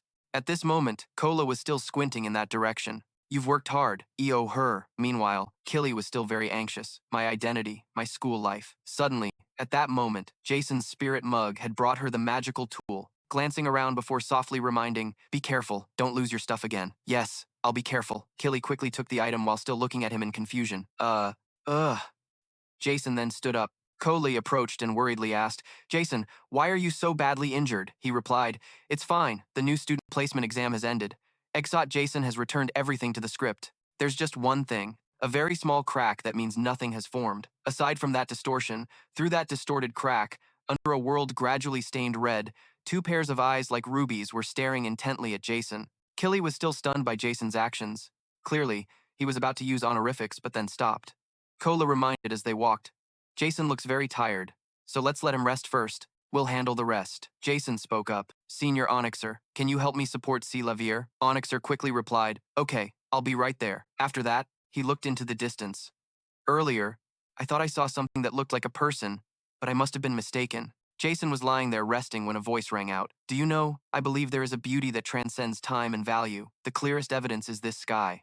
Even the most precious works of art can be interpreted and appreciated in many ways, but no one can look at that sunset and say it isn't beautiful. Jason sighed, truly a complex thought. The spirit continued, anyway, humans, although life is so short, no one knows how to feel each moment. This is Ma Yujia, a high-level wind spirit. Lying there listening to Ma Yujia talk about the philosophy of life, a life without ups and downs and dry is the most terrible curse a person can experience. Humans must know how to be moved by the little things and find meaning in the mundane, right? If a human life is like the four seasons, then a spirit's life must surely be a long winter, a desolate existence with no ups and downs. At this moment, Jason felt helpless against this chatter. According to Janica's remarks, it really was quite talkative. Ma Yujia continued, you, always so careful and with no gaps, but you often remain indifferent to yourself. Falling due to overexertion and easily getting hurt are the clearest evidence. Jason replied indifferently. So what? Ma Yujia explained. You should date. You idiot. Isn't there someone around you? Someone kind, lively, and friendly. Are you strong enough for someone to rely on? You don't know how much interacting and developing a relationship with such a person will help your emotions. Am I wrong? Mug happily agreed. You are absolutely right, sir. Mayugia looked at these two teaming up and thought, actually, Mayugia didn't sign a contract with Janica, they just became close. Then, Mug, who was wise and understood the world, advised, young master, the advice from Ma Yujia in the spirit world is like scripture. You should try listening to Ma Yujia. Whether he is lying or not, let's give it a try. Upon hearing that tone, Ma Yujia frowned and repeated, give it a try? Jason continued his train of thought. So, even though Ma Yujia and Mug don't have a clear superior-subordinate relationship like we do, it seems that high-level spirits are indeed quite formidable, Jason summarized. Mug anxiously corrected. This incompetent one spoke wrongly. Is it just a trial? I will atone with my death. Jason then spoke. Thinking back, Janica doesn't look too well. Do you know anything? He recalled and asked with concern. Mayugia teased. Oh ho! What's wrong? Worried? Jason replied nonchalantly. Isn't that natural? Mayugia then said. But if it's Janica, how can I easily pry her words out? Hearing this, Jason perked up. Mayugia looked into the distance and reassured. Anyway, don't worry too much. Maybe she should experience a winter once. Surely she will need to experience and realize something. Life isn't always like a fairy tale, right? You just need to quietly wait until spring comes. I guess I should stop now? I also feel guilty for draining more of your magic. Jason sat up and sighed. Yeah, even this form is not easy to control. Ma Yujia confidently stated, I am inherently very valuable. Even so, this form is still the most effective. Jason was astonished and asked, is there another form? Ma Yujia stretched and said, a form of a cuter girl would be better, right? It looks beautiful, but you wouldn't be able to handle it, would you? Jason quickly declined. Come on, the giant form isn't that different now, so I'll just say that. The demon spirit suddenly jumped onto Jason, making a staircase while screaming. Oh my gosh, no way. Is it because of the magic stone that I didn't realize? You're still a bit slow. Do you really think you can summon me with just that amount of magical power? Think again. A spirit like me wouldn't just sign a contract with one person. Jason could only look up at the demon spirit talking a lot from above, gradually fading away into the air. At this moment, I was slowly trying to crawl up using the empty squares. Clearly, with my current magical power, I couldn't summon a high-level spirit for that long. If it wasn't my magical power, then whose was it? Thinking back, this was quite simple. Aside from me, it was the one who had signed the contract with the demon spirit. After a while, he had climbed to the top. Seeing that person, he spoke, this place isn't suitable for a nap. Lucy was the one sitting up here enjoying the breeze. I didn't come here to sleep. If I wanted to sleep, that cabin would be much better. Jason then asked, then why? Lucy was silent for a moment, then coldly explained, I don't like that fireproof cabin, so I took a walk. Hearing this, Jason could only silently look down. It's a pity that at the end of the walk, I ended up at the Resurrection Temple. This is the final stage of the third arc. Klai realizes the true intentions of the deity, the dark side of the gods, and begins to doubt them. The apostles of Tozer have headed to Aken Island to accuse Klai. The people at the academy were unaware, just following the orders of the archbishop, the royal guards of Princess Fia, the mercenary group of Lute Theo, the holy knights of the holy city, senior officials of the academy, and even the punitive forces, the generation of protagonists, and principal Obel Fix user all participated in the battle. In that chaotic mix, finally, all the swords were pointed in one direction. A girl trying to protect Aken Island according to her master's teachings was called a traitor, a heretic, but she bore no resentment, quietly looking down at the beings. Lucy Mew, she subdued all the important figures on Aken Island and single-handedly defeated more than half of the punitive army. But in the end, her strength was exhausted, and she was defeated by Jason, who had learned the final holy sword ritual. Only after all the events behind were revealed, when the familiar hat stained with blood and tattered fell to the ground, and Lucy's body, filled with countless wounds, lay in her own blood, did everyone understand why Lucy tried to kill the apostles of the god. However, that girl wasn't really that bad. Who would have known she had such circumstances? Such statements were merely late understandings, more painful than misunderstandings for those involved. Even so, perhaps due to her nature, or because she felt there was no meaning anymore, Lucy ultimately bore everything alone. Of course, I had no intention of stopping Lucy from sacrificing to maintain the script, right? No, I'm not that cold-hearted. It's just that if everything just passes like this, it won't necessarily lead to a bad ending. The ground is harder after the rain, so the Sylvania Academy will overcome the challenges on its own, but there will be one challenge they cannot overcome without your power. When that time comes, for this old man, can you lend me your strength, Lucy? At that time, the master was lying down, and Thoy Thuk had said such words to her. Only Lucy knew how much burden her teacher, her only living relative, the dying Grand Mage, had left with her. Lucy also needed to release those tangled emotions. It would be a long battle and there would be dangerous moments, but this is what she had to face in the script of the third arc. But that doesn't mean I won't do anything. Suddenly placing her hand on his thigh, she spoke. Recently, I've realized something. Then she lay down as if it were a pillow, sighing. Actually, I feel quite lonely. Jason opened his mouth to say something but couldn't find the words. If there was one thing I had to promise her, it was that next time, if I left the cabin for too long, I would give her a heads up. Thinking that, Jason sat still, stroking to let Lucy rest better. The two sat together, basking in the sunset. The next day, voices were heard in the rose garden. You arrived earlier than I thought. I just wanted to leave that place as soon as possible. Cly appeared with a box and smiled brightly. Here's a gift for you, Belle. People often mistakenly thought Anis came from a noble family, but in fact, Clay was the daughter of a prestigious noble family. Belle received the gift and bowed to thank her. Thank you very much. Clay stretched and exclaimed, Ah, this place truly feels like home to my heart, this sense of peace. Anyway, I have to meet some friends at the academy. It's been a long time since I've seen them, and I've bought a lot of delicious snacks. Also, I've finished preparing for the tea party with Anis and Janica. After giving the gift, she quickly waved goodbye. Well, I'm off first. Thinking about meeting them after such a long time, how exciting. I have so much to talk to them about. The blueberry pie I bought is really, really delicious. But Clay didn't notice that the box of cake in Bello's hand had been squeezed and distorted. Bello's face was contorted in a state of extreme tension. This blueberry pie tastes like chewing sand. At this moment, the sky was still blue, clouds drifting by in clusters on a study table where two factions were facing off fiercely. The person sitting in the middle was extremely tense, sweating profusely. What's going on? Why is no one saying anything? Are we arguing? Janica and Anis, who usually joked around, arguing is just teasing each other. It's the first time there's such an atmosphere. Let's try to say something fun. Clay gritted his teeth, unsure how to handle this. What should I say now? In the end, she tried to force a cheerful smile. At that moment, Janica called out in a cold tone, Anis. This startled Anis, making her panic. Janica, with a pale face, questioned, I heard you hug Jason, right? Jason, 18 years old, 1-year survival academy, high-level spirit summoner. Strength 13, intelligence 13, dexterity 15, willpower 12, luck 11, combat skills. Magic skills, life skills, alchemy skills, a new wooden windshield, a well-preserved piece of wood tied multiple times with rope and buried at the joints in the ground. It can block drafts but cannot withstand strong winds. The difficulty of crafting is 1.5 stars. At this proficiency level, low difficulty items hardly help increase stats. Should I look for other opportunities to enhance my stats? While S was busy working, a voice rang out, You'd better prepare thoroughly for the strong winds coming. I'm glad to see you're still healthy. The young master looked up in surprise, seeing Lucy trembling, clinging to Bo.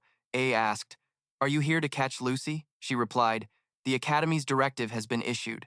During the snowstorm, going outside the dormitory without necessity will be completely prohibited. Since she's the one most likely to try to escape, we will have to monitor her more strictly. We've also planned to rotate the surveillance shifts for a whole week. Lucy reached out for help, but he calmly said it was fine. Lucy could only let out some unclear cries. A continued, I'll keep using honorifics. This made Bao a bit angry. Then, she kindly asked, Young master, given the circumstances, do you think you can survive a week-long snowstorm? I don't mean to offend, but with just these windshields, it might be a bit difficult. S explained. Well, I prepared this just to protect the supplies. Additionally, to prevent any adverse effects on the cabin, I also tied ropes on the roof and pulled them tight to the ground. All traps and hunting tools are stored inside. The snowstorm will last a week, and I plan to spend the entire snowstorm week focusing on studying magic techniques at the spirit library. After calculating in his mind, he calmly said, I already have my own shelter during the snowstorm, so there's no need to worry too much. If you say so, then I won't worry too much anymore, Belle replied. Seeing her unhappy expression, A asked, but you still seem very worried. Isn't this the first time you've experienced a snowstorm as a manager? Bio denied. No, I'm just worried about the young master regarding other matters, but maybe I've interfered too much in your affairs. Now I'm even more curious, A wondered. But in the end, Bio just closed her eyes tightly and said, Anyway, good luck. The young master returned to the tense situation between Janik and Anis. Janik, with tears in her eyes, questioned, You hugged A, didn't you? Kerr turned in shock to look at Anis, calling her name. Anis at that moment had a guilty expression, not daring to look straight ahead, only glancing away, avoiding Kerr, trying to talk to both sides to mediate. What is this? There must be a misunderstanding. Maybe the spirits misreported something? Suddenly, Amy spoke up. That's right, actually, I was the one who approached first. Kurla was still trying to explain but got pulled into it. Was it just approaching first? Anis clenched her trembling hands. Janica, I'm sorry. I actually don't trust that guy at all. No matter how you look at him, he looks just like a jerk. That's why I tested him. Janica was confused upon hearing this. What? You're lying. It's not true, is it? Anis calmly retorted. From the beginning, he was never my type. Don't worry, Janik. Why would I want to pursue someone who looks like a bully, always arrogant and grumpy? What's so great about someone who lives with such self-satisfaction, right? Janica, hearing her crush being insulted like that, started to cry. Stop it! You're going too far, Anis! You don't even know him well! The two continued to argue for a long time, poor Kurla sitting between them, not knowing what to do. After a while, Anis sighed and continued, I'm sorry for flirting with him without asking your opinion. I'm really sorry, Janica. Janica's tears dripped onto the table. Why did you do something I didn't ask you to? Anis, do you know how worried I've been? I even lost sleep over it. I thought, why would a precious friend like Anis betray me? But should I feel betrayed? In reality, I'm nothing to him. Anis touched her shoulder, reassuring her. Don't worry, Janica. At least you are very special to that man. From what I've observed, you and he might be more than friends, but not quite lovers. Definitely. Janik regained her composure and exclaimed, Really? I'm special. Her eyes sparkled, then she continued to sniffle. Anyway, to be honest, I don't think challenging A's judgment is a good thing, but your intention was for me, so I can't be angry about that. After all, you don't like A, right? Thank you for being honest. As she spoke, she hugged Anis tightly. Kurla then let out a sigh of relief. Phew, I thought Anis was really enchanted by A and fell into his arms, but suddenly she saw something that startled her. That was the tearful expression of loss on Anis's face. In response, Huh? That's right, Janik. Kurla was startled, panicking internally. Anis, are you done already? She tried to separate the two. Janik, so it was a misunderstanding? Did you feel so uncomfortable while I wasn't here that you wandered into the northern forest? At this moment, Janica remembered. Yeah, she hurriedly ran into the forest. Sorry, I'll be back later. Kurle waved goodbye, saying, Yeah, hurry back. Anis was still standing there in silence. Kurle turned to call Anis. Suddenly, Anis exclaimed, I have an idea. Kurla was extremely confused. What do you mean? Anis said gloomily, emitting a murderous aura. I said, set me up with a guy. Come on, Lee, try to be a little more positive. Agitated, Anis forcefully grabbed Lee by the shoulders. Forget your preconceptions. Do you want to date me? Hearing this, Lee stood there, stunned. Anis tried to shake him while snapping. Don't look at me like that. Lee said, like what? I'm just looking at you normally. Anis couldn't control her emotions anymore as tears streamed down her face. I'm sorry for lying to Janica, but you know what they say, out of sight, out of mind. When this break is over, the scholarship students will stop working, so I won't see him anymore. But before she could even finish her sentence, she was instantly petrified by an announcement. This time, the scholarship students have decided to continue working together as student assistants. Both Clav Vuser and Onyxer have done an excellent job. You're all so proactive and skilled in everything that I'd hate to see you transfer to another lab. Lee appeared with a spectacular and lively burst of fireworks. Beside him were the two boys who were just mentioned, standing there shyly. Lee turned back to focus on eating his pastry. S, in particular, is the most hardworking. Of course, since you're getting closer to the teaching assistant position, you'll receive a larger scholarship. Also, working here is more comfortable than in other labs. Besides, you all work together during the break, so the atmosphere must be very relaxed, right? Let's all move forward together. This announcement left Janik, who was determined to forget her crush, speechless. Magic ability details. Proficiency level. Specialized magic. Elemental magic. Currently able to learn intermediate magic, spirit sensitivity. Level 13, Spirit Empathy. Level 13, Spirit Summoning. Level 4, Synchronization Sense. Level 3, Spirit Mug, Wind Spirit card. High rank Spirit Mayugia. Spirit Sensitivity, 1. Very poor summoning efficiency. Unique skill. Blessing of the Storm. Nullify damage over time. Secret Art. Updraft. Intermediate Wind Magic. Wind Reinforcement. Empty Spirit Throw. Empty Spirit Throw. The scene shifts to S's cabin. Janica approached and said, "Looks like you'll be able to make a contract with an intermediate spirit soon." S remarked, "Janica, it seems you've regained your composure." He was referring to the other day at the camp, reminding her of the image of them leaning against each other by the fire. This made Janica's cheeks flush bright red. She fanned her face with her hands and looked away evasively. "When was that?" "I completely forgot." Seeing her expression, S just gave a helpless smile. Apparently, whenever he was with Janik, he felt the defenses in his mind loosen. Perhaps it was because Janik was a character who was completely off script. Among all his peers, the only one he could truly befriend was Janik. Then Janik got back to the main topic. Anyway, I know about your contract with Mao Gia, but no matter how I think about it, it's still pretty strange. You don't have the skills to handle a high-rank spirit yet." Hearing this, S reached into his breast pocket to pull something out, saying, "I just used a little trick." The item he revealed was a legendary-grade Magi Tech tool, Gare's Golden Phoenix Ring. He told her about Professor Gasser and the Golden Bazi Phoenix Ring, and also shared his upcoming plans. Janik said worriedly, "Does this mean you can't use magic anymore? Then it'll be very difficult to make a contract with an intermediate spirit right now." He calmly replied, "When the break ends and the semester begins, my magic will recover." Hearing that, Janica relaxed and smiled brightly. "But congratulations. In the world of spirit arts, they often say that the day you make a contract with your first high-rank spirit is also known as the day that person is born for the second time. By the way, are you really planning to stay in the Soul Library during the blizzard? You're so diligent." S praised her in return. "You're diligent too. You're always the top of our class. Oh, come to think of it, there's a student council president election after the blizzard ends, right? Since you're the top of our year, you'll probably get a lot of attention." Janik sat down, scratching her head with an awkward laugh. "People have already asked me about it. I'm not sure, so I'm staying neutral for now." S recalled that in the original script, despite being the top student, Janica didn't stand out much because she never strongly supported any one candidate. She respected all the candidates. Suddenly, Janica paused as if she remembered something. She quickly turned to ask, "By the way, I heard your younger sister is also running for student council president, right?" S replied, while wiping something. "That's right, she's quite ambitious." Janik's expression turned to panic. "S, are you close with your sister?" S grew pensive. Would you call it close? I've been disowned, so it's hard to say. But she's still my family after all. Whether I like it or not, I'll probably have to deal with her for the rest of my life.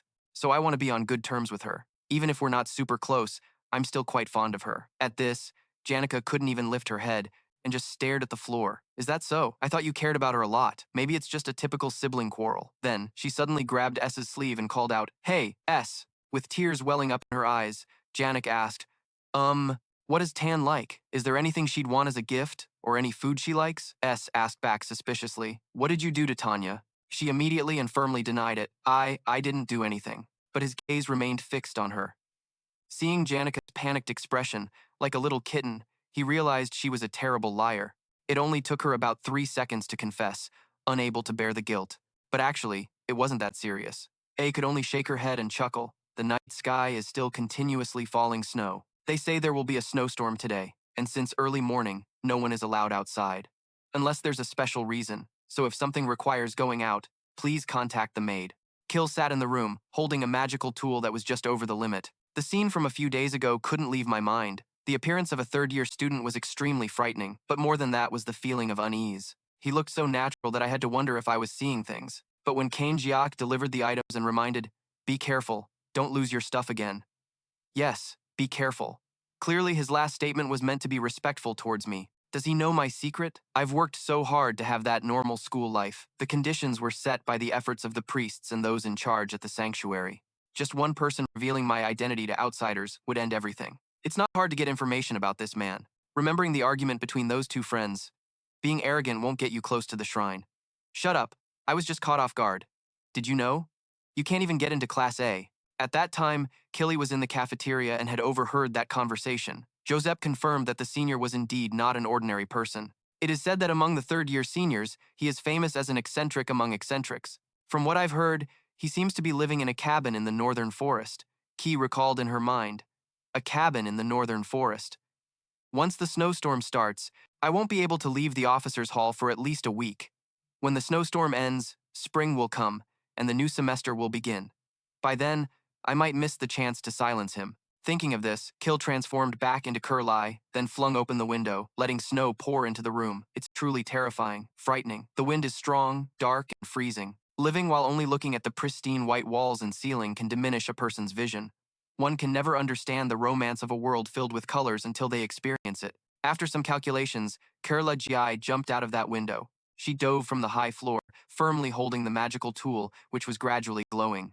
In the end, it helped Kurla Gi land safely on the ground. Surrounding her were arcs of power protecting her body. Transforming back into Killy, she seriously thought, I can't let the hard-won freedom be taken away like this.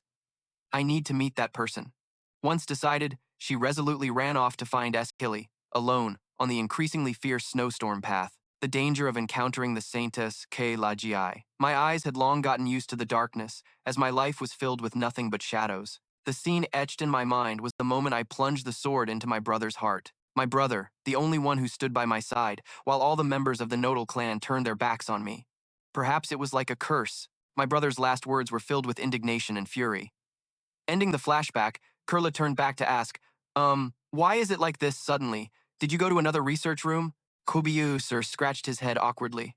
Yeah, it's not good. Remembering some past images, he answered just to get by. It's just a teaching assistant job at the academy. No matter how I think about it, I feel inadequate. This time, I can only cause trouble. The benefits are also very good. I like it a lot. But when Kurlai heard those hesitant words, she continued, Is that so? I thought it was because the benefits weren't good or someone invited you elsewhere. So that means if you want to do it, you can still do it, right? Kobiusa replied awkwardly, not daring to look straight. What? Oh yes, that's right. Hearing this, Kerr smiled brightly and said, Then just go ahead and do it. Kobiusar's face turned pale, unsure of what to say, could only grit his teeth in agreement. Yes, for someone without any physical talent like Jason, this is truly the limit that the body can endure. Through the arduous training during the summer break, a break for focus and practice was nearly over. The skill board appeared. Advanced crafting skill, spirit transmission skill, proficiency, 23, power enhancement level 4. The success rate of the spell was 92%, fire control skill, proficiency 6, wind control skill, proficiency 3, advanced Magitech crafting skill, proficiency 4, understanding of Magitech products 5, rapid crafting of collected recipes, Telos's frost protection spell level 1. The 1,000-year staff struck by lightning cannot be crafted. The Eye of Glock cannot be crafted. The hourglass worn on the hip cannot be crafted. Now, Magitech and Spirit Magic have reached a level worthy of being called a specialty. Just a little more practice, and these two skills will be usable effectively. I have to spend the remaining week focusing on this in the Soul Library. S had slid down from the ceiling. Giving money to Janica to clean up with magic seems to have worked. I didn't expect the scattered books to be neatly organized, even sorted by theme and title. At this moment, S reached up to find a book. A voice rang out, I clearly told you that was a secret. It seems he did it together with Eka. They probably think of it as a way to train, so they happily went along with it. But even so, I should still give them a gift as a reward. Pulling out a book, he exclaimed. All right, let's get started. Reading hundreds of crafting formulas at once won't be effective. The important thing is to choose and focus. The goal is a legendary grade artifact. The Eye of Good Luck temporarily enhances the reaction abilities of all senses. It halves the effectiveness of cursed magic, prevents the effects of defensive magic, and grants immunity to elemental magic. A legendary grade artifact, the hourglass worn on the body returns the state of the body to a few seconds prior and eliminates all damage and wounds. A one-time item, crafting at least one legendary grade artifact, wind generator, noisemaker, crystal sphere, blue magic sphere, and light sphere. And once I become somewhat proficient, I will practice continuously to improve my Magitech skills. And once I'm familiar, I will craft other rare level items. Cheerfully humming, I was engrossed in a pile of books I just found. The materials were already prepared. Now I just need to use the tool to reach into my bag. After rummaging for a while, suddenly his hand froze. He frowned and put the bag down, starting to search seriously. His inner self couldn't help but scream. He didn't bring the tools from the cabin. They're gone. A moment later, he crawled out of a hole. A serious mistake. Now he had to carry himself back, and his body would have to suffer. If you keep staring at the stark white wall while living, your eyesight will gradually deteriorate. The romance of a colorful world, footsteps crunching down on the snow that had sunk to his ankles. Keely, dressed lightly, tears welling up, was battling against the snowstorm. Is it this stark white? Ah, it's the river. They say it's over there by the riverbank to the north. According to the map, this place is the lower stream, so now I just need to go straight up to the upper stream to meet it. Even though her face was flushed from the cold, her nose running, Killy's expression was bright as she exclaimed, "It really feels like an adventure." Kurlagiai is definitely not a weak person. The holy magic she learned later is not inferior to that of ordinary mages, especially the innate holy magic. The protection of the holy shield against any hostile entity intending to harm this protection will activate mid-level magic or higher. Those who attack with hostile intent will receive double the damage they inflict. Therefore, even when facing any wild animals, even strangers, Kurlagiai will surely not be harmed. At this moment, Killy had reached S's cabin. Even so, she still felt scared facing S. He is the heir of the J. Taylor family and may have received baptism from the Tozer congregation. The Holy Shield cannot exert power over those baptized by the congregation. Those who share the same doctrine will not turn their swords against each other. A believer important enough to be baptized would not harbor malice towards the saintess. But out of fear of revealing her identity, Kurlagiai came here. That's right, I will confirm this. Everything will be fine. Killy was about to push the door open. What's this? Why can't I open it? When she used all her strength, the door burst open, and the bucket of red blood was knocked over onto the floor. The spilled blood looked horrifying. Ugh! Killy gasped in shock, looking at what was under her feet, then glanced up. It was the image of a very fierce monster that made Killy horrified, falling to the ground and screaming. She glanced elsewhere, saw blood there too, then looked down, saw blood over there as well. Her hands were also stained with blood. Killy's face twisted in fear. Is this place hell? Then the sound of clattering echoed. Killy startled, panicking. The sound of footsteps. She quickly found a reasonable hiding spot. Just then, the door swung open with a bang. S entered with bright, fierce eyes, his face covered, looking very frightening. What caught his eye was the spilled blood and the monster. He calmly walked in. Killy, terrified, covered her mouth tightly, huddled in a dark corner. At that moment, S leaned on the shelf, causing the blood-stained iron ring to fall in front of Killy. He searched in the cupboard for a long time, then pulled out a blood-stained knife, looking fierce as if he wanted to eat someone. To the point where Killy was so frightened that tears streamed down her face, unable to hold back her sobs. Shudder. Her body trembled even more violently. He then moved, gradually bending down. He raised the sharp knife with eyes glowing like a demon and spoke. Is someone there? But when he saw the person below, he was shocked. He worriedly exclaimed, Killy, what's wrong? Why are you here? Why are you trembling like that? Killy could no longer endure, unleashing a powerful push that sent S away. The holy magic of the holy law has the ability to nullify most of the opponent's magical effects and inflict physical damage. He was both confused and panicked, not knowing what was happening, receiving this incomprehensible attack, followed by books falling down. In the hazy smoke, only a figure sitting there motionless appeared, more clearly showing S motionless with a head covered in blood. Killy was horrified, kneeling on the floor. I don't know why. Suddenly, Killy was horrified, kneeling on the floor. I have killed someone! At this moment, the blood was splattered everywhere, looking extremely horrifying. Killy was clasping her hands together, tears streaming down her face as she prayed, Tozer, I have sinned. I have been tainted by such a great sin. How can I cleanse this sin? My life should have been pure and innocent, but now it is stained by an unforgivable sin. A filthy person like me deserves to be burned in hell to atone for this sin. As the divine light shone, a hand suddenly rested on her shoulder, calling out in a somber voice, Eh! She didn't know when she had stood up to confront her with an angry expression. Are you joking with me? Killy's face twisted in horror. She knelt there, paralyzed, her spirit already having left her body. Killy stiffened like that and fell backward. Jason trembled, extremely angry, but didn't know what to do. Back at the academy, a voice called out, Headmaid, I have received the report. Please remain calm and formulate a response plan. Let's quickly inform everyone and begin the search. The management personnel in the mansion are being reduced, and now we need to allocate manpower as effectively as possible. Yes, the head maid of the officer hall, Belle. She knew Killy's true identity. The church believed that at the very least, the highest responsible person should be aware of this. If the saintess were to encounter trouble in the snowstorm, it would be a disaster that would shake the kingdom. That calmness was worthy of the head maid. The other maid looked at Belle with admiration. Nevertheless, she was not panicking. But if viewed from another perspective, wasn't she a saintess protected by divine law? On the contrary, it was decided that handling this quietly was the best option. After putting on a fur hat and wrapping herself in a cloak, Belle resolutely stepped outside.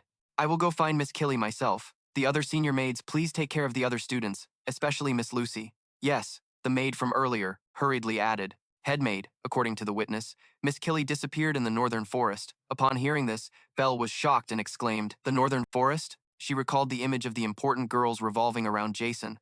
That was the territory of that man. A man with an unusually lucky fate, surrounded by a snowstorm, isolated in harsh conditions. A male, a female trapped in such extreme circumstances. They had to rely on each other while waiting to be rescued.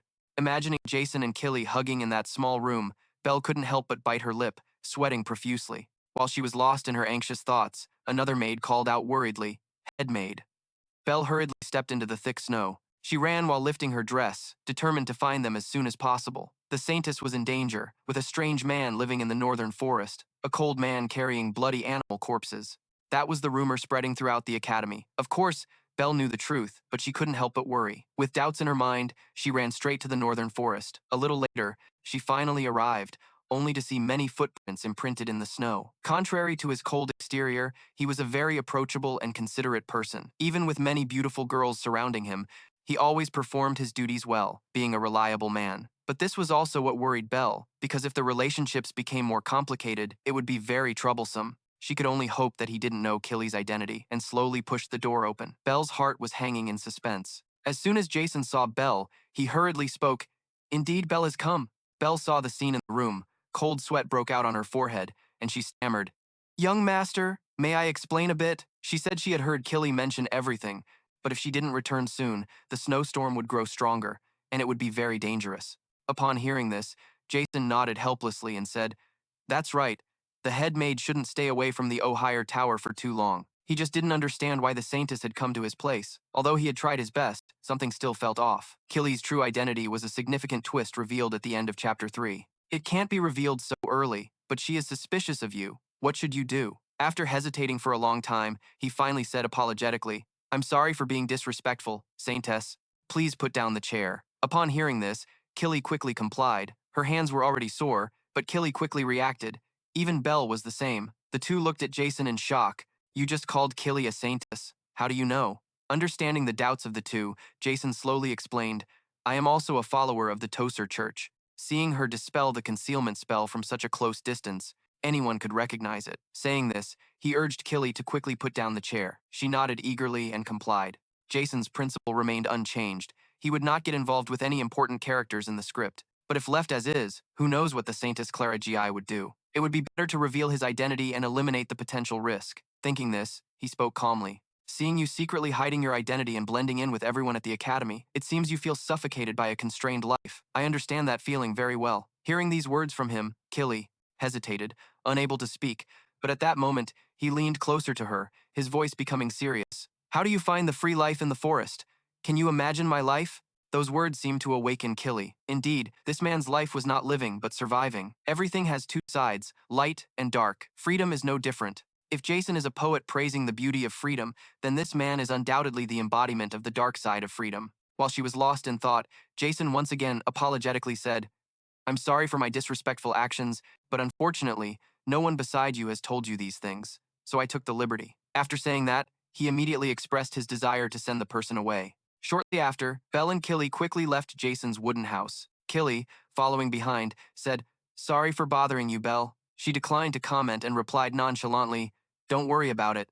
When they returned to the tower, Killy would be warmed in the cozy room. Enjoying a hot soup, the hut amidst the snowstorm would become a distant memory. But inside, it still reeked of blood and the weight of reality, which Killy could not imagine. Behind the strong exterior, skillfully using magic to block the path of those new students, was such a person, sadly, whose delusions of freedom were shattered. But at least Killy believed that her decision to leave the holy city in search of freedom and come to Sylvania was the right one, as she had met a respected senior. While lost in thought, Killy unconsciously looked towards the northern forest. Of course, Belle saw it too. This raised her suspicions. But the two continued on towards the Uprising Tower. Inside, Belle felt a burning fire in her heart because she did not understand the implications of A's words. Spring arrives when we least expect it, making it even more special. At La Blé Bakery, she accidentally encountered Lortell here. Lortell cheerfully said she wanted to sit at the same table as him, mentioning she needed to wait a bit to take inventory, but the bakery owner did not seem too pleased. Upon seeing her, he fearfully bowed his head, trembling. "Please, feel free to let me know if you need anything." Lortell politely thanked him, and only then did the bakery owner run off. Lortell raised an eyebrow and said, The monopoly of power is really interesting. It can create even non-existent authorities. A pouted and said, looking at his face, it seems only I am interesting. Hearing this, Lortell smiled and clicked his tongue, saying, you speak so harshly. While you are right, I am not bullying him. She informed him that the recent snowstorm had made it difficult to supply goods on Akin Island. LeBlay Bakery had ordered many unnecessary items and then canceled the orders as the delivery date approached. Although she understood that materials were scarce, it was unacceptable for him to monopolize goods from other stores. Where is the business ethics? The bakery owner, upon hearing this, hurried over, kneeling without hesitation. I beg you, Miss Lortell, please speak on our behalf. After all, your restriction on the order quantity is excessive. Please reconsider. Unfortunately, Lortell was basically uninterested, still cheerfully chatting with him, saying she had classes this afternoon and wanted him to accompany her to the faculty area. A let out a soft laugh, scolding her coldly, then went with her to school. As they walked, Lortell spoke. I don't want to do this either, but due to the snowstorm, transportation from the headquarters has been interrupted. So the budget of the trading association is very tight. Even with many assets, we still have to tighten our belts. Upon hearing this, A nodded in understanding. So your trading association also faces difficulties like this. It must be tough. Lortell shrugged indifferently, pouting and saying, what are you talking about? Who am I? Financial management is my specialty. Don't worry, just don't spend extravagantly. That's how it should be. Just as she said this, she suddenly noticed something and asked in surprise, why aren't you bringing any books to school? A replied nonchalantly, I have to stop by the library to borrow books. Consider it exercise. Upon hearing this, Lortell anxiously said, it's just a few coins. Why don't you just buy them? At this point, she suddenly thought of a significant amount of money for a student. Textbooks in Sylvania are all high-end. The more she thought about it, the more heartbroken she felt. Quickly pulling out her purse, she asked him, how much is it in total? A happily thanked her. Lortell gently shook her head, declining to comment. She sighed and said, and the student council president election is coming up soon. A asked suspiciously, aren't you planning to run? She replied flatly, work at the trading association is still the top priority. Of course, it's best if a supporter becomes president, someone friendlier. If Senior A runs, I will support you. Upon hearing this, A shook his head in refusal. He had no intention of that and was not sure he would win. Lortell felt a bit regretful. What a pity. I guessed you would say that. What about your sister? She said that even if it killed her, she would never support Princess Fia. A frowned slightly and said, I won't explain at length, but Tanya. Just as he was about to finish, Lortell coldly interrupted. Even if all the top students support Tanya, she would still have a hard time winning. After all, she is just the second daughter of the Jaw Taylor family. The gap is too large. Lortell had a very accurate perspective. According to the script, the winner would be Princess Fia Tanzot Taylor, the pitiful villainess. Even if she used every trick, even if she had to beg or do anything to get votes, the gap could not be closed. Tanya would have to accept a humiliating defeat and leave the stage. While he was lost in thought, Lortell suspiciously asked, are you perhaps supporting the princess? A was slightly startled, shaking his head and saying, probably not. If I had to choose, I would support Tanya, my sister. Upon hearing this, Lortell nodded in satisfaction. Then I can rest assured. Most people in the academy support Princess Fia, so I was a bit worried if you were the same, and you know I like you. As soon as she finished speaking, she leaned her head against his chest, and after a moment, she raised her head and said, I almost got jealous.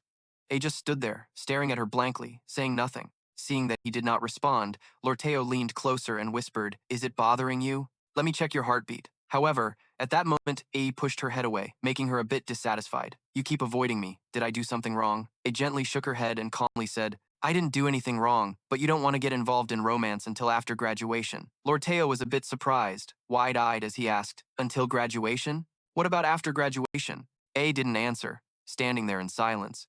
But Lortell was very cheerful, laughing as he said, I just got an important piece of information. No matter what your reasons are, that's a matter for 2 years from now. But she couldn't be happy for long, as she slowly thought, unsure if he could survive until then, because deep down he knew that graduating was not an easy goal.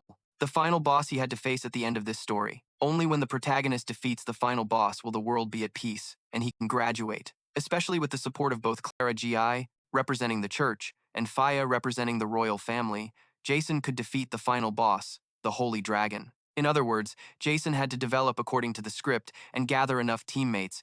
The freshman placement exam ended successfully, and fortunately, Clara Gi still kept the secret and continued her studies at the academy. Although it was a bit regrettable for Tan, the student council president election was about to begin, and Faya would be the winner, thus the script was almost back on track. He could rest easy. But contrary to Jason's expectations, in a girl's dorm room, Fia woke up trembling. Her face looked terrible. After a moment, she gritted her teeth and said, "I won't run for election anymore." The entire script was gradually collapsing. On another front, in a dark room, Cubius was huddled in a corner, mumbling, "Damn it, there are so many others. Why does it have to be me?" He kept lamenting. Why does it have to be me? Because in front of him was a challenge application he didn't want at all. On the other side, in class, he was disturbed by an uninvited guest who wanted to challenge him to learn. However, after hearing this, he closed the book he was reading and coldly said, "Cut out the empty words." The boy standing next to him didn't give up, firmly stating, "Because I want to prove myself." Dix frowned at him, questioning, "Aren't you already the top student?" The boy shook his head and said, "But I'm just the top student of the first year." The boy continued, "I want to compete with Yannick, the top student of the third year, and Thez, the top student of the combat department, and Jason too. Of course, everything has to be in order." So he sent a challenge letter to Clavier, the top student of the second year of the combat department first, but he is avoiding him. He proudly said that after defeating Cubius, he would challenge Ali Visa, then Dix. Upon hearing his name, Dix suspiciously asked, "Why am I next? I'm not the top student." The boy slowly explained, "The top student of the second year doesn't count, so in reality, you are the top student of the second year, Dix." With a snort, Dix smirked and said, "So you plan to defeat me and then go for Senior Janik and Senior Jason? You should learn to accept that you might be wrong, kid." The boy frowned and replied, "I don't think I can easily defeat Senior Dix." Chuckling softly and shaking his head, Dix approached, patted the boy on the shoulder, and mysteriously said, "That's not what I meant. I mean, he will never have a chance to face you, let alone Janik or Jason. He doesn't understand anything. He will end up at Cubius. If he wants to defeat you, he needs to learn to face reality first." Upon hearing this, the boy's expression darkened. Dix didn't say much more and walked straight outside. As he reached the campus, he heard someone calling him. Dix turned his head slightly and saw it was Jason. He raised an eyebrow and said, "You did a great job cleaning up the library. Thank you." The two talked as they walked, and Dix also mentioned the boy challenging him. Jason asked after hearing this, "Are you talking about that top student of the first year?" Dix nodded slightly and replied, "Yes, he's aiming for you." Jason frowned and thought. As far as he knew, Wade Kem's challenge sequence would last from Chapter 3 to Chapter 4 of Volume 3. Wade was the son of a general at the northern border. He possessed innate swordsmanship talent and had secured the top student position of the first year with overwhelming strength. Unsatisfied with being the top student of the first year, Wade continued to stir things up, challenging and defeating each of the famous students and top students of the academy, even Dix. At that time, Dix was exhausted and at a disadvantage. Although he fought with all his might, he still lost. Wade's seemingly invincible winning streak ended when he lost to Jason. He had grown tremendously after a year. At this moment, Dix spoke up. "There will be a welcome ceremony for the new students tonight. Do you want to go see him?" Jason shook his head in refusal. "No, I have to go.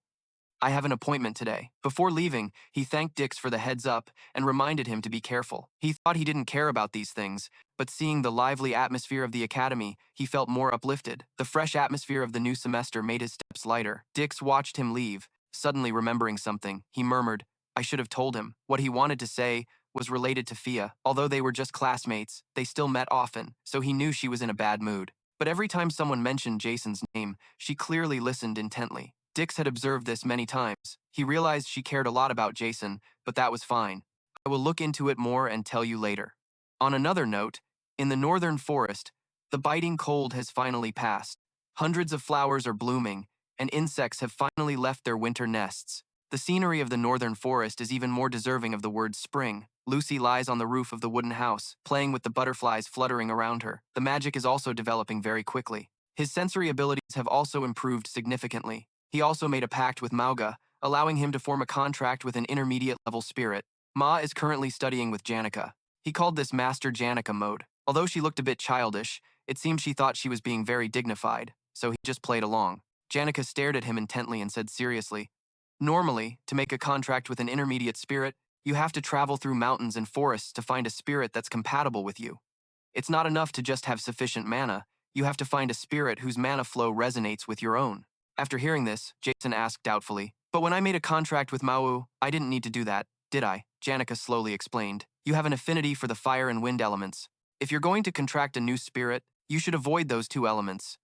She wasn't wrong. Contracting a spirit with the same elemental attribute you use would make it easier to control, but it would make it difficult to handle diverse situations.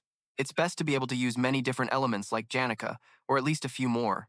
There's an illustration for the Spirit Master character class in Sylvania's Failed Swordsman. It depicted a spirit master wandering through nature, immersing themselves in the rivers and mountains, and communing with the spirits they encountered.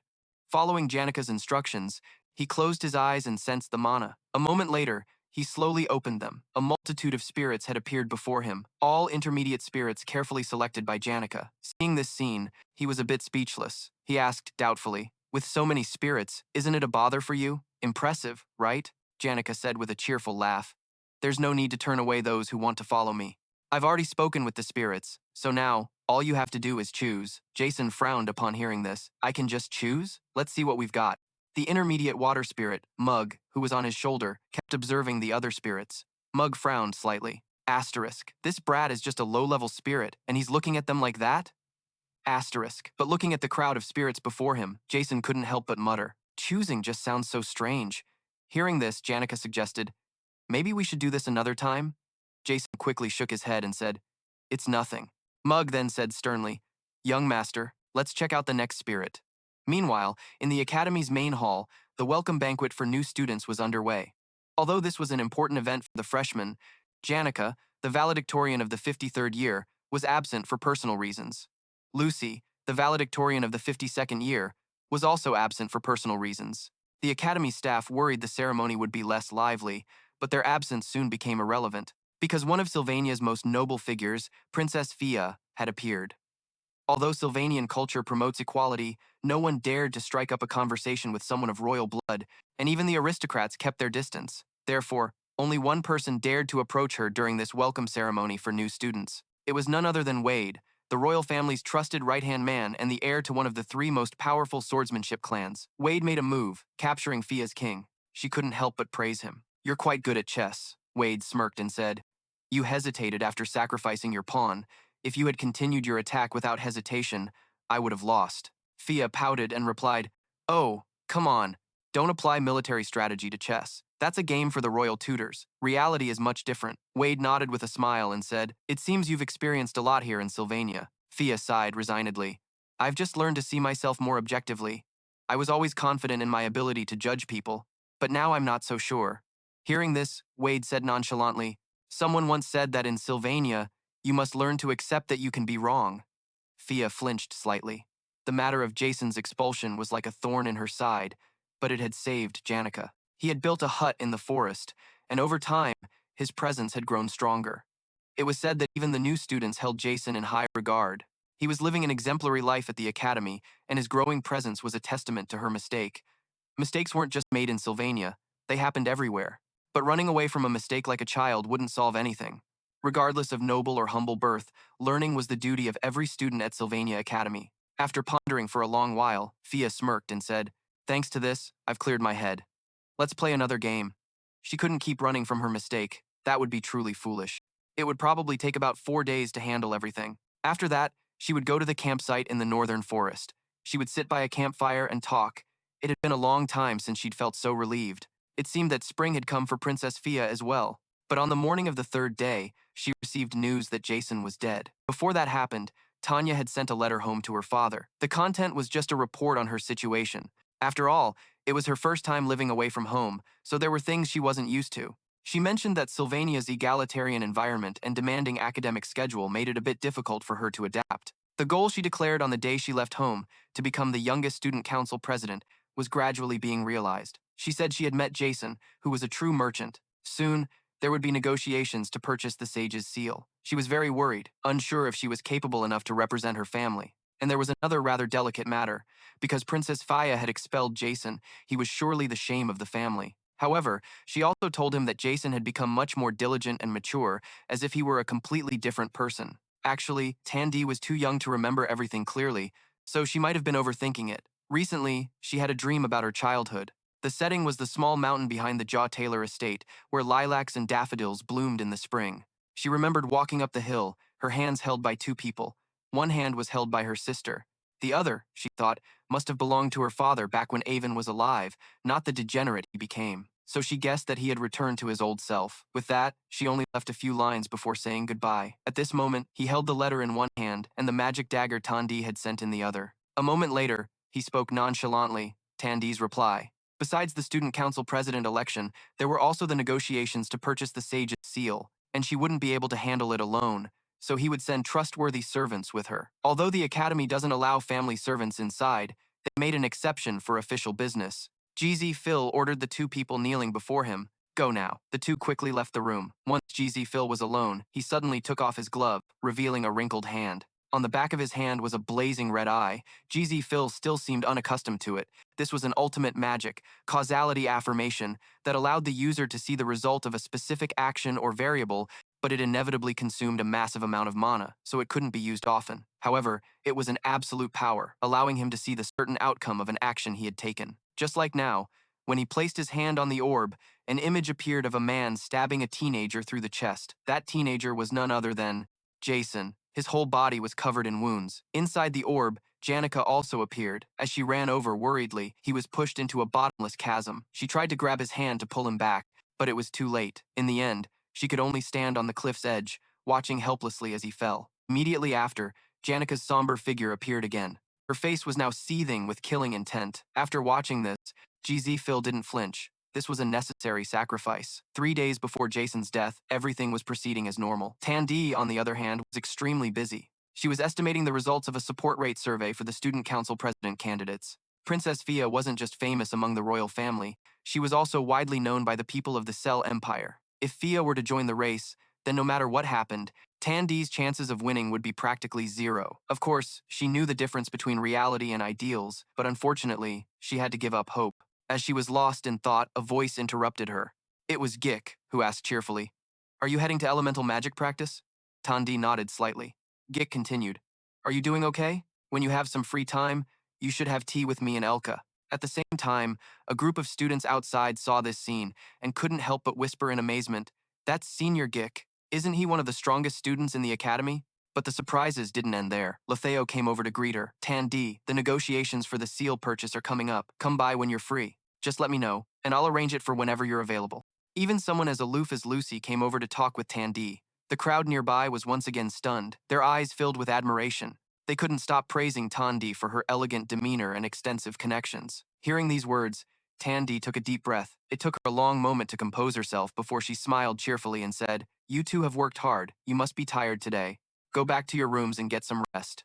After a few more pleasantries, they finally dispersed and went to their own rooms. The moment Tandee's door closed, she immediately slumped to the floor, her eyes filled with doubt. She didn't understand what was happening.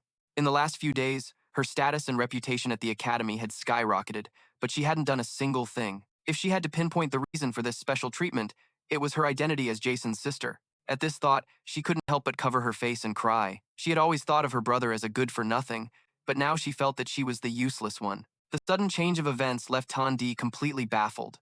While she was lost in thought, a sudden creak echoed as her room door swung open. Right after, two men slowly walked in, greeting Tandee cheerfully. "Long time no see?" Tandee was instantly delighted. "Father prepared everything so well. It's been a while. It's great to see you both." One of them spoke up. "We heard you're having a hard time with your studies. We'd be happy to help." The blue-eyed man slowly introduced himself. "I am Cad. I will gather information on prices and the financial situation of the Merchant Guild to support the negotiations for the seal purchase." The other man was Knocker. He would assist her with the student council president election while she studied. However, Tandee immediately refused. "That won't be necessary, Knocker. There was news this morning. Fia will not be running for president." At the same time, in a cafe near the academy, Janica was telling Jason this very news. "The royal secretary made the official announcement this morning. Everyone is buzzing about it." After hearing this, Jason sighed and said, "So it's just an announcement. It can still change, right?" GZ Phil Yo Taylor, the final boss of Act 4, possessed perfect work processing abilities. Everyone thought he was the benevolent patriarch of the Jaw Taylor family, but only Princess Fia recognized his ambition. Princess Fia, who held power in both the royal family and the academy, was supposed to be the strongest ally, leading the fight against GZ Phil. That's how things were supposed to go, but she announced she wouldn't be running. Just then, Janica suddenly came up behind him, bowing her head worriedly and saying, "I'm starting to feel uneasy." She had a feeling he was about to do something reckless again. Hearing this, Ed frowned and tried to explain, but before he could say a word, she cut him off. "I can't let you bear all the injuries and pain alone. I won't allow that to happen. You've been through enough hardship. You shouldn't have to face more trouble. If you're planning something, I'll help you." Ed was taken aback for a moment. After a long pause, he finally spoke. To be honest, I want Princess Fia to become the student council president, Janica asked doubtfully. Princess Fia treated S so horribly, and since Tandee is S's sister, I was planning to support Tandee, but the princess already announced she's not running. So what can we do? Just then, Itch approached from a distance. Seeing how close the two of them were, he asked suspiciously, "What are you two doing? Getting pretty cozy in broad daylight, aren't you?" He apologized for interrupting them, then asked, "But do you know why Fia isn't running?" Janica was embarrassed by Ick's words, and said shyly, "Cozy? You're so embarrassing." Ich didn't press the matter and continued with what he was saying. It's like an alpha wolf that has lost its pack. An alpha that once led its entire pack to ruin because of a wrong decision won't even react when it's being targeted. Fia's eyes remind me of that, as if she's lost all her confidence and can't do anything anymore. At this point, Ich raised an eyebrow and said with a smile, "I won't bother you two any longer.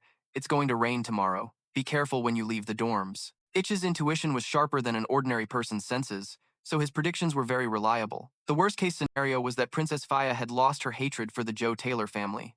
S didn't know what he should do now. While he was lost in thought, a cheerful voice spoke up. Janica, beside him, raised an eyebrow and said with a smile, "If it rains, I can practice controlling water spirits. It's best to train near the sea. Let's go to the northern cliffs tomorrow to practice controlling intermediate-level spirits.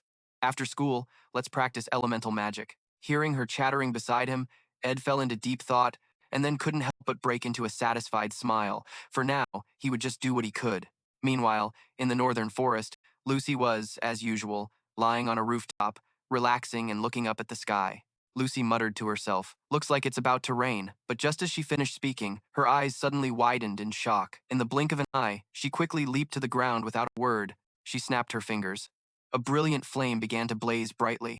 A while later, Ed returned from the academy. He walked straight inside, thinking to himself how beautiful the spring was, but the rain would make it difficult to go out. The pattering raindrops put Lucy in a gloomy mood. Before long, it started to pour. If it was going to rain, it might as well get it over with quickly. Ignoring the rain, Ed went to the cliffs to train. Looking at the cliffs before him, he couldn't help but remark, "So this is what this place looks like?" Muga popped out and said cheerfully, "This is my first time at the northern coast. Although the cliff area is vast, it's desolate and rarely visited, so there's nothing interesting here. But it's the perfect place to practice water-type spirit magic." Muge suggested that S should form a contract with the intermediate-level water spirit, Ria, saying it was an excellent choice. He then rambled on and on about combining it with his mana arrows. S immediately lost his patience and snapped, "Shut up!" Just then, two figures approached from behind, and a somber voice said, "A pleasure to see you again." The young master didn't hesitate to raise his bow. He recognized the two of them, the mid-bosses from Act 4, the final chapter of Phase 3. Cad and Noker, GZ Finn's close subordinates, who hold the family's dark secrets. Veteran warriors who have dedicated their entire lives to the Joe Taylor family. Though they were familiar faces, this was no happy reunion. One of them, Cad, said nonchalantly, "A pleasure to see you again." The young master frowned, looked at them, and said slowly, "I've already been exiled from the family, yet you two still call me young master. How thoughtful of you." Scoffing, Cad sneered, "We've heard about you, young master. We've come here under the orders of Lord GZ Finn, and our purpose is to assassinate you." Hearing this, Ed's eyes widened in horror. He was about to say something when Cad spoke again. "However, we retract that order. We once despised you and planned to use this dagger, coated with a deadly poison seal, to assassinate you. But after learning about your life and reputation at the academy, we realized you have completely changed from the person you once were, the one who is now ruling the mansion. We realized that you have regained your former intelligence and have become the true heir of the family." At this, Cad and his companion bowed their heads to him and said respectfully, "We will report everything to Lord GZ Finn. Please return and restore the honor of the Joe Taylor family." Unfortunately, S didn't believe them. He kept his bow aimed at the two of them and warned in a cold voice, "Don't try any tricks." And just as he suspected, seeing that he hadn't fallen for their ruse, the two of them broke into malicious smiles. Cad smirked and said, "You've grown up, young master." As soon as he finished speaking, they launched their attack. Cad, the Eagle Knight, with his sharp wind-style swordsmanship. However, Ed wasn't afraid, calmly dealing with the incoming blades of wind. But that wasn't all. A brilliant flame suddenly shot towards him. It was Noker charging from behind, wielding a wildly powerful fire hammer. In an instant, an explosion accompanied by flames erupted. Fortunately, S managed to dodge in time. He leaned back and shot an arrow. However, they were still the close subordinates who held the dark secrets of the Jata family. They quickly dodged, raising their eyebrows at him. Their tone was full of malice.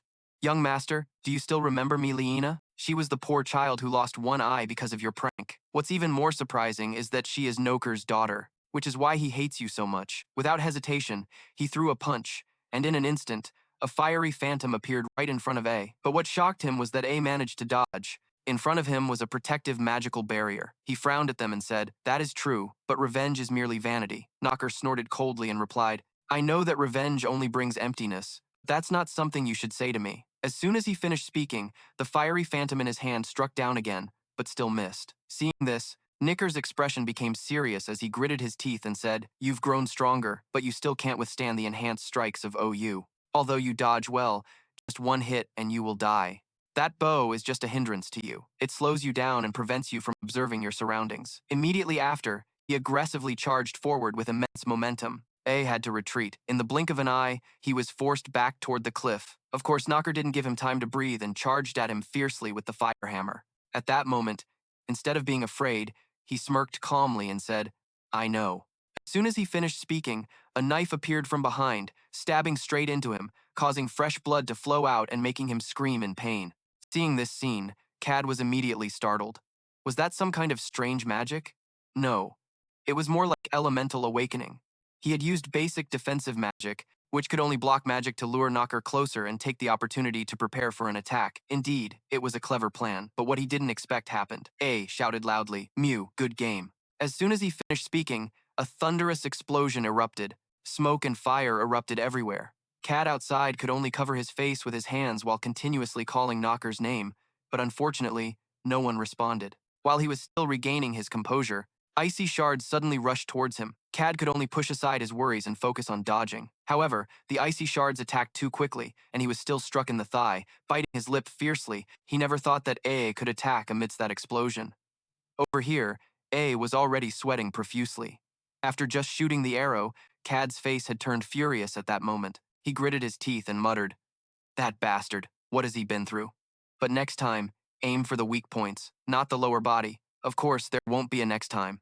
As soon as he finished speaking, the gusts of wind fiercely charged forward. The target was, of course, S. With a loud bang, the area where he stood was shrouded in thick fog. But within that smoke, S was still able to stand firm. Even though his body was covered in wounds, there was still the corpse of Noker in front of him. He had used Noker as a shield to dodge the fatal blow. Just as he had not yet caught his breath, Cad charged at him again, but before he could attack, a fierce beast appeared behind him. In an instant, Cad was completely horrified. Remembering the moment before, he suddenly realized something. Could it be that he had truly reached this point? Behind him was a mid-level water elemental. Immediately after, Cad's body felt as if it was being drowned in water.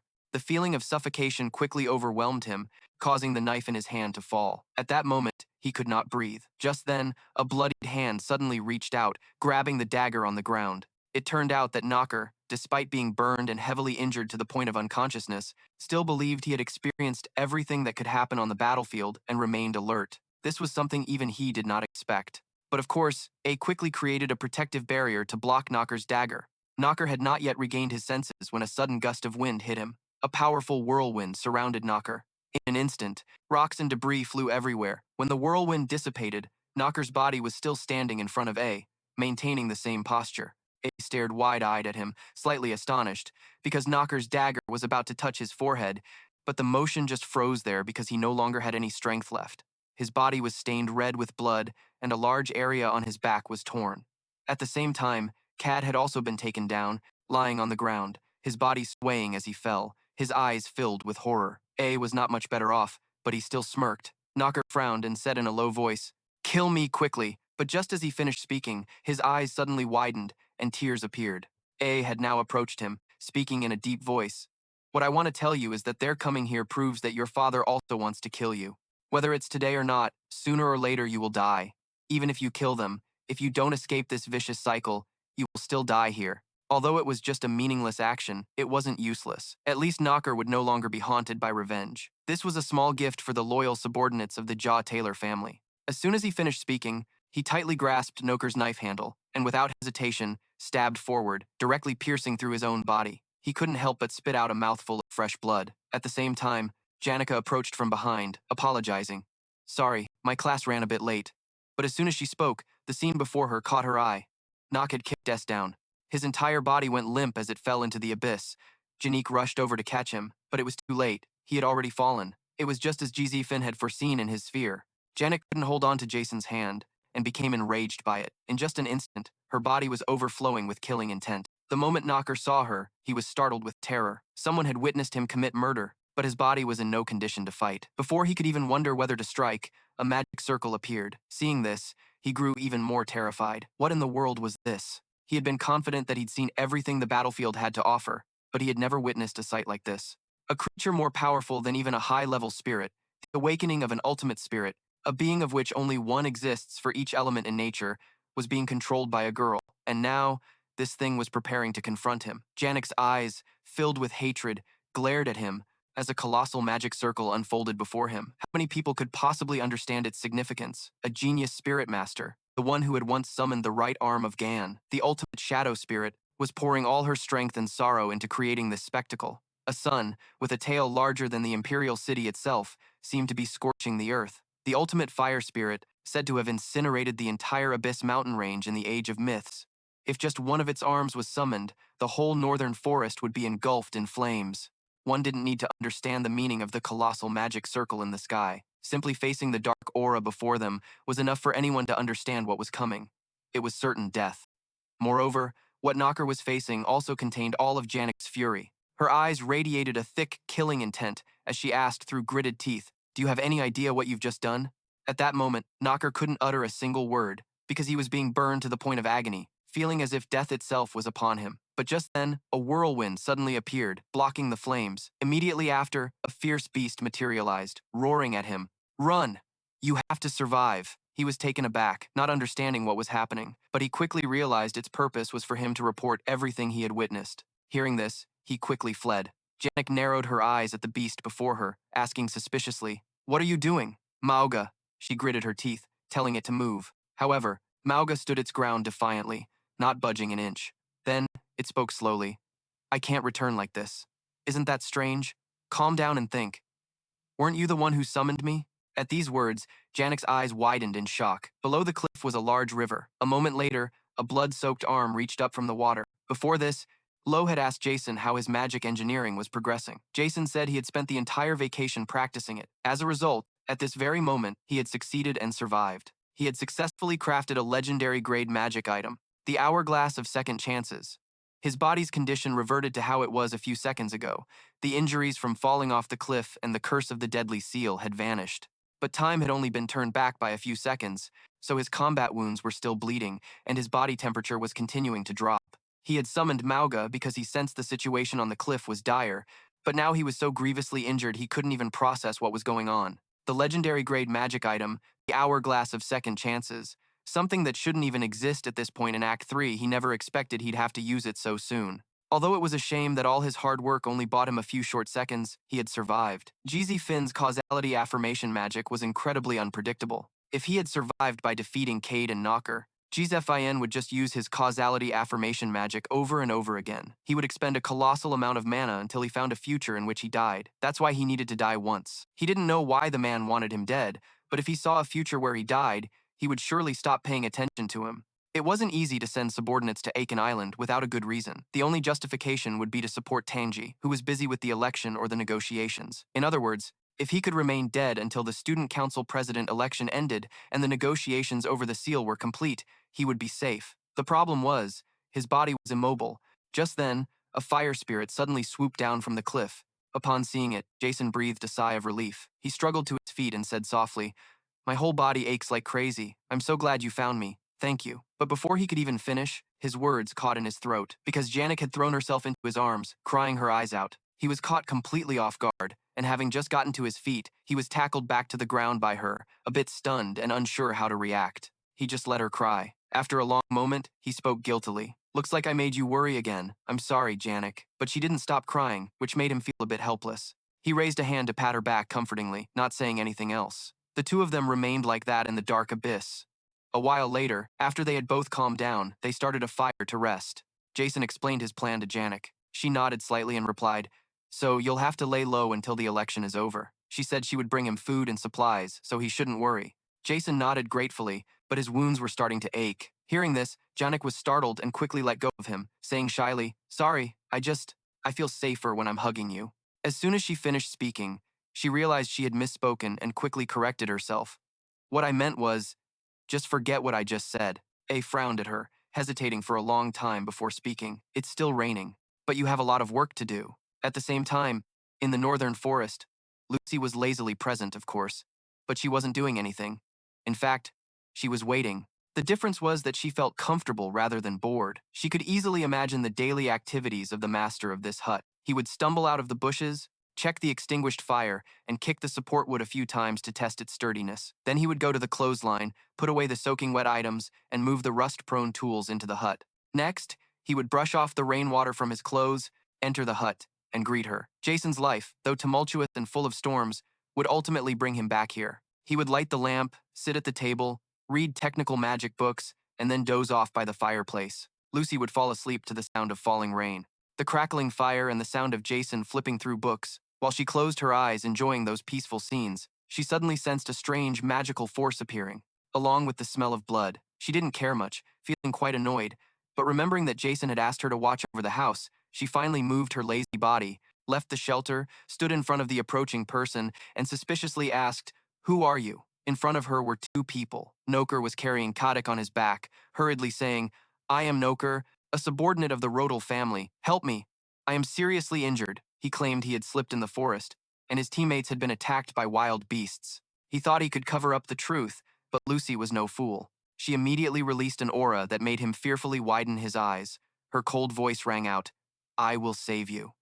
In an instant, the dark forest was enveloped by purple magical light. Coldly looking at him, Lucy snorted and said, "If you are telling the truth, I will save you. What have you done?" On another front, at the high cliff where Jason fell, the dagger with a rare deadly poison mark and Jason's bow and arrow from the battle still remained here. An unexpected figure appeared, Professor Ben. He picked up the dagger, frowned, and murmured, "A rare high-grade poison. Why does something always happen when I'm on duty? There's no magic left on the deadly poison mark, only traces remain, which means it has been used, and someone must have died. Considering the location of the fall and the time, it would be difficult to find the body even if searched in daylight." He had heard from Janica about the situation. She had arranged to meet Jason to practice spirit magic, and when she arrived, she found him stabbed. Janica nodded slightly in response. "Yes, that's right." With a somewhat serious expression, Ben continued to ask, "Although it's shocking, please remember carefully. You saw the culprit, right?" Janica answered without hesitation.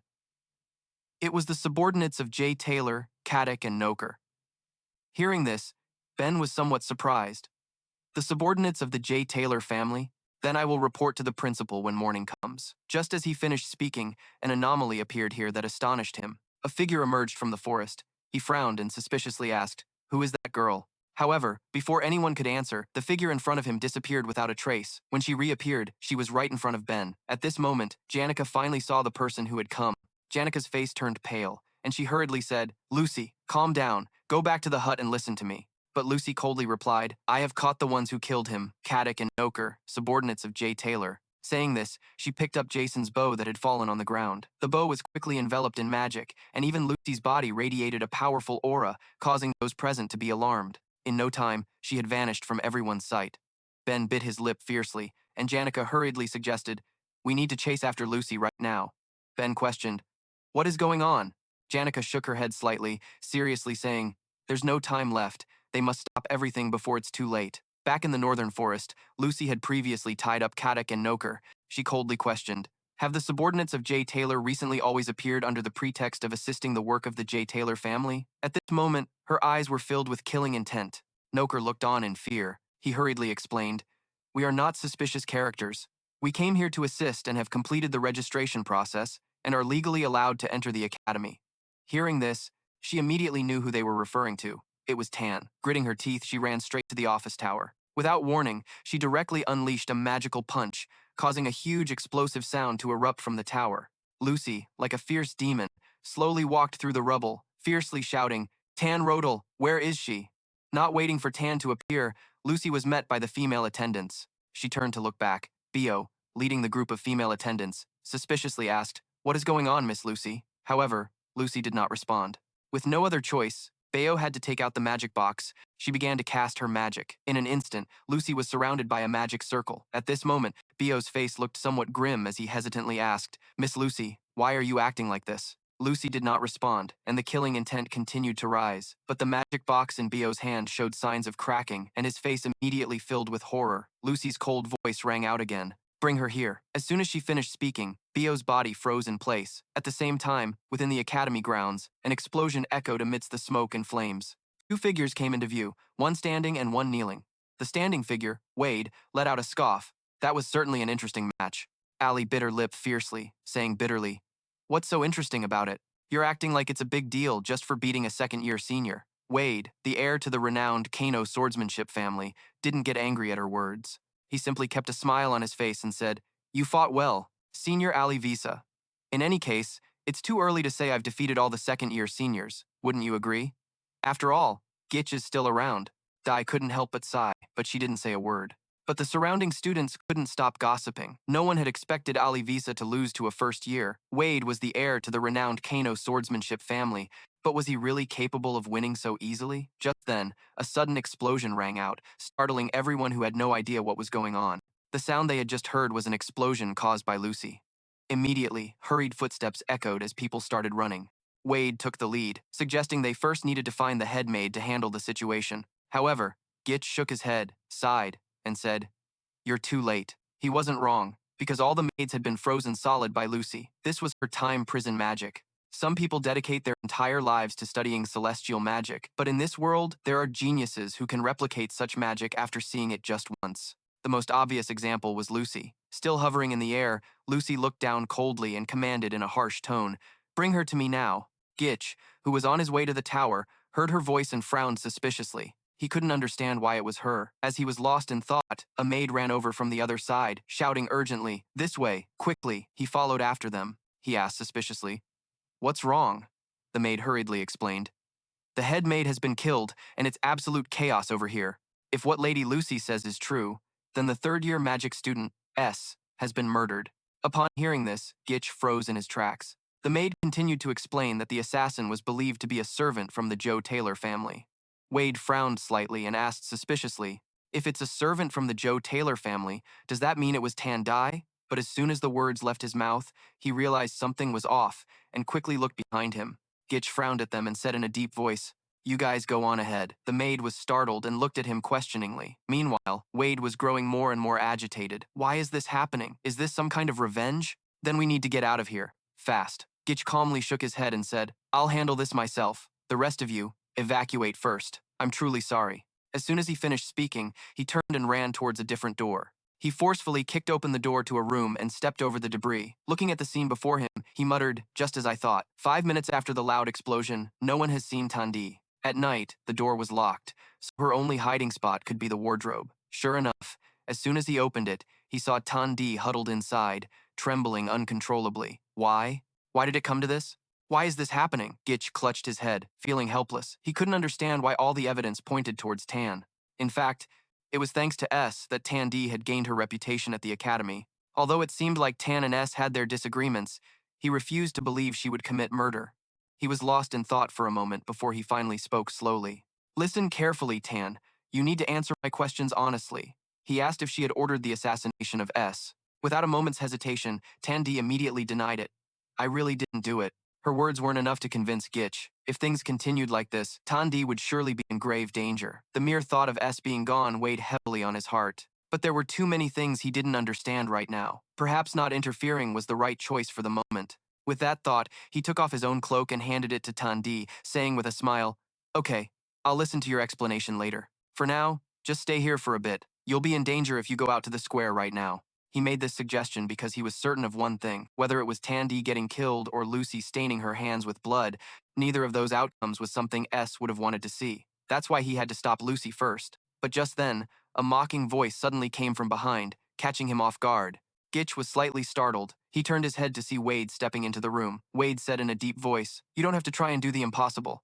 Right now, complying with Lady Lucy's request is the correct course of action." He said that all they had to do was bring Tandee to Lucy, and everything would be resolved. Glaring at him, Gitch replied coldly, "I'll make my own decisions." All this time, Tandee remained hidden in the wardrobe, not daring to even peek out. Naturally, Wade didn't accept this decision. His hand moved towards his sword as he said coldly, "Your decision is completely unreasonable, Senior Gitch. If that's the case, Then I'll have to use force. I'm taking Tandee with me. Meanwhile, back in the square, Lucy was holding S's bow, drawing it again and again. Thousands of magically infused arrows tore through the air. The moment they hit the ground, massive explosions erupted. At the same time, the petrified bodies were also sent flying by Lucy's attacks. Bias was running for his life when something heavy crashed down near him. Looking at what had landed in front of him, he was horrified. It was a human-shaped stone figure, and he recognized the person as the top student of the fourth-year alchemy department. Kobyuser's face immediately turned ugly. Unable to believe, he shouted, "This person is also the top student. How could they be defeated?" Saying this, he immediately looked up at the sky, only to see Lucy hovering high above. Her appearance at that moment was very fierce. Instantly, Kobyuser turned to run, lamenting, "Why is this weird thing happening? Why can't my life ever be peaceful?" It was truly terrible. While running, he tripped over a rock and without a doubt slid along the ground, lying face down. Why can't my life ever be stable like this? It was truly terrible. While running away, he tripped over a rock, and without a doubt, he slid along the ground, lying face down there. Kobyuser felt even more helpless, sighing as he said, "Who wouldn't be scared when that terrifying thing appears? It's really too miserable." Just then, a clear voice came from behind.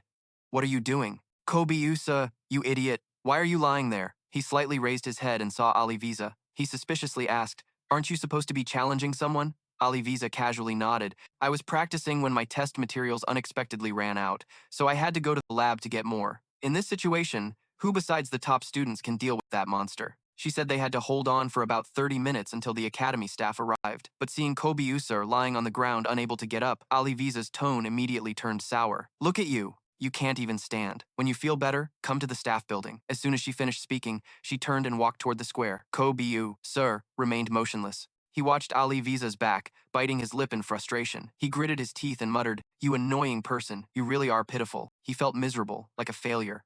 At the same time, beneath the cliff, the rain continued to fall. Janica rushed to report the situation. Something had happened. The academy staff had gone ahead, and the Mao family had also left. But before she could explain, Lucy already knew everything. Jason frowned slightly, suspiciously asking, "What about Lucy?" Janica hurriedly replied, "She went to the officers' hall to find something." Hearing this, Jason felt somewhat helpless and forced himself to stand up. He sighed and said, "All right, it seems you have to handle this yourself." In Lucy's memory, there was a rainy night in a small house.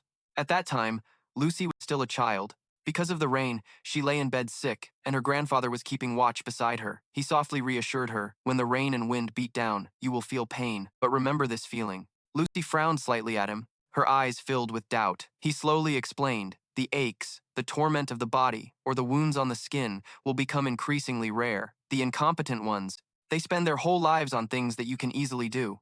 You will meet many people like that." Returning to reality, many students had cast numerous spells toward her. However, her power left them in shock.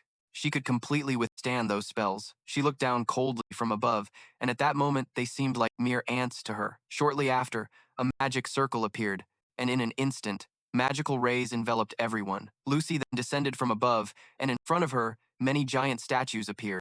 But at that moment, Lucy was not happy at all. Remembering what her grandfather had said, she angrily shouted, "Old man fraud!" While she was lost in her rage, someone ran in from a distance. Soon after, a fire erupted, and smoke instantly engulfed a corner of the square. However, Lucy was unaffected, still calmly standing there. She glanced over to the other side. There she saw Aliviza standing there, drenched in rain, gritting her teeth and muttering, "How strange, I've never seen magic like this. The casting speed is unusually fast." Lucy glared at Aliviza and coldly said, "Get out of the way!" As soon as she finished speaking, she waved her hand. A magical current attacked Aliviza, sending her flying away, spitting out a mouthful of blood. However, Aliviza did not give up and continued to speak. "So fast, I don't understand the principle behind it.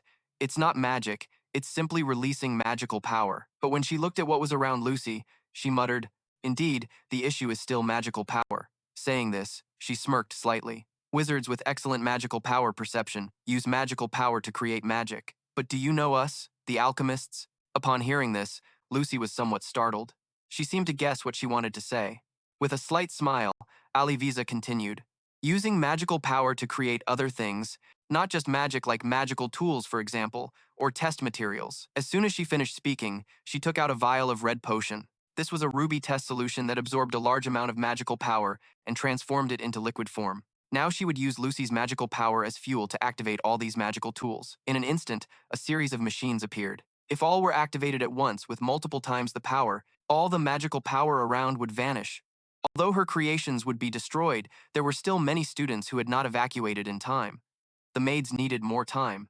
Thinking this, Alivisa immediately shouted loudly, "Try to destroy this whole thing!" Following her shout, magic from the magical artifacts was unleashed. However, it wasn't long before the amount of magic power absorbed became overloaded. In an instant, Alivisa's face turned ugly, because all of her magical artifacts had exploded. The calculation of the magic power needed to overload all the magical artifacts was theoretically possible, but no one would do that, as it held no academic value. Such a massive amount of magic power could not exist, and if it did exist, stopping it would be impossible. But Lucy could. Belle, the eldest daughter of the officer tower, Chaziana, the valedictorian of the 54th Magic Department class, the valedictorian of the 54th Alchemy Department class, 14 high-ranking maids, and even the valedictorian of the 52nd Alchemy Department class, Ali Visa. All of them were taken down in just 3 minutes. Lucy walked past them all and continued forward. However, at that moment, Ali Visa grabbed her ankle and said in a low voice, "If you keep this up, you'll regret it." With this much mana, you could have destroyed the entire officer tower from the very beginning, but you didn't. Certainly wouldn't have wanted this to happen. Hearing this, Lucy froze, her whole being consumed by endless sorrow. But a moment later, a spell formed in her hand. She said coldly, "That's something I'll decide after I see Tanya." But before she could even act, a sword suddenly swung at her, startling her. Ali Visa followed the blade's path and saw Gobi Uso standing there, trembling as he gritted his teeth and said, "You guys are completely insane. You're not getting past me." Lucy frowned and looked at him, but felt not even a hint of a threat. Snorting coldly, she snapped her fingers, and a magic orb shot toward Gobi Uso. The valedictorian of the 52nd Combat Department class, Gobi Uso, was defeated in a single second. Lucy, the cause of this entire situation, had thrown all caution to the wind after S's death. Meanwhile, on Jason and Wade's battlefield, Wade was pointing his sword at Jason. He spoke coldly, "Bring Tanya to me." Watching Wade charge forward, Jason remained perfectly calm. He waited until Wade's sword was right in front of his face before sidestepping the attack. Immediately after, he raised his own sword to counter. It was just that his blade moved so fast it made Wade's expression turn ugly. He recognized the swordsmanship Jason was using as that of the Itlan family, but it was too different and hard to comprehend. The aristocratic swordsmanship learned at the Itlan estate, combined with the ferocity of beasts from the northern plains, a free-form style, yet not entirely detached from the principles of practical combat swordsmanship. However, it wasn't yet fully perfected, so Wade was still able to grit his teeth and hold on. Jason's center of gravity was too off balance, creating an opening. Realizing this, Wade became extremely smug. He hastily thrust his sword toward Jason's waist. In that life-or-death moment, a whirlwind shot out from Jason's hand. A wind blade instantly struck the tip of Wade's sword, and seizing the opening, Wade exposed, Jason quickly dashed in and punched Wade in the face. The blow sent Wade flying, his body landing amidst the rubble. Wade coughed dryly twice, then struggled back to his feet. "Of course, Senior." As he spoke, he broke into a wide grin. "I love fighting strong opponents. This is a chance to test my skills against someone as powerful as you. How could I possibly give up so easily? Give me a little more fun." With that, he gripped his sword and charged forward again. With a cold snort, Jason said icily, "Pathetic, Wade. You don't love to fight, you love to win." As he spoke, he swiftly raised his sword to block Wade's attack. His low voice continued, "You're only interested in battles you think you can win, aren't you?" At these words, Wade's eyes instinctively narrowed. He asked back suspiciously, "What did you say?" With a faint smirk, Jason said nonchalantly, "If you truly wanted to fight the strong, then you wouldn't have challenged me. A mediocre second-year student from the magic department. The valedictorian of the second-year magic department isn't me. It's Lucy Mayroll." Wade tried to say something, but Jason didn't give him the chance, shouting coldly, "If you're still making excuses, then you're nothing but a coward." Instantly, he forced Wade's sword to the ground. Wade was shaken by Jason's words, and seizing the opportunity, Jason brought his magic-infused blade to his opponent's face, stopping just as the tip touched Wade's throat. Wade's expression was grim. He gritted his teeth and asked, "So what do you expect me to do against an unbeatable opponent? That was truly ridiculous." Hearing this, Jason nodded without hesitation and replied coldly, "Exactly. That is your limit." But just then, he heard a huge commotion coming from the direction of the square. The disturbance was, of course, caused by Lucy. She had left Sylvania in a state of ruin. Arrogance is what has killed countless warriors in this world. Be wary of those who are overconfident in their own strength and see recklessness as a virtue. And never admire those who constantly risk their lives just to prove themselves. Be afraid, Gobi Uso. That fear is his weapon.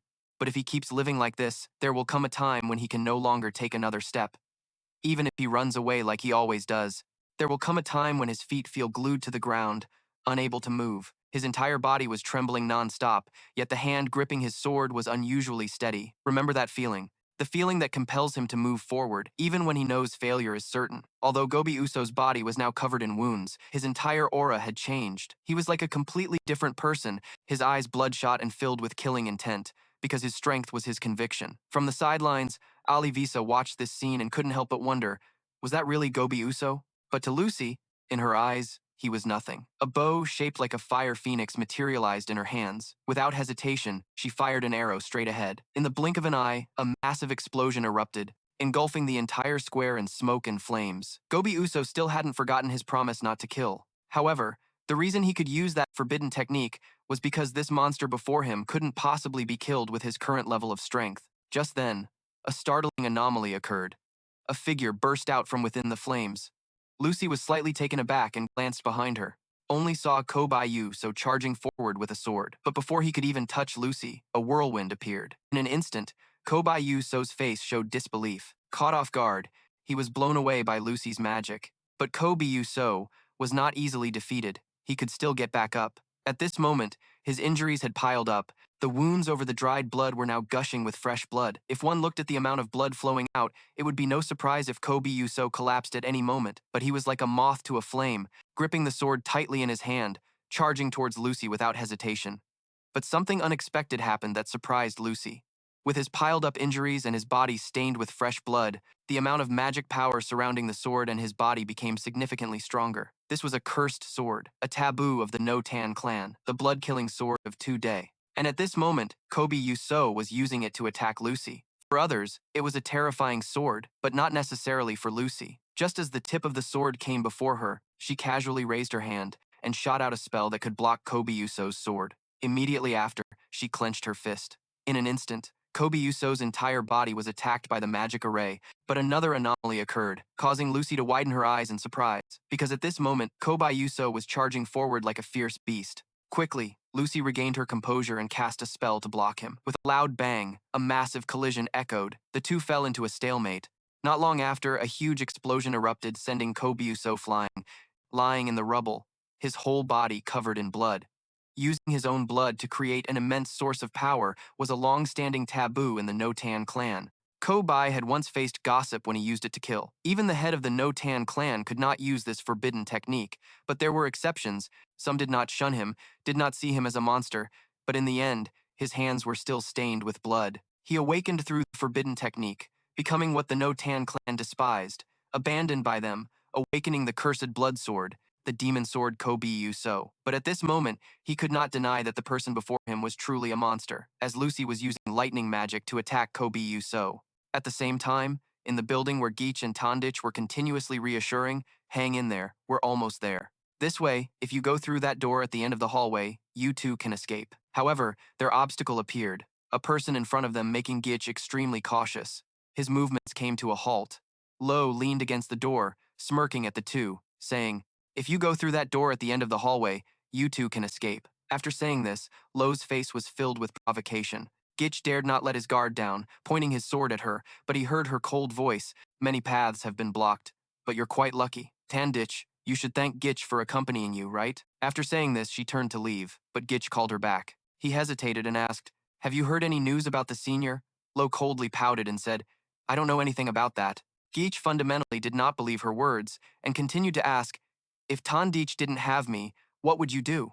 Hearing this, Lo pondered for a moment before coldly replying, "I would kill her." Gitch looked at her in shock and quickly advised, "That's too reckless." Lo snorted lightly and calmly said, "You're right. Gitch, instead of killing her quickly, I will torture her. I wonder if she will confess anything then."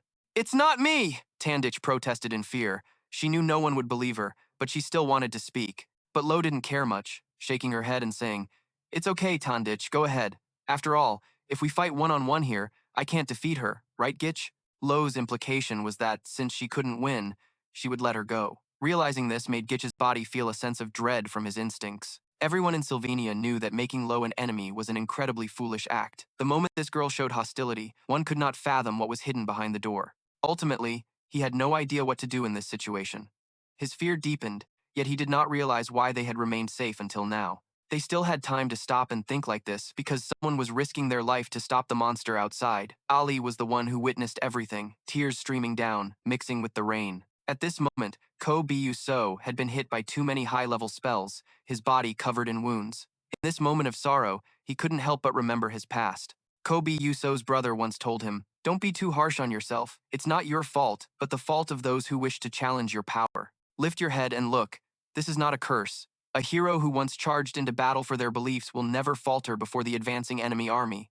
This is their ancestor, Belle Goose Sonerit, who stood up and protected this clan. If Kobyuso could obtain that kind of power, he would become a hero like him. But at this moment, Kobyuso believed that his brother was wrong. A demon swordsman like him living in the No-Tan clan was nothing but a disgrace. No matter how rational his actions were, when he lost control, the world around him would turn into a sea of blood. For the monster, slaughtering everything around with its blood-red eyes filled with hatred, morality was merely a vague concept. At this moment, Kobyuso was still fighting Lucy, but unfortunately, Lucy's magic was too strong. He was knocked back as soon as he charged forward, yet he continued to throw himself into danger, disregarding the lightning strikes Lucy unleashed. Lucy watched as he desperately threw himself into the fray, but at that moment, she was surprised to see Kobyuso break through the lightning and bring his sword close to her. A cut appeared on her neck, beginning to bleed.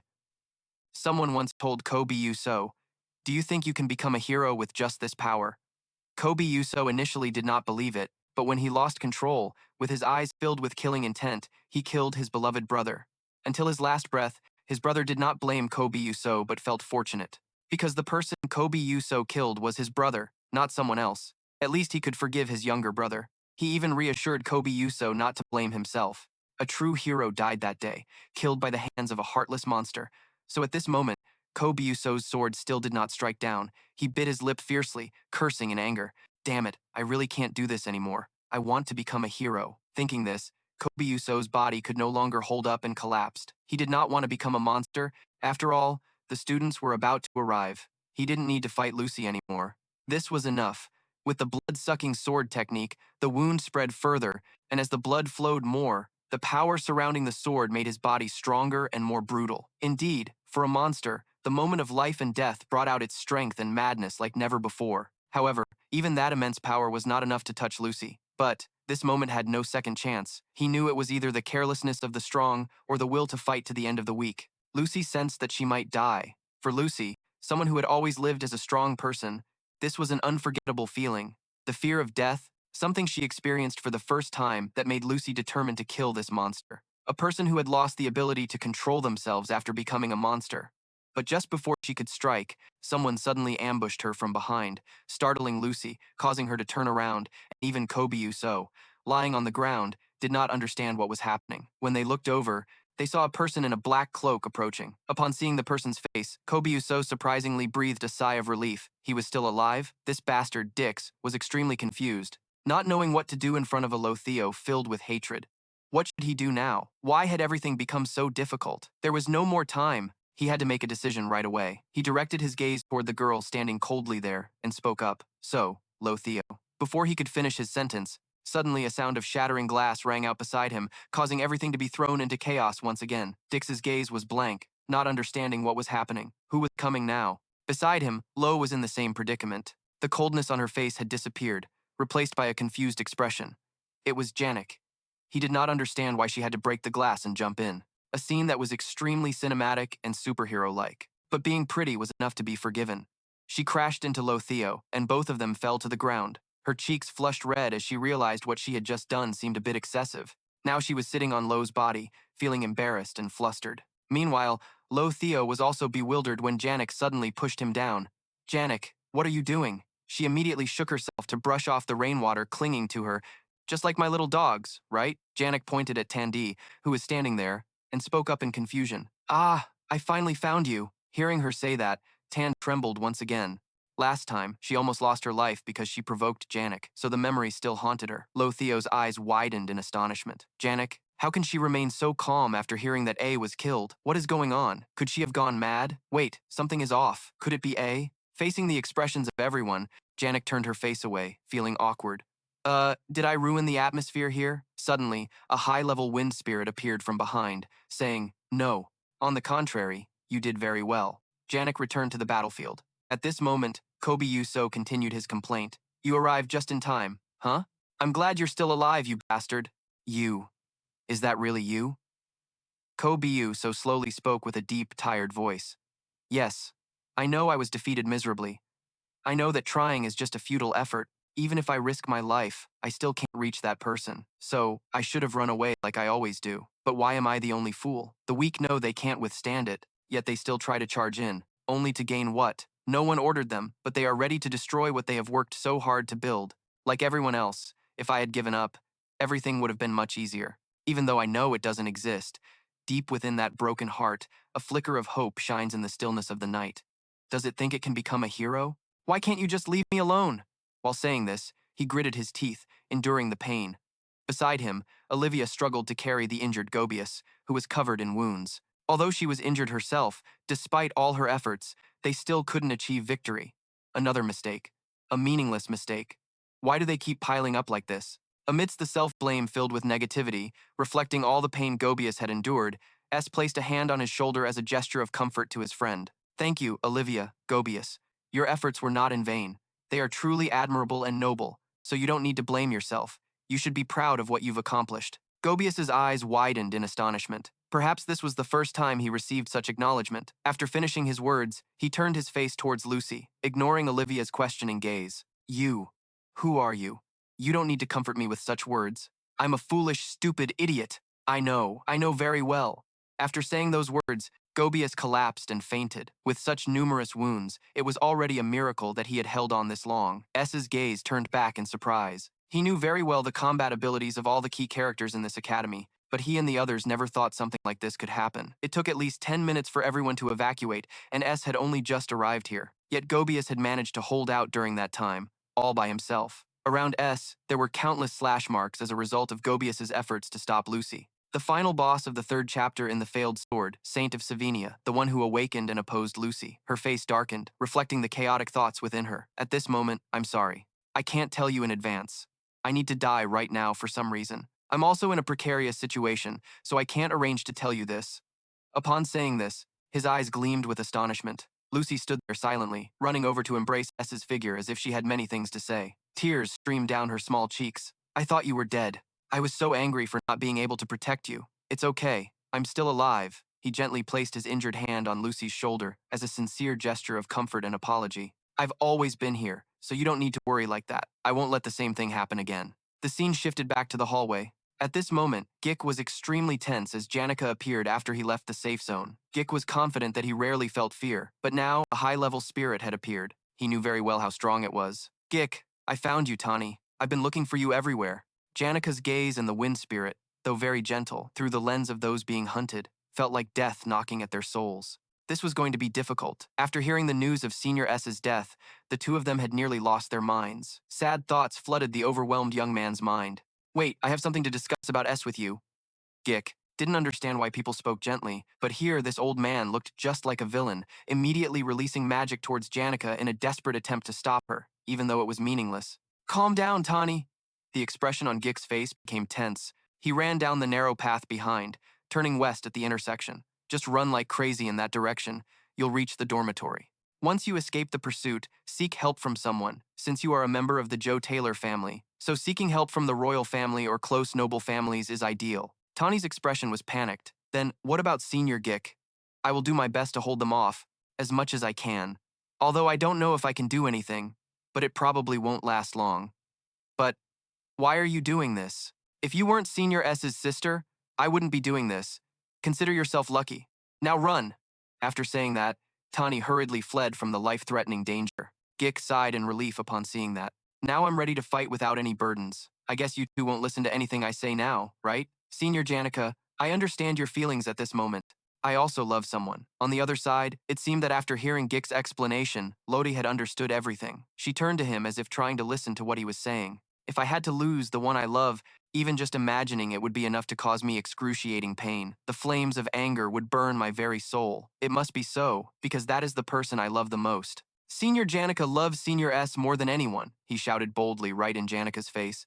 I know how deep your feelings for Senior S are. I understand, okay? Hearing such audacious words, Janica's face was as red as a ripe tomato. She really didn't know where to hide now. The passionate feelings you have for Senior S, no matter how you put it, will always remain in your heart and become a part of you. Before he could finish his sentence, a powerful fire magic struck Gik right in the stomach, leaving his last words as just a, "Oh."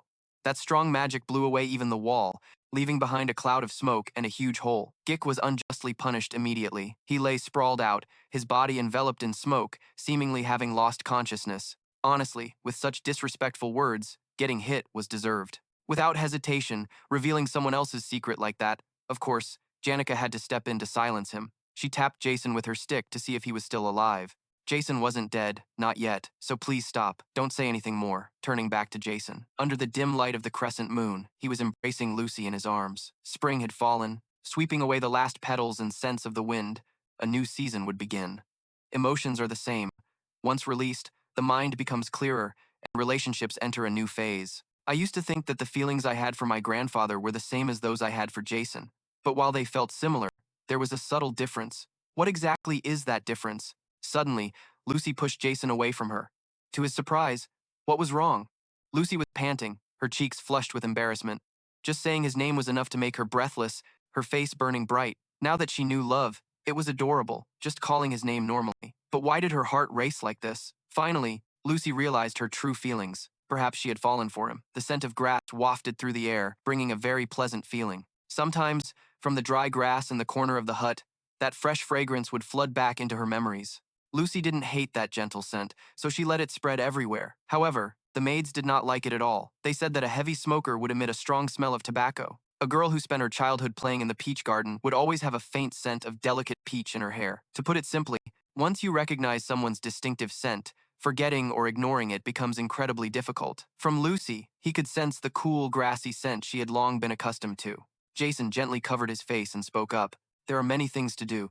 The academy will surely arrive soon, so I don't have much time. I need to explain the situation to everyone, but I can't reveal too much. While speaking, he picked up Lucy's hat that had fallen to the ground. First, I will inform Kobe, Ali Visa, and take care of Janica while Tandee is still searching. The rain has stopped, so I should go meet the others, right? Lucy's face was flushed with embarrassment as she took the hat, stammering continuously. What? Have you not heard anything until now? Focus and listen carefully. You will be disciplined for these actions. Moreover, Kobai and Ali have been injured, and you need to apologize to them as well. Lucy tried to pull the hat down to cover her embarrassed face. I have to apologize? Of course you do. They were injured trying to stop you. Ali lost all the magical tools she crafted over a long period just to buy a few moments. Although Ali Visa was the one who initiated the attack, and it was ineffective, Kobe was severely injured because he used too much forbidden power and pushed himself to the limit. Even though they all exerted their full strength to attack, you still need to apologize. But Lucy had tried her best to restrain her power so that no one would lose their life. Her voice was weak and trembling, as if trying to justify her mistakes in front of her beloved. Lucy's eyes widened in surprise, as if she had realized something. The person opposite sighed tiredly. If you don't want to, I'll help you apologize to them. After all, I have some responsibility in this matter. Witnessing Jason's reaction, Lucy seemed frozen. Was he really looking down on her?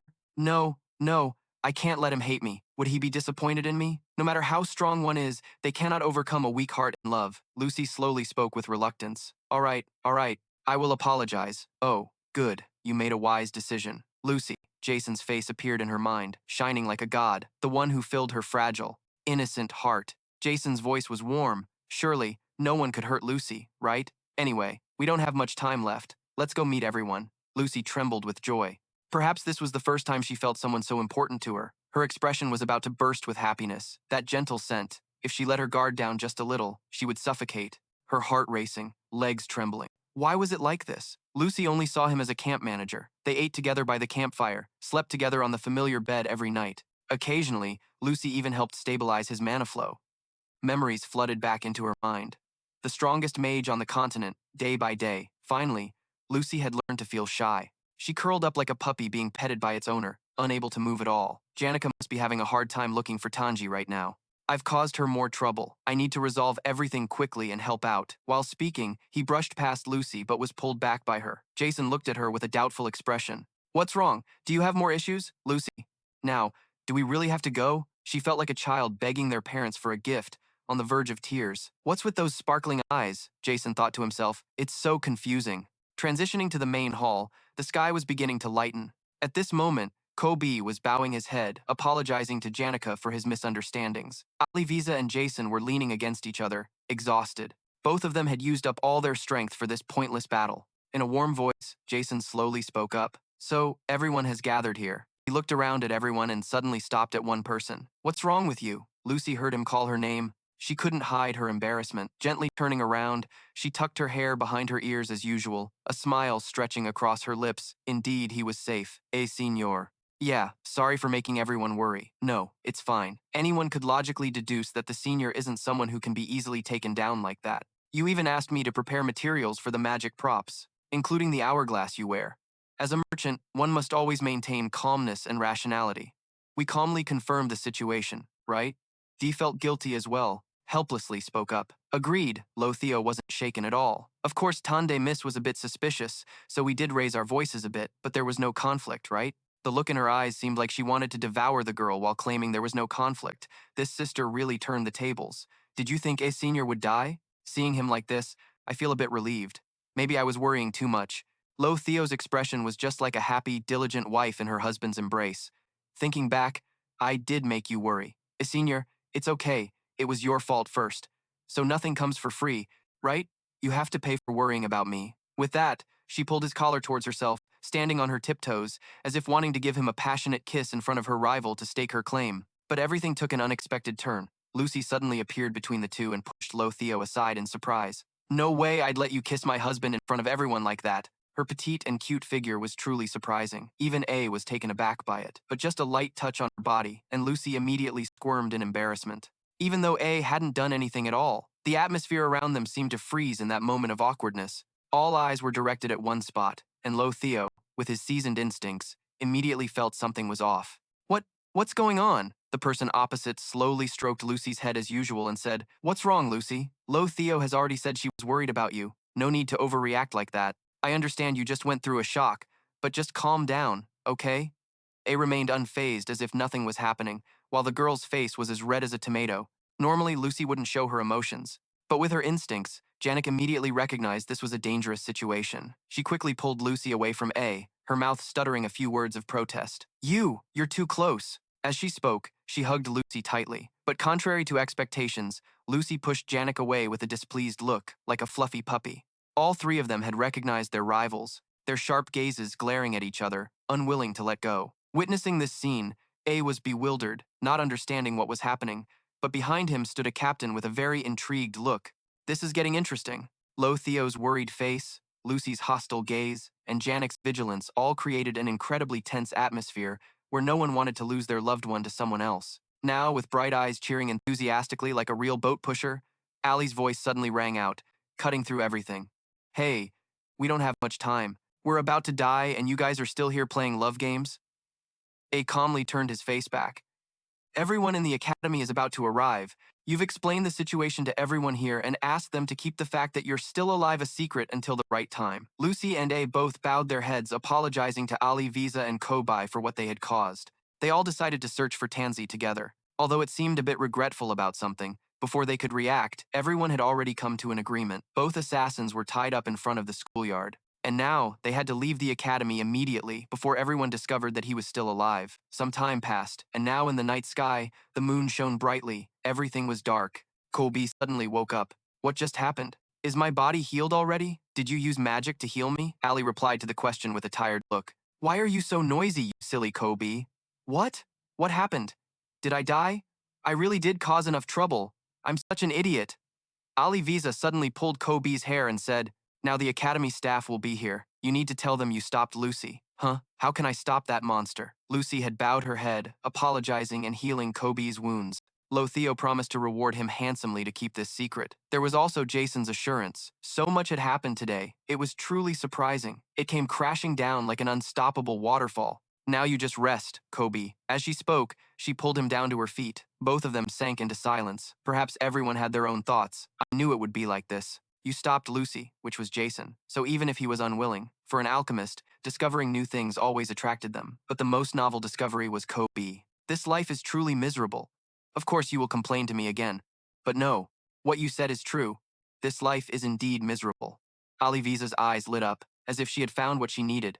Even though there were still many things she wanted to say in her heart, both of them looked up, silently gazing at the night sky. There, the stars continued to shine quietly. A new couple had just been born, transitioning to the forest behind the academy. At this moment, Tansy was using all her strength to run away. She stumbled long on the ground but still tried to get up with all her might. Legs, come on, move, please. I can't rest now. They must be chasing me. It'll be bad if I get caught. And I have to find a way to clear my brother's name, to find the truth behind all this. I absolutely can't let them catch me now. 2 streams of tears rolled down Tandee's cheeks, a sign of her helplessness. Unfortunately for her, no one was actually chasing Tandee. By now, no one thought Tandee had killed S.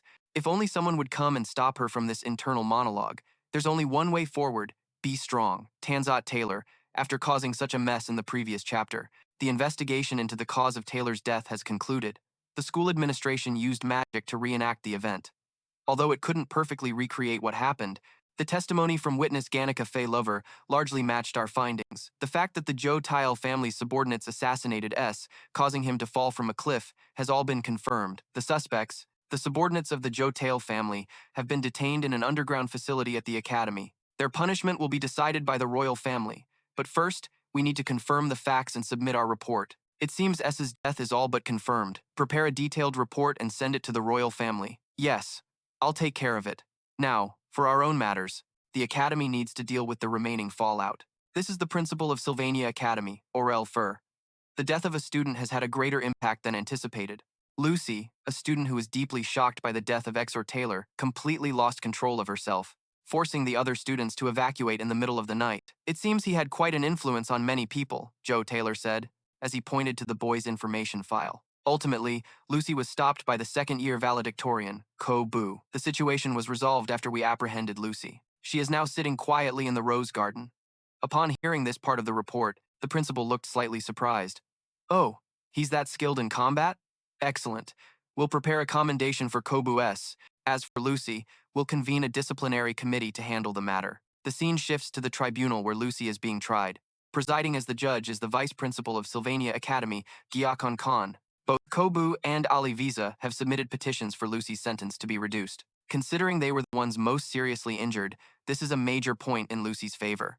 As for property damage, the list includes the destroyed third-floor dormitory wall, the opposite hallway wall, a lounge, and the marble floor in the rose garden at the entrance to Offiler Hall. While not insignificant, it's nothing compared to the Offiler Hall occupation incident. The vice principal looked down with a grim expression. If only there was one more reason, this could all end with a lighter sentence. She looked over at Lucy, whose face showed not a single shred of remorse or repentance. Utterly insolent. Other educational institutions, and even the royal family, rate Sylvania as the top academy right now. The reason is simple. It's because this place produced a one-of-a-kind magical genius.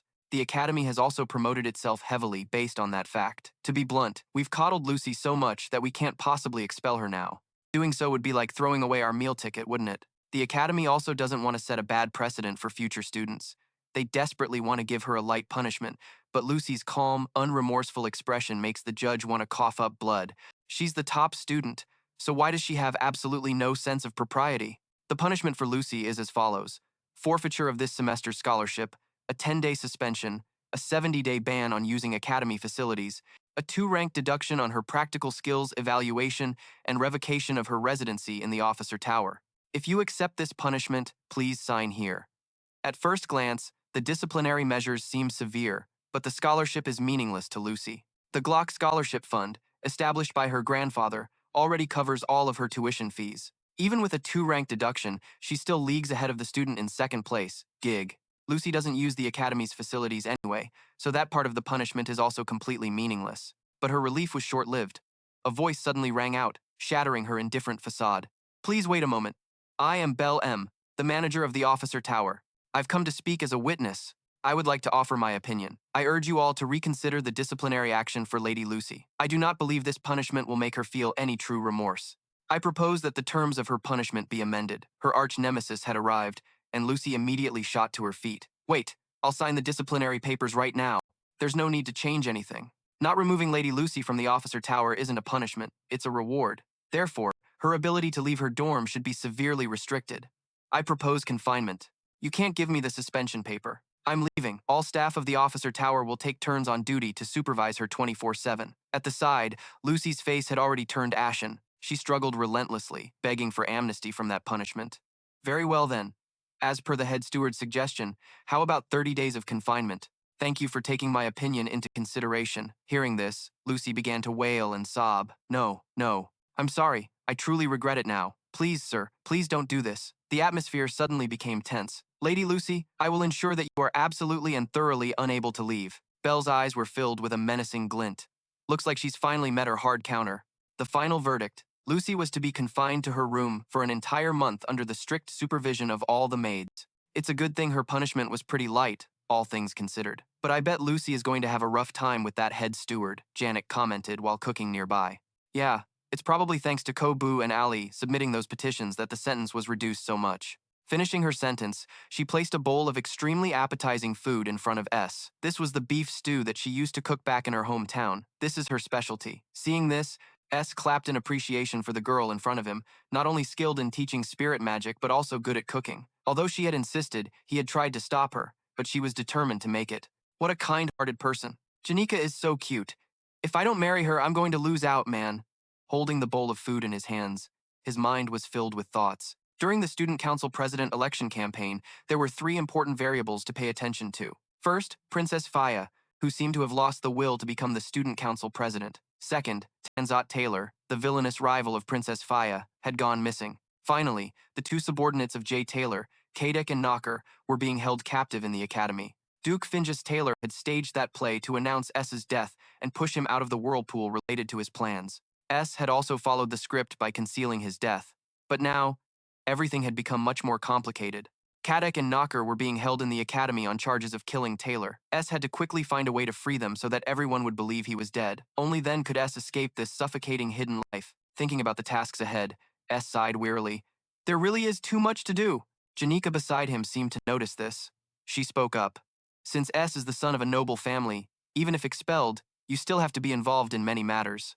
I'm just a commoner, the daughter of a rural farm owner, so I don't understand your life well. Therefore, I can't comfort you properly. I can't say empty words like keep it up or it's okay when I don't fully understand the story. Those words mean nothing and aren't sincere. It's okay. You don't need to think that deeply. Janica, you've already helped me a lot, but I want to solve the troubles I have to bear by myself. That's just my selfish wish. I just don't want you to have to struggle like this anymore. Janica's face turned bright red as she expressed such intimate feelings. Truly the standard of a diligent wife, right? Hearing those heartfelt words, our main character couldn't help but blush in embarrassment. The atmosphere between the two suddenly became awkward. Recently, whenever he was next to Janica, S felt a bit suffocated, not uncomfortable, just that he didn't know why. The feelings between them were a bit strange, like first love. Thank you, Janica. You are the only one who worries about me like this. Saying those words makes me feel embarrassed too. Anyway, we need to prioritize finding Tan L. I don't know where she is or what she's doing, but you're definitely worried about Tan L, right? I can guess where she is. But at first, I was very surprised to see Tan so different from what you remember. Tan L in the failed sword saint of Sylvania is a strong girl, fearless and full of pride. But he had witnessed Tan's bravery, so he was sure she was still resilient and planning for the future as always. With a confident demeanor and full of charisma, a smile appeared on S's face, reflecting satisfaction. But everything was deviating from S's expectations. Tan was currently shattered into pieces. The girl sat curled up, hugging her small body, tears streaming down her face, and her body trembling. I really didn't order the assassination of my brother. Princess Fia stood there, watching the pitiful appearance of the girl in front of her. Before Tan L arrived here, she had heard the news of Taylor's death. At that time, the princess was trying to mend her complicated relationship with Taylor. She had canceled most of her schedules and rearranged her work. Fia wanted to have time to talk seriously with S, and there was only 1 day left for her to make up for her mistakes, but now everything was beyond saving. Exot Taylor was dead. In the princess's mind at this moment were negative emotions and regret. If I had been faster by a day, this wouldn't have happened. Just because of my foolish arrogance, someone had to die unjustly like this. Why couldn't I do anything? From the moment she enrolled, she had gathered materials and prepared thoroughly for her goal, to become the student council president of Sylvania. Although she didn't have as much power as a royal member, at least in Sylvania, she would have a certain degree of power. Fia didn't want to just be a princess relying on the royal family. She wanted to become the student council president to have her own independent position. The princess always reminded herself, don't rely on the royal family. You must build your own status to stand against the darkness of the Rhodes Taylor family and the royal family. But now, she finally understood everything. The princess angrily flipped the table, filled with the documents she had gathered. I don't deserve my power. The princess's eyes were filled with tears due to her helplessness and uselessness. She was born with blessings, but ultimately could not use them to bring justice for others. Then what does it even mean? Suddenly, from behind, the guard's voice rang out. Princess Fia, do you mind if I come in? The flag led to a small girl, that was Tanzat Taylor. Her body was covered in injuries and caked in mud.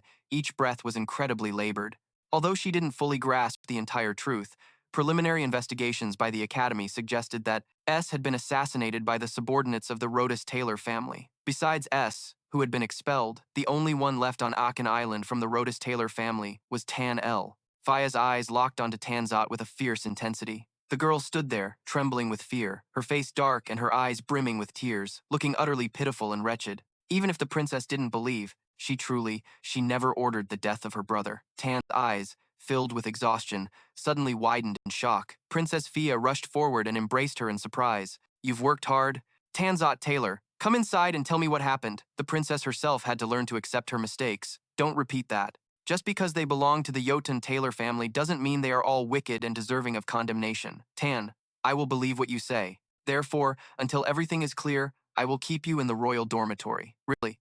Thank you so much. Princess Fia, I owe you a lot. It's nothing. It's what I should do. You will be safe here. Looking at her, the princess thought, a weak girl like this, and I once thought about competing for power with her. Suddenly, a voice from the servant rang out. Princess, you have a guest in the reception room. All right, I'll be right there. She turned her face outward, filled with determination. I still have a real opponent. As the door opened, there stood a familiar figure. Are you well, princess? Although I regret the death of the predecessor, we still have to continue the Academy's work, right? Don't you agree, Princess Fia? So, what brings you to see me? A confident smile lingered on Lothio's face. The Academy is in chaos, and the only one who can grasp the entire picture right now is the one hiding Tanzat Taylor. I'm here to ask why you are doing this, Princess Fia.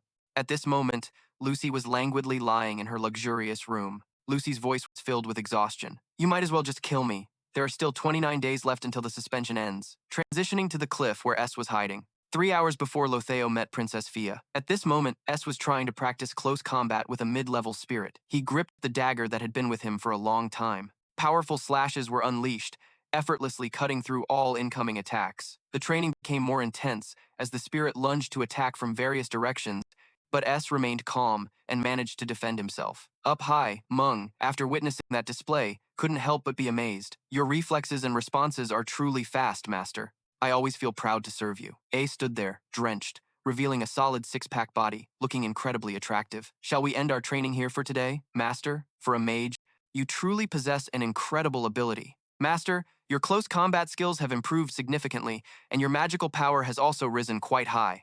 It seems you have been training for quite a while, haven't you? That was the spirit Lai A. S's expression remained calm. His voice gently replied, It's all thanks to you. I'm this strong because of the effective combat training you have guided me through. Right now, Meng is still too young to help me much. System information about S's current skills appeared.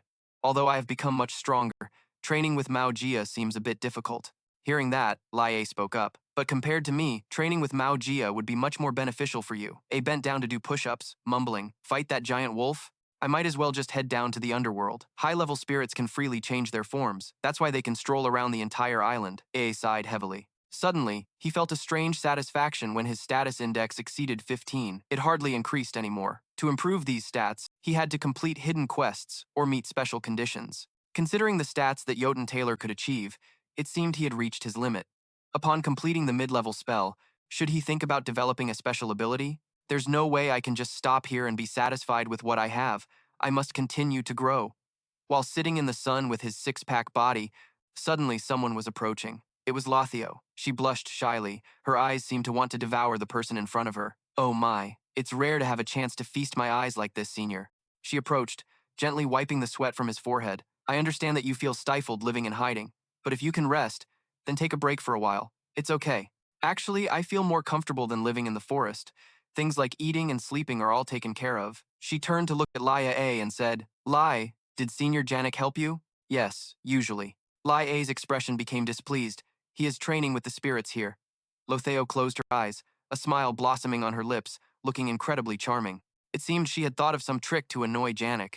Then the spirits must have seen everything, right? As she spoke, she wrapped her arms around S, pulling him into her kind-hearted embrace. Next to them, M, after seeing that scene, immediately shouted in anger, "Warning, warning, emergency situation, emergency!" Lie A below just shook his head in exasperation, ignoring Lothiel, who was having a great time. A asked in confusion, "So what are you planning to do?" "Well, I'm about to meet Princess Fia. I just thought of a way to earn some gold from the upcoming election, but first I want to complete the deal with you." First, releasing the two guys, Kadek and Knocker, that you asked for before is simple, but you know, nothing comes for free. I want my deposit first. Upon hearing this, A's expression immediately changed. A deposit? Your request isn't difficult at all, so you don't need to worry. You just need to hug me, and we'll complete the deal. S was very surprised by that request, but he quickly realized the issue and reluctantly accepted. He raised his hand to wrap around Lo and immediately hugged his bare body, catching Lo off guard. Her face turned as red as fire, her confidence and pride completely vanished, replaced by a confusing mix of emotions and indescribable shyness. She couldn't believe that someone like S would dare to act so boldly. Lothio's hands rested on S's solid body, her voice trembling. Wait, wait a minute, senpai. She gasped as her heart raced as if it would explode. At that moment, she quickly pushed S away to regain her composure. It seemed she couldn't handle the heat anymore. How could she act tough with him? A was bewildered when pushed away. What's wrong? Lothio, normally, attacking and defending are two completely different things. So I was a bit confused when you acted so quickly. It felt very different from what I thought and your actions a few times before. Why did you take off your clothes? You must know that I can't handle such intense emotions, right? Her face now looked like a ripe tomato, and the sharp eyes of a merchant had turned into those of a love-struck fool. You acting like this is nothing like your usual self. Hearing that ridiculous excuse, A could only sigh in exasperation. But I asked you to do that. You're just following my wishes, so what's so strange about it? That's true, but just take it slow. As she spoke, she pressed against his body once again. There's no way I can just overlook this body, right? Actually, I came here to hear your answer. Do you still remember what happened back then? The promise to stand by my side, even just once. A gently placed her hand on Lothio's shoulder and said, "Are you planning something else again?" She smiled lightly, her voice full of sarcasm. "Who knows? I guess I will face a lot of opposition. But even if I turn the whole academy against me, I hope at least Senpai will always be my ally. Is that okay?" The two stood there, under the morning sunlight, creating an incredibly romantic scene, transitioning to the royal dormitory. The princess's voice echoed throughout the area. "Why are you here, Lothio? Princess Fia, you don't need to be so on guard. I'm just here to ask you why you hid Tan." Images of the previous conversation flashed in Tandee's mind. When you think you've escaped, seek help from others. She is the heir of the Jaw Taylor family, holding all the power in this empire. If you can find someone from the royal family or a noble family that has connections, it would be better for you. And the place most likely to help Tandee is this royal mansion. A safe place, and you could say this is a location that even the Academy's forces cannot easily approach. The princess's face became worried. Why are you looking for Tandee, Lothio? Although the princess can hide her true feelings very well, all of that is still within Lo's control. If we have to talk, I have some personal matters to resolve. The princess knows well that I am an opportunist and have a very petty temperament, right? I am also very angry when I cannot influence someone who is the target I am aiming for. For those stronger, I always know how to avoid them. But for those weaker, I will make them understand the price to pay for daring to confront Lothio. You could say that the Jaw Taylor family has considerable power, to the point where even the royal family does not dare to treat them disrespectfully. Yet you assert that Tandee is weaker than you. Do you think that makes sense? Don't you find it very thought-provoking? In response to the princess's words, Lo simply smiled. Indeed, I cannot touch the Jaw Taylor family, but if I control the economy of the living area, then I can put Tandee in a weak position, right? If the princess has decided to stand by Tandee, then it will definitely be very difficult for me to do anything to her at the moment. Of course, I anticipated that everything would turn out like this. Therefore, I have prepared for every situation, so the princess doesn't need to worry. I will run for the position of Student Council President. If I take the title of Student Council President and the head of the trade association to meet, would Tandee be willing to meet me then?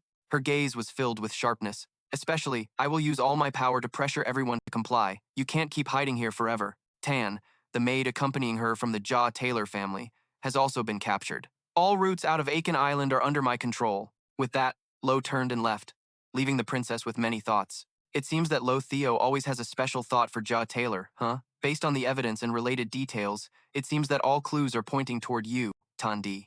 This is definitely not a favorable situation for us. Next to me, Tandee was calmer than before. Thank you for telling me that, Princess Fia. Right now, I have no choice but to ask you. Tandee, if you are not behind Taylor's assassination, can you tell me who is responsible for this incident? That would probably be me. That answer made the princess widen her eyes in shock. Kadek and Noker came to Sylvania under the pretense of providing support, and the one who gave that order was the head of the Jaw Taylor family, GZ Finge Taylor. My father hardly ever cares about Mr. S. The extreme decision he made probably stemmed from the reports about the situation at the academy that he sent us. It can be said that the one who pushed him to such an end and such a terrible fate is me. As she spoke, Tandee began to cry uncontrollably. Beside her, the princess also spoke to comfort her. It's not your fault at all, but right now I can't just sit here doing nothing. So, what are you planning to do? The princess exclaimed in shock. In this magical land of Sylvan, I've seen so much. A person who can survive without giving up will change when circumstances push them to the hardest path. The only way for me to survive now and find out about my brother's murder is to try to gather information. To do that, I must participate in the student council president election at all costs. Tandee's face brightened after the dark night. Perhaps she had matured a bit. In a determined voice, the princess said, "It won't be that easy. You are still facing expulsion due to your involvement in the murder case. It's definitely not simple, but I won't stop. There are still many people supporting me even when I'm in such a difficult situation. For my brother, I can no longer hesitate like this. If you are determined, then we will all support you." Tene, why is the princess doing this? We used to be competitors. Fia's expression darkened, and she hesitated to speak. So how should I say this? The princess placed her hands on Tandee's small hands. I'm just like you. I also have a debt I couldn't repay to him while he was alive. So, consider this my late compensation.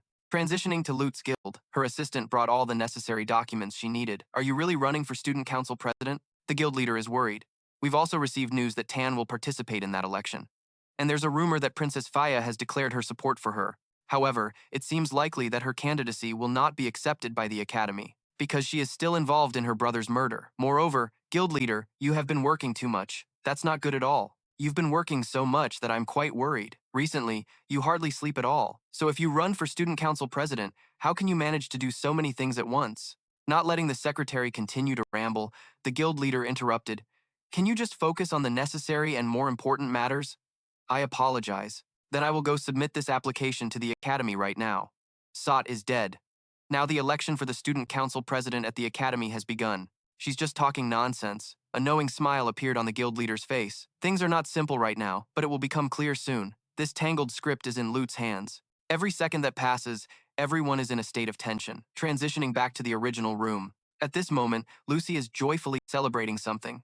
It turns out that being locked up for too long has made her delirious. Lucy turned to ask the maid who was watching, "How many more days until I am released?" The maid's gentle voice replied, "There are 27 days left, Miss Lucy." That's right. It seems the new disciplinary plan from the school was announced just yesterday, so it looks like there will be a slight delay in your confinement. Lucy froze. The older girls are locked up here until they die. That's just administrative procedure, which is always a bit delayed. Maybe we should start counting everything from today? Lucy's face looked like she was about to die upon hearing that. So, we have 29 days left. Miss Lucy. 2 streams of tears rolled down her cheeks, her eyes vacant as if going through withdrawal. If these maids aren't cruel, then who is? Transitioning to the dungeon where KDCH and Nock are being held. What both of them said upon waking up were angry curses. Damn it, it seems the Duke's prediction was correct. Although the ability is not yet perfected, the quick responsibility and skilled combat skills mean that if he is still alive, he will definitely be a great danger to the Jotile family. Yes, you are not wrong. Moreover, he is not just simply talented. A spirit mage who dares to sacrifice all his sensing abilities to summon a primal spirit. A wizard who does not hesitate to take revenge negatively, even if it means going against the entire academy. The fact that he can create a deep bond with top-tier individuals is not something just anyone can achieve. This further shows that Sot Taylor's abilities are unpredictable. KDCH and Nock understand how reckless the heir of the J. Taylor family is. However, they have always wondered one thing. Why would the head of the family order the assassination of his own son like that? Although he seems harmless, now both of them can cautiously hypothesize about this matter. What if he possesses such special abilities and has opposing views to the head of the family? Is it possible that when chosen as the heir, he pretended to go insane and fled to Siberia, secretly building his own force there to rise up against the head of the family? But at this moment, discussing these hypotheses brings no benefit. Suddenly, the guard, who seemed to be asleep, spoke up. That's right. The most important thing right now is to get out of here and report back to the head of the family, isn't it? He approached the cell, raising a hand to signal for silence. Shh, don't worry too much. I'll help you escape from here. You. Who are you? Who I am isn't important. What's important is that someone will profit from the chaos when you escape. It's as simple as that. My name is Dunn, a broker for the Elter T Merchant Guild. That's all you need to know. Now, go." His face broke into a smile identical to Luthio's. The smile of an extremely cunning man. The scene shifts to Lucy's room. After being confined for so long, she started hallucinating. Seeing S's face and 2 pieces of beef jerky was enough to show just how head over heels she was. She was sprawled out on her soft bed, a bored expression on her face. Her voice was low, but the question was a familiar one. "Hey, Bio." Beside her, Bio seemed all too familiar with this, and quickly replied, "24 days and 3 hours left, milady. Why don't you just kill me already?" Seeing Lucy's miserable face, the headmaid's expression brightened with happiness. She was finally getting her revenge. "I can't do that, milady." The scene shifts to another location in the academy, where a girl with white hair and fair skin was walking on campus. Everyone around was captivated by her enchanting beauty. Wow, she's absolutely gorgeous. Her aura is so captivating. That silver hair and snow-white skin. "But my hair is silver too, isn't it?" The owner of that voice was the Saintess. She had been so captivated by the girl's beauty that she followed her here. She looks like a student, but her clothes don't look like the uniform. Who could she be? It seems there are still so many things I don't know. Her face lit up with interest, and she clasped her hands excitedly. "That's right, because there's so much I don't know. I have to live every day to the fullest. Who knows when I'll get to live so freely like this again?" But her joy didn't last long. As she looked at the newspaper in her hand, the Saintess let out a weary sigh.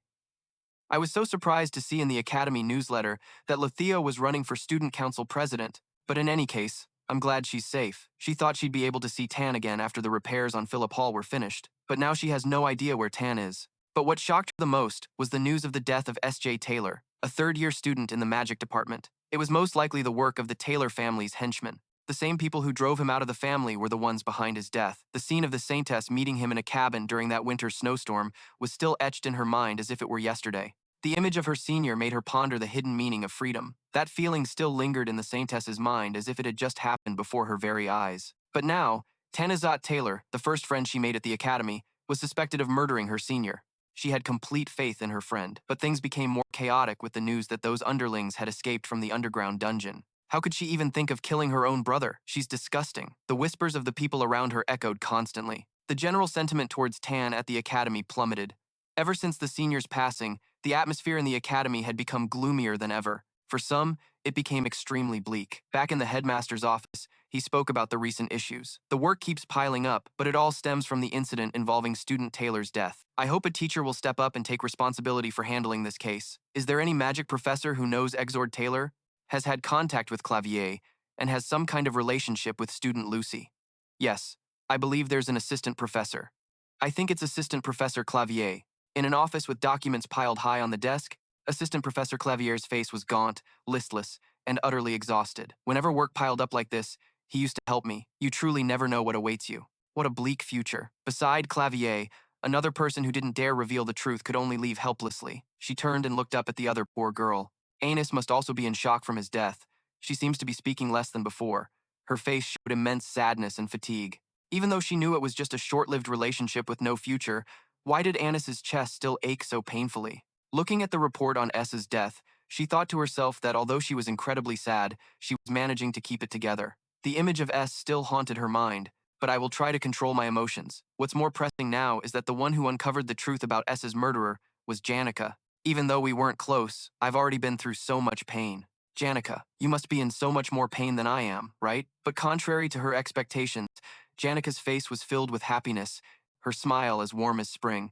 "I want to try making curry today. Honest, you're a great cook, right? I'm a bit worried about controlling the heat, so I was thinking of making something that simmers for a long time. I have all the ingredients ready, but I'm a little scared to cook something I've never made before." Janica's cheerful words and attitude left the nearby Annis completely bewildered. "I can't understand what's happening, but is it okay? I've been eating a bit too much spicy food lately, and I've heard that eating less vegetables isn't good for your health. How about we try making some salads?" Before she could finish her sentence, Annis slammed the table, stood up, and rushed to give Janica a heartfelt hug. She must think Janica is in a state of panic and no longer normal. "Please, Janik, calm down. He's dead. A's no longer in this world. You have to face that harsh reality." As she spoke, she cried out, feeling incredibly sorrowful. Seeing her friend like this, Janica was also very confused. Perhaps she realized she had done something wrong, but she didn't know how to explain it. "Miss, your reaction seems a bit off. A spirit appeared and spoke, offering advice to this naive girl. The scene shifts to the cliff where S is living. You hold in your hands an article about the Academy and your own death. It's said that Tandee has returned to the Academy. All this time, she has been hiding in the royal mansion. It seems she has decided to cooperate with the investigation bureau to prove her innocence. Princess Fia has also announced her support for Tandee. With that, the support rate has improved. However, in the Academy, the group supporting Lortell holds a significant advantage. Janica said this while pulling at her shirt with a very cheerful expression. The number of supporters for Lo, even for candidate registration, has not stopped, and the supporters for Lo have overwhelmingly outnumbered the rest. Suddenly, she changed the subject. By the way, what happened the last time Lortell went to the cave? Her hands trembled with anger. Hearing that question, S turned around in surprise. Perhaps the spirits had told her everything. While he was still thinking of a reasonable answer, Janica blushed with embarrassment. Oh, sorry. I don't have the right to interfere, but at this rate, Lortell will become the student council president, right? A surprising voice interrupted the conversation between the two. You brought a sword because you had an appointment with S, but you didn't expect to run into a senior here as well. Whether Lortell becomes the student council president or not, it doesn't matter. But A and Nock have escaped, and the suspicion that Tandee killed her brother is becoming clearer. S personally went to the royal mansion at the princess's request. But since the senior is betting her life on this, I can't stand up to testify for Tandee. The situation is indeed very difficult, but that is not the most important thing. What A wants to talk about here is Tandee's current mental state, which is really not okay. The look on her face is as if she is about to die, her eyes are sunken, and her lips are cracked and dry, seemingly devoid of any vitality. Someone who is close to top students like Tandee, the senior's sister, even if she is not a candidate for the first-year student council president, still attracts a lot of attention. But now she is being accused of killing her brother and is living under the suspicion of the entire academy. Not long after, once the candidate registration process is completed, she will have to face everyone. I fear that Tandee will not be able to withstand that pressure. Senior, I understand now. You don't need to say more. Now that we have passed Chapter 3, the election battle for the student council president, as far as A remembers, this chapter has almost no fighting scenes at all. This is a scenario to clearly showcase the relationships of the characters that the protagonist has built during their time at the academy. As is customary in the storyline, the protagonist Jason will actively support Princess Fia's faction because she is the benefactor who helped Jason and drove S away at the beginning of the last semester. Of course, this is a power struggle, so it is impossible to avoid the need to persuade the students in the academy to support oneself. Among them, the heads of the departments can be considered important figures, as what they say and do greatly influences which candidates the members of their department will support. Therefore, she will focus on persuading the top students who have a good relationship with her in the academy. To reflect on this, it can be seen as follows. Lucy will not care much about this and will not vote because she is too lazy. Janica wants to split her votes among all parties and does not want to side with any faction. The fastest dueling top student, W, has fully supported Princess Fia, while the alchemy top student, Du Thi, supports Tandee. Persuading them is not an easy task. In the end, the only ones who can be persuaded are a total of 8 top students from the 2 departments of magic and dueling. If someone can get at least 5 of these 8 people on their side, it can be said they will win. If they win the election and Princess Fia becomes president, Jason will gain royal power. That is the largest support force until the end of this election. Especially when facing Curly and Gia in Chapter 4, Fia will need this royal force to have enough strength to confront him. The battle with the final boss of the novel is just like this. To maintain the storyline of the novel, he must ensure everything goes in the right direction. That is what needs to be done to survive. Of course, whatever could be done by S has already been done. This action is also partly for his personal benefit. But that is how S can prevent the impending disaster, and the best way for him to survive. Some minor details have changed in the previous chapters, but overall, the storyline remains intact. From there, I can see a glimpse of a bright future here. Princess Fia must become the student council president for me to proceed with my plan as desired. If everything continues like this, public opinion towards Tandee will only worsen. To prevent her from becoming the student council president, Princess Fia will have to choose to run for re-election again. Things would be much better if S secretly informed Princess Fia that he is still alive and would convince her to run again. Given his current relationship, he should also try to persuade the top students to support her to change the situation in her favor. After all, until the candidate registration process ends, there is still enough opportunity to do whatever it takes to get Princess Fia back into the race for student council president. But what about Tandee? She had disappeared like a villain when she became a murder suspect. Everything she has gone through has been a huge trial because of him. These things are completely absent from the script. Tandee and the script going in the predetermined direction are my salvation. Am I really forced to choose between the two? Seeing S troubled by the events happening around him, D gently spoke up. It seems like he has too many concerns, right? Should we cancel today's appointment? No, it's fine, D quickly replied. Then let's get started, shall we? D began to take the sword off his shoulder, his expression full of confidence. S stood up, pulling out the knife from his pocket. I also need to check the achievements I have diligently practiced over the past time to see if I have improved compared to before. When the mind is troubled, a bit of movement can help one feel relaxed, easing the tension in the mind. This is quite a good method. While speaking, he rolled up his sleeves, ready for battle. Across from him, D also wore a cheerful smile. Thank you. Recently, I really haven't had the chance to practice with a strong opponent, so I also want to warm up a bit. Do you agree? Of course, the two of them would only have a light sparring session with each other. Looking at the two guys with such fierce expressions and saying they would only have a light spar, who would believe that? This spar could shake the mountains. The old images of Tandee's memories. For some reason, those memories flooded back into the young girl's mind.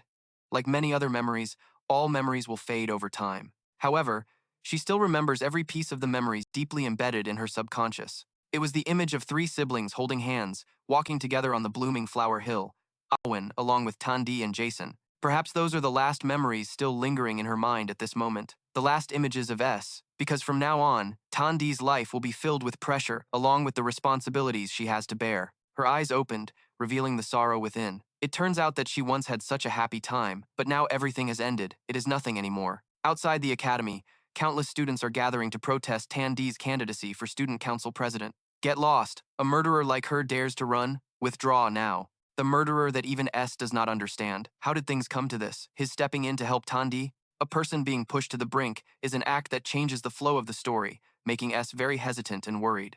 There are even plot points that have changed that even S is unclear about. One of them is the person standing in front of him right now. D. He has taken a stance ready for a merciless battle. He has been by Jason's side throughout his journey. If we exclude Lucy, he is the strongest of the second year. But according to the original script, he was clearly defeated by W due to exhaustion and being countered. Yet the final result was an overwhelming victory. This shows that there have been some variables in the script that S did not anticipate. Back to the battle, D quickly launched a strike, heading straight for S. Although it was just a probing attack, it could not be taken lightly. He knew this was just a minor detail, but he still wanted to check it again. Moreover, as someone who has deviated the most from the script, he has become much stronger than before, so checking again now wouldn't be a bad idea. S immediately conjured up a basic defensive magic to block the magical attacks. Although it wasn't a high-level spell, it was not difficult to block D's attack. Just as S was about to think, D immediately charged at him with his sword, his eyes filled with killing intent. So fast, how could he move in the blink of an eye like that? Fortunately, with the reflexes honed over the past time, he quickly stepped back to dodge. The closer he got, the faster D's speed increased. But that also had a critical weakness. Once he charged in, it was very hard to dodge. S quickly planted the dagger into the ground where he had just stood. The dagger emitted a stream of fiery magic, as if it concealed a spirit within. Just as predicted, S commanded Mong to explode, taking the strange red thread inside. But he was not such a weakling. Z quickly used a technique that S had never seen before to dodge the previous attack. What were those techniques? They were anything but natural. He quickly ran to pick up the dagger that was stuck in the ground. Immediately after, he thrust straight toward DX to test the hypothesis he had just proposed. Perhaps as predicted, DX once again dodged effortlessly. He's using some kind of short-range teleportation magic. He can move his body during combat. Even if someone knew the mechanics and how to cast it, it couldn't be easily copied. It's a technique that requires practical instinct that surpasses simple theory. Someone without experience could never pull it off. Immediately after backing away, Jason launched a powerful ice magic counterattack. Spears of ice shot toward S with destructive force. They swept across the battlefield, causing a massive explosion. This was a no-holds-barred battle. Anyone who let their guard down would pay a heavy price. S knew that the previous moves were just a trap to get him to close in, and Jason would counter with that powerful ice attack to end the fight. I thought this was just a simple sparring match? Yes, it was at first, and I was only planning on using a single sword. But as he spoke, he threw the sword to the ground. Jason began to cast the high-level magic weapon, his entire body enveloped in incredibly powerful streams of magic. His hands clenched two menacing orbs of energy, especially the one above his head. It seems to be the power source for the magic weapons he uses. Jason's face was confident, his smile widening. Perfect. Isn't practice the same as a real battle? As Senior S finished his words, an earth-shattering explosion erupted, its power truly not to be underestimated. From the cliff above, Janica also witnessed the fierce battle between the two. Her voice was tired. I wonder if it'll be okay. I put carrots in the curry. I hope he likes it. I'll never understand why boys like to fight so much. He'll probably be hungry after sparring, so I should hurry up and cook. Down below, the battle was still raging fiercely. After creating 2 high-level weapons, Jason charged forward without hesitation. S's defensive barrier easily cracked under the power of the 2 magic weapons. After all, it was just a basic defensive spell. A final slash shattered the shield and sent S flying backward. He quickly drew his magic bow, with water arrows aimed straight ahead. With proficiency honed through countless battles, his arrows flew at an unbelievable speed. However, if that was all, they could still be easily blocked by his wind-based defensive magic. Magic weapons fundamentally convert the user's magical power into combat weapons, so they certainly still have normal weaknesses. Mages don't get the chance to use many complex weapons, so for such a difficult high-level magic, they wouldn't normally need to use it. Therefore, the only mage who can use almost any type of weapon without being limited by experience or proficiency. That is the unique magic that Jason created himself. The 2 of them rushed at each other in a head-on battle. The clashing magic spells created an incredibly vibrant and chaotic atmosphere, just like a real battlefield. Suddenly, Jason used some kind of magic to appear right behind S and launch a surprise attack. Even though S knew it was another one of Jason's remote-controlled spells, he still couldn't react in time. His attack movements are not only unpredictable, but also incredibly powerful. S's eyes widened, staring at the undefended attack coming at him. However, he wasn't defeated that easily. The blessing of the storm activated, creating a whirlwind that blew away the surprise attacker. Even Jason couldn't withstand the overwhelming power of Mater. Even though he was a wind specialist, the attack left him covered in injuries. Though they were only superficial, they still caused him some damage. Despite that, he was able to stand his ground, proving he was not weak at all. But perhaps Jason had forgotten that S is a specialist in setting traps. Beneath his feet were numerous puddles of water that had been set up beforehand. Jason turned back with a look of astonishment. Since when? That was the spirit form, the embodiment of water. The entire area was covered in magical puddles, and from those puddles, a mid-tier spirit slowly began to form. It immediately rushed towards Jason, launching a surprise attack. But with the wild instincts he had honed since childhood, he easily swung his blade, blocking the mid-tier spirit's attack. Just when he thought it was over, it wasn't. Everything up to now was just a decoy created by S for his finishing blow. His hands were close to Jason's utterly astonished face. Using a mid-tier spirit as a decoy for the next attack was a truly unexpected plan. A direct explosion hit Jason head-on. He took the full force of the damage. To be honest, Jason is quite a strong person. If he has learned how to reinforce weapons with mana, then he is definitely mature enough to follow the scenario just as S intended. At this rate of growth, Jason and the others will no longer have any major problems when facing strong enemies in the future. Before he could finish his thought, S's eyes widened in utter shock. What? Standing before S right now was Jason. He hadn't fallen after that last attack. You really are amazing, Senior. Jason's feet slowly began to float into the air. Just as I predicted, I couldn't go into this fight letting my guard down. Senior S, an immense amount of mana erupted from his entire body. His beastly instincts had awakened once again. His eyes lit up with excitement, and despite his body being covered in wounds, a long, self-satisfied smile stretched across his face. All right, now I will fight seriously, Senpai. Be careful. All the magical energy around converged into a terrifying energy sphere. It seemed S also realized Zeke's intentions. He immediately shouted for Laya to attack, not allowing him to complete it. However, standing before such high-level power, this obstruction was insufficient. The intermediate spirit Laya was quickly taken down. Currently, at the beginning of Chapter 3 of the story, Zeke's abilities displayed in this battle were already incredibly powerful. Previously, he thought Zeke would only achieve such great power near the end of the story, but now everything was beyond his expectations. S thought that after a period of training, he had matured so quickly. The Failed Swordsman of Sylvania. Chapter 4, page 7. This was Zeke's ultimate fighting state, the power he attained in the battle to invade the Gao Church. The magical spear of the forest. Durjik's voice rang out, cold yet resolute. Instead of fighting with restraint and retreating, I will fight fiercely directly against you, Senpai, with the strongest weapon I possess. Then this confrontation will be even more interesting. The magical sword tips aimed straight at S, ready to rush in to end the battle. On the opposite side, S quickly calmed down and devised a countermeasure. He used fire magic to take down the incoming swords first. However, this also caused S's magical energy to quickly deplete. He had to focus on bombarding with powerful magic, launching continuous attacks. This was not his forte, so S exhausted too much magical energy. But in the current situation, to confront ZX's final form, S had no choice but to SAM everything. If he attacked, S had grasped some weaknesses of the technique already. But when the second consecutive attack was launched, everything became somewhat difficult for him. S slammed his hand down on the ground, activating the shockwave device, creating a shield around himself. Seeing this, Zeke spoke up. Careful, did you have to use the shockwave to replenish your magical energy? Your magical energy is probably quite depleted, right, Senpai? Well then, let's see if you can take my final attack. After saying that, Zeke concentrated magical energy into the spear he was holding, ready for the finishing blow. He charged forward like a gust of wind, sweeping away everything in his path, a wind piercing through every challenger. It seemed everything would go smoothly and victory would belong to Zeke. But no. Something had stopped his attack, leaving him utterly astonished.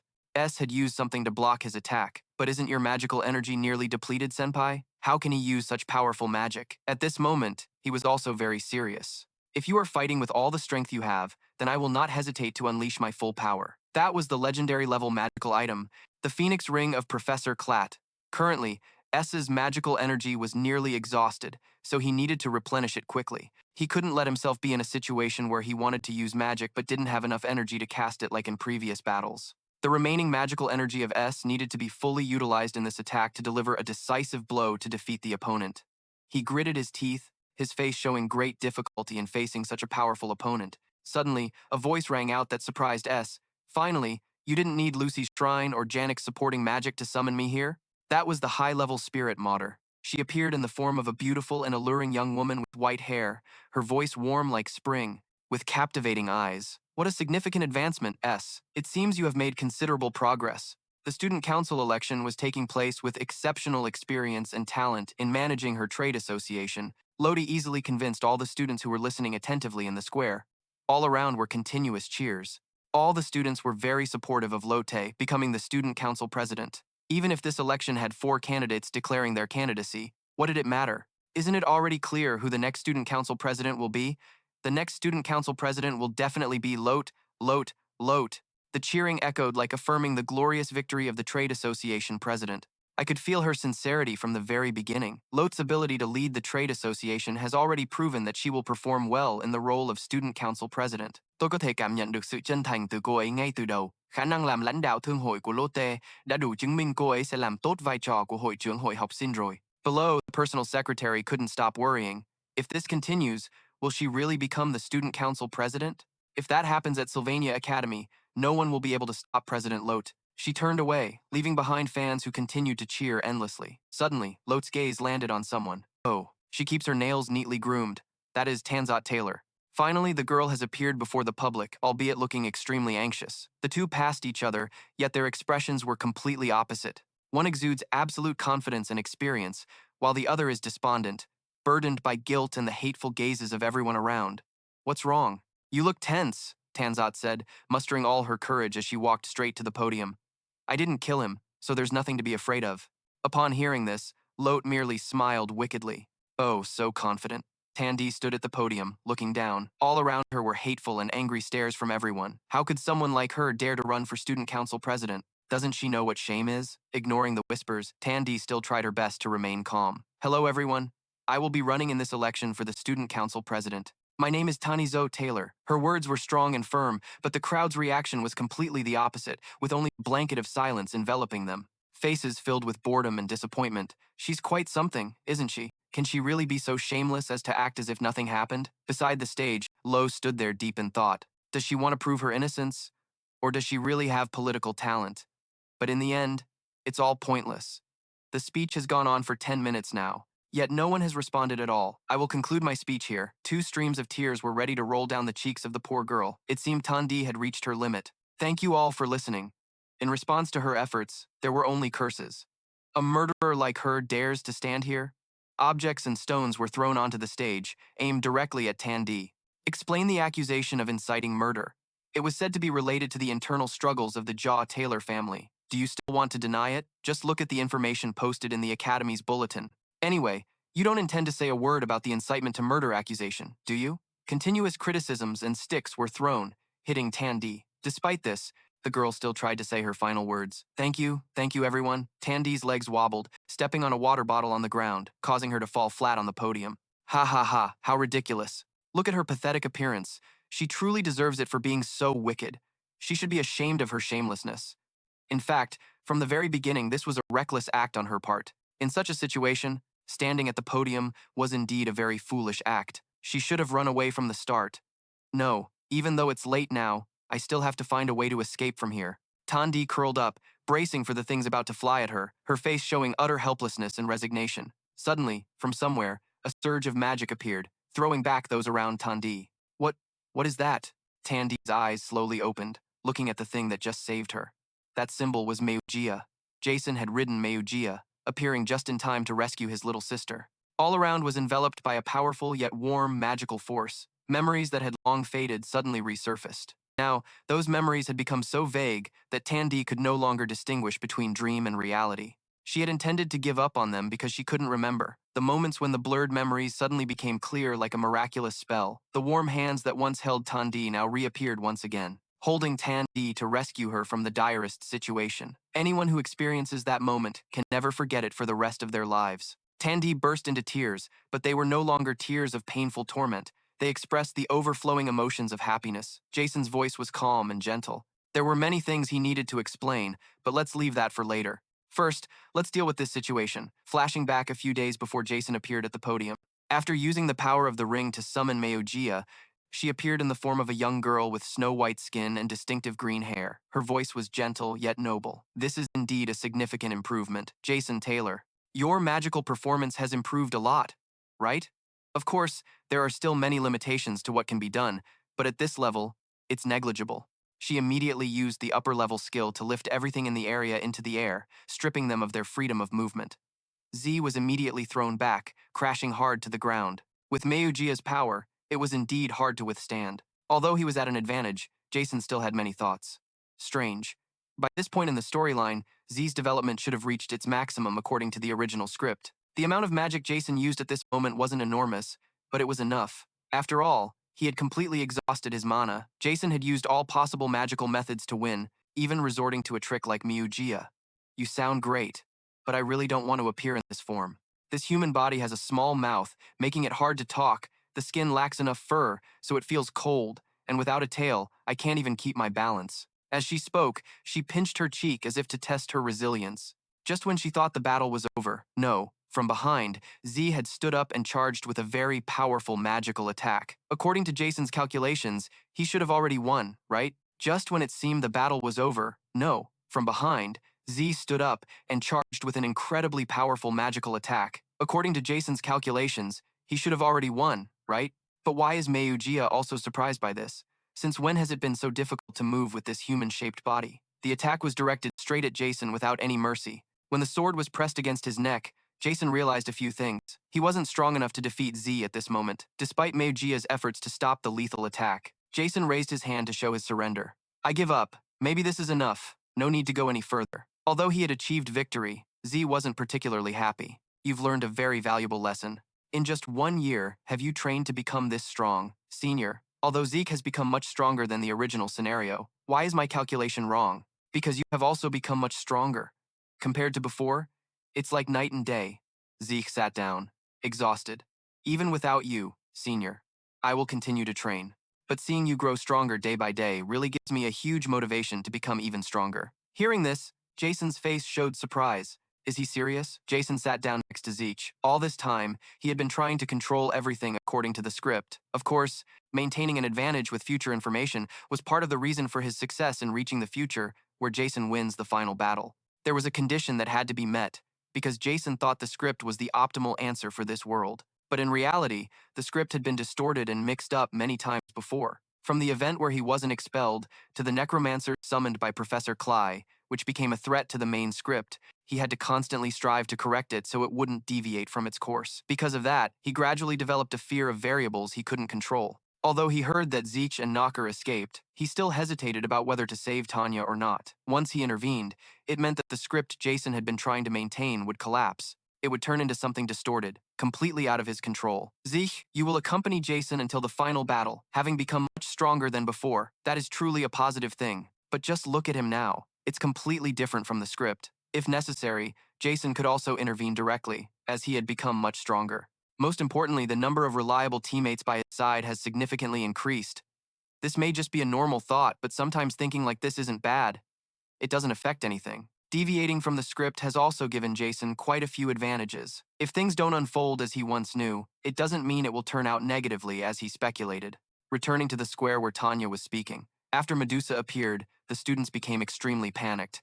What is that? Run away! Suddenly, a voice shouted unexpectedly. Everyone, please calm down. I have seen that high-level spirit before. That is the top student of the first year, who was defeated by Jason in the final exam. Yes, that's right.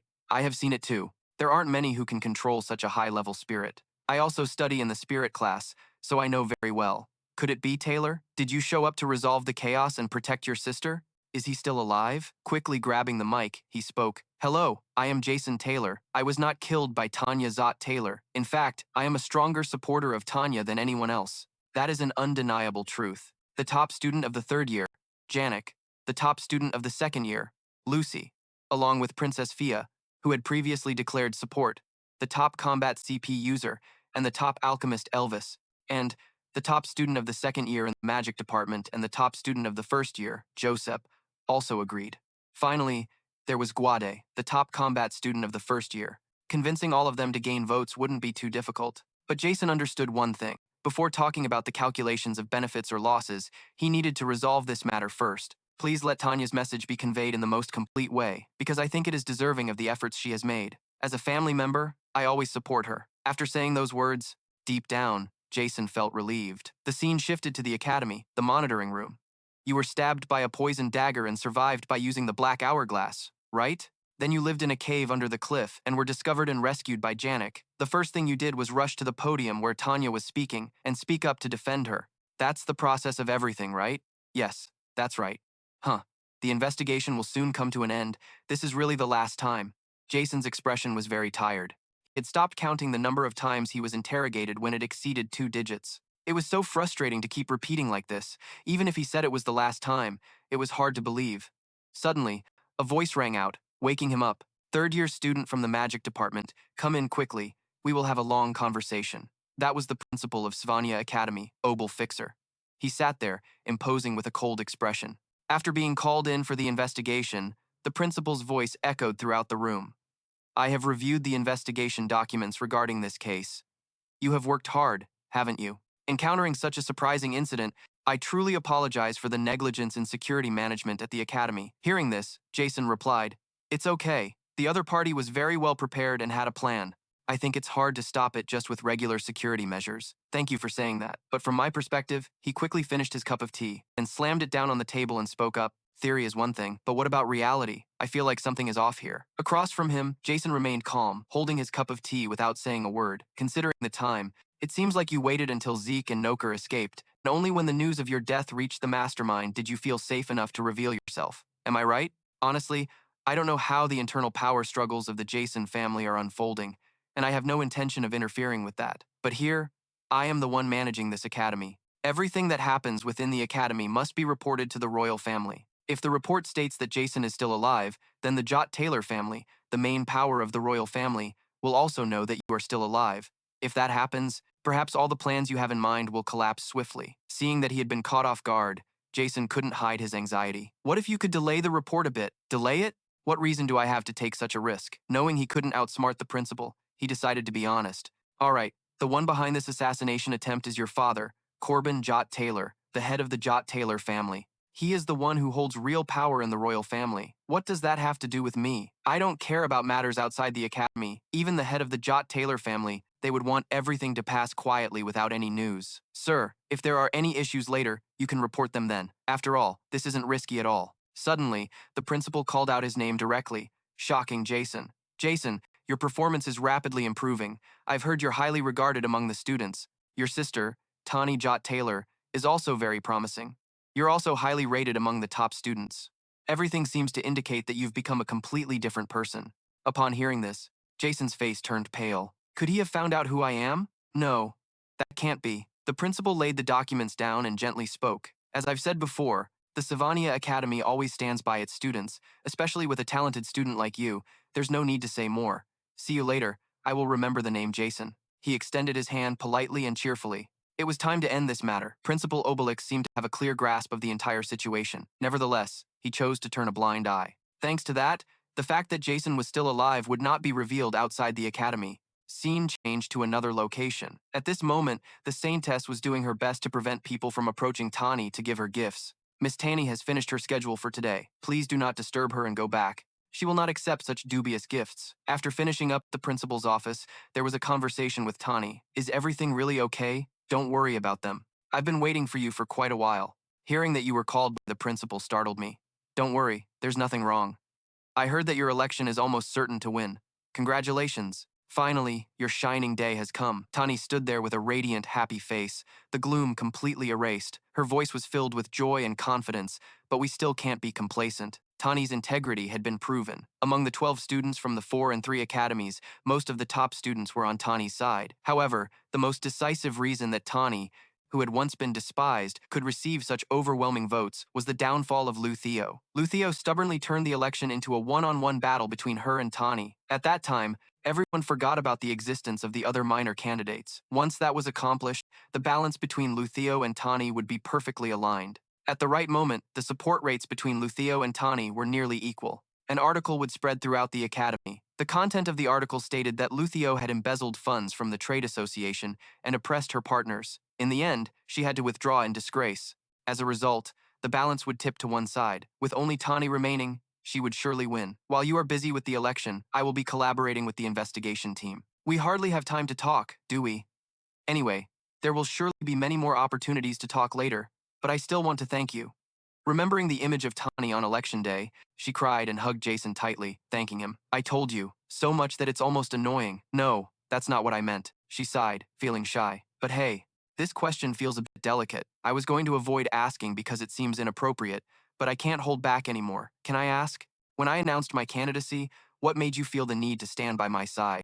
So if you had to hide like that, there was no need to step out to help me that much. It's as if you couldn't bear to see me go through those insecurities. Am I right? Jason looked confused. He didn't know what to say at that moment. That's right. That's why I stepped up to help you, to explain, because you are my family. Of course, I have to stand by your side.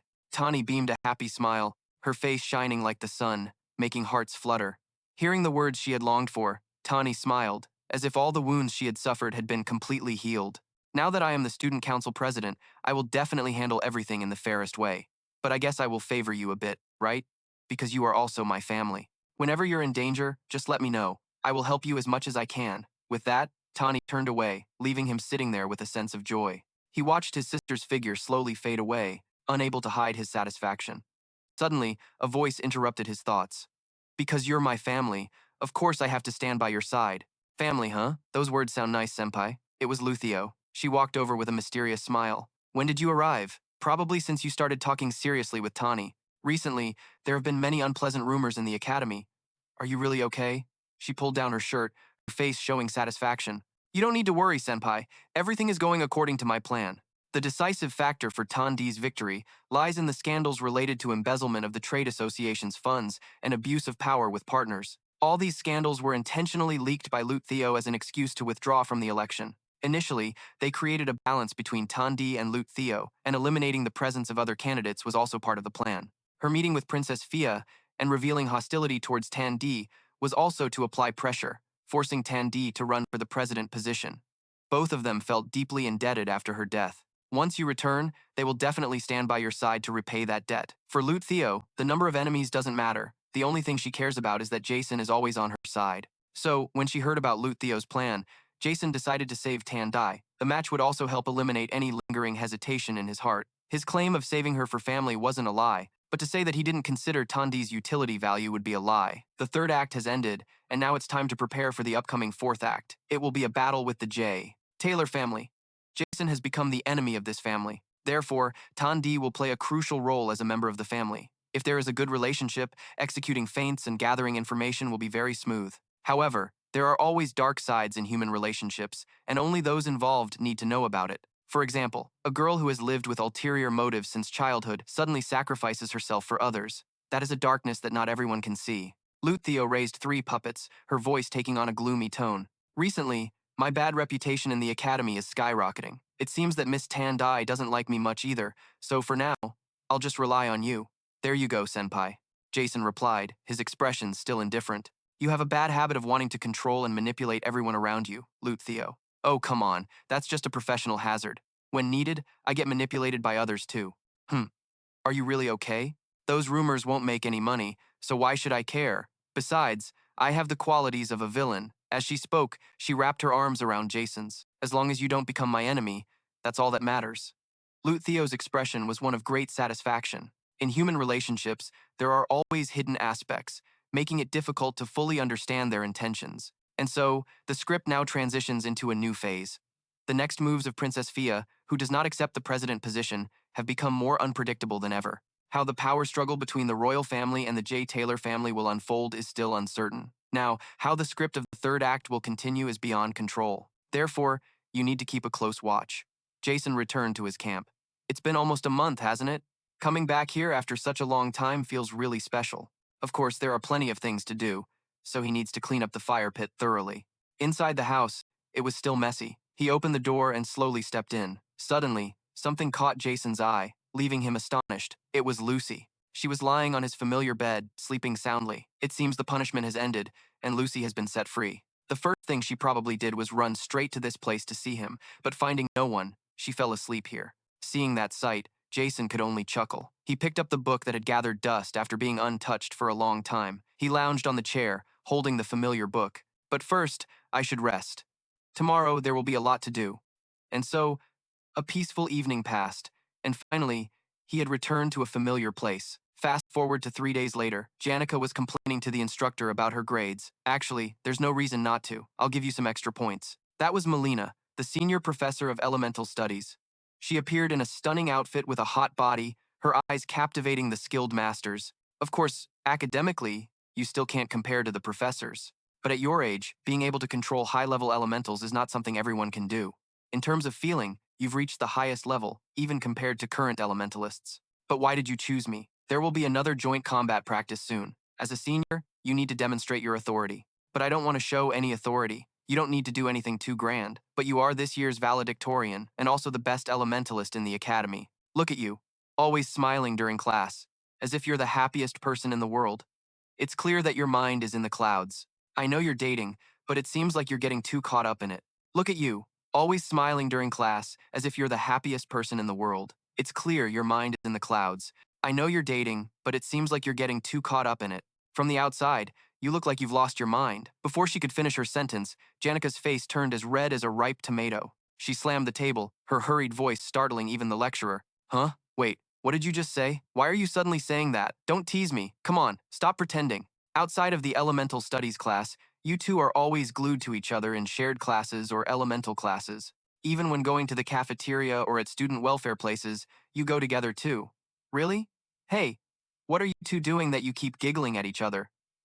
What are you thinking with those dazed expressions? You're grinning widely like that, staring at the board during class and laughing too. You look just like a couple of kids who have just fallen in love for the first time. It's exhausting. Hearing that, Giannick stammered. Please don't mention that to the others. Actually, I don't care about your love lives. But you know what, Janica?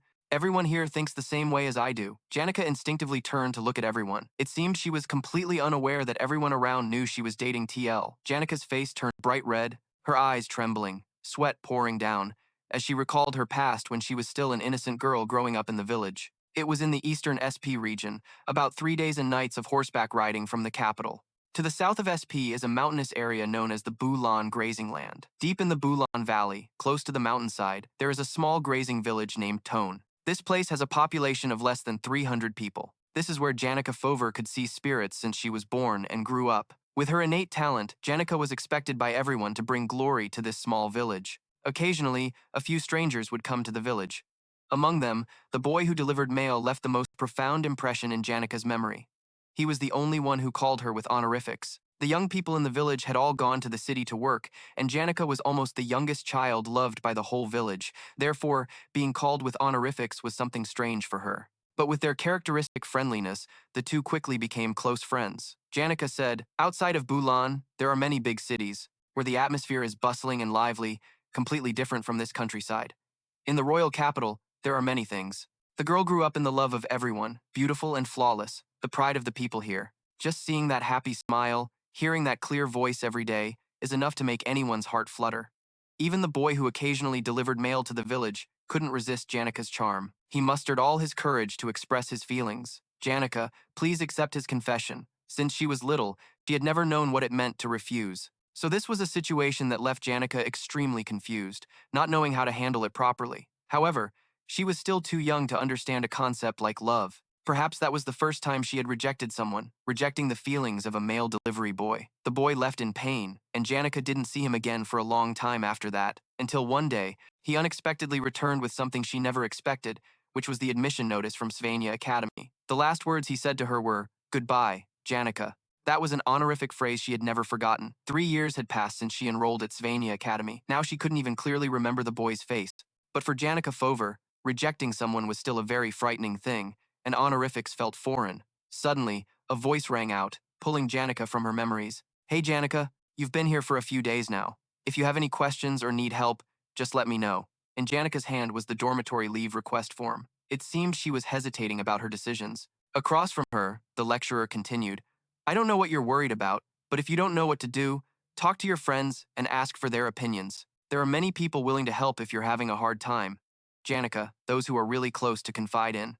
Normally, Janica had many friends around, but that made her feel suffocated. Even though she wanted to escape from their concern, it was very hard to speak up. Even with those closest to her, it was no exception. "I should have noticed he was still alive when he smiled all day like that. I'm sorry, I have my own reasons." That statement made Ani stop complaining. "Yeah, I guess there's no other way. But what are you worried about now?" Janica's expression fell, her voice stammering and hard to describe. The thing is, witnessing that, Anna slammed the table and stood up, shouting, "That's right! Because you keep agreeing to all his requests, you've become his maid. You know, I'm not good at refusing others. It's really awkward to reject someone. He's hiding. Yet, you're cooking and cleaning for him. Is there anything else you need to ask him?" Hearing that, Janica immediately retorted, her face flushed with embarrassment. "No, that's not it.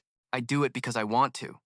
Actually, this time, I was the one who needed to ask for help. But the two of them were too close, comfortable, and familiar, always together, so I found it hard to speak up. "Really, is that so? If so, why don't you try creating some distance from him? If you do that, it will be easier for both of you to ask for favors and refuse each other, right? You both need to become more like strangers. Furthermore, if we consider the two of them meeting as a given, then there will be no more excitement, don't you think?" Speaking of which, Annis just realized she had misspoken. But is it possible to create some distance from him? What kind of ridiculous advice did I just give? But if they grow apart and he feels lonely, then as his best friend, if I pull this kind of stunt, it's going to be a disaster, make him feel anxious and uneasy. Before she could finish speaking, Janica stood up abruptly. "Thank you." Anise quickly turned away, her face filled with happiness. "I have an idea now. I'm going ahead. See you tomorrow." Anna stood up, intending to stop him, but her voice faltered, unable to get the words out. "Seriously, what kind of foolish thing did I just do? Why do I keep imagining such nonsense? It's too late for regrets now. It's really bad when even your best friend wants to get in your way." Back to S. He was staring intently at his status window. While he couldn't craft everything, what S wanted most right now was the recipe for the 1,000-year-old lightning-struck staff. Although the recipe was quite simple, the staff itself was incredibly powerful. Its ability was to enhance the user's perception of all types of spirits and increase the mana efficiency of spirit magic. The recipe was unlocked, but finding the crafting materials was far from easy. It wasn't just any ordinary branch, but a branch from a great tree that had lived for over 1,000 years and had been struck by lightning. This was an item awarded to the protagonist during the final quest of Act 3, but in this world, it wasn't easy to find or buy one. A 1,000-year-old tree wasn't that rare, and there had to be at least one in this northern forest. The only remaining problem was the lightning. He turned around, his gaze fixed on the girl sleeping soundly in a sun-drenched hammock. S stepped closer, his voice calling out, waking Lucy from her sleep. Lucy slowly opened her eyes. As his body blocked the light, the first thing she saw was S's calm face, extremely close to hers, causing her to jump in surprise. She immediately leaped into a nearby tree, shyly trying to hide from something. S was flustered, not understanding why Lucy reacted that way. "I've woken you up many times before. Why are you still so jumpy? Are you okay?" "Sorry for startling you." Lucy's face flushed red with embarrassment, her stammering voice utterly adorable. I'm fine now. I'm okay. It's all right, you can go back to resting. This isn't urgent, so it can wait. I have to go meet someone now." Immediately after, Janica made her appearance. She peeked out from a nearby bush with a radiant smile. "Hello, S. Oh, Janica, you're late today. Did something happen?" I'm about 10 minutes late." "Huh." S looked at Janica, confused. "Why didn't you take the shortcut? Were you busy?" No, it's nothing like that. I'm just late. She stood there, trying to appear nonchalant, but inside, she was in turmoil. I have to keep my distance. I must keep my distance. S stood up, closing the book he was halfway through. Don't worry about it. You're so busy. Yet you still came to help me with my perception training. I'm really grateful for that. Would you like some tea? Thank you. Distance? How am I supposed to keep my distance from him now? The two of them practiced spirit arts until evening. Janica spoke up in praise. Wow, you're so skilled at controlling spirits. You're improving really fast. Although Mura will take more time, you already have a good understanding of M, so it doesn't consume much mana, right? It seems Mong is a great match for you. Hearing those words of praise, Mong was so moved it started to cry. I really don't know what to say. I'll try even harder, Master. As soon as it finished speaking, a voice from ahead startled S. It was the head maid. She was holding Lucy in her arms. Did you come for Lucy? Yes. Vice Principal Doty needs to see Miss Lucy, the top student of the academy. She gave a slight bow as she spoke. I was quite surprised to hear the news of your passing, but seeing you well now puts my mind at ease. Across from her, S also responded politely. My apologies for causing you to worry, Belle. I had my reasons, which I'm not at liberty to discuss. The two of them stared at each other with inscrutable expressions, leaving Janica, caught in the middle, completely clueless as to what was happening. You know, for a maid, maintaining a humble attitude is a fine virtue, S retorted without missing a beat. Is that so? But I'm not a maid. Hearing this, Belle was clearly displeased. In that case, I will take my leave. I must go and check on the other maids' work, particularly their forms of address. I see, but I'll still call you Belle. This was the first time Janica had ever seen Belle display such emotion. She was normally so composed. It seemed there was some sort of silent war between S and Belle that Janica knew nothing about. At that thought, she was suddenly reminded that she needed to keep her distance and use formal language. Before leaving, Belle turned to Janica. I was also very worried when you moved to the Imperial dormitory, but seeing that you're well, I can rest easy. Ah, don't worry. Living with friends isn't so bad. In any case, I must prepare for the exam and also help Lady Lucy get ready, so I'll see you both next time. Janica waved goodbye in a friendly manner. You two take care as well. Yes, we wish you the best in your studies. After the head maid left with Lucy, Janica called out to S, who was still watching them leave. Hey, S, how about we try using formal language with each other? Would that be okay? Her face turned as red as a ripe tomato, her voice stuttering shyly. Formal language? Why all of a sudden? It's not just about being formal. It's more like we pretend we've just met. You know, not like complete strangers, but still maintaining politeness and respect for one another. Hearing her strange suggestion, S's expression froze. He couldn't for the life of him figure out what the girl in front of him was trying to do. Janica stepped closer and grabbed his sleeve. I just want to try it once, please. Can we? Although he didn't understand at all, S reluctantly agreed. If that's what you want, fine. The dorm curfew is soon, anyway. I'll just make a little small talk and then say goodbye, Janica thought to herself. Well then, greetings. Her words struck him like a bolt of lightning. It had been a very long time since he'd felt this awkward. Jason turned back, stammering. Yeah, this isn't a prison, but why is this feeling so hard to put into words? It was as if all of Janica's emotions were transferring directly to him. He couldn't understand why Janica was so embarrassed, but it was making him feel incredibly tense as well. The two of them sat down by the fire, their conversations now filled with nothing but awkward silences. I have no idea what this girl is trying to do anymore. She must have taken some bad advice from her best friend and is now sabotaging herself. While they had experienced some awkward silences recently, this time the tension was 10 times worse. He ran his hands through his hair in frustration, gritting his teeth. Their relationship, which had once been as comfortable as family, suddenly felt so distant. The problem was, Janica was the one who made the suggestion, but it seemed even she didn't expect things to turn out this way. Jason wanted to quickly break the embarrassing atmosphere, but he had no idea what to say. He mustered up all his courage and began, I. Janica shot to her feet, as if she couldn't take it anymore. Oh, look, it's almost curfew. She gave a quick bow and then hastily ran off. Thank you. Today was really fun. See you tomorrow. Everything happened in the blink of an eye, leaving him completely stunned. He just sat there, his face frozen in a daze. Was it going to continue like this? Did I do something wrong to make her mad? As Jason sat under the 1,000-year-old tree reading a book, his mind was a mess of chaotic thoughts. Suddenly, Mayujia's voice rang out. So, are you still playing the formality game with Janica? Jason looked up, his voice tinged with annoyance. You saw everything, so why are you even asking? Mayugia was in her human form, wearing a blissful smile. I'm not so free that I'd follow you all the way to the academy. Did something else happen in class? Images flashed through his mind. It had been like this since yesterday. The atmosphere between them was just so strange and forced. Could it be that the pent-up tension was erupting in a weird way? At first, I didn't think it was anything serious, but at this point, something definitely feels wrong. I wonder if she's okay.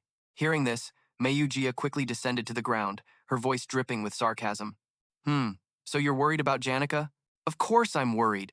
Miyugia's face turned mischievous, her eyes filled with interest. Oh, really? Anyway, let's drop that. I have something to ask you. May I break off a few branches from this tree? I want to make a staff from the wood of the 1,000-year-old, lightning-struck tree. What now? Are you trying to craft another magical item? I thought you were thinking about Janica, but I guess you're quite the busy bee. Mayugia leaned against the tree trunk and closed her eyes, letting her thoughts flow.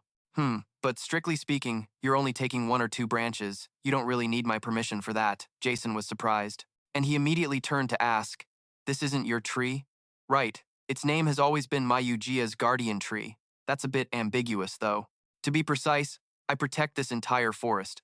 This tree got its name today because of an old friend of mine. That person just decided to put my name on this tree. An old friend? I guess that makes sense. You've lived for so long, you must have had quite a few relationships. Mayugia smiled. I have a few questions for you. Do you know why spirits take the form of animals? She held her dress, her posture elegant and noble, every gesture like that of a true lady. I've had a human form from the very beginning. As I've said before, this kind of transformation isn't simple. Spirits take animal forms because those are the most familiar and easiest shapes for them to imitate. So, to have a human form like this, there must have been someone for me to imitate. In that case, who do you think is the person I'm modeling myself after?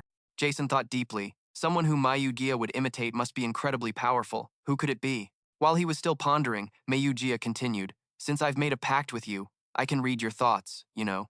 And what's more, I've created the form of a girl who is closest to your ideal type. Mayugia's face suddenly blushed, a sly smile playing on her lips, her eyes fatally alluring. No matter who Mayugia was imitating, she was undoubtedly a peerless beauty. Hearing this, Jason's face went blank. This is my ideal type, but this is really surprising. Mayugia's eyes narrowed, her voice deep and warm. Of course it's surprising, because I'm lying. That answer irritated Jason. Are you messing with me? Haha, as if you can read minds. If I could read your thoughts, wouldn't the reverse also be true? Besides, shape-shifting is an extremely difficult magic. Not just anyone can imitate someone else. I have lived for a very long time, so long that all the ups and downs of Sylvania Academy are nothing but a trivial matter to me. Since the time Aiken Slender was still a deserted island, without a single student, I met her, a girl who didn't wear splendid outfits, always simple and free-spirited, an image that left the deepest impression. This form is hers. Among all the people I've ever met, she was the most special, different from all the rest. Could it be that she was the one who imbued the guardian tree with magic, turning it into an immense source of power? It was none other than the person who founded this school, the one who trusted Mayugia enough to ask her to protect the northern forest. This was a connection you could never learn just from playing the game. So this is how everything was connected? The person standing before him was a great mage and a scholar more brilliant than any other, the great sage Sylvania. This was her true appearance in her youth. The scene shifts back to the camp. At this moment, the sky had turned dark. A was sitting by the fire, peeling an apple when suddenly, someone's voice rang out. Ah, hello, you are greeting me, right? Or are you greeting him? Janica continued her formal speech. Her expression was awkward as she dared not look directly at S. Yeah, hello. Do you want to eat an apple? Do you want to eat an apple? Yes, thank you. Both of them sat by the fire without saying a word, and the atmosphere became awkward and difficult to navigate.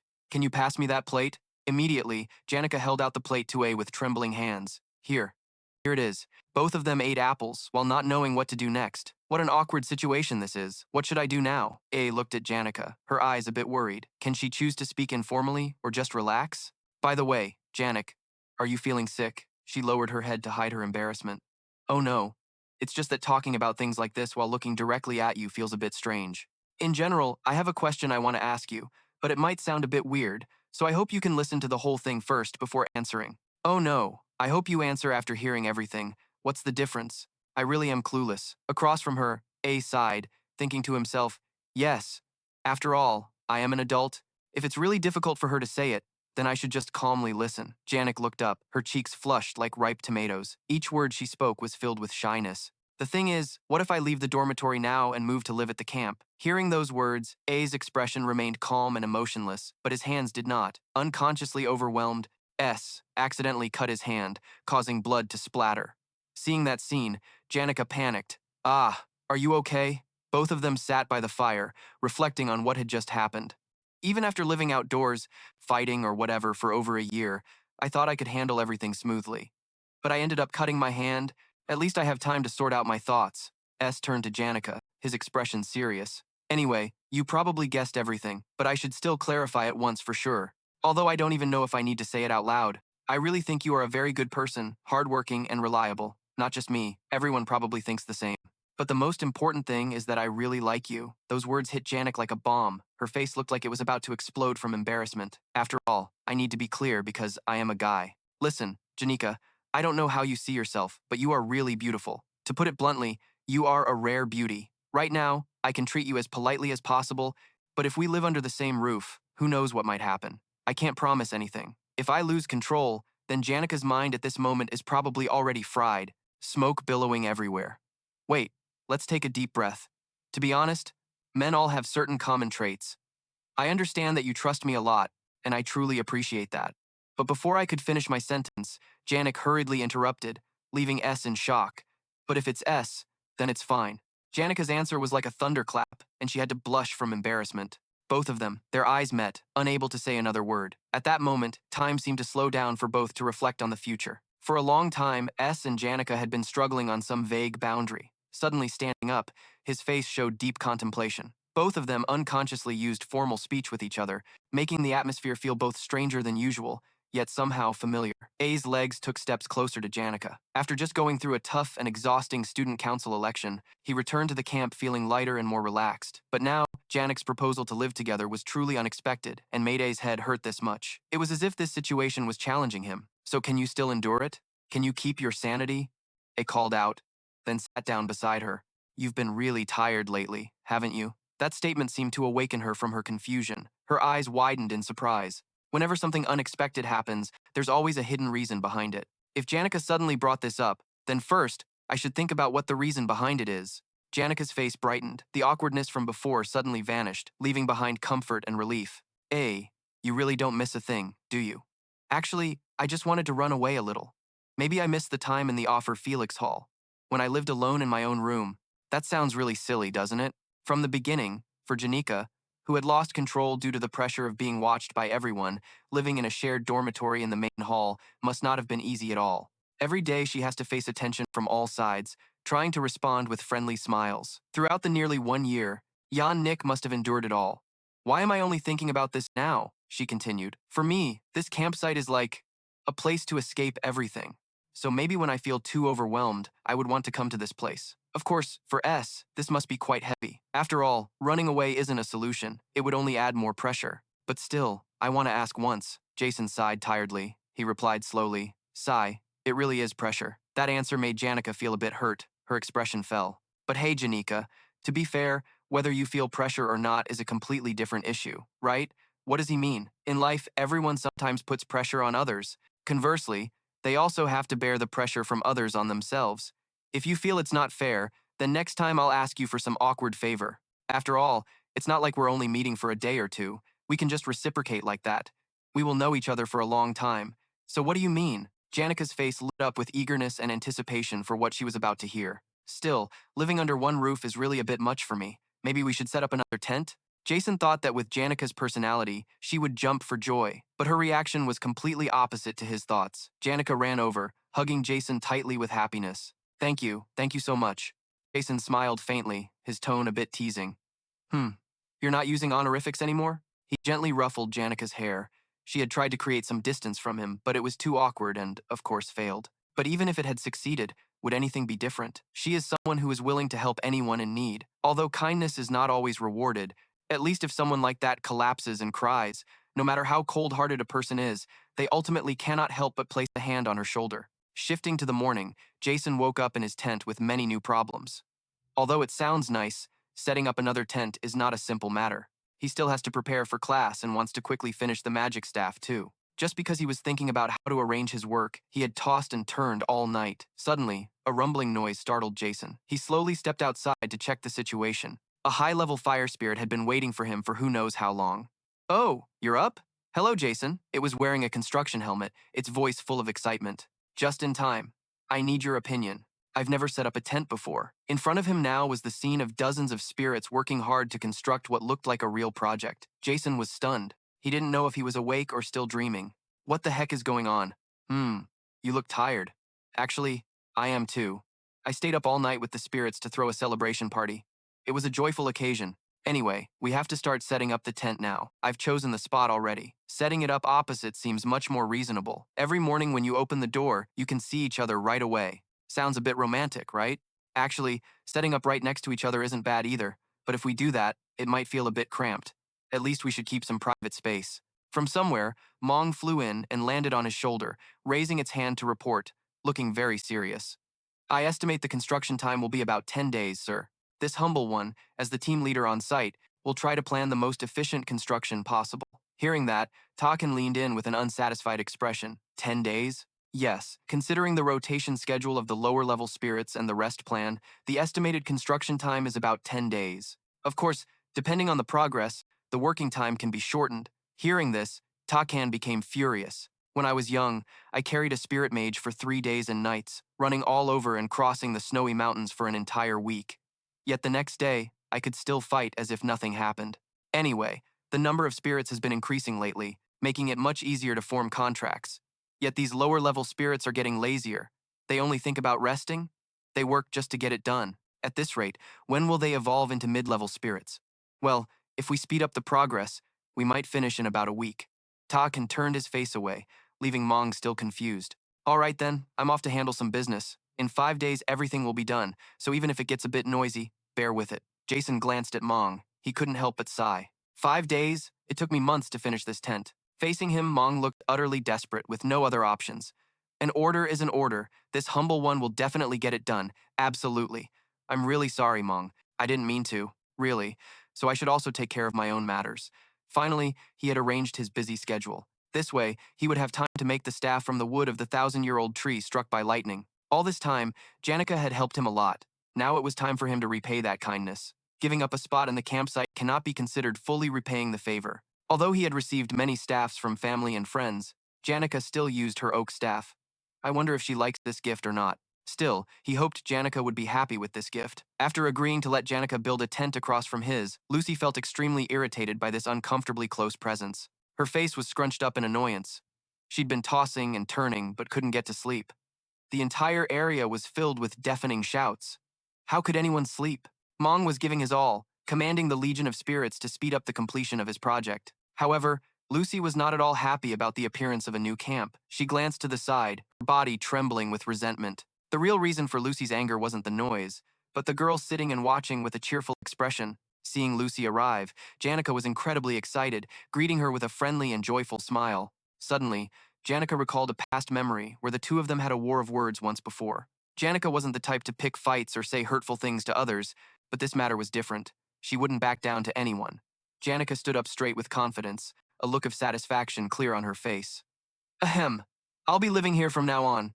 Hearing this, Lucy's body felt like it would explode with jealousy. She pulled her hat down, as if to hide her extremely annoyed expression. If the hat hadn't been so durable, it would have been torn to shreds by now. The scene shifts back to the academy. At this moment, S was relaxing, chewing on a piece of beef jerky, as he headed to the plaza building to borrow a book on elemental magic. He figured he needed to learn more high-powered spells if he wanted to get stronger. The intermediate-level spell, single-point detonation, was highly practical in combat, but its firepower was only on par with a low-level spell. Recalling his battle with S, he realized he still had a lot to learn. When facing someone like Senior Dekach, the surest way to win was to overwhelm them with a firepower advantage. It would be very difficult to win using only spells of equivalent power. So is firepower my main issue? Just as he finished his thought, S's gaze landed on something. In front of him was a very beautiful girl, looking incredibly happy as she played an instrument. It was the keeper of the holy flame, the romantic poet, and the prophetess, Aelzir. She had appeared consistently since Act 1 as Jason's teammate, but in the game, she didn't have a very significant role. I don't really have any connection to her, so it's best not to get involved. S turned to leave but was unexpectedly called out to by Exer. You've been busy today too, haven't you, Senior? Hearing that, S turned back in surprise. I can't believe she's talking to me. Are you talking to me? Exer quickly replied, I often hear Jason and Elv talking about you, Senior, but it seems they have rather complicated feelings toward you. Ah, well, it's fine. I get it. Although he said that, deep down, S was still a bit curious about Jason. From what he'd heard, Jason was still developing well and progressing steadily. If things continued like this, the upcoming joint combat practice probably wouldn't be a major issue. Suddenly, Exer made him an offer. Would you like to hear a song? I was originally a bard who wandered the continent, though I've settled down in Sylvania now. S quickly declined. Thank you, but this stuff is really pretty heavy. Oh my, what a shame. S turned to leave but was stopped once again. Senior, if one day you take the seat of the head of the Joe Tail family, the person you revere most, you will have to kill them with your own hands. If you hesitate in that moment and fail to strike, you will be the one to die. Please remember that. S's eyes widened in shock. Is this a prophecy for me? Regardless of the circumstances, Ayla always remained calm, strumming her lute. Her innate prophetic ability allowed her to glimpse the future, but her prophecies weren't always accurate, so it was best not to dwell on it. Even so, a sense of unease still clung to him, because he was the one who knew exactly what the future held. According to his memories, in the Act 3 scenario, Ayla was fated to meet her death. Back at his campsite, the first thing Lucy said right to his face was, "I don't want to." He was at a complete loss, unable to understand why Lucy was acting this way. He planned to make 2 magic staffs from the wood of a 1,000-year-old, lightning-struck tree, one for Janica and one for himself, so he had asked Lucy to help by creating a lightning strike. But her current attitude left S utterly baffled, not knowing what to do. With an angry expression, Lucy whispered, "Just make one." Hearing that, S asked in confusion, Well, the spell only needs to be cast once anyway. Why only one? Lucy remained silent, refusing to answer. Of course I don't want to make one for Janica, S sighed in exasperation. Hayes, fine then, one it is. I'll give it to Janica. S's reply made Lucy's blood boil. Why give it to her? Since it's a powerful magic staff, isn't it better to give it to the person who can use it more effectively? Every word S uttered made Lucy want to rip the hat on her head to shreds. She was radiating an unbearable amount of pent-up frustration. Oh, you're really fine. In that case, I'll make both of them for you. S turned back, his voice hurried. Oh, really? Lucy ran over and grabbed S's hand, but on one condition. It's nothing too major, really. A condition? Yes, you have to come with me somewhere. As she spoke, Lucy pulled S's hand and quickly led him away. What followed was a flood of information about Archmage GLKT, Lucy's grandfather. He was recognized in countless academic conferences, regardless of the field, from elementology, ecology, magical beasts, and herbology, to mana application, the principles of induction, and spiritology. With numerous significant research achievements, he had even defeated the 2 supreme spirits, the supreme fire spirit, Takan, and the supreme water spirit, Eldeje, at the same time. That alone was enough to understand that the Archmage's power was immeasurable. After he retired, he dedicated himself to nurturing the next generation. His entire fortune was invested in education and academic research funds. Many said that he spent almost nothing on himself. If the great sage of Sylvania founded this academy, then the one who developed it into the world's leading educational institution was Archmage GLKT. He donated his entire fortune to the academy and retired to live in seclusion in the vast mountains of Lojian in the northwest of the continent. At this very moment, Lucy was leading Jason across the academy under the gaze of countless other students. Hey, isn't Jason dating Janica? Why is he holding hands so intimately with Lucy? Could this be a love triangle? After retiring to seclusion, the Archmage met an abandoned child at a monastery, and it was in the final days of his life that he encountered something beyond his expectations. Lucy's aptitude for magic surpassed even Glock's imagination. She was a precious talent, a gem of humanity. He dedicated the entirety of his twilight years to honing this gem, and it was all recorded in the annals of history. If the Archmage's life were to be written into a book, it would deserve to be a grand epic of his great adventures.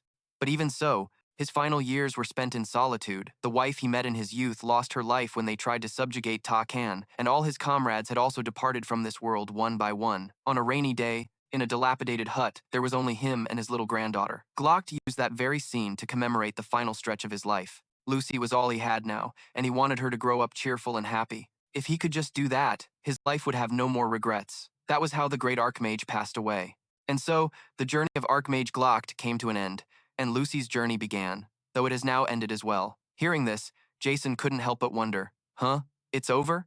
Lucy pulled Jason toward a place she had always longed for. Do you know where his homeland is? According to the history books, his homeland was a lawless region where all sorts of people mingled, right? No, the history books are wrong. That was just where he spent his childhood. Huh? Is that true? Archmage Glock's true homeland is right here, Aiken Island. I don't know what made him so happy about it, but he would always go on and on about his days on Aiken Island. Until his very last moment, he was only worried about this school. What a silly old man. when the place he truly considered his homeland was this very island, Aachen. Well, I guess it can't be helped. Lucy began to recount the journey she had to complete at all costs. At that time, the only things left with little Lucy were a dilapidated hut and the cold corpse of her grandfather. She covered the body with a blanket, tied it tightly with a rope, and then used ice magic to freeze it solid. Immediately after, Lucy strapped the frozen body of her respected grandfather to herself and began her journey. Most ordinary mages would be exhausted after maintaining ice magic for just 1 hour.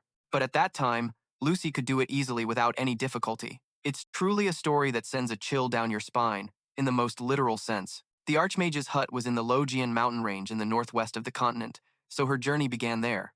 Heading south, Lucy passed through the great UK forest, crossed the great Aik lake, and reached the alchemical land of Cider. She continued across the Malin plains, passed through the holy city of Ir, crossed the Dawson swamp, and finally reached the border of the Clio Empire, continuing to the Viscounty of Ten, following the river downstream. Then she passed through the merchant city of Odd, crossed the county of Ao, the barony of Aeslunder, the Viscounty of Z, then reached the duchy of T, and the marquisate of Beater, the county of Tatis Tis, then crossed the Zenit Mountains, forded the DZ's River, passed through the territory of the frontier Count Gan, and continued southwest through the Great Gander Forest. Even if you spread out a world map and drew a straight line, it would take a long time to trace. Finally, she reached the Great Me Bridge, which leads to Aachen Island. Throughout that entire journey, Lucy maintained the magic to preserve her grandfather's body while also using magic to keep walking. That journey lasted 3 months because Lucy got a little lost, and then it took her another week to find this place. As she spoke, Lucy pointed forward.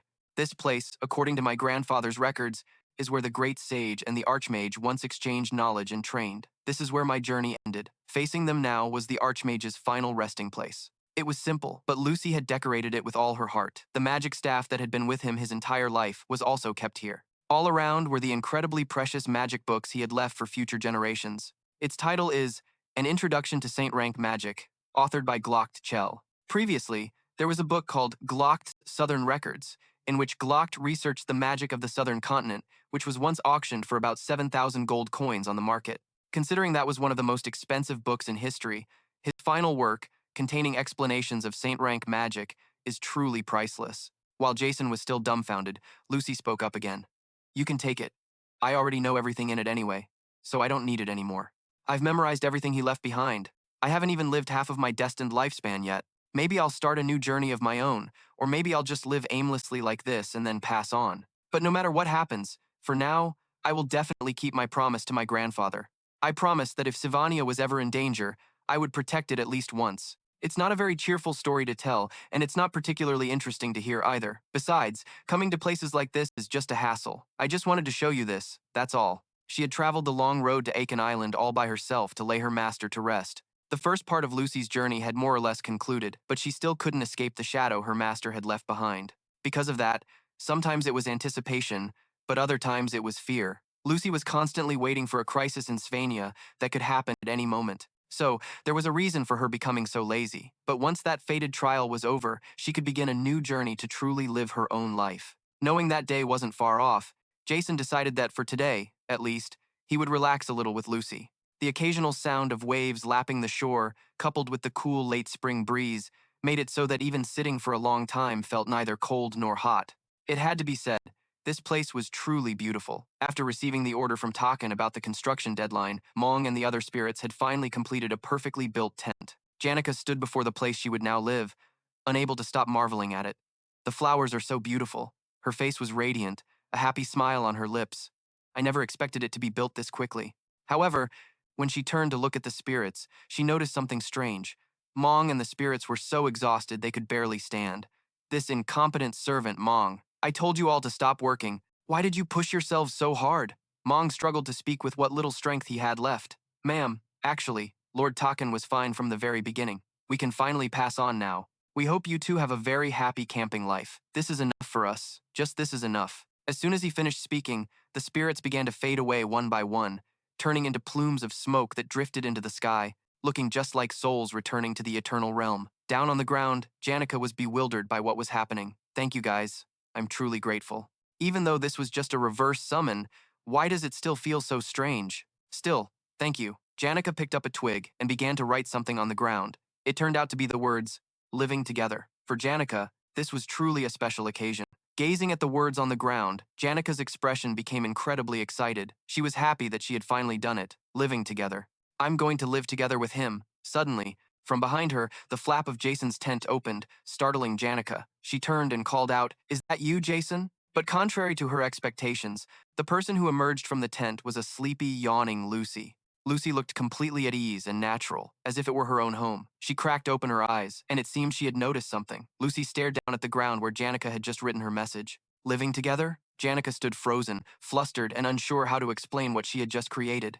Witnessing the scene, Lucy just smiled with deep satisfaction. She placed her hands on her hips with a gleeful expression, brimming with joy. It seemed she believed she had won this round of the competition, and in fact, she was right. Sleeping together is obviously a step above living together, after all. Back to Jason. After reading the book left by the great archmage, he had finally unlocked basic holy magic. However, he still had a long journey ahead if he wanted to master this advanced power. Unlock Holy Realm Power Level 1. Attribute Conversion Level 0. Death Immunity Level 0. Time Prison Level 0. Spatial Teleportation Level 0. Forced Condensation Level 0. Illusory and Hallucinatory Phenomena Level. Even Mugia couldn't resist her curiosity and appeared to see what was going on. You failed again? Just looking at it, it seems hard to control. Can you even manage this flow of mana?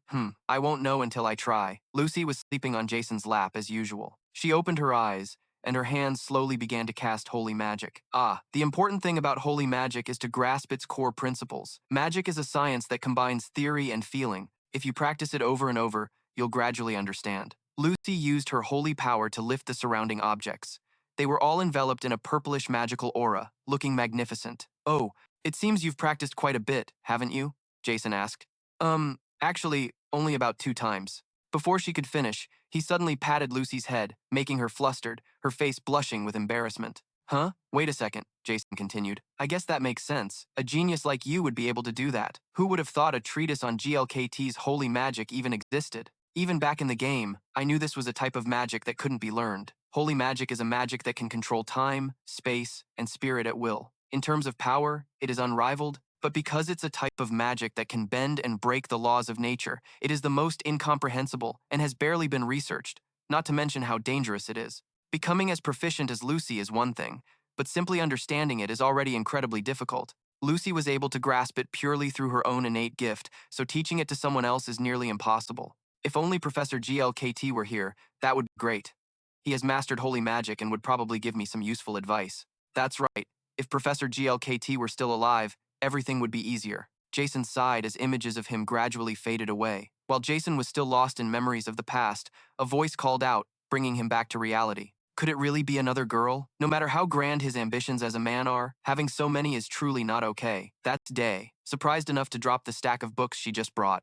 If you're not careful, a truly hellish scenario will unfold for you. Senior S felt he was being seriously misunderstood. S quickly canceled the summoning for Meugia, causing her to fade away.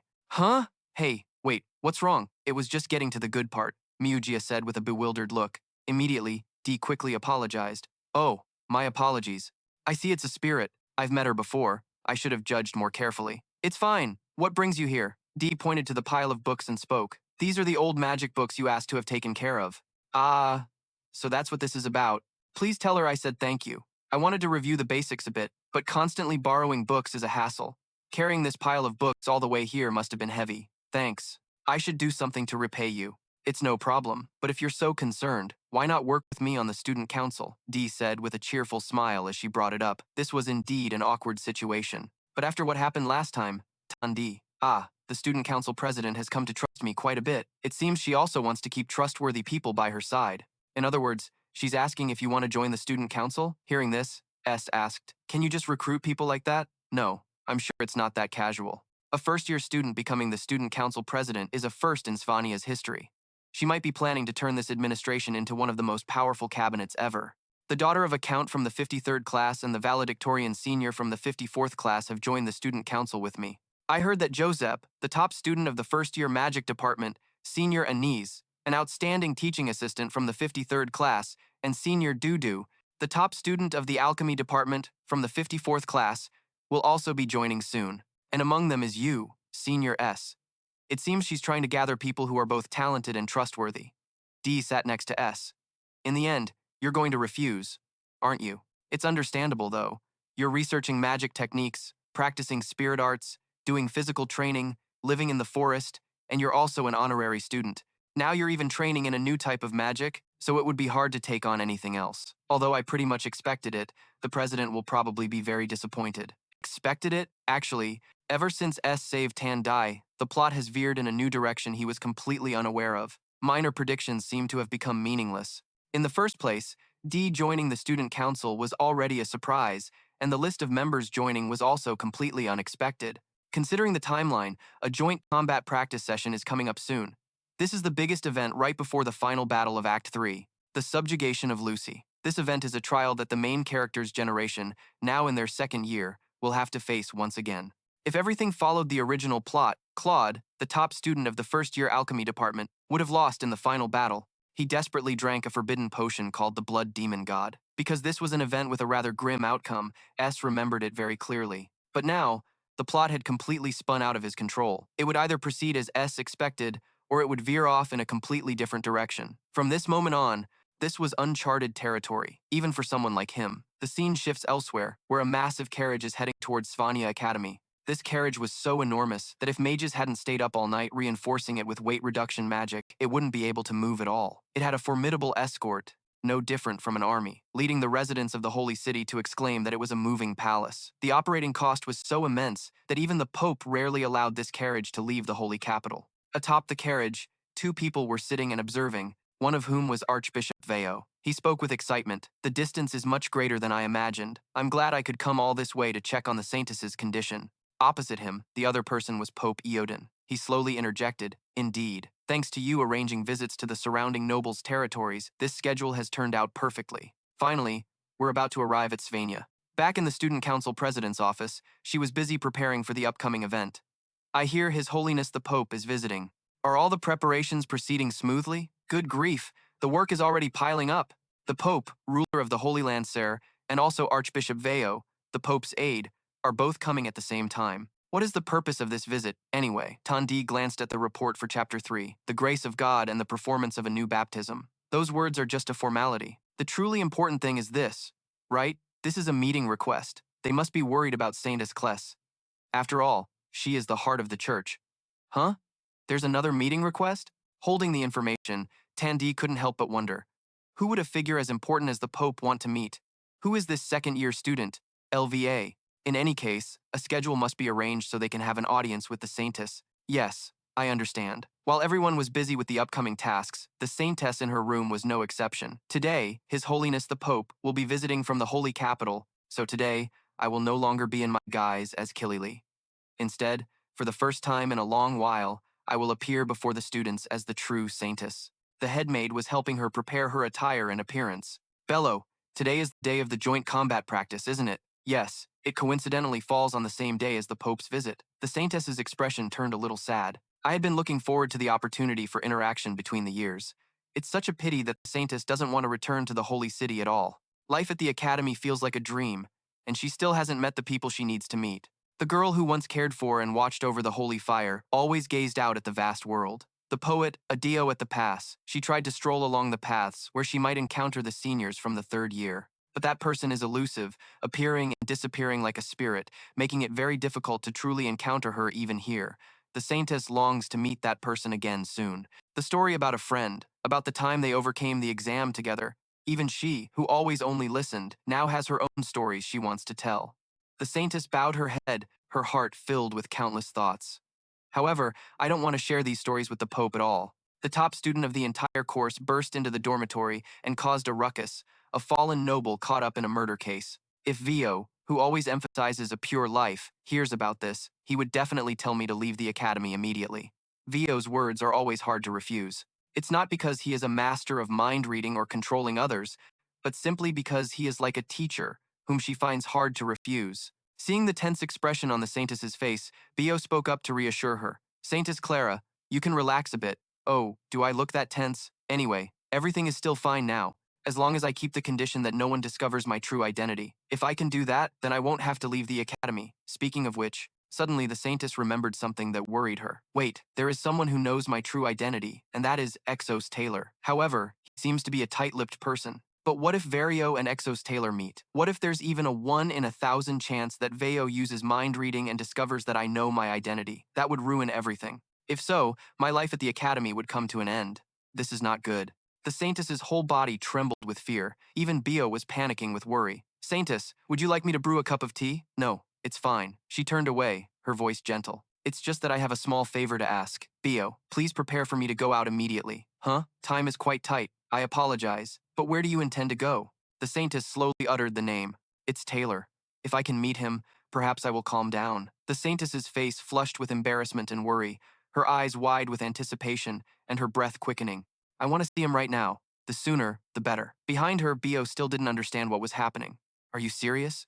In her mind, familiar images flashed. She didn't understand why the Saintess wanted to meet Jason so badly, but to be honest, Bio didn't want Jason and the Saintess to meet at all. The students were gathered in front of the notice board for the list of opponents in the upcoming practical combat exam. Behind them, Jason and Janica were calmly sipping their morning tea. She spoke up sadly, I have no opponents in this general practical combat test at all. Jason gently replied, don't you have anyone you want to challenge? Isn't that a bit arrogant? Jason's face became pensive, thoughts racing through his mind. The coordinated combat practice has begun. Like last year, this is the exam where students will fight each other, and the results will count towards their grades.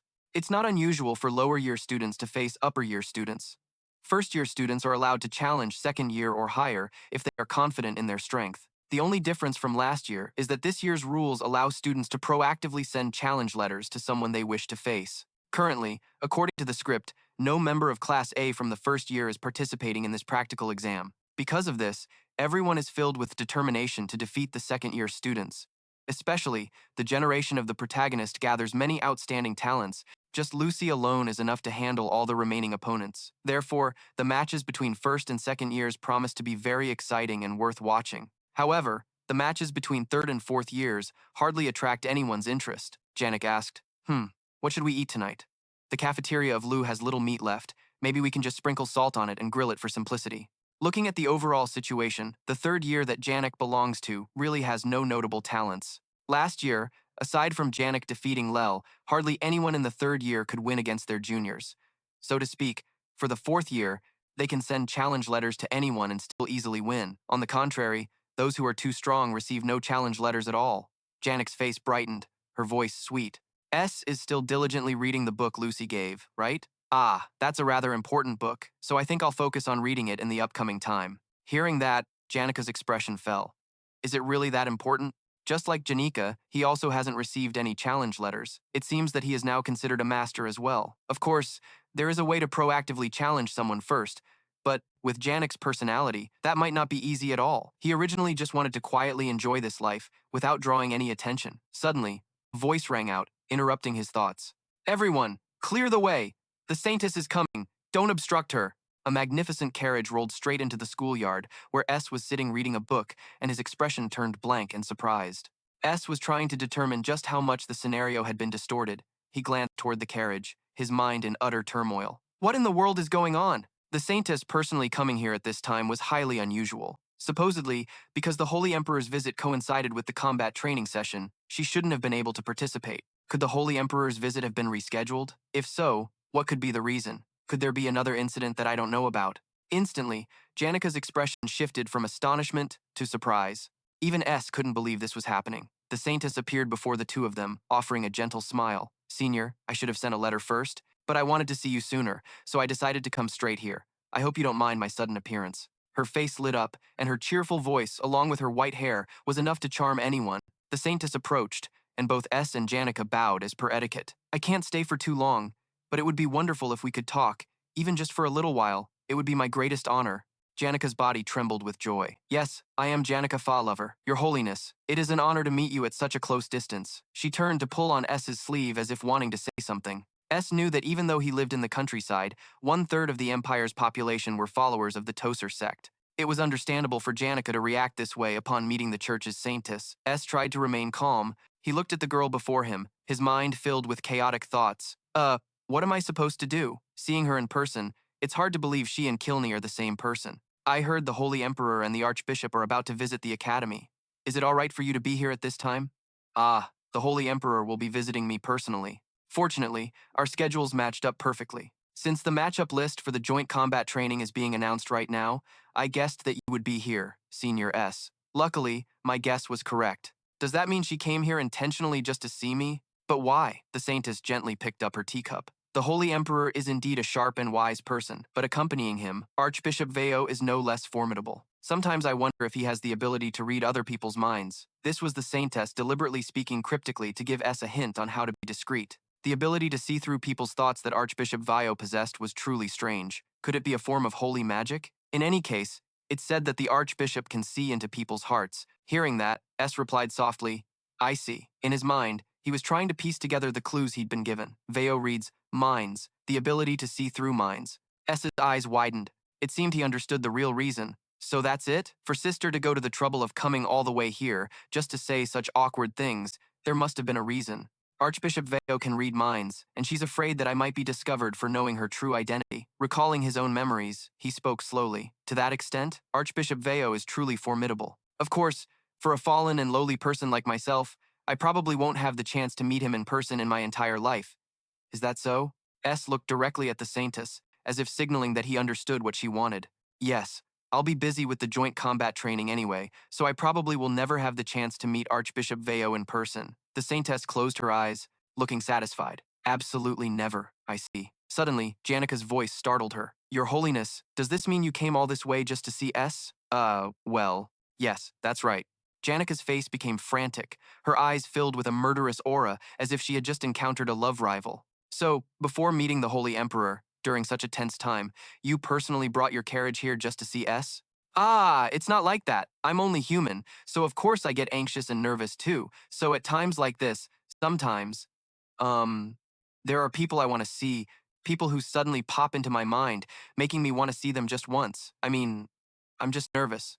That's all. The more she explained, the more the Saintess's words caused misunderstandings among those around her. It seemed the Saintess wasn't very good at hiding her true feelings. Her face turned bright red, her voice stammered, and her expression was shy. Suddenly, there's someone I want to see, just someone I unconsciously want to see. It feels like unable to bear the atmosphere any longer, the Saintess immediately stood up and ran off. Oh my, time flies so fast. The Holy Emperor must be arriving soon. I have to go. She quickly climbed into the carriage, and in the blink of an eye, it vanished, leaving only a thick cloud of dust behind. Everyone turned their gazes directly toward S, with hundreds of huge question marks hanging over their heads. What on earth was his relationship with the Saintess? S clutched his head in utter helplessness. He couldn't understand why he was suddenly being scrutinized by everyone. Whether she was the Saintess or sister, she was truly the kind of person he couldn't spend much time with. Back at the students' combat training, the area was now filled with roaring cheers. There stood a very burly-looking fourth-year student. You didn't get a letter of challenge either? S. That's right. You're Cadep Vico, right? I looked into you. I heard you're rumored to be pretty strong among the new students, but in the end, you're all just a bunch of weak first years. Ignoring his opponent's taunts, S calmly continued to ponder his own problem. What the hell just happened? Across from him, the arrogant fourth-year student began his dirty chant. Brace yourself! In the combat practice for first and second years, there are rules prohibiting the use of intermediate magic or sharp weapons. But it's different for third and fourth-year students, he laughed loudly. So before the decisive battle, let me clarify everything. You probably already know this, but I'll remind you. I am Jeff, the vice captain of the fourth-year combat team.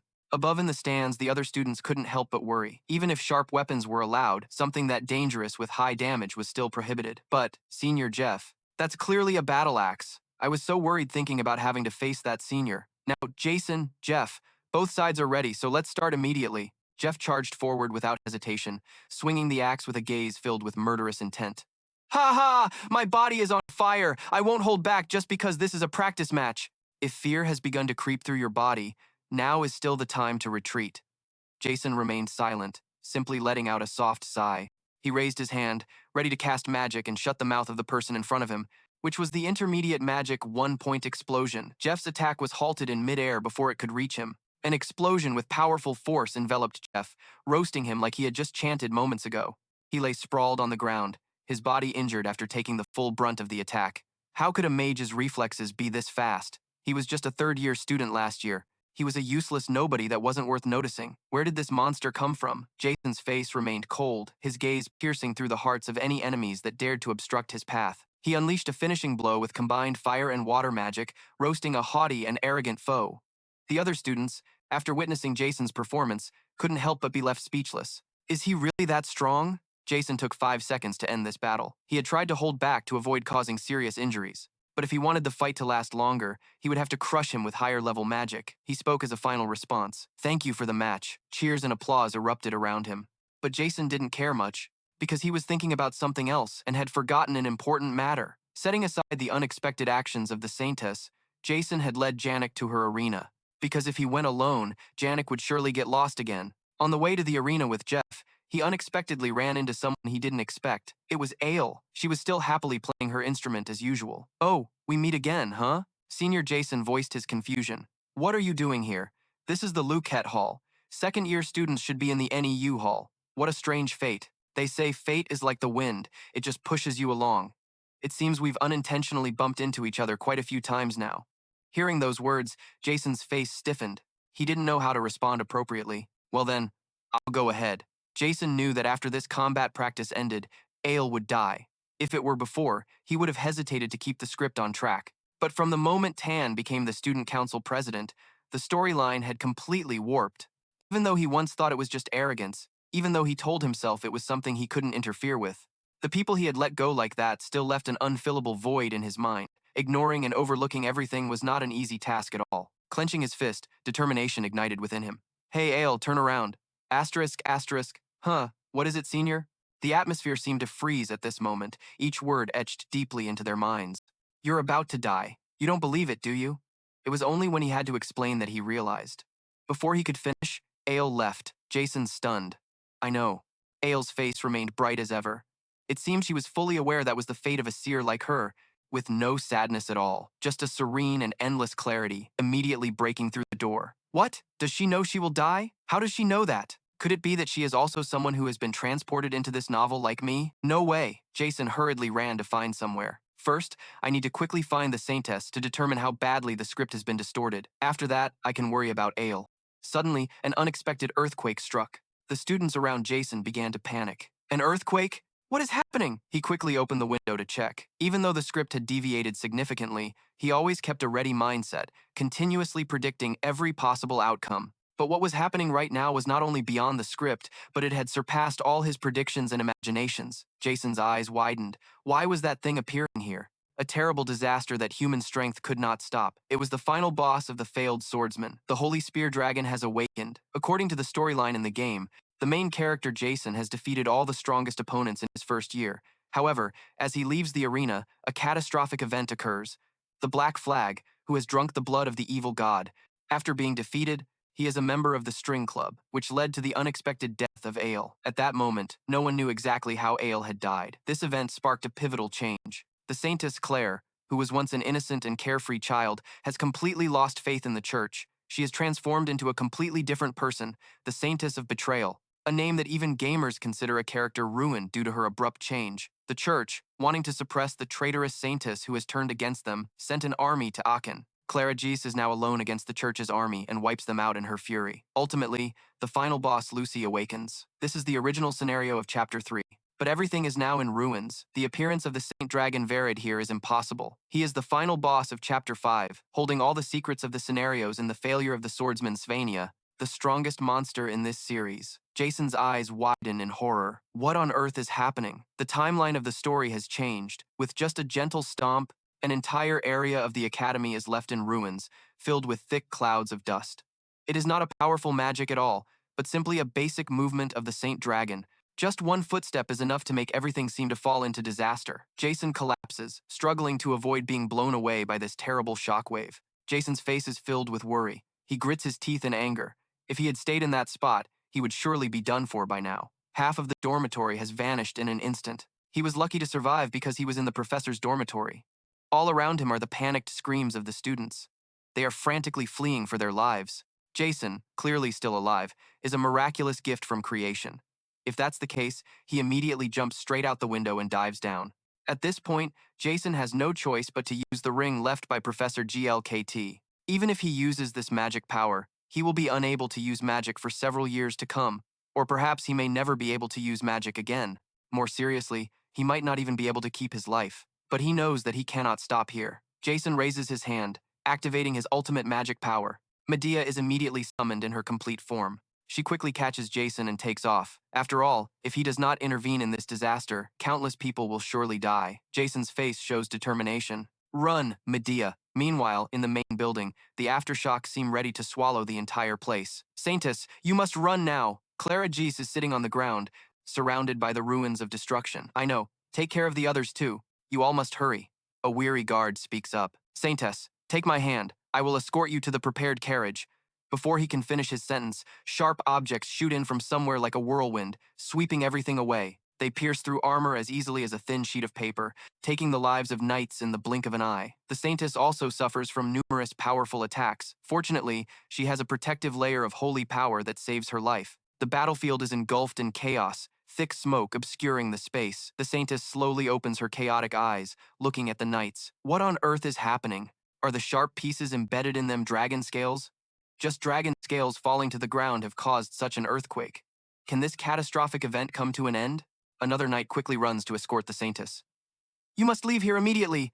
Please forgive my rudeness. He speaks urgently. Coachman, quickly bring the carriage here. From the rubble, a man is struggling to pull out a horse with an injured arm. Saintess, the carriage has been destroyed. Instead, please use this horse. This is a horse that has been trained very well. It will take the Saintess across the maze bridge to leave Aachen. As he speaks, the coachman hands her the reins. Holding the reins, the Saintess's face is still filled with panic and fear. I can't ride a horse. Before she can finish her sentence, her eyes widen in horror. Huh? The knight who escorted her here is gravely injured. His arm is crushed, and blood flows continuously. Each gasp seems to signal that time is running out. Just hold the reins tightly and hug the horse's neck. No hesitation. The knight quickly pats the horse, urging it on. Go! At all costs, get the Saintess off this island. Thus, one person and one horse rush through the bloody battlefield, leaving behind the knights who have fulfilled their noble duty. They deserve to be respected for what they have sacrificed today. Sitting on the horse, the Saintess cannot stop crying. For her, what is happening here is truly too brutal and painful. She thought it was just an exaggerated story, like in ancient myths, but it is exactly what the Pope had read to her. The bloody images and the devastated battlefield keep flashing in the Saintess's mind as if they were taken from the holy book. The Saint Dragon Verid, the monster that brings doom to humanity. Why is it appearing here? The magical power contained in its breath is as strong as the sun. Just one deadly breath is enough to cause thousands to perish in vain. No matter how talented a person is, standing before this divine presence, they can only accept death. Each surge of power burns like fire consuming the world, slowly descending as if bestowing unavoidable death. The Saintess tightly shut her eyes. There was nothing more she could do. Suddenly, a high-level magic was cast by someone, creating a wide-area magic nullification barrier. She looked up at the sky in despair, where an incredibly powerful barrier had just appeared.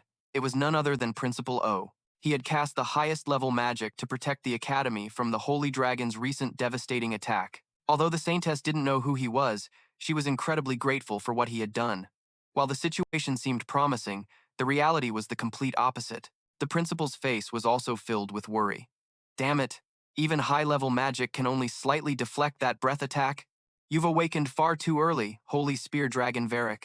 Paying no mind to the principal's words, the dragon continued its assault with its sharp claws.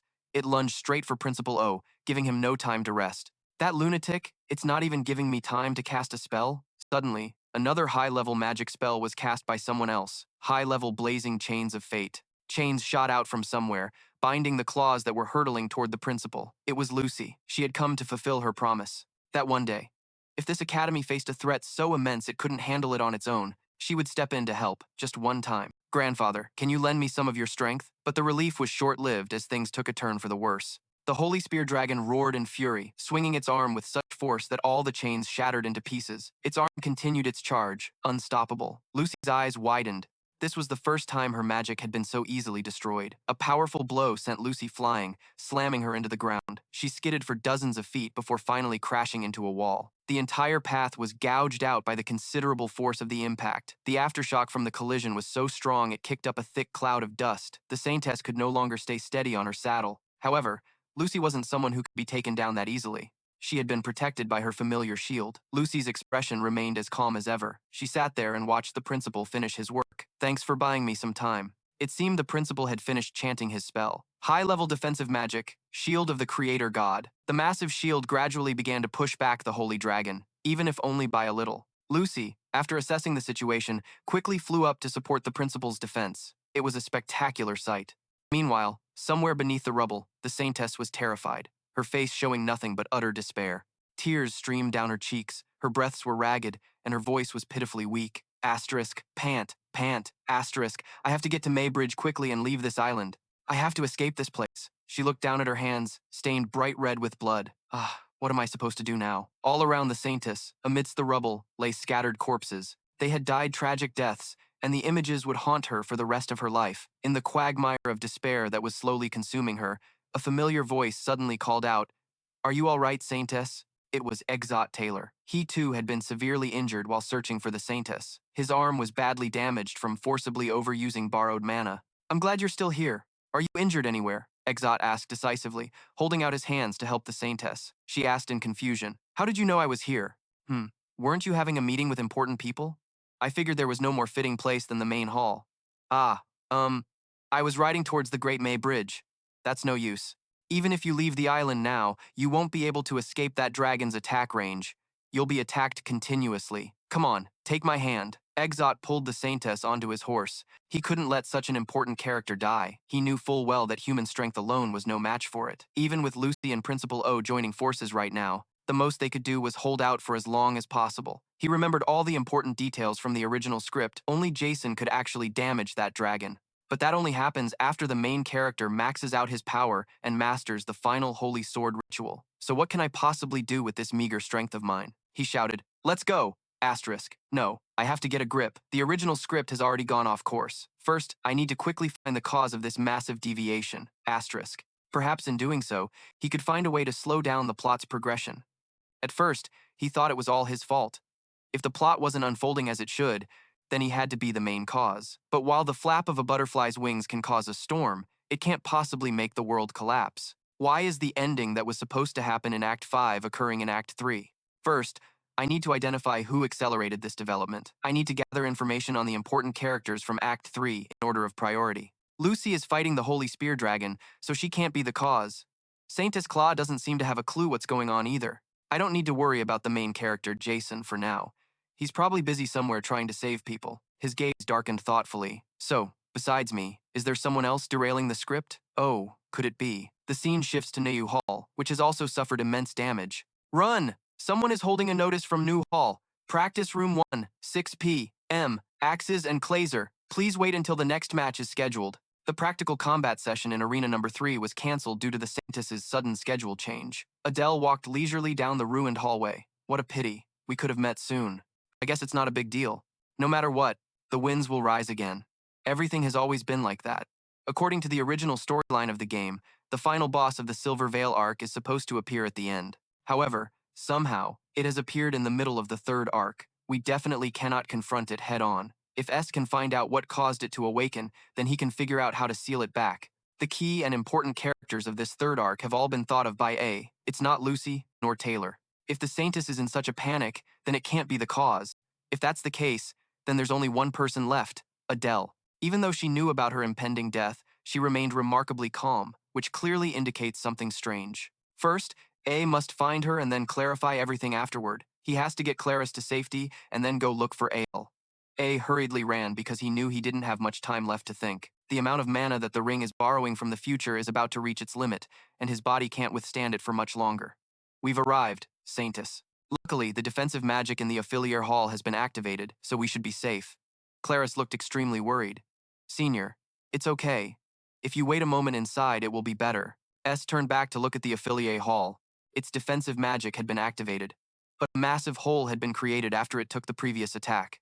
The dragon's scales from the first attack of Silver Veil came crashing down here and destroyed everything. Most of the shields were severely damaged. Even if they weren't shattered, they were greatly harmed. The Saintess's face turned frantic, and tears streamed down her cheeks. Her voice was choked with sobs. Everyone in the Affiliate Hall has. A didn't waste any time, quickly grabbing the Saintess's hand and spoke up. This is not the end. We can't give up here. He and the Saintess rushed inside. The activation of the defensive magic in the Affiliate Hall proves that someone must be here. Someone activated the spell from the control room on the highest floor of the hall. If that's the case, it's very likely that there are still survivors up there. He and the Saintess quickly ran up and burst through the door of the room. They thought what awaited them would be the key to solving everything. But no, the scene before them now left both of them stunned. Before them lay the head maid, Belle. She was sprawled in a large pool of blood, her body covered in sharp dragon scales that had caused fatal wounds. Both of them quickly rushed over. The Saintess tried to find a way to save Belle. I will use holy magic to save her at all costs. A looked at the situation before him, gritting his teeth in frustration at his own helplessness, feeling hopeless. She had been hit by the first attack. After that, even though her body was mortally wounded, the headmaid still tried to crawl here in a dying state. All she could do in this condition was activate the defensive shield. She did everything for the survivors, whose identities she wasn't even sure of. With the little strength she had left, Belle tried to hand the Saintess's room key to S. The moment he received the key was also when Belle's mission was complete. She breathed her last in the arms of S and the Saintess. Belle, please, wake up! The Saintess cried out in a voice filled with despair. In S's mind, a flurry of chaotic thoughts emerged. She would definitely say something like, I just did what I had to do. That image reminded S of the soldiers in war. They sacrificed themselves for a noble cause, for the people at home they wanted to protect. The faint light in the Saintess's eyes quickly extinguished. This can't be. Ed gently stroked Belle's closed eyes with his hand. Her face was serene, as if she were merely asleep. However, she would never wake up again. Holding Belle's increasingly cold body, the Saintess could not accept this painful truth. No, she will be fine. It will be okay. A gritted his teeth in anger. He knew he had no time to waste anymore. He quickly pulled the Saintess back to her room. He knew Belle was just doing what she had to do to protect the Saintess, and he wouldn't let it go to waste. He used the key that Belle had given him to open the door to the Saintess's room. Surely high-level magic had been activated here. If they weren't directly attacked, they should be safe. The Saintess collapsed on the ground, sobbing uncontrollably. Stood by the window, observing, and spoke up. Please, stay strong. Saintess, I will go outside to assess the situation. She weakly protested with a trembling voice and a desperate expression. No, outside. It's too dangerous. In response to that was his determination. You should look out the window. If we just sit here and wait like this, things will only get worse. Before he could finish his sentence, Ace's eyes suddenly widened in shock. That is, in front of him appeared a strange yet exquisitely crafted magic circle. It illuminated a vast space with its power. Could it be a holy magic circle? But this isn't just any ordinary holy magic circle. That kind of structure, could it be? He immediately rummaged through the bookshelf in the Saintess's room. Not this one doesn't relate either. This one is also incorrect. Senior, why are you suddenly... It must be somewhere around here. Luckily, this is the Saintess's room, discussing holy magic theory, applying holy magic, and finally the theory of holy positions of GLKT. Holding the precious book in his hands, Jason began to organize the information he had at that moment. Think. The adult dragon suddenly came back to life.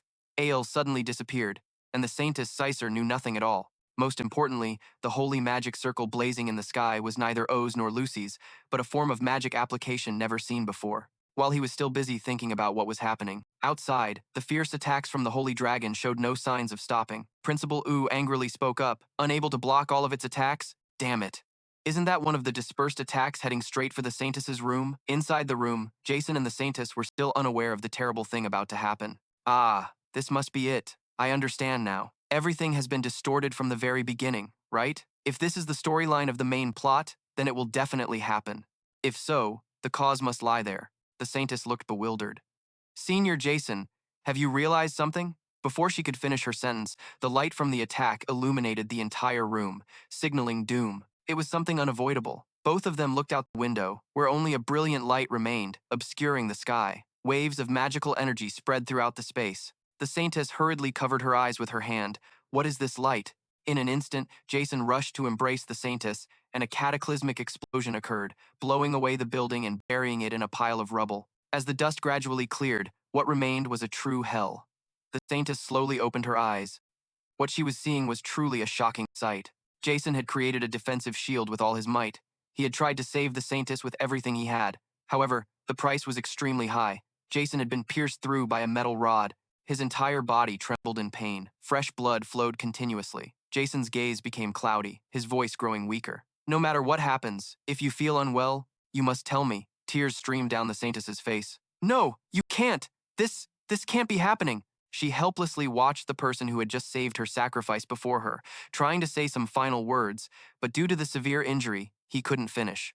The Saintess tried to use her holy power to save Jason, but it seemed futile. Please, don't say any more. I will find a way. I will find a way to get you out of here. As soon as she finished speaking, he could no longer hold on. He collapsed onto the Saintess's shoulder and passed away, leaving her with an utterly shocked expression. Holding Jason in her arms, she couldn't help but blame herself. Senior, please, please don't die. Outside, debris and metal began to rise. The holy magic had met the conditions, so it would be activated immediately. Jason, why did you do this? Why does everyone have to sacrifice for me? What good is it for me to be alive alone? Even you, Jason, I don't want this. I can't let you die for me. She cried out like a child who had suffered too much pain. Jason, please don't leave me. I'm sorry. I'm truly sorry. Surprisingly, when the Saintess opened her eyes again, the entire ruined scene had vanished. She had transported back to the moment before, when she was having tea with Jason and Janica. Huh? The familiar scene repeated once more. The Saintess came here in person? Did she come to meet that Jason? Do they know each other? What is going on? As usual, Jason asked the Saintess. You said you wanted to talk? What is it? Without answering a word, the Saintess immediately rushed to grab Jason. Everyone was surprised by her action. Without hesitation, the Saintess tore open the shirt Jason was wearing. She wanted to confirm with her own eyes. Jason's face turned bright red from embarrassment. What are you doing, Saintess? There were no wounds at all. Why can't it be like that? Seeing this, Janica became flustered. She protested vehemently. Saintess, no matter what, you can't do that. In broad daylight in a public place like this is a bit. After verifying, the Saintess withdrew and sat down on a chair. She sat there, trying to sort out the chaotic thoughts in her head. At this moment, could it be that everything until now has been a dream? Or were they divine predictions given to her to save everything? Or was it all just an illusion? She looked down at her wrist, where something still lingered. It can't be. That was the bloodstain when Jason pulled the Saintess's hand and took her away. That confirmed one thing. Everything Klajizer had just experienced was real. The Saintess clenched her fist. Her face became happy. Have I returned to the past? The Saintess was trying to remember what she had just done this morning. To avoid Senior Jason and Veo, the person who can use mind reading met with them, so she had a little conversation with them. After that, the Saintess quickly went to the main hall to prepare for her meeting. But while waiting for the Saint King, a terrifying creature appeared at the academy, which was the holy dragon Veo Bach. It roared with rage and shot its sharp scales in all directions. The Saintess's face turned horrified. No, this can't be happening. Everyone will die again. People will sacrifice themselves for me, and if this continues, I will die too. The Saintess looked at her blood-stained hands. Her body trembled uncontrollably from panic and fear. Across from her, S was calmly adjusting his clothes. He asked, Saintess, what on earth is going on? Before she could finish her sentence, the Saintess grabbed his hand and pulled him away. Quick, we have to escape from here immediately. There's no time to explain. If we don't hurry, we will all die. She pushed S into the carriage, regardless of his confusion. Wait, Saintess, I can't be rude to the Saintess. What is happening? You need to go to the main hall to welcome the Saint King, right? Ignoring S's protests, the Saintess ordered the coachman in a panicked voice. I will take full responsibility, so please drive as fast as you can to the Great Me Bridge. With that, the carriage sped off at full speed, leaving behind puzzled gazes. What just happened? The Saintess has kidnapped S. S's expression turned blank. Taking responsibility? Escaping? What happened between them? As the carriage raced on, S couldn't hold back any longer and spoke up. Saintess, are you going to keep crying like this? It's really troublesome. Kurlajitsu said, holding his tear-streaked face, his voice trembling. A giant dragon is about to descend upon Aken Island, and it will kill all of us. Huh? Are you saying? The Saintess looked up, staring directly at S. I almost died once, and now I've returned to the past. You saved me once, and it seems you discovered something, but before you could tell me, you were crushed under the rubble. You died in my place. She held S's hand tightly. Of course, you can't understand what I'm saying now. But before you died, you told me that no matter what happens, I should seek your help, and I must convey these words. Although he didn't think the Saintess was making things up, it was all too hard to believe. Now that you mention it, I don't know how to react. Outside, the road to the Great Me Bridge was blocked. Saintess, there's a control team checking, so I will have to stop and wait. Saintess, we can't go this way, so let's change direction so you can meet the Saint King first. Without letting S speak, the Saintess instinctively recited the numbers S had left for her in her previous life. 1 year, 5, 1 6. Hearing this, S's eyes widened in shock. What? 2. This is completely blocked. The Saintess, due to the Saint King's previous journey, the goods from the Elter Trade Guild were delayed, unable to enter the city, causing a traffic jam. Anyway, time is of the essence. S's voice rang out urgently. Forget everything, please break through, just charge through. The situation is very urgent. so please break the carriage out of here any way you can. But doing that will cause a big scene at the academy. It doesn't matter. The Saintess is in danger. No, it's all of us who are in danger. This is a force majeure, so don't worry about anything else. After pondering for a moment, the coachman decided to follow their orders. Then you two hold on tight. I've been a coachman for 22 years. If I exaggerate a bit, I could cross that ocean. The carriage barreled forward, knocking other carriages aside. The holy dragon is about to resurrect, and we will all die. S decided to completely trust the absurd words of C. Lacer. The code that just escaped from the Saintess's mouth was something that no one in this world, except S, could know. It was the code that S remembered very clearly from before he came to this world, the military identification number he received when he was still serving in the army. It was impossible for anyone else to know about it, so that's how it is. If the Ohio Hall has collapsed, then there is no safe place left on Aiken Island. That's why you chose to escape. And if time really has turned back, it must be related to holy magic, because in all current magical theories, only holy magic has the ability to interfere with time. I'm sweating a bit from fear. Are you listening? Ah, yes, just temporarily. I think this is caused by holy magic. That's true. But reversing time on such a large scale would exceed the limits of human magical power. But if what the Saintess said was true, then time was indeed as predicted. The holy dragon VOB had truly awakened. It roared fiercely and shot out its deadly scales. The attack range covered all of Akin Island, making it unavoidable for the carriage to be hit. The Saintess screamed in fear. It's coming again. But this time, the Saintess successfully escaped. Now that we've left Akin Island, everything should be fine. She slowly opened her eyes. But why does everything feel exactly the same as back then? This nightmare-like memory has returned once again. The carriage was in ruins, and the coachman had already sacrificed himself due to this power. From behind, a weak voice of S echoed. Are you okay, Saintess? She cheerfully turned around, thinking that S was still fine. Yes, Senior. But the reality before her extinguished all hope for C. Lacer. It can't be. That was S. He had been pierced through the body by dragon scales, a fatal wound just like last time. With the little strength left, S tried to encourage her. Saintess, don't give up. You must keep moving forward. You can't. It's okay, I will save you. The Saintess's expression fell, filled with helplessness. I'm truly sorry for not being able to help you at all. I am too weak to do anything, only able to rely on the help of those around me, making others die in my place. I can't do anything but depend on everything. I'm sorry, Senior, she sobbed, each word choked with indescribable emotion. Seeing this, he tried to raise his hand to caress her small cheek. No need to apologize, don't cry uselessly like that anymore. I will help you again if I have the chance later. Perhaps I will still do so. You cannot collapse here. Keep moving forward until everything is complete. Never give up. With that, his hands fell, marking the end of the second death. Senior, S begs you, please don't die. The Saintess hugged herself, hating herself for being so useless. This damn blessing should have been for someone like you, not for me. If it were in the hands of my senior, everyone might have been saved. Just once. Why is everything so difficult? Why am I still alive while everyone around me dies? If only I could turn back time once more, I would definitely do better. And just as wished, time turned back once again to when the conversation began. Saintess, you rushed here to see me? What is going on? The Saintess's eyes overflowed with tears once more. She had returned. Without hesitation, Clay S immediately jumped to embrace S, shocking all the students around.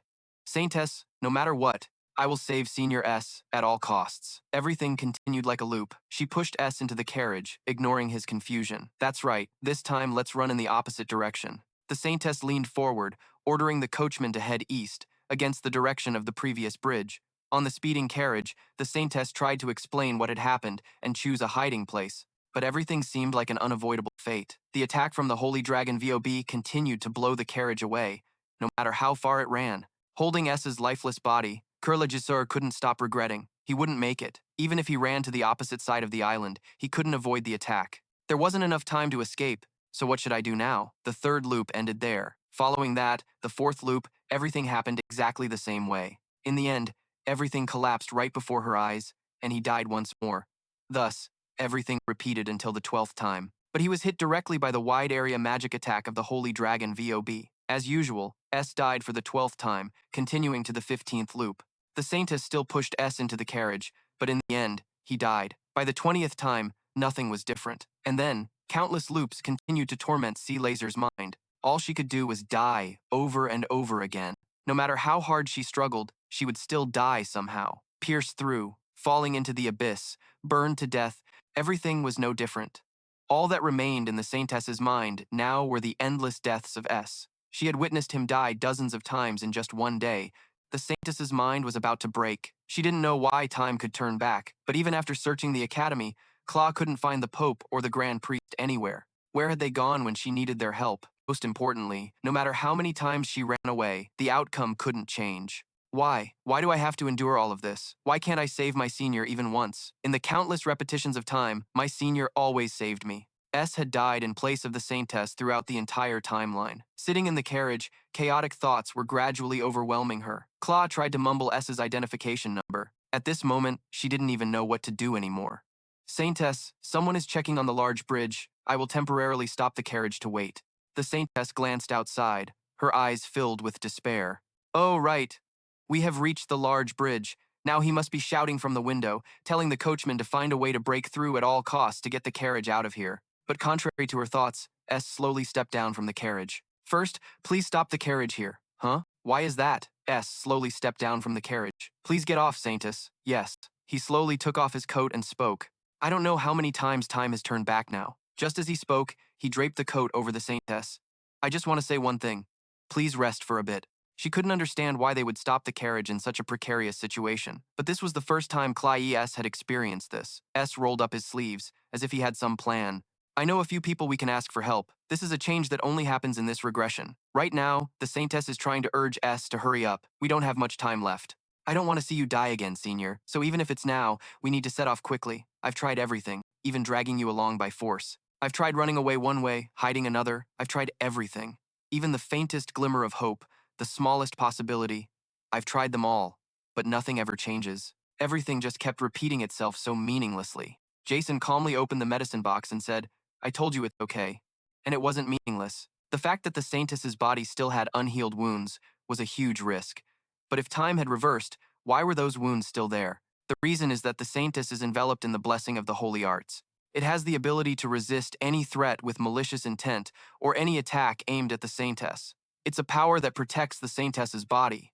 Not only that, but the blessing of the holy arts also has the ability to completely resist other holy techniques. That's why even High Priest Virio's mind-reading technique couldn't affect the Saintess. So then, why? Only the Saintess's memories and wounds didn't revert. Actually, there was an answer to that from the very beginning. The phenomenon of time reversal itself was likely performed by someone using a true holy art, and you were protected from its effects, which is why your memories and wounds remained intact. Reversing time must have required the use of divine tier magic. Hearing this, the Saintess's expression changed as if she remembered something. So that's what it was. So that's what my senior realized at that moment. The mana required to perform magic on such a massive scale is a holy art created from divine power. Jason gave a gentle smile after speaking. Now, have you found a new path for yourself? How many times have you repeated this loop from the beginning? Before he could finish, the Saintess rushed forward and hugged Jason tightly, her face wet with tears. I don't even know anymore. I'm sure I was trying to save everyone at first. I can't remember how many times I've returned here. After it passed 10 times, I couldn't keep track anymore. Jason patted her head, his voice gentle. Saintess, you've done so well until now. First, please calm down and collect yourself. You're exhausted. For those who have repeatedly slammed their heads against a wall, what they all crave is the same. A new path to solve their problem. Leave what comes next to me. Since we know the cause, running away is not the solution to this problem. From now on, I will find the root of the problem and eliminate it. From the very beginning, when he played the game, Jason had found everything very strange. Sister had changed too suddenly, and with the death of Adel, she became the faithless Saintess after her friend's demise. The image of her confronting the Order so thoroughly. Although this was once criticized as breaking character, but thinking it over, that image was no different from someone who had experienced too much pain and loss. It's understandable that her personality would change. In the game, Jason could never have known that things had unfolded this way. But if Sister had to endure countless hellish time loops like this, and if she knew that the ones behind everything were the very Order she had always trusted, then on the contrary, the faithless Saintess is an incredibly well-written character. Such a psychological development is completely indisputable. In conclusion, nothing in the actual plot has changed. Rushing to the hall with Sister to find reinforcements, thinking this way, one could understand Sister. Now, what needs to be done from here on out? If we just keep running from the Holy Dragon Veo Bao, we'll eventually end up back at the beginning anyway. And for that reason, we can't destroy the Holy Dragon either. Please listen carefully. Saintess, I will prevent the resurrection of the Holy Dragon Veo Bao. First, we must find the Pope and the High Priest, the ones capable of using holy arts of this magnitude. But even in previous loops, I've asked around everywhere many times, but no one knew where they were. This is very strange, isn't it? The movements of such high-ranking individuals should have attracted everyone's eyes and ears, right? Yes, it should have. I'm sure all eyes and ears were already focused in that direction. The two of them ran straight to the arena under the watchful eyes of many students. Is that the Saintess and Jason? In the arena, Jason and Josep, who were dueling, both paused for a moment when they saw Jason appear. Act 3, Chapter 5, where Jason easily claims victory by using his right of the Holy Sword. But contrary to Jason's expectations, Josep landed a hit on his head. Are you distracted? Look over there. What are those two doing here? Could this also be part of the plot? I don't have time to think about such pointless things. The holy dragon Veo Bao is about to be resurrected. The most important thing right now is to find the whereabouts of the Pope and the High Priest, who went missing when the Cult of Shadows arrived. The two of them rushed to a place where they could find the information they needed, and the only person who could possibly know it was Loethio. Jason burst straight into her room and said, "Sell me some information." Loethio smiled gently and waved her subordinate away. Well, what a familiar face. Are you planning something big again, Senior? She asked, as she quickly walked over and hugged his arm. Well, let's hear what this information is.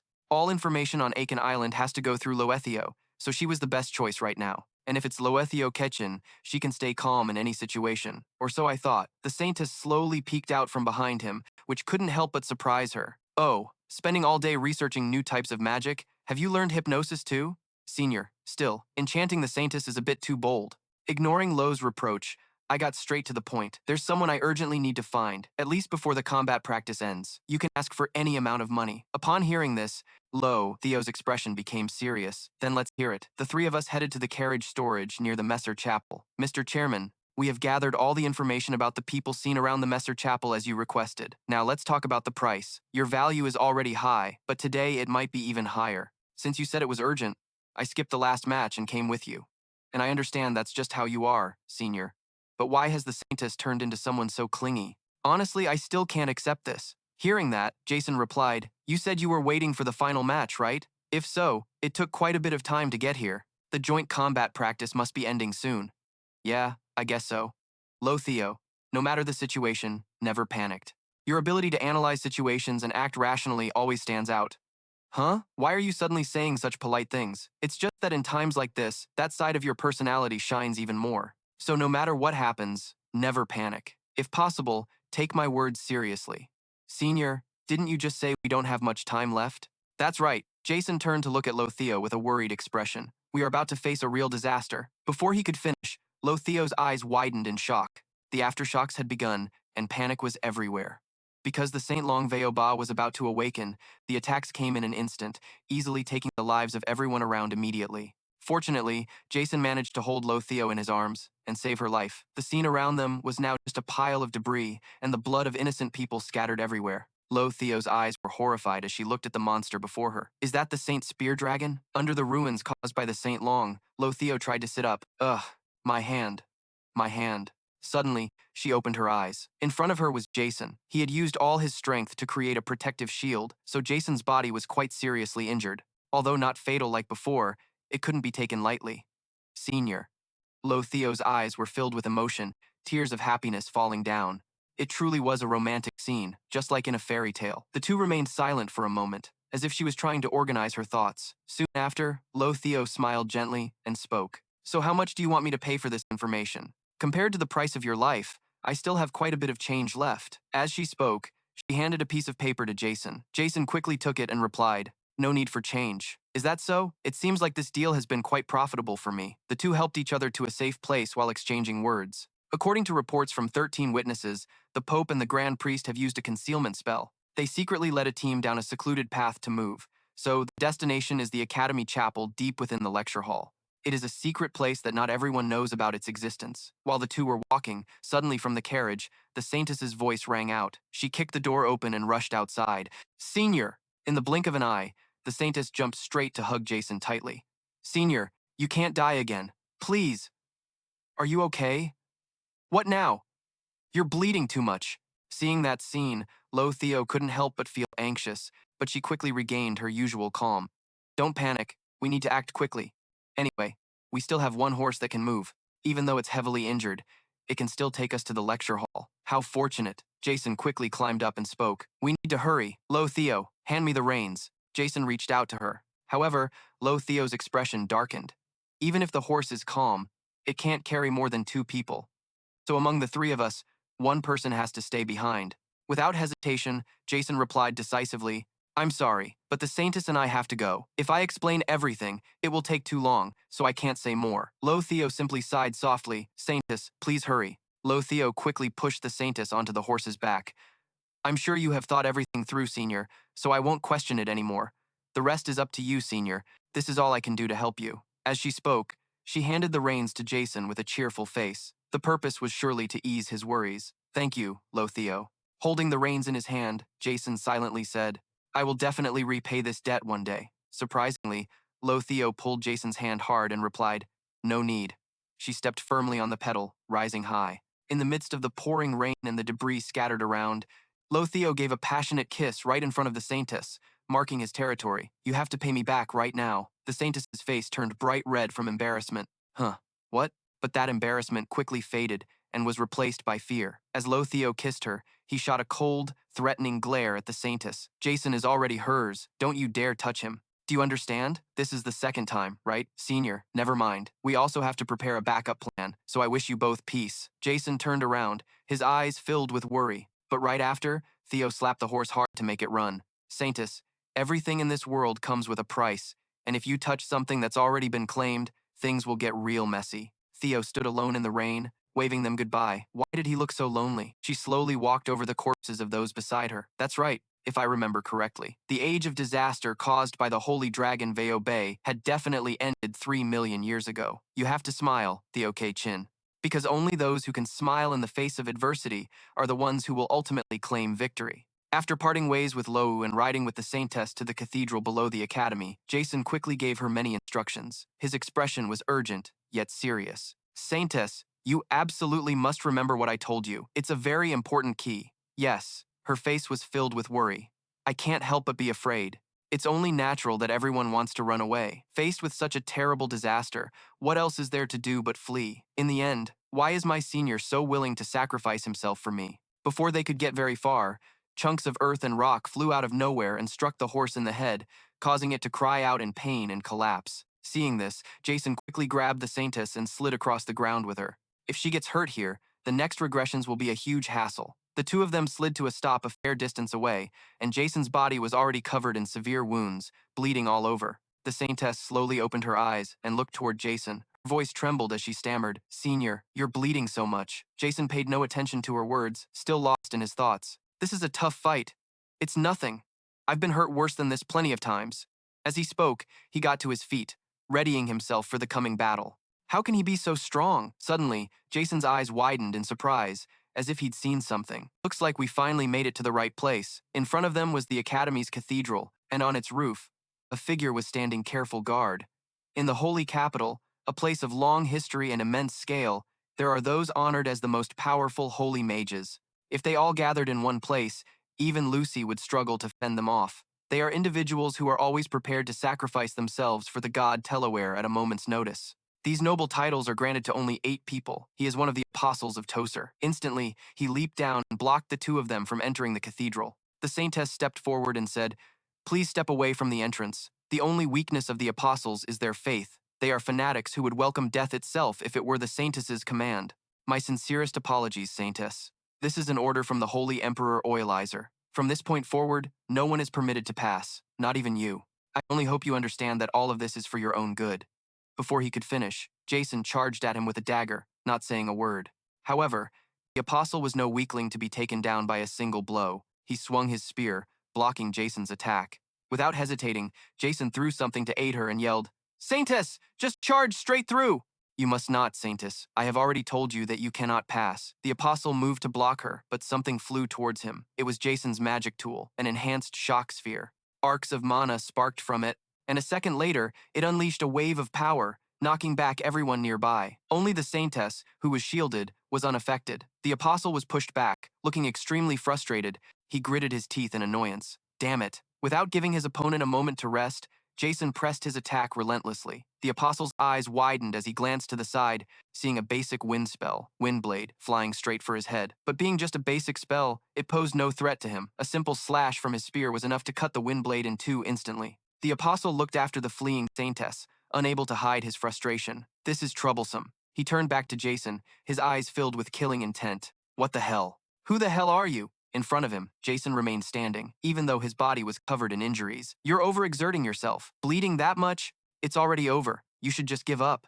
Before the apostle could finish, Jason retorted defiantly as immense mana flared up around his body. He was using Professor Glad's ring, betting everything on this fight. Even if he were to fail, he had to stall the apostle for as long as possible. Jason's expression grew serious, his voice filled with resolve. It's not over yet. He cast the intermediate level spell, Mana Arrow, which fires condensed mana in the form of arrows. The number and trajectory of each arrow changed depending on the caster's proficiency. Seeing this, the apostle decided to stop holding back. He activated a high-level holy art, Activate Holy Body, using holy magic to convert all of his mana into physical power. I was planning to spare your life if I could, but it seems that's no longer an option. The battle began in an instant. Jason unleashed a volley of arrows at the apostle with all the mana he could muster. Across from him, with his nimble and agile body, the apostle easily dodged every single arrow. He rushed forward, shouting, I am the tribunal, a glorious apostle of Tozer, and the fastest of them all. I will take your life right here. Oh, foolish stranger. The spear imbued with holy power pierces through everything, unstoppable. Jason was pierced through the left shoulder by the spear. Luckily, it wasn't a fatal wound, but it was still extremely dangerous. He recalled the words he had spoken to the Saintess earlier. Please listen carefully. Saintess, I can't save you anymore, but that doesn't mean I'm telling you to give up. On the contrary, you must give your all and fight in this battle. Even if this moment repeats dozens or hundreds of times, your body and spirit will never recover as before. I don't know how long you can hold out, so it's crucial to fully grasp what is happening. As long as you keep your spirit strong, everything will be fine. Just push forward with all your strength. No matter what you have to sacrifice, it won't matter anymore. And if time rewinds once more, you will have even more opportunities. With that, Jason stabbed the dagger through his own hand and into the apostle so he couldn't escape. I hope you can end it perfectly. Jason's eyes lit up. The ring on his hand did too. It seemed like it was time to deliver the finishing blow. You bastard! The apostle gritted his teeth in frustration. Of course, that doesn't mean Jason would die easily. He used all the remaining magical power to summon Melgia in her complete form as a dagger to end this tough battle. Melgia opened her mouth wide, ready for a bloody bite to finish off the enemy. The apostle was so caught off guard that he couldn't react in time. All he had left were his arms and legs. Blood splattered everywhere, along with screams of pain. The apostle officially became food for Melgia. The battle ended with a narrow victory. However, the wounds he sustained were also extremely severe. Jason knelt on the ground. The spear piercing through him caused blood to flow excessively. Melgia transformed back into human form and rushed over. Are you really crazy? Why didn't you summon me from the start to fight? If you had, you wouldn't be in such a bad state. Jason's voice grew weaker. He struggled to say his final words. I have lost. My opponent is too fast and powerful. Don't say anymore. You really won't make it. Stay awake. Jason's eyes began to fade. He tried to hold on for a few more minutes, waiting for something. Inside the sanctuary, the brilliant light of holy magic radiated everywhere. It seemed the Saintess had succeeded. Don't die. I said don't die. Jason gently closed his eyes. This was all Jason could do in this life. The rest had to rely on the Saintess. A few minutes earlier, inside the sanctuary, the Saintess had run to a door with a very familiar pattern and shouted, Open up! Open up! The door was tightly locked, but this was a place the Saintess had been to countless times. On the other side was a vast corridor, and then a sacred hall. Not wanting to waste any more time, the Saintess quickly launched an attack to destroy the door in front of her. A huge explosion occurred, and the door to the sanctuary was blown away in an instant, leaving only rubble and thick dust. Sitting on the ground, the Saintess was panting because she had used quite a bit of strength in that last attack. But then, a sight before her made the Saintess gasp in shock. There, a girl was slowly approaching her, covered in wounds and blood. It was none other than Adele. She didn't know why Adele was so severely injured. Even though she was in the sanctuary, the situation was very critical now. The Saintess quickly ran to support her friend. You're hurt too much. What happened here? Adele, why? How did it come to this? Adele's voice was weak. She was also on the verge of collapse. Saintess, you came earlier than I thought. She struggled to stand and pushed the Saintess away. What are you saying? Even so, there's no need to go back anymore. Adele slowly limped into the sanctuary. On her arm was something that looked exactly like the Saintess. Adele, is that the blessing of the holy magic? To bear that mark requires a grand bishop, 6 bishops, and 8 apostles. Most importantly, all the holy magic of the Holy Emperor. Only one person can bear this blessing mark. There should only be one person, and that is the Saintess. Adele is a second Saintess besides Claire. Her entire body slowly floated into the air to cast the holy magic to rewind time once more. Claire on the ground still didn't understand why she was doing this. What is happening? Adele turned back with a gentle, serene smile. There isn't much time left. Everything is about to end. You just need to endure a little longer, Claire. What are you talking about? As Adele spoke, the Saintess tried to stop her best friend, but at that moment, the holy magic had been activated. So no matter how hard she tried, the Saintess couldn't reach Adele. A light radiated throughout the room and spread to where Jason was standing before beginning a new cycle, hoping for a better outcome. In the blink of an eye, the Saintess returned to the conversation table with Jason. Saintess, do you have something to tell me? But what is it? The Saintess slammed her hand on the table and stood up, looking extremely serious. She gritted her teeth in anger over what had happened. That's right. She faced forward with great determination, no longer showing weak or tired tears, but instead a much stronger resolve. Now please listen to my entire story. The memories of Adele's childhood. It was a harbor sky, where seagulls soared with flapping wings. Children were playing together joyfully, a truly innocent and pure childhood. Suddenly, someone's voice cut in. Don't run, you'll fall. There might be sharp rocks, so you should always watch your step. It was none other than a young Adeo. She turned with a cheerful, innocent smile. Her innate gift was the ability to see the future. Adeo's parents had left their homeland to escape war and conflict. They took refuge in the trading city of Odette. However, their situation was hardly any better. They were exploited, swindled, and lost everything they had. As the days went by, even a scrap of bread became hard to come by. Their lives felt as if they were cornered in a dark alley. But then one day, something strange happened. Adeo's father bought her expensive items, premium sandwiches, a bottle of milk, and some delicious cookies. These were things they could never have afforded before. Adeo sat on a bench, gently enjoying them. Adeo, honey, Dad has to go take care of something for a little while. Wait here for me, okay? His voice was weary, yet he was trying to hide something. Even so, Adeo obeyed without a hint of suspicion. He walked away, each step a heavy burden on his shoulders. Standing in the middle of the crowd, Adeo's father turned back to look at her, his face filled with sorrow and his eyes brimming with tormented regret. But in the end, he still chose to run away in tears. Perhaps the hardship had shattered his spirit as a father. Holding the sandwich in her hand, Adeo whispered softly, "You've been through so much, Dad. A premium sandwich that we could never usually afford. Strangely, I can't taste a single thing right now." After thinking things through, Adeo stood up and prepared to leave. Perhaps it was time. She turned her back on the harbor, a place of soaring birds of freedom and ships gliding across the waves, a place where she let her sorrowful thoughts drift away on the wind to return to her grim reality. Behind her, the child from before had tripped and fallen, having ignored Adeo's warning. And just like that, she officially became an orphan. She lived in an orphanage called Del Hanger. In the trading city of Odette, the only virtue held in high regard was diligence, and that applied even to children. Fortunately, this orphanage was supported by the Order of Toser, so it was still better than other places. Since they were called servants of the divine, at least during prayer time in the cathedral, the children were allowed a little rest. Coincidentally, after finding a discarded lute at the harbor and learning to play hymns, Adeo was able to spend more time in the church, and her heavy workload was somewhat lessened. And then one day, High Priest Vario came to this place to preach. But in reality, he was just there to be bribed with gold and silver.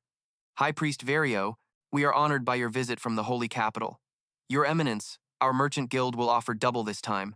We pray you will grant us entry to the Holy Capital to conduct business. Similar calls echoed from all around, as everyone here wanted some benefit for themselves. The High Priest's face lit up with joy. He knew full well why he was here. Ha ha ha, there's no need for such extravagance, but I thank you all very much. Suddenly, a candle tipped over, and the flames spread to the High Priest. His face and those of the people around him twisted in panic. High Priest, are you all right? But then, a bucket of water came flying from out of nowhere, splashing directly onto the High Priest and putting out the fire. Vario's expression was one of bewilderment, as if he couldn't comprehend what had just happened. Adeo slowly approached and spoke up. If that fire had spread to the display cabinet, it would have been a huge disaster, wouldn't it? How did you? Adeo then explained that she had foreseen everything in the future and had prepared accordingly. You knew this was going to happen? Yes, because I saw it in a dream. It only happens a few times a month, but I often have dreams like that. However, I can't see anything about my own future. Hearing this, High Priest Vario exclaimed, much to the little girl's surprise, "This is truly a magnificent honor. I am the first to discover the one destined to stand at the pinnacle of our order." You are the Saintess of Tozer. That single event turned her entire world upside down. In just one night, Adeo's life veered onto a completely different path. From an orphan with no one, she became the saintess of her society. She had more than 10 attendants, lavish meals, and the reverence of high-ranking priests. Every passing day spent learning rituals and prayers. Her hours of sleep were cut short, but that life was still far too good compared to the days of poverty she had left behind. Adeo received 3 baptisms from the Holy Emperor, the Archbishop, and the Archapostle. She accepted the will of the Holy Capital and engraved the grace of the Holy Law upon her body. The more rituals and blessings she underwent, the divine power within Adeo grew ever stronger. Finally, when all rituals except for the rite of the Holy Seal were complete, something happened. For the first time in her life, Adeo foresaw a terrifying catastrophe that was about to strike the land, the awakening of the Holy Spear Dragon, Viobaro, a creature that would bring about the extinction of humankind. After thinking for a long time, Adeo finally decided to renounce her position. High Priest Virio was furious with what she said. "You're saying you're going to give up on being the Saintess? What is the meaning of this?" Adeo knelt on the floor. Her voice was gentle yet resolute. "Thank you everyone for taking care of me all this time. I will serve Lord Tozer not as the Saintess, but in a different way." The High Priest sighed. "Ah, I see. Perhaps it is no longer possible to convince her. Her prophetic ability is a holy magic, a power that can bend the laws of time bestowed by Lord Tozer. It was precisely because she instinctively manifested that ability that we revered her as a saintess. And look at what she is doing now, possessing such an immense talent, and now she can even see her own future." Many years have passed, and Ayla has given up on becoming the saintess of the Tozer Church. However, she still lives in this city as a keeper of the sacred flame. Ayla often played the lute on lonely evenings. Whenever she dozed off, those images would resurface. The dark future she always wanted to escape from appeared vividly once again. The images of the High Priest's plans turned to dust. "Our plan has failed. To subdue the holy dragon Veo back, the devourer of the gods, we must sacrifice the Saintess as a necessary offering." It was because of this that Ayla had to flee from her position, but the future seems to have been predetermined by its fate. The world finally found a bit of peace. Thanks to the authority and wisdom of Emperor Cleo, the long wars have faded into the past, and humanity has laid down their swords and spears. And for the first time in centuries, they live without looking up to the sky in prayer. But a world that no longer needs miracles, nor gods, and as a natural consequence, the glory of the holy city, once considered the holiest center of humanity, is gradually fading. Vario, who donned the robes of a priest while harboring the cunning of a merchant, understood better than anyone what needed to be done. Humanity no longer feared. They stopped praying. Faith has been replaced by comfort and peace. But Vario knew that without fear, there would be no faith. Without crisis, there would be no miracles. And so, he devised a plan, a bold, sacred, and cunning plan on the island of Akin, where ancient legends still echo in the earth.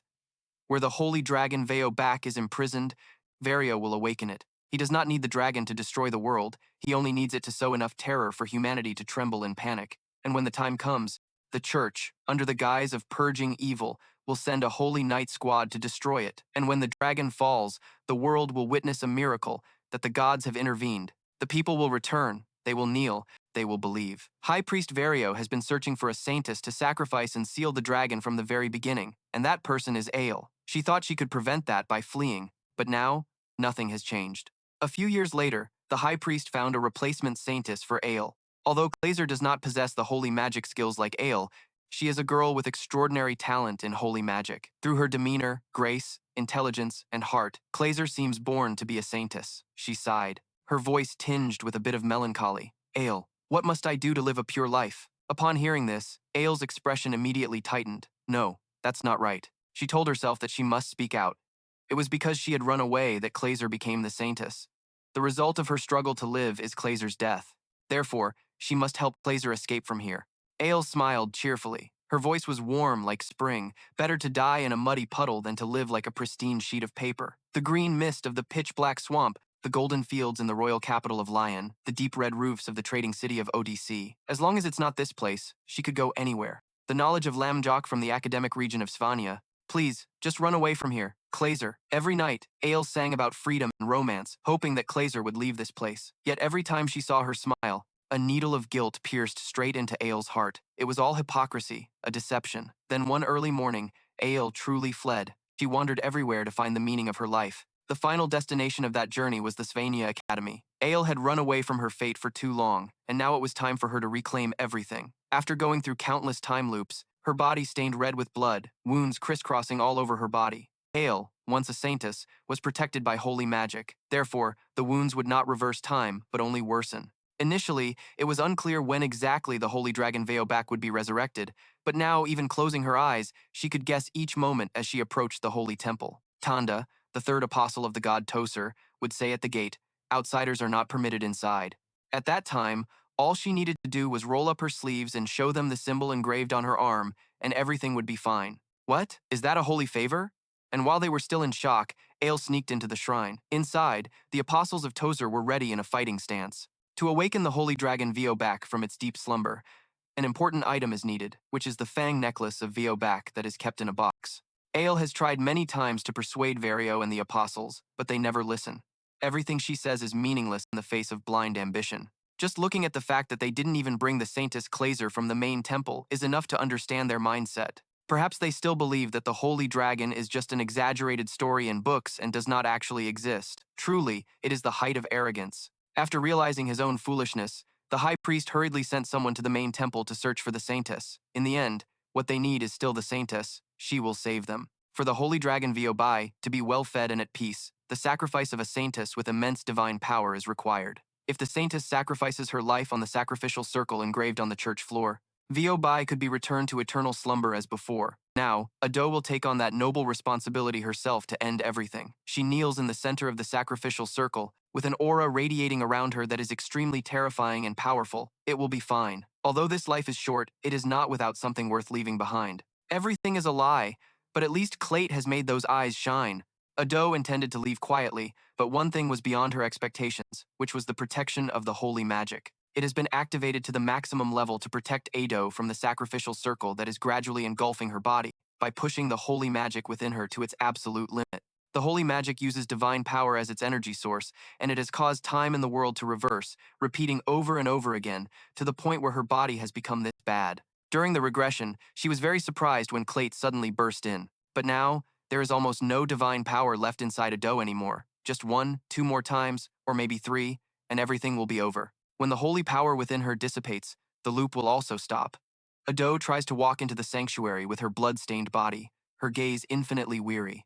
It's okay, everything has come to an end. Suddenly, a hand from someone unexpectedly stopped her before she could continue. Ado looked up, her eyes filled only with pain. What is it? Does she like orange juice?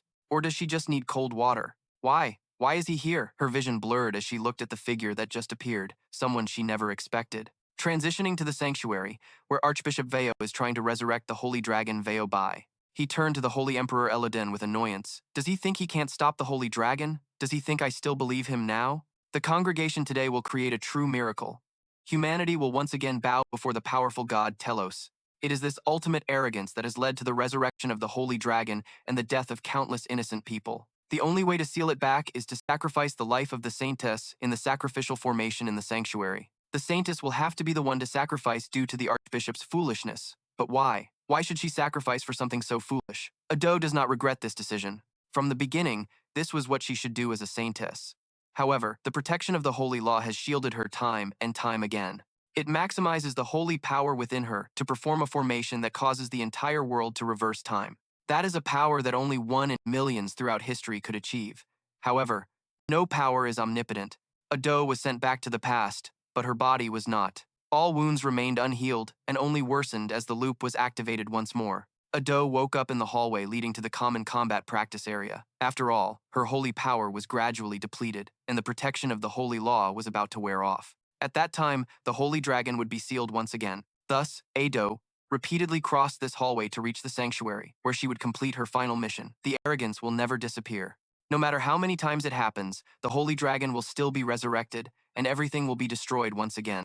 In the sanctuary, where everyone has left to search for Clayt, you will correct their mistakes. Ado quietly placed herself on the sacrificial altar to save humanity that is threatened out there. Everything keeps repeating until Ado's body can no longer stand and collapses. Inside her mind are tormenting thoughts. Is this the punishment she deserves? The punishment for pushing away what she should have done to others?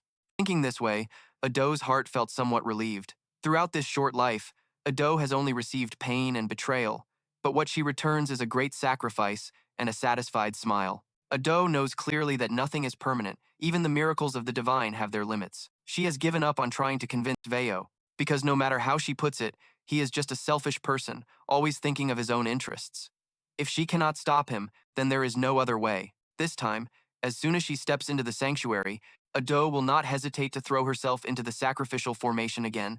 She must prevent the resurrection of the holy dragon from the very beginning. Make everything as if it never happened.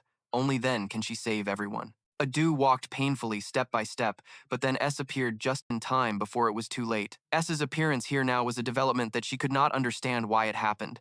What? What? Why are you here? S looked directly at Ado and spoke. Do you want some orange juice? Or is plain water enough? He quickly helped her to a nearby chair and sat down. S's hands offered Ado a glass of orange juice. No, Ado tried to say, but S quickly interjected with a strong statement. You're about to die, you know? That statement left Ado at a loss for words.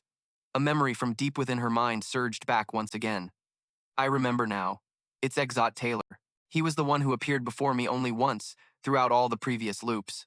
Even though the world always repeated itself, nothing changed for everyone. But he was an exception. Except for the first time I met him in the hallway, Taylor did not appear in any of the remaining loops. Could it be that he lies outside the laws of the Holy Law? She recalled her response back then to S's words. I know. Adu's face still tried to maintain a smile as usual. She didn't want anyone to see her ugly, sad face. The conversation now felt like a distant, vague story. It felt as if everything had returned to its starting point, but nothing had changed. I should end this conversation and head to the sanctuary. It's time to put an end to everything. However, S would not let her go as easily as before. Is that it? Yes. I still can't fully understand what has happened right now. She knew she was about to die, yet the words she wanted to say were so brief.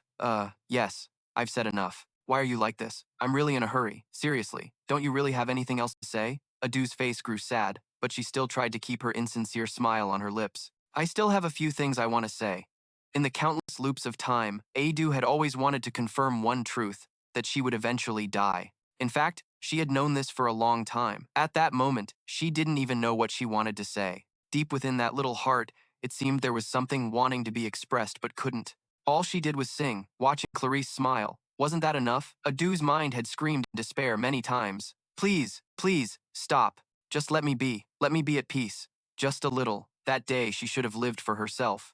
Watching her father's back slowly leave, she only tried to hide her sadness with a smile on her small face. Father has worked hard, really. Do you have nothing more to say? That statement seemed to awaken Adu. She was just a child. She wanted to be loved by her parents. She was just a person with a small heart, not a saint, nor a great god. Why not try to be a little selfish for herself?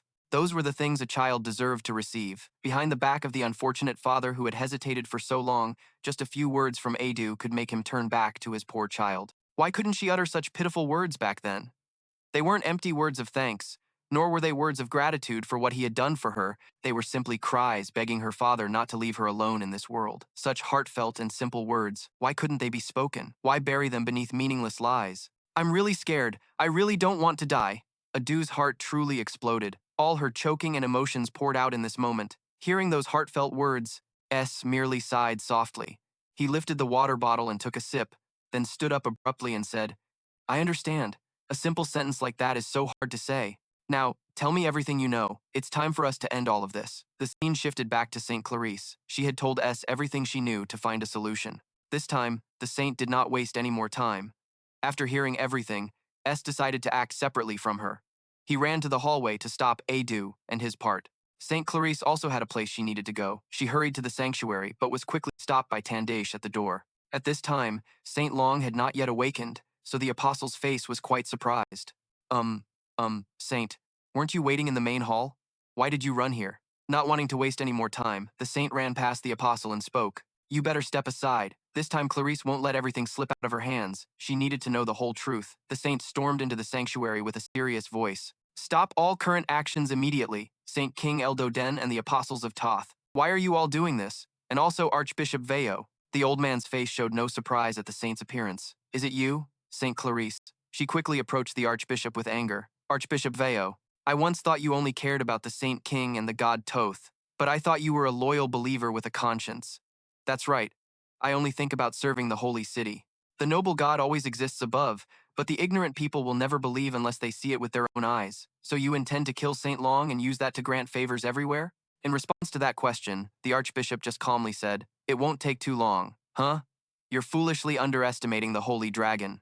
You haven't even considered the possibility of failure. At this, the Saintess's eyes widened. Don't tell me you intended to use my life as a backup plan from the very beginning? The Archbishop leaned close to her ear and whispered terrifying words. It's just a contingency plan. You'll only need to act if things don't go according to plan, so rest assured. What a bunch of hypocrites, using holy magic but thinking like villains. Back with S, he was pulling Adeo away after hearing everything. Asterisk, I get it now. What an unpleasant truth. Asterisk, to this. To sum it up, this is what happened. A long time ago, the church's finances were in decline. Therefore, Archbishop Veo resurrected the Holy Dragon as a calamity to unleash upon mankind. He would stage a scene where the church defeats it, all to bolster the people's faith and expand the church's power. He's been like that ever since he was just an ordinary priest. Expanding the church's influence and filling the holy capital's coffers, that's how he proves his faith. Then can't we try to persuade Veo? It's no use. I'm a fugitive from the holy capital, so no one would believe me. But even if it wasn't me, they wouldn't listen to anyone else. They'll surely use force to crush anyone who stands in their way. Because the church has brought a force that guarantees victory against anyone. All of Toser's apostles have gathered here. They're a force strong enough to take on an entire army, the strongest organization in the holy capital. They're all ready to restrain the Saintess and stop her from making a scene. The old archbishop stood tall, his voice dripping with arrogance. My sincerest apologies. Saintess, this won't take long. Please get some rest for a moment. Faced with their power, we can't do anything. Before she could finish, he swiftly scooped Adeo up, making her flustered and embarrassed. Wait, hold on. Adeo is too weak to keep up with you, and we don't have much time left. That's fine. And if they use force, it's not a big deal. Huh? What do you mean? And just as expected, a high-level lightning spell rained down from the sky, instantly blasting a hole through the cathedral. That was Lucy's signature power. The attack effortlessly tore through all the cathedral's defensive barriers and slammed into the ground. Behind the archbishop, the old man fearfully turned to face the person who had just appeared. Who are you? Who would dare do this? Do you not fear the supreme god Toser? The supreme god Toser? Who the hell is that? In front of him were the figures of two apostles, beaten and sprawled on the ground. One was completely immobilized, unable to move an inch. Standing amidst the rubble was the familiar figure of a young archmage. Too bad, because in this realm, I'm the only god. Who the hell is this Toser guy? But if you've committed a sin, you must certainly be punished, right? Hearing this, Archbishop Veo's face filled with panic.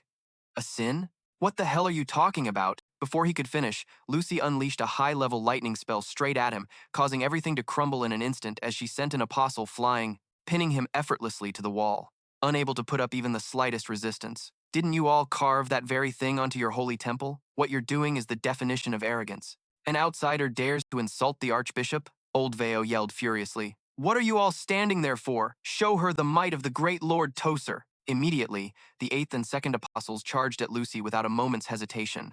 Arrows from Xenasur flew straight at her, imbued with powerful holy energy. Meanwhile, Reuben gripped his sword tightly. Facing these attacks, Lucy didn't even bat an eye. With a flicker of mana in her palm, she stopped all of those insignificant arrows in their tracks. From behind, Reuben swung his sword and shouted the familiar cry, "Glory to the god Toser." Unfortunately for him, attacking Lucy is always the dumbest move. She casually snapped her fingers, and a high-level lightning spell struck the apostle, making him cry out in agony. The sword in his hand fell limp, all strength gone. But it wasn't over, as another foolish apostle stepped forward. You who defile this holy temple, I am Tandee, the fastest apostle of the god Toser, ranked third. He introduced himself before charging, but it was utterly pointless. In the name of the great god Toser's justice, I will take your life. Holy energy erupted around Tandee's body, but it looked completely unimpressive. His spear aimed straight for Lucy, poised for a powerful attack. However, in the blink of an eye, Lucy's form vanished from where she stood. No, this wasn't high-speed movement. It was movement between different spatial dimensions. Asterisk teleportation? Asterisk Tandee was stunned, but before he could react, Lucy was already behind him, a high-level lightning spell aimed right at his head. That's enough out of you weaklings. With a snap of her fingers, Tandee's entire body was encased in a sphere of mana, cooking him from the inside out. He trembled in agony, his eyes showing pure helplessness in the face of her overwhelming power. Down below, Archbishop Veo's face contorted in horror as he watched the apostles he considered invincible get defeated with such ease. Each and every one of them was supposed to be a core asset of the nation. Those are the apostles of Toser. There are as many as 6 apostles here, yet they still failed against that wizard? What on earth is going on? Who is she really? No. That doesn't matter. The most important thing is how they found out about this place to launch an attack. Could the information have been leaked somewhere? Their initial plan was to lure the sacred dragon into a trap and destroy it to showcase the power of the god Toser. But the location was the problem. Akan Island is a gathering place for countless powerful students and mages. If even one piece of information gets out, everything will collapse. In any case, the plan has already failed. The Archbishop quickly grabbed the box containing the fangs of the Holy Spear Dragon and fled. All of you, clear a path for retreat. Now, prioritize the safety of the black-waisted Holy Emperor. I thought the Holy Emperor was supposed to be powerful, but it turns out he's just a puppet. Does he really think he can just run away? Lucy cast another spell to stop them, a medieval prison time magic that froze their bodies, rendering them completely immobile. With his cowardly nature, the old archbishop shouted for Tandee to save him. He leaped forward, rushing to block Lucy's attack. This was all for the great supreme being, Toser. He couldn't care less about the apostles anymore. Old man Veo was running for his life. He turned to another apostle and said, "You must bring the Saintess with you." The apostle obeyed the order blindly, hoisting Saintess Clarice onto his shoulder, despite her protests. "My apologies, Saintess. What's happening? Put me down." The despicable old man's face lit up with joy. He had obtained the incriminating necklace and even had the Saintess as a witness. Now, he just needed to use the Holy Emperor's authority to pressure the Academy, and whatever that little mage girl said would be completely ignored. From high above, Lucy unleashed a high-level lightning magic spell, firing it straight at the chaotically fleeing group. Divine Retribution. Just as expected, a shield-bearing apostle stayed behind to block Lucy's spell, creating an opportunity for the others to continue their escape. What a touching scene. Looking at them, these apostles weren't all that different. Whether they held a spear, a sword, or a shield, they all went down in one hit. All of you, split up and head in different directions. Get out of here and regroup at the designated location. No matter how difficult the situation gets, the final victory will belong to the Church of Toser. A look of annoyance crossed Lucy's face. They're such a pain in the neck. Archbishop Veo and the apostle beside him kicked down the door and rushed outside. He warned, "Archbishop Veo, if we just keep running like this, we'll definitely be caught. It's fine. We just need to stall for time, destroy the evidence, and secure the Saintess. Then everything will be resolved. As for the Academy, if they make this public, we have ways to deal with them." Just as he finished speaking, a look of shock appeared on the old man's face. The entire front courtyard of the Holy Temple was engulfed in a sea of flames created by a basic-level spell, shocking even the apostle beside him. What is this? How can a basic fire spell be this powerful? Suddenly, a dagger, hidden somewhere in the flames, flew straight at the apostle. Fortunately, he quickly used his spear to easily bat it away. However, that attack was merely a decoy to activate the magic hidden within. Spirit detonation. A world-shaking explosion erupted, blowing away the entire area. Its impact was so massive that even the students back at the Academy were stunned. What the hell was that? That's where the Academy's church is. From within the thick smoke, the old archbishop's legs could be seen making a quick escape. He was focused solely on destroying the evidence, abandoning his subordinates. S and Mayu quickly gave chase. He wasn't going to let the old man get away so easily. Vio gritted his teeth, his hands gripping his scepter in fury. Did they predict our escape route and set up an ambush? If so, that little witch is definitely their accomplice. He turned and fired a holy spell toward S, caught completely off guard by this counterattack. Mayu was hit and had to return to the spirit world. "I'm sorry, master." Afterwards, Vio ran towards the forest to escape, but running into this place was a grave mistake. This was S's home turf. Vio was still smugly thinking he was safe. "I've escaped them. Now I just need to get this evidence necklace to the rendezvous point, and it'll all be over. There's no way anyone can find me in this forest, right?" He had barely finished his thought when a harsh reality came crashing down on him. From a bush, S leaped out behind the archbishop like a true assassin. Out here, the old man was nothing but prey. S's eyes turned ice cold, his voice chilling. "Give me that necklace, old man!" He grabbed him by the hair on the back of his neck, then dragged the old man down into a rocky crevice with him. The two struggled fiercely as they fell, until the archbishop finally managed to pull out the scepter at his side and aim it at S. "You're after this necklace, so you must know everything, right? You and that little mage came here to ruin my plan, didn't you? However, it's all over now." As he spoke, he cast a spell to finish S off. S quickly kicked the archbishop's knee, causing him to stumble. The old man's attack only grazed S's shoulder before flying off into the sky. Across from him, S gripped his dagger, ready to end the fight.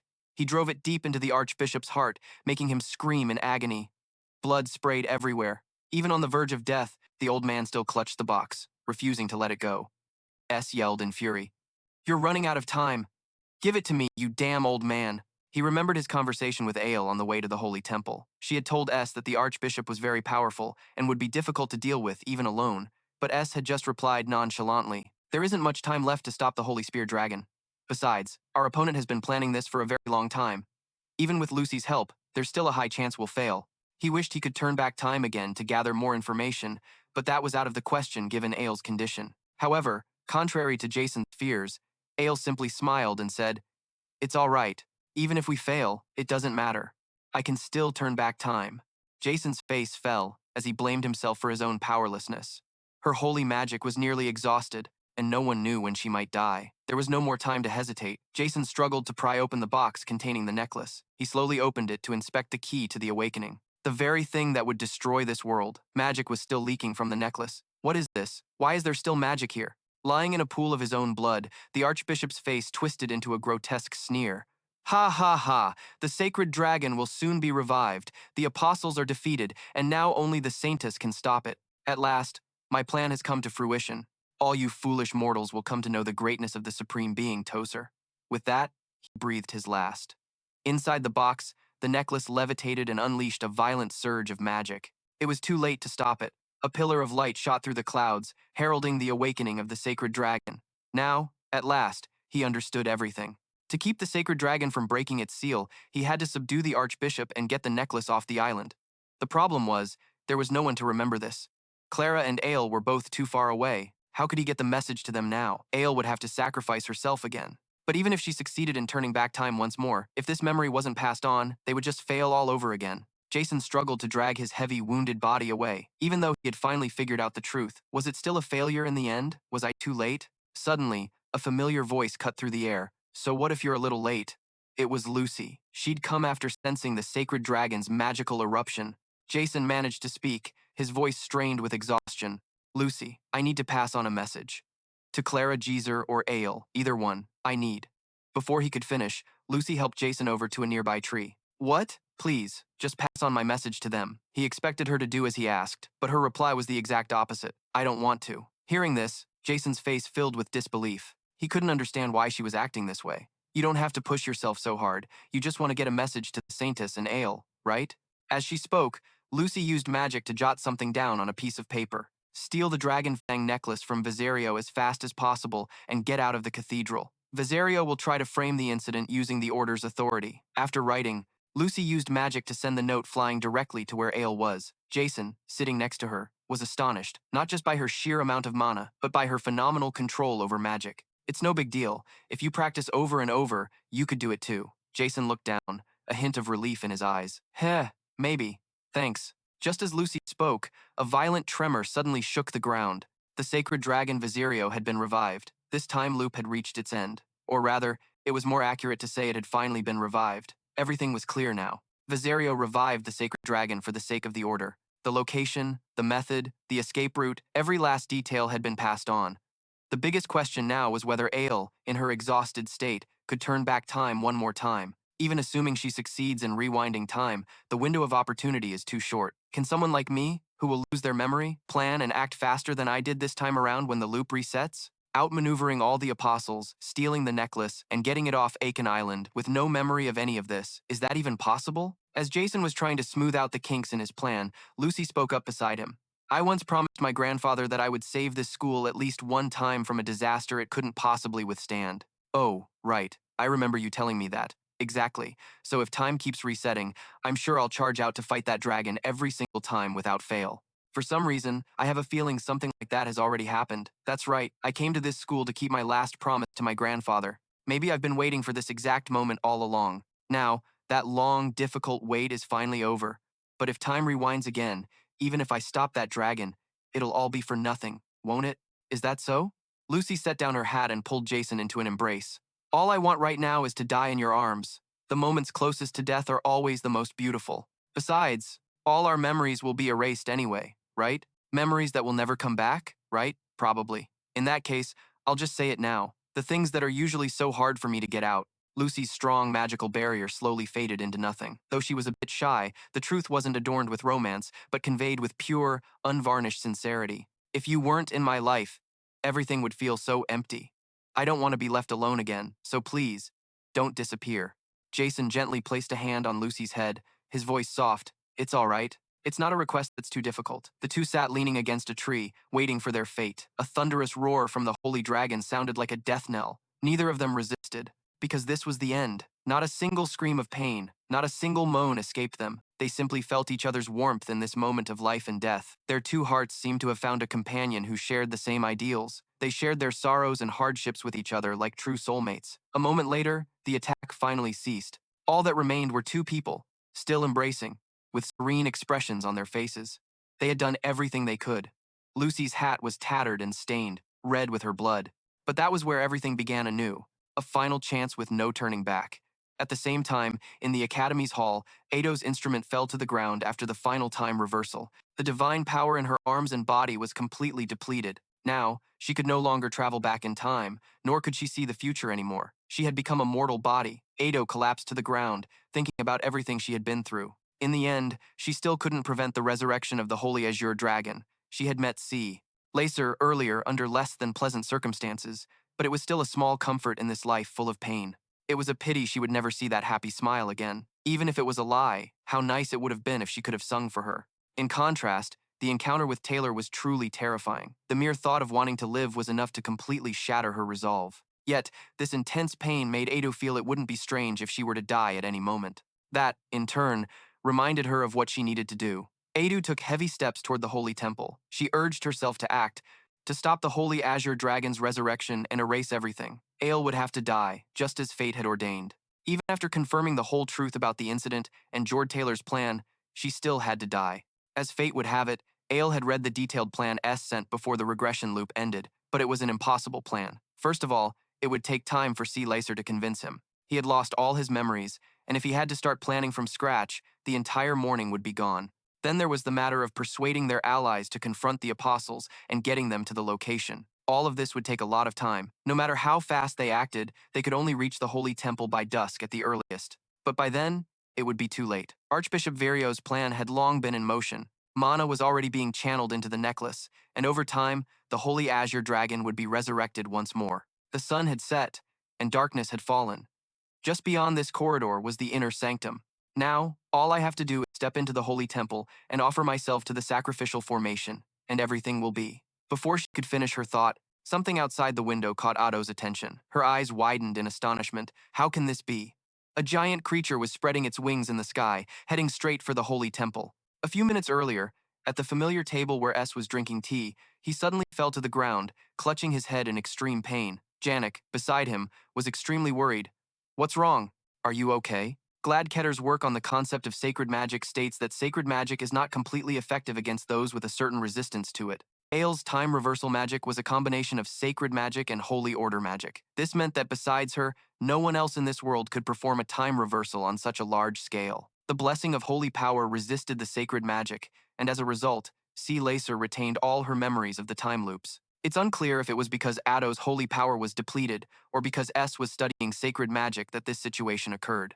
Immediately after the time reversal, the sacred mana in S's body resisted Ayla's sacred magic, and the price was that all the memories of the previous regressions flooded his mind in an instant. It felt like his brain was about to explode and he would lose consciousness, being crushed in the rubble of a building, being pierced by a spear, being impaled by dragon scales, dying slowly and painfully from excessive blood loss, being burned to death in flames. The memories and sensations of those times hadn't disappeared but remained intact. Both Janica and Clayt became extremely worried. S, their senior, suddenly reached out and grabbed Saintess C. Lacer. He spoke, the intense pain still lingering. This is no time to hesitate. From now on, it's a race where everyone's lives are on the line. Back at the Holy Temple, Archbishop Virio was laughing gleefully at his plan. Ha ha! The Holy Azure Dragon will soon be resurrected with the grace of the High God Toser. The Order will be revived and become great once more. Before he could finish his sentence, from the ceiling above, a giant spirit shattered the glass window and burst in with dizzying speed. Without a moment's hesitation,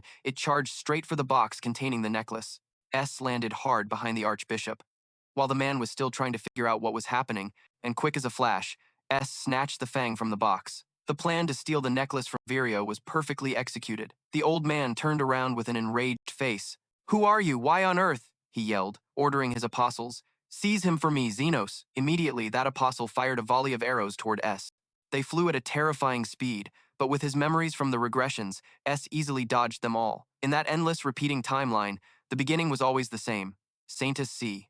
Lacer always pulled S onto the carriage just like that. She spoke about the time that had repeated and her identity. They traveled together in a carriage, and Jason used that time to organize his thoughts and gradually accept the situation. The face of the old Verdio was filled with arrogance. I don't know who the hell you are, but do you really think you can defeat the holy apostle of Toser? All the previous times had forgotten one thing. Clarice was always by his side, someone who could fully trust his wild words. This spirit was many times faster than the carriage, and her strength was far greater than Jason's. A capable assistant, ready to help with everything she had without asking for any reasonable explanation.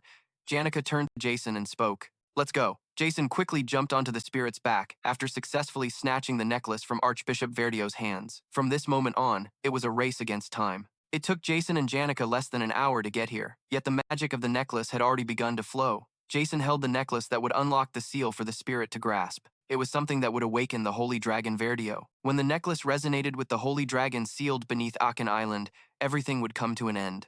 No one in this world would be able to stop the Holy Dragon from destroying everything. If Jason fails this time, the Saintess Clarice will definitely have to sacrifice herself to seal it again. This is the last chance. So now, there is only one way left. Before the Holy Dragon resurrects, I must take this necklace and run as far away as possible, to a place where magic cannot reach. Seeing his plan quickly falling apart, the expression of the Archbishop turned furious. What are you all doing? Hurry up and catch him! Before he could finish his sentence, Verdio's eyes widened in shock. On the ground, Jason's familiar dagger had been embedded there for some time. It activated the intermediate explosive magic. A thunderous explosion occurred, along with the entire sanctuary being blown away in an instant, a cloud of dust filling the air. Jason and Janica quickly rushed out of the sanctuary before the gift he left behind took effect. Jason knew that trap couldn't buy them much time, so he ran as fast as he could. Jason and Janica were still soaring through the vast sky. Jason questioned her. Why didn't you follow my instructions? When we land, I told you to run right away. Janica's face flushed with embarrassment. I couldn't leave you there. Hearing that, Jason's expression turned puzzled. Even though that was over a year ago, if you cause trouble again, you'll get expelled. If things don't go smoothly, I'll become a fugitive hunted by the church. Before he could finish, Janica interjected, my hometown is in Bulan, a place so remote that if I hide there, no one will find me. Or in the desolate desert or lawless areas would be safer. Janica's words left him speechless. She gently placed her hand on his and spoke, Are you doing that again? Are you planning to bear everything alone again? What do you mean? Confused thoughts raced through Jason's mind. How did she know about those things? Thinking back on everything they had gone through together, just by looking at his face, Janica could tell what Jason was thinking. If we get expelled, let's get expelled together. Who knows, if we both get expelled, it might feel less unfair. Even if I become a fugitive, I will still follow you. Janica's voice grew more urgent, her emotions gradually surpassing calmness. I absolutely won't let you suffer alone. Even in this difficult situation, Jason was stunned for a few seconds at Janica's words. He didn't think she could say such things. However, that moment didn't last long. As the apostles had caught up closely behind, now was not the time to think about the consequences. All 6 apostles had caught up with Jason and Janica, pointing their weapons directly at the two, ready to strike a fatal blow. Jason urged Janica to go faster. We don't have much time left. Okay, hold on tight. Inside the sanctuary, the broken ground was in disarray. Everything was in ruins. However, Archbishop Verdio was not seriously injured, only a few scratches and dust clinging to him. Suddenly, from the rubble, a familiar voice rang out. Get out of the way! It was Clarice. She had arrived as planned. Saintess, Clarice, why are you here? Clarice's expression darkened, recalling her conversation with Jason. Only you can do this. Me? The Saintess is the only one who remembers all the memories of the past and understands the whole situation. While I find a way to prevent the resurrection of the Holy Dragon, I need you to do one thing. Returning to the present, Archbishop Verdio stammered an explanation. The current situation is a bit complicated. Ignoring him, Clarice pushed him aside and ran forward. Please stop Archbishop Verdio! She ran to the altar and knocked everything off the table. The memories she experienced made Clarice realize the harsh truth. Archbishop Verdio was a cunning man, a fanatic willing to do anything he deemed beneficial. He will use the entire congregation to cover up his dirty deeds. That's why, please stop him at all costs. Clarice turned to look at Saint King Eldon and shouted angrily, Are you planning to stand by forever? What are you doing with your great responsibility? Pope, you must immediately expel Archbishop Verdio.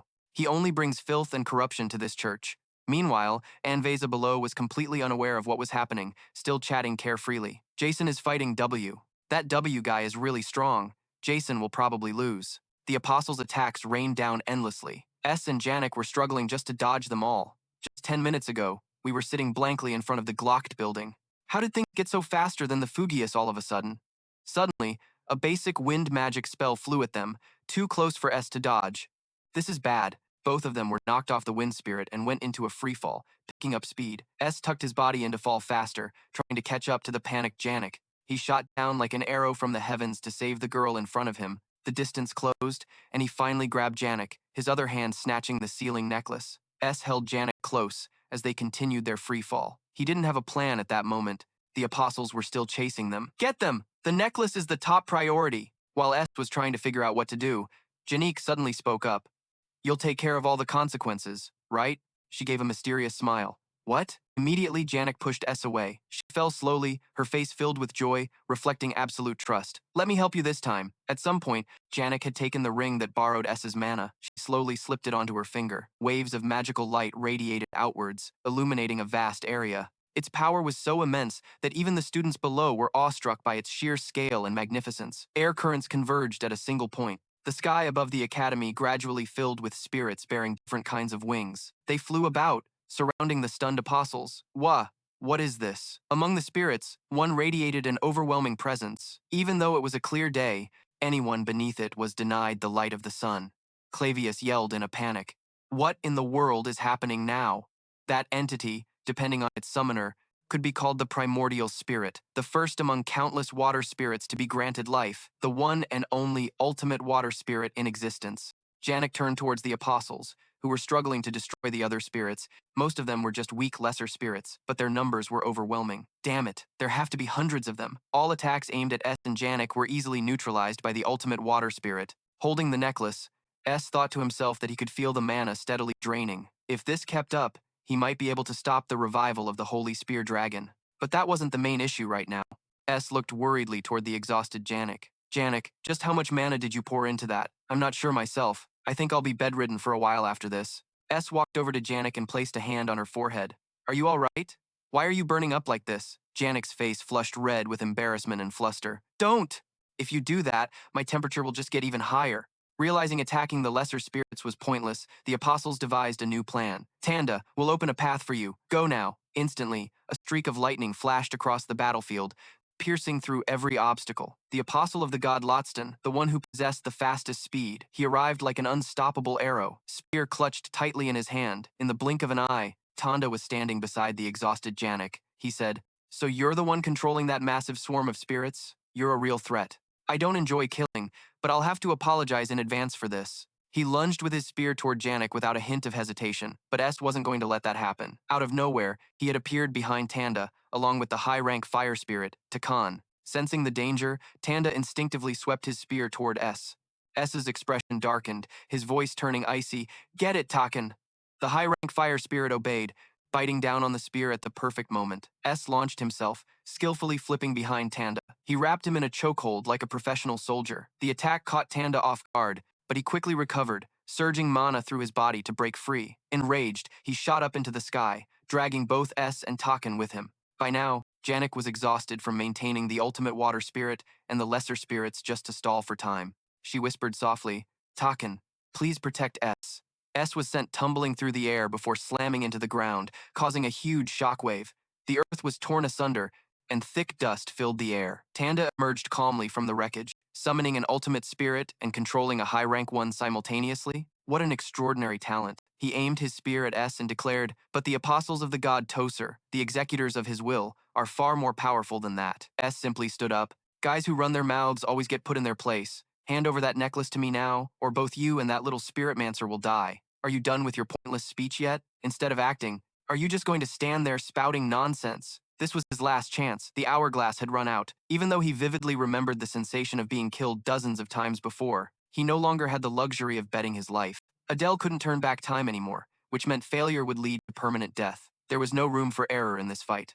S had to win, no matter what. Since S was off Aiken Island, the mana reaction had subsided somewhat. But if he didn't get farther away, the Holy Spear Dragon would soon be revived. In that case, there was only one path forward. I have to win and keep moving. His opponent was the third apostle of the god Toser, Tandee, the fastest among all the apostles. His title was the fastest one. His ability was to use holy magic to strengthen his entire body. All of his power came from his internal energy. S already knew this thanks to memories from previous loops. However, knowing was one thing, but being able to stop it was another. In the blink of an eye, Tandee vanished, leaving behind several streaks of light cutting through the air. His instantaneous speed even surpassed the sound barrier, making it impossible to dodge with the naked eye. Just as the thought crossed his mind, Tanda's figure appeared right behind S. The sharp spear was ready to finish him off. S closed his eyes and bet everything on his skill without hesitation. Tandee seized the opportunity, thrusting his spear straight at the back of S's neck. The moment the spearhead was about to touch his body, something strange happened. If you can't see it, dodging is pointless. The blessing of the Tempest activated. When hit by a surprise attack, the blessing blows the enemy away with wind. Tandee was stopped in his tracks, exclaiming in shock, "What the?" This was the counterattack S had gambled on, a one-time use skill. He quickly turned around, his hand casting an intermediate magic spell. I won't let this momentary opening slip by. Point explosion, a blast that blew away everything nearby, engulfed the bloodthirsty Tandee as he charged forward, the attack knocking him backward. His body wasn't seriously injured, thanks to being enhanced by magic. Tanda's face twisted with anger, gritting his teeth and roaring. You still intend to resist? On the other side, S let out a calm sigh. The inherent problem with the magic he just used was its weak firepower, not enough to take down his opponent. Suddenly, the voice of the high-ranking spirit Taken rang out. If you're lacking firepower, just leave it to me. Fierce flames erupted, illuminating the entire area.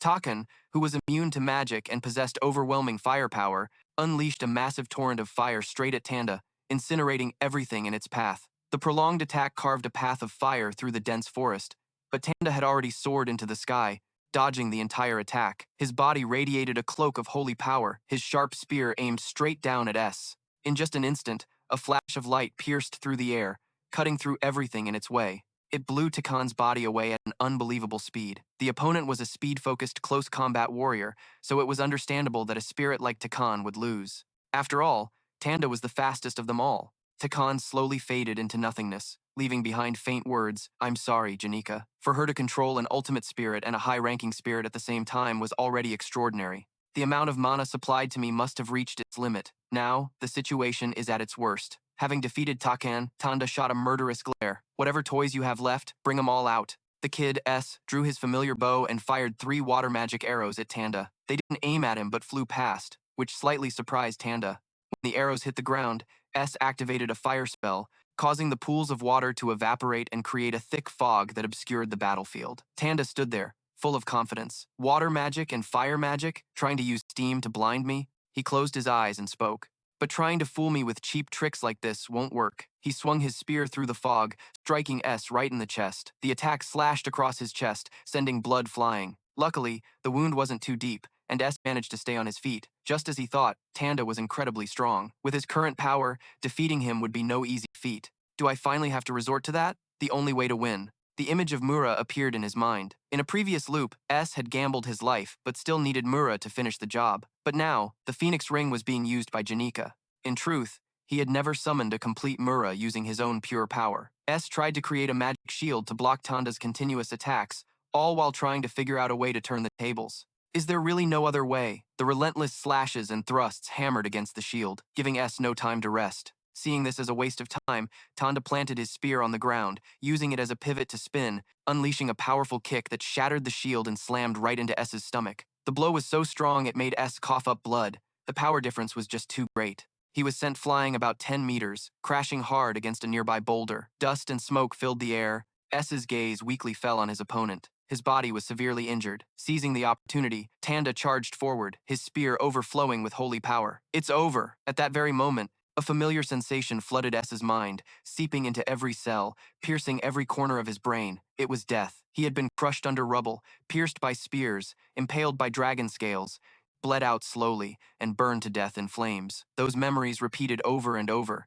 dying and reviving. Suddenly, S's stats skyrocketed. Spirit communion leveled up, spirit comprehension leveled up, mana quantification leveled up, contracted spirit sense sharing leveled up, low-ranking fire spirit leveled up, positional teleportation leveled up, high-ranking wind spirit Mira leveled up, mid-ranking fire spirit Rhea leveled up, and finally, S had an epiphany. So that's how it is. The moment the spear was about to pierce his forehead, it suddenly stopped. Tandee was stunned. What just happened? Whether it was holy rank magic or spirit communion, the way to learn magic wasn't all that different. Through dozens of failures, memories were built on pain and lessons. The times he struggled without giving up, The history of seemingly meaningless efforts finally bore sweet fruit. The high-ranking wind spirit Mura was summoned in her complete form. The moment she appeared, Mura bit down on Tanda's wings, pulling him back. In that brief moment of distraction, S seized the opportunity to launch a sharp counterattack. He headbutted Tanda straight in the face, setting the stage for the finishing blow. Tanda's face was bruised and battered. With blood pouring from his nose and mouth, he gritted his teeth in anger and retaliated with a punch straight to S's face at close range, making him cough up blood. No one is a master from the beginning, and no one knows if a plan will succeed. But so what? If you don't risk your life in every battle, you'll remain weak forever. It's always been this way. There are no smooth paths. Only trials and tribulations can make a person stronger. Everyone has their own reason to fight for survival, to protect their precious bodies. That has been the truth for thousands of years. Humanity has always found any means necessary to survive, even if it means staining their hands with the blood of others. An arrow pierced Tanda's heart, causing him to lose consciousness, and the battle was decided. No matter how difficult or arduous, there is only one goal: to grit your teeth, endure, and tear yourself apart to fight for your life. Only by putting your heart and life on the line in a fight can you be the one smiling in the end. Fists continued to rain down to make sure Tanda was completely defeated. Jason stood up wearily, his body drenched in blood and covered in wounds. His eyes glanced down, confirming the enemy was down for the count, before leaving with Mayu. The farther from Aken Island, the better. Holding the necklace that was emitting a faint magical energy, he thought to himself, "There's not much time left. I still have something to do with this." Back at the Grand Cathedral, Saintess Clarice was now yelling in Holy Emperor Eodon's face. "How much longer are you going to stand there and do nothing? Your Holiness the Pope, please excommunicate Archbishop Veo from the church immediately." Before he could even think, old Veo's voice rang out. "Your Holiness, surely you aren't going to believe the absurd words of a young, naive saintess? We are here for the future of the church," Clarice retorted without hesitation. "Are you playing dumb, using Veba's necklace to resurrect the Holy Dragon and then having the apostles destroy it? Isn't that your despicable plan, Archbishop?" His face was one of pure shock. How could the saintess possibly know that? How do I know, you ask? Even after facing the Holy Dragon countless times, the church has never once defeated it. Your plan is doomed to fail miserably, Veo. What are you talking about? It's precisely because you've failed countless times in that hidden regression loop that I'm standing here talking to you right now. Archbishop Veo. Inside the cathedral's chamber, Saintess Clarice was still trying to persuade Holy Emperor Eodon to heed her words. With all of Archbishop Veo's plans collapsing, the only option left was to offer the Saintess's life to the sacrificial magic circle before them. Saintess Clarice spoke clearly.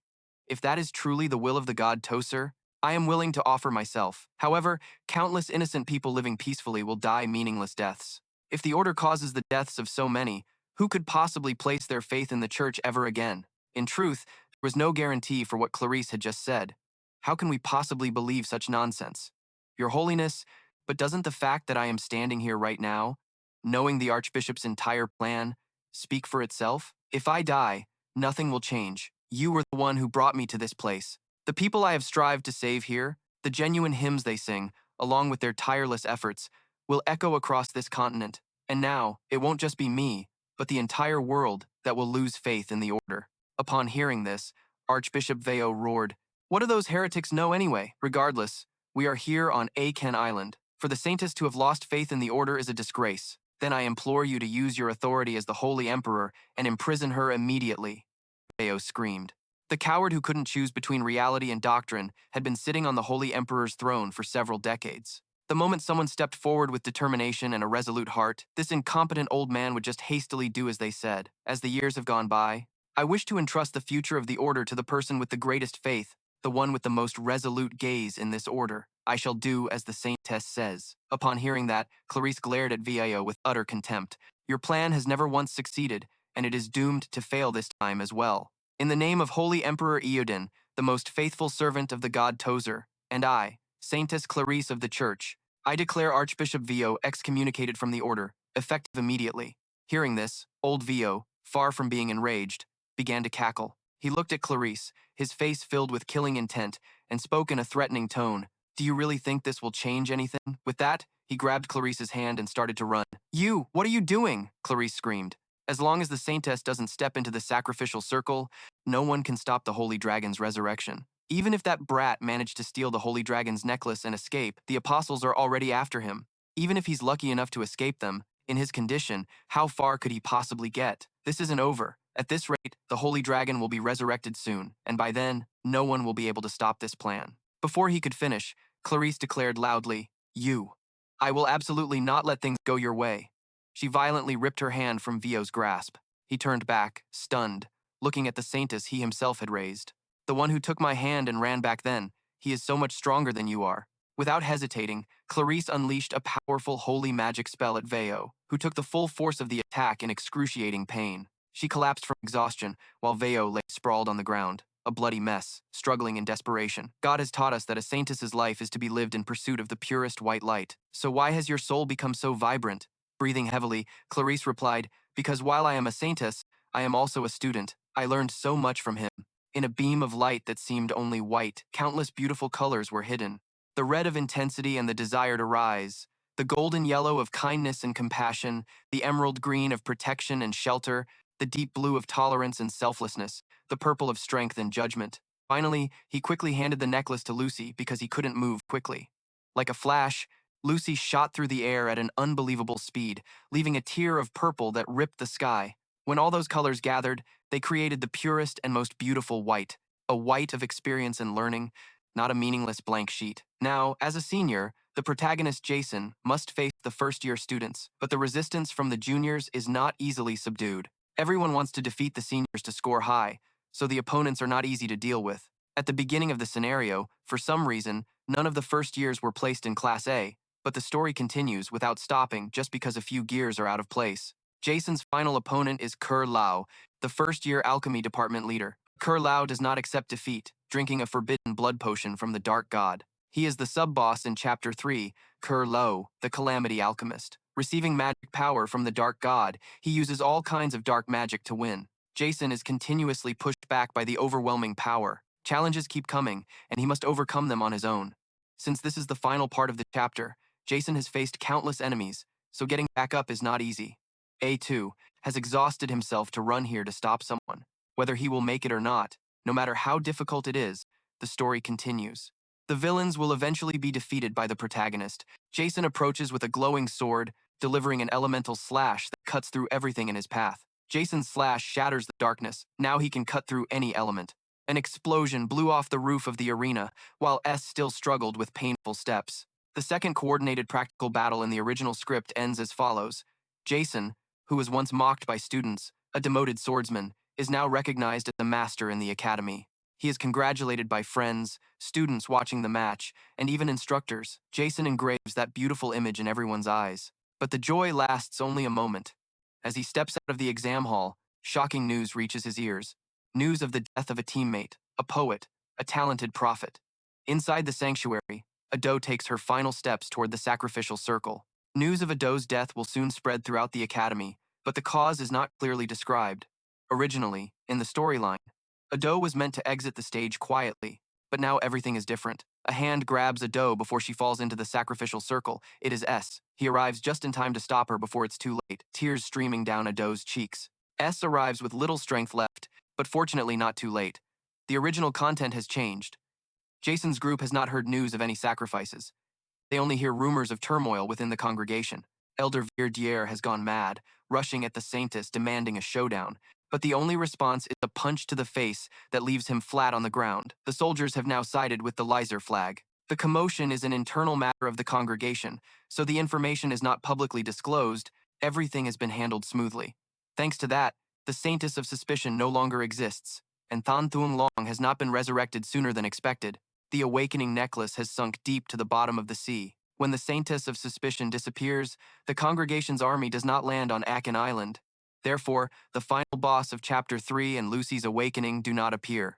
Compared to the original script, many things have been turned upside down, but this outcome is not too bad. Looking at the sky dyed gold by the sunset, Lucy's face blushes shyly. Memories of the previous loop are still fresh in her mind. She suddenly craves dried beef. Fortunately, the Academy did not suffer serious damage. Everything is still heading toward a bright future. After resolving all the troubles, A returns to his tent as usual. He approaches Janic's door and knocks lightly. Janic, are you feeling better? Her voice sounds flustered.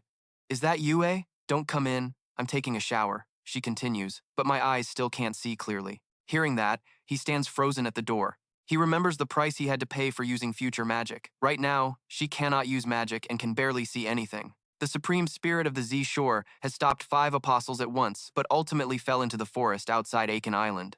Janik was unconscious at that time and was taken back to the wooden tent in the forest by someone. Although it's unclear what happened, that person is Lucy. She brought Janik back after exhausting herself from using too much magic. Fortunately, both are safe. While S is still lost in thought, a familiar voice rings out. If something like this happens, you must report to me first, right? Turning around, he realizes it is Belle, the head maid. He had asked her to take care of Janik. Yes, thank you for coming, A says, Belle's face radiating happiness. As the head maid, she no longer has to do housework, but looking at her expression, he guesses she still longs to do things like before. Theo steps closer and asks, Young master, are you still okay? Yes, I'm worried about Janik because she can't see clearly, but I'm fine. Ah, no, that's not what I meant. You're not worried about anything, are you? S pondered for a moment and replied, I'm fine. I understand. Right now, the most important thing is to take care of Janik. Theo quickly stepped inside and said, I'm saying this first to avoid misunderstandings. I need to change her clothes and wipe her sweat. A nodded. That's obvious, right? How could the young master make such a basic mistake? Isn't that right? The door closed but wasn't fully shut. Sure enough, a few seconds later, Bayo poked his head out teasingly. But hey, aren't you at that reckless age? If not now, when else will you try to make mistakes? Sometimes, listening to your inner voice isn't such a bad idea. Not letting Bayo ramble on, Ed went and slammed the door. Stop saying such weird things and hurry up and help Janica.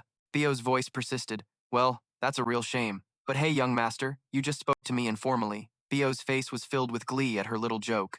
The greatest captain in history, right here. Ed gave her a confused look, remained silent, and turned away. Feeling it wasn't enough, Theo continued her plan, calling out loudly for Ed to hear, My lady, why are you all alone in such a dusty place? Leaving you like this is practically a crime. We might as well take you straight to the Academy's infirmary. I'll just throw the door wide open for some ventilation. How does that sound, my lady?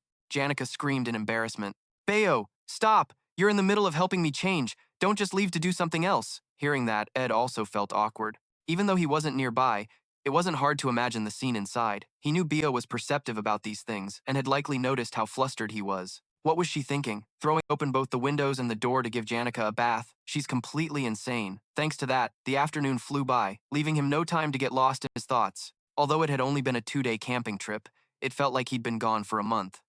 Looks like I'm a bit short on firewood. As Ed was thinking about what to have for dinner, a figure approached. Hello, senior. Ed turned to see a girl carrying an instrument.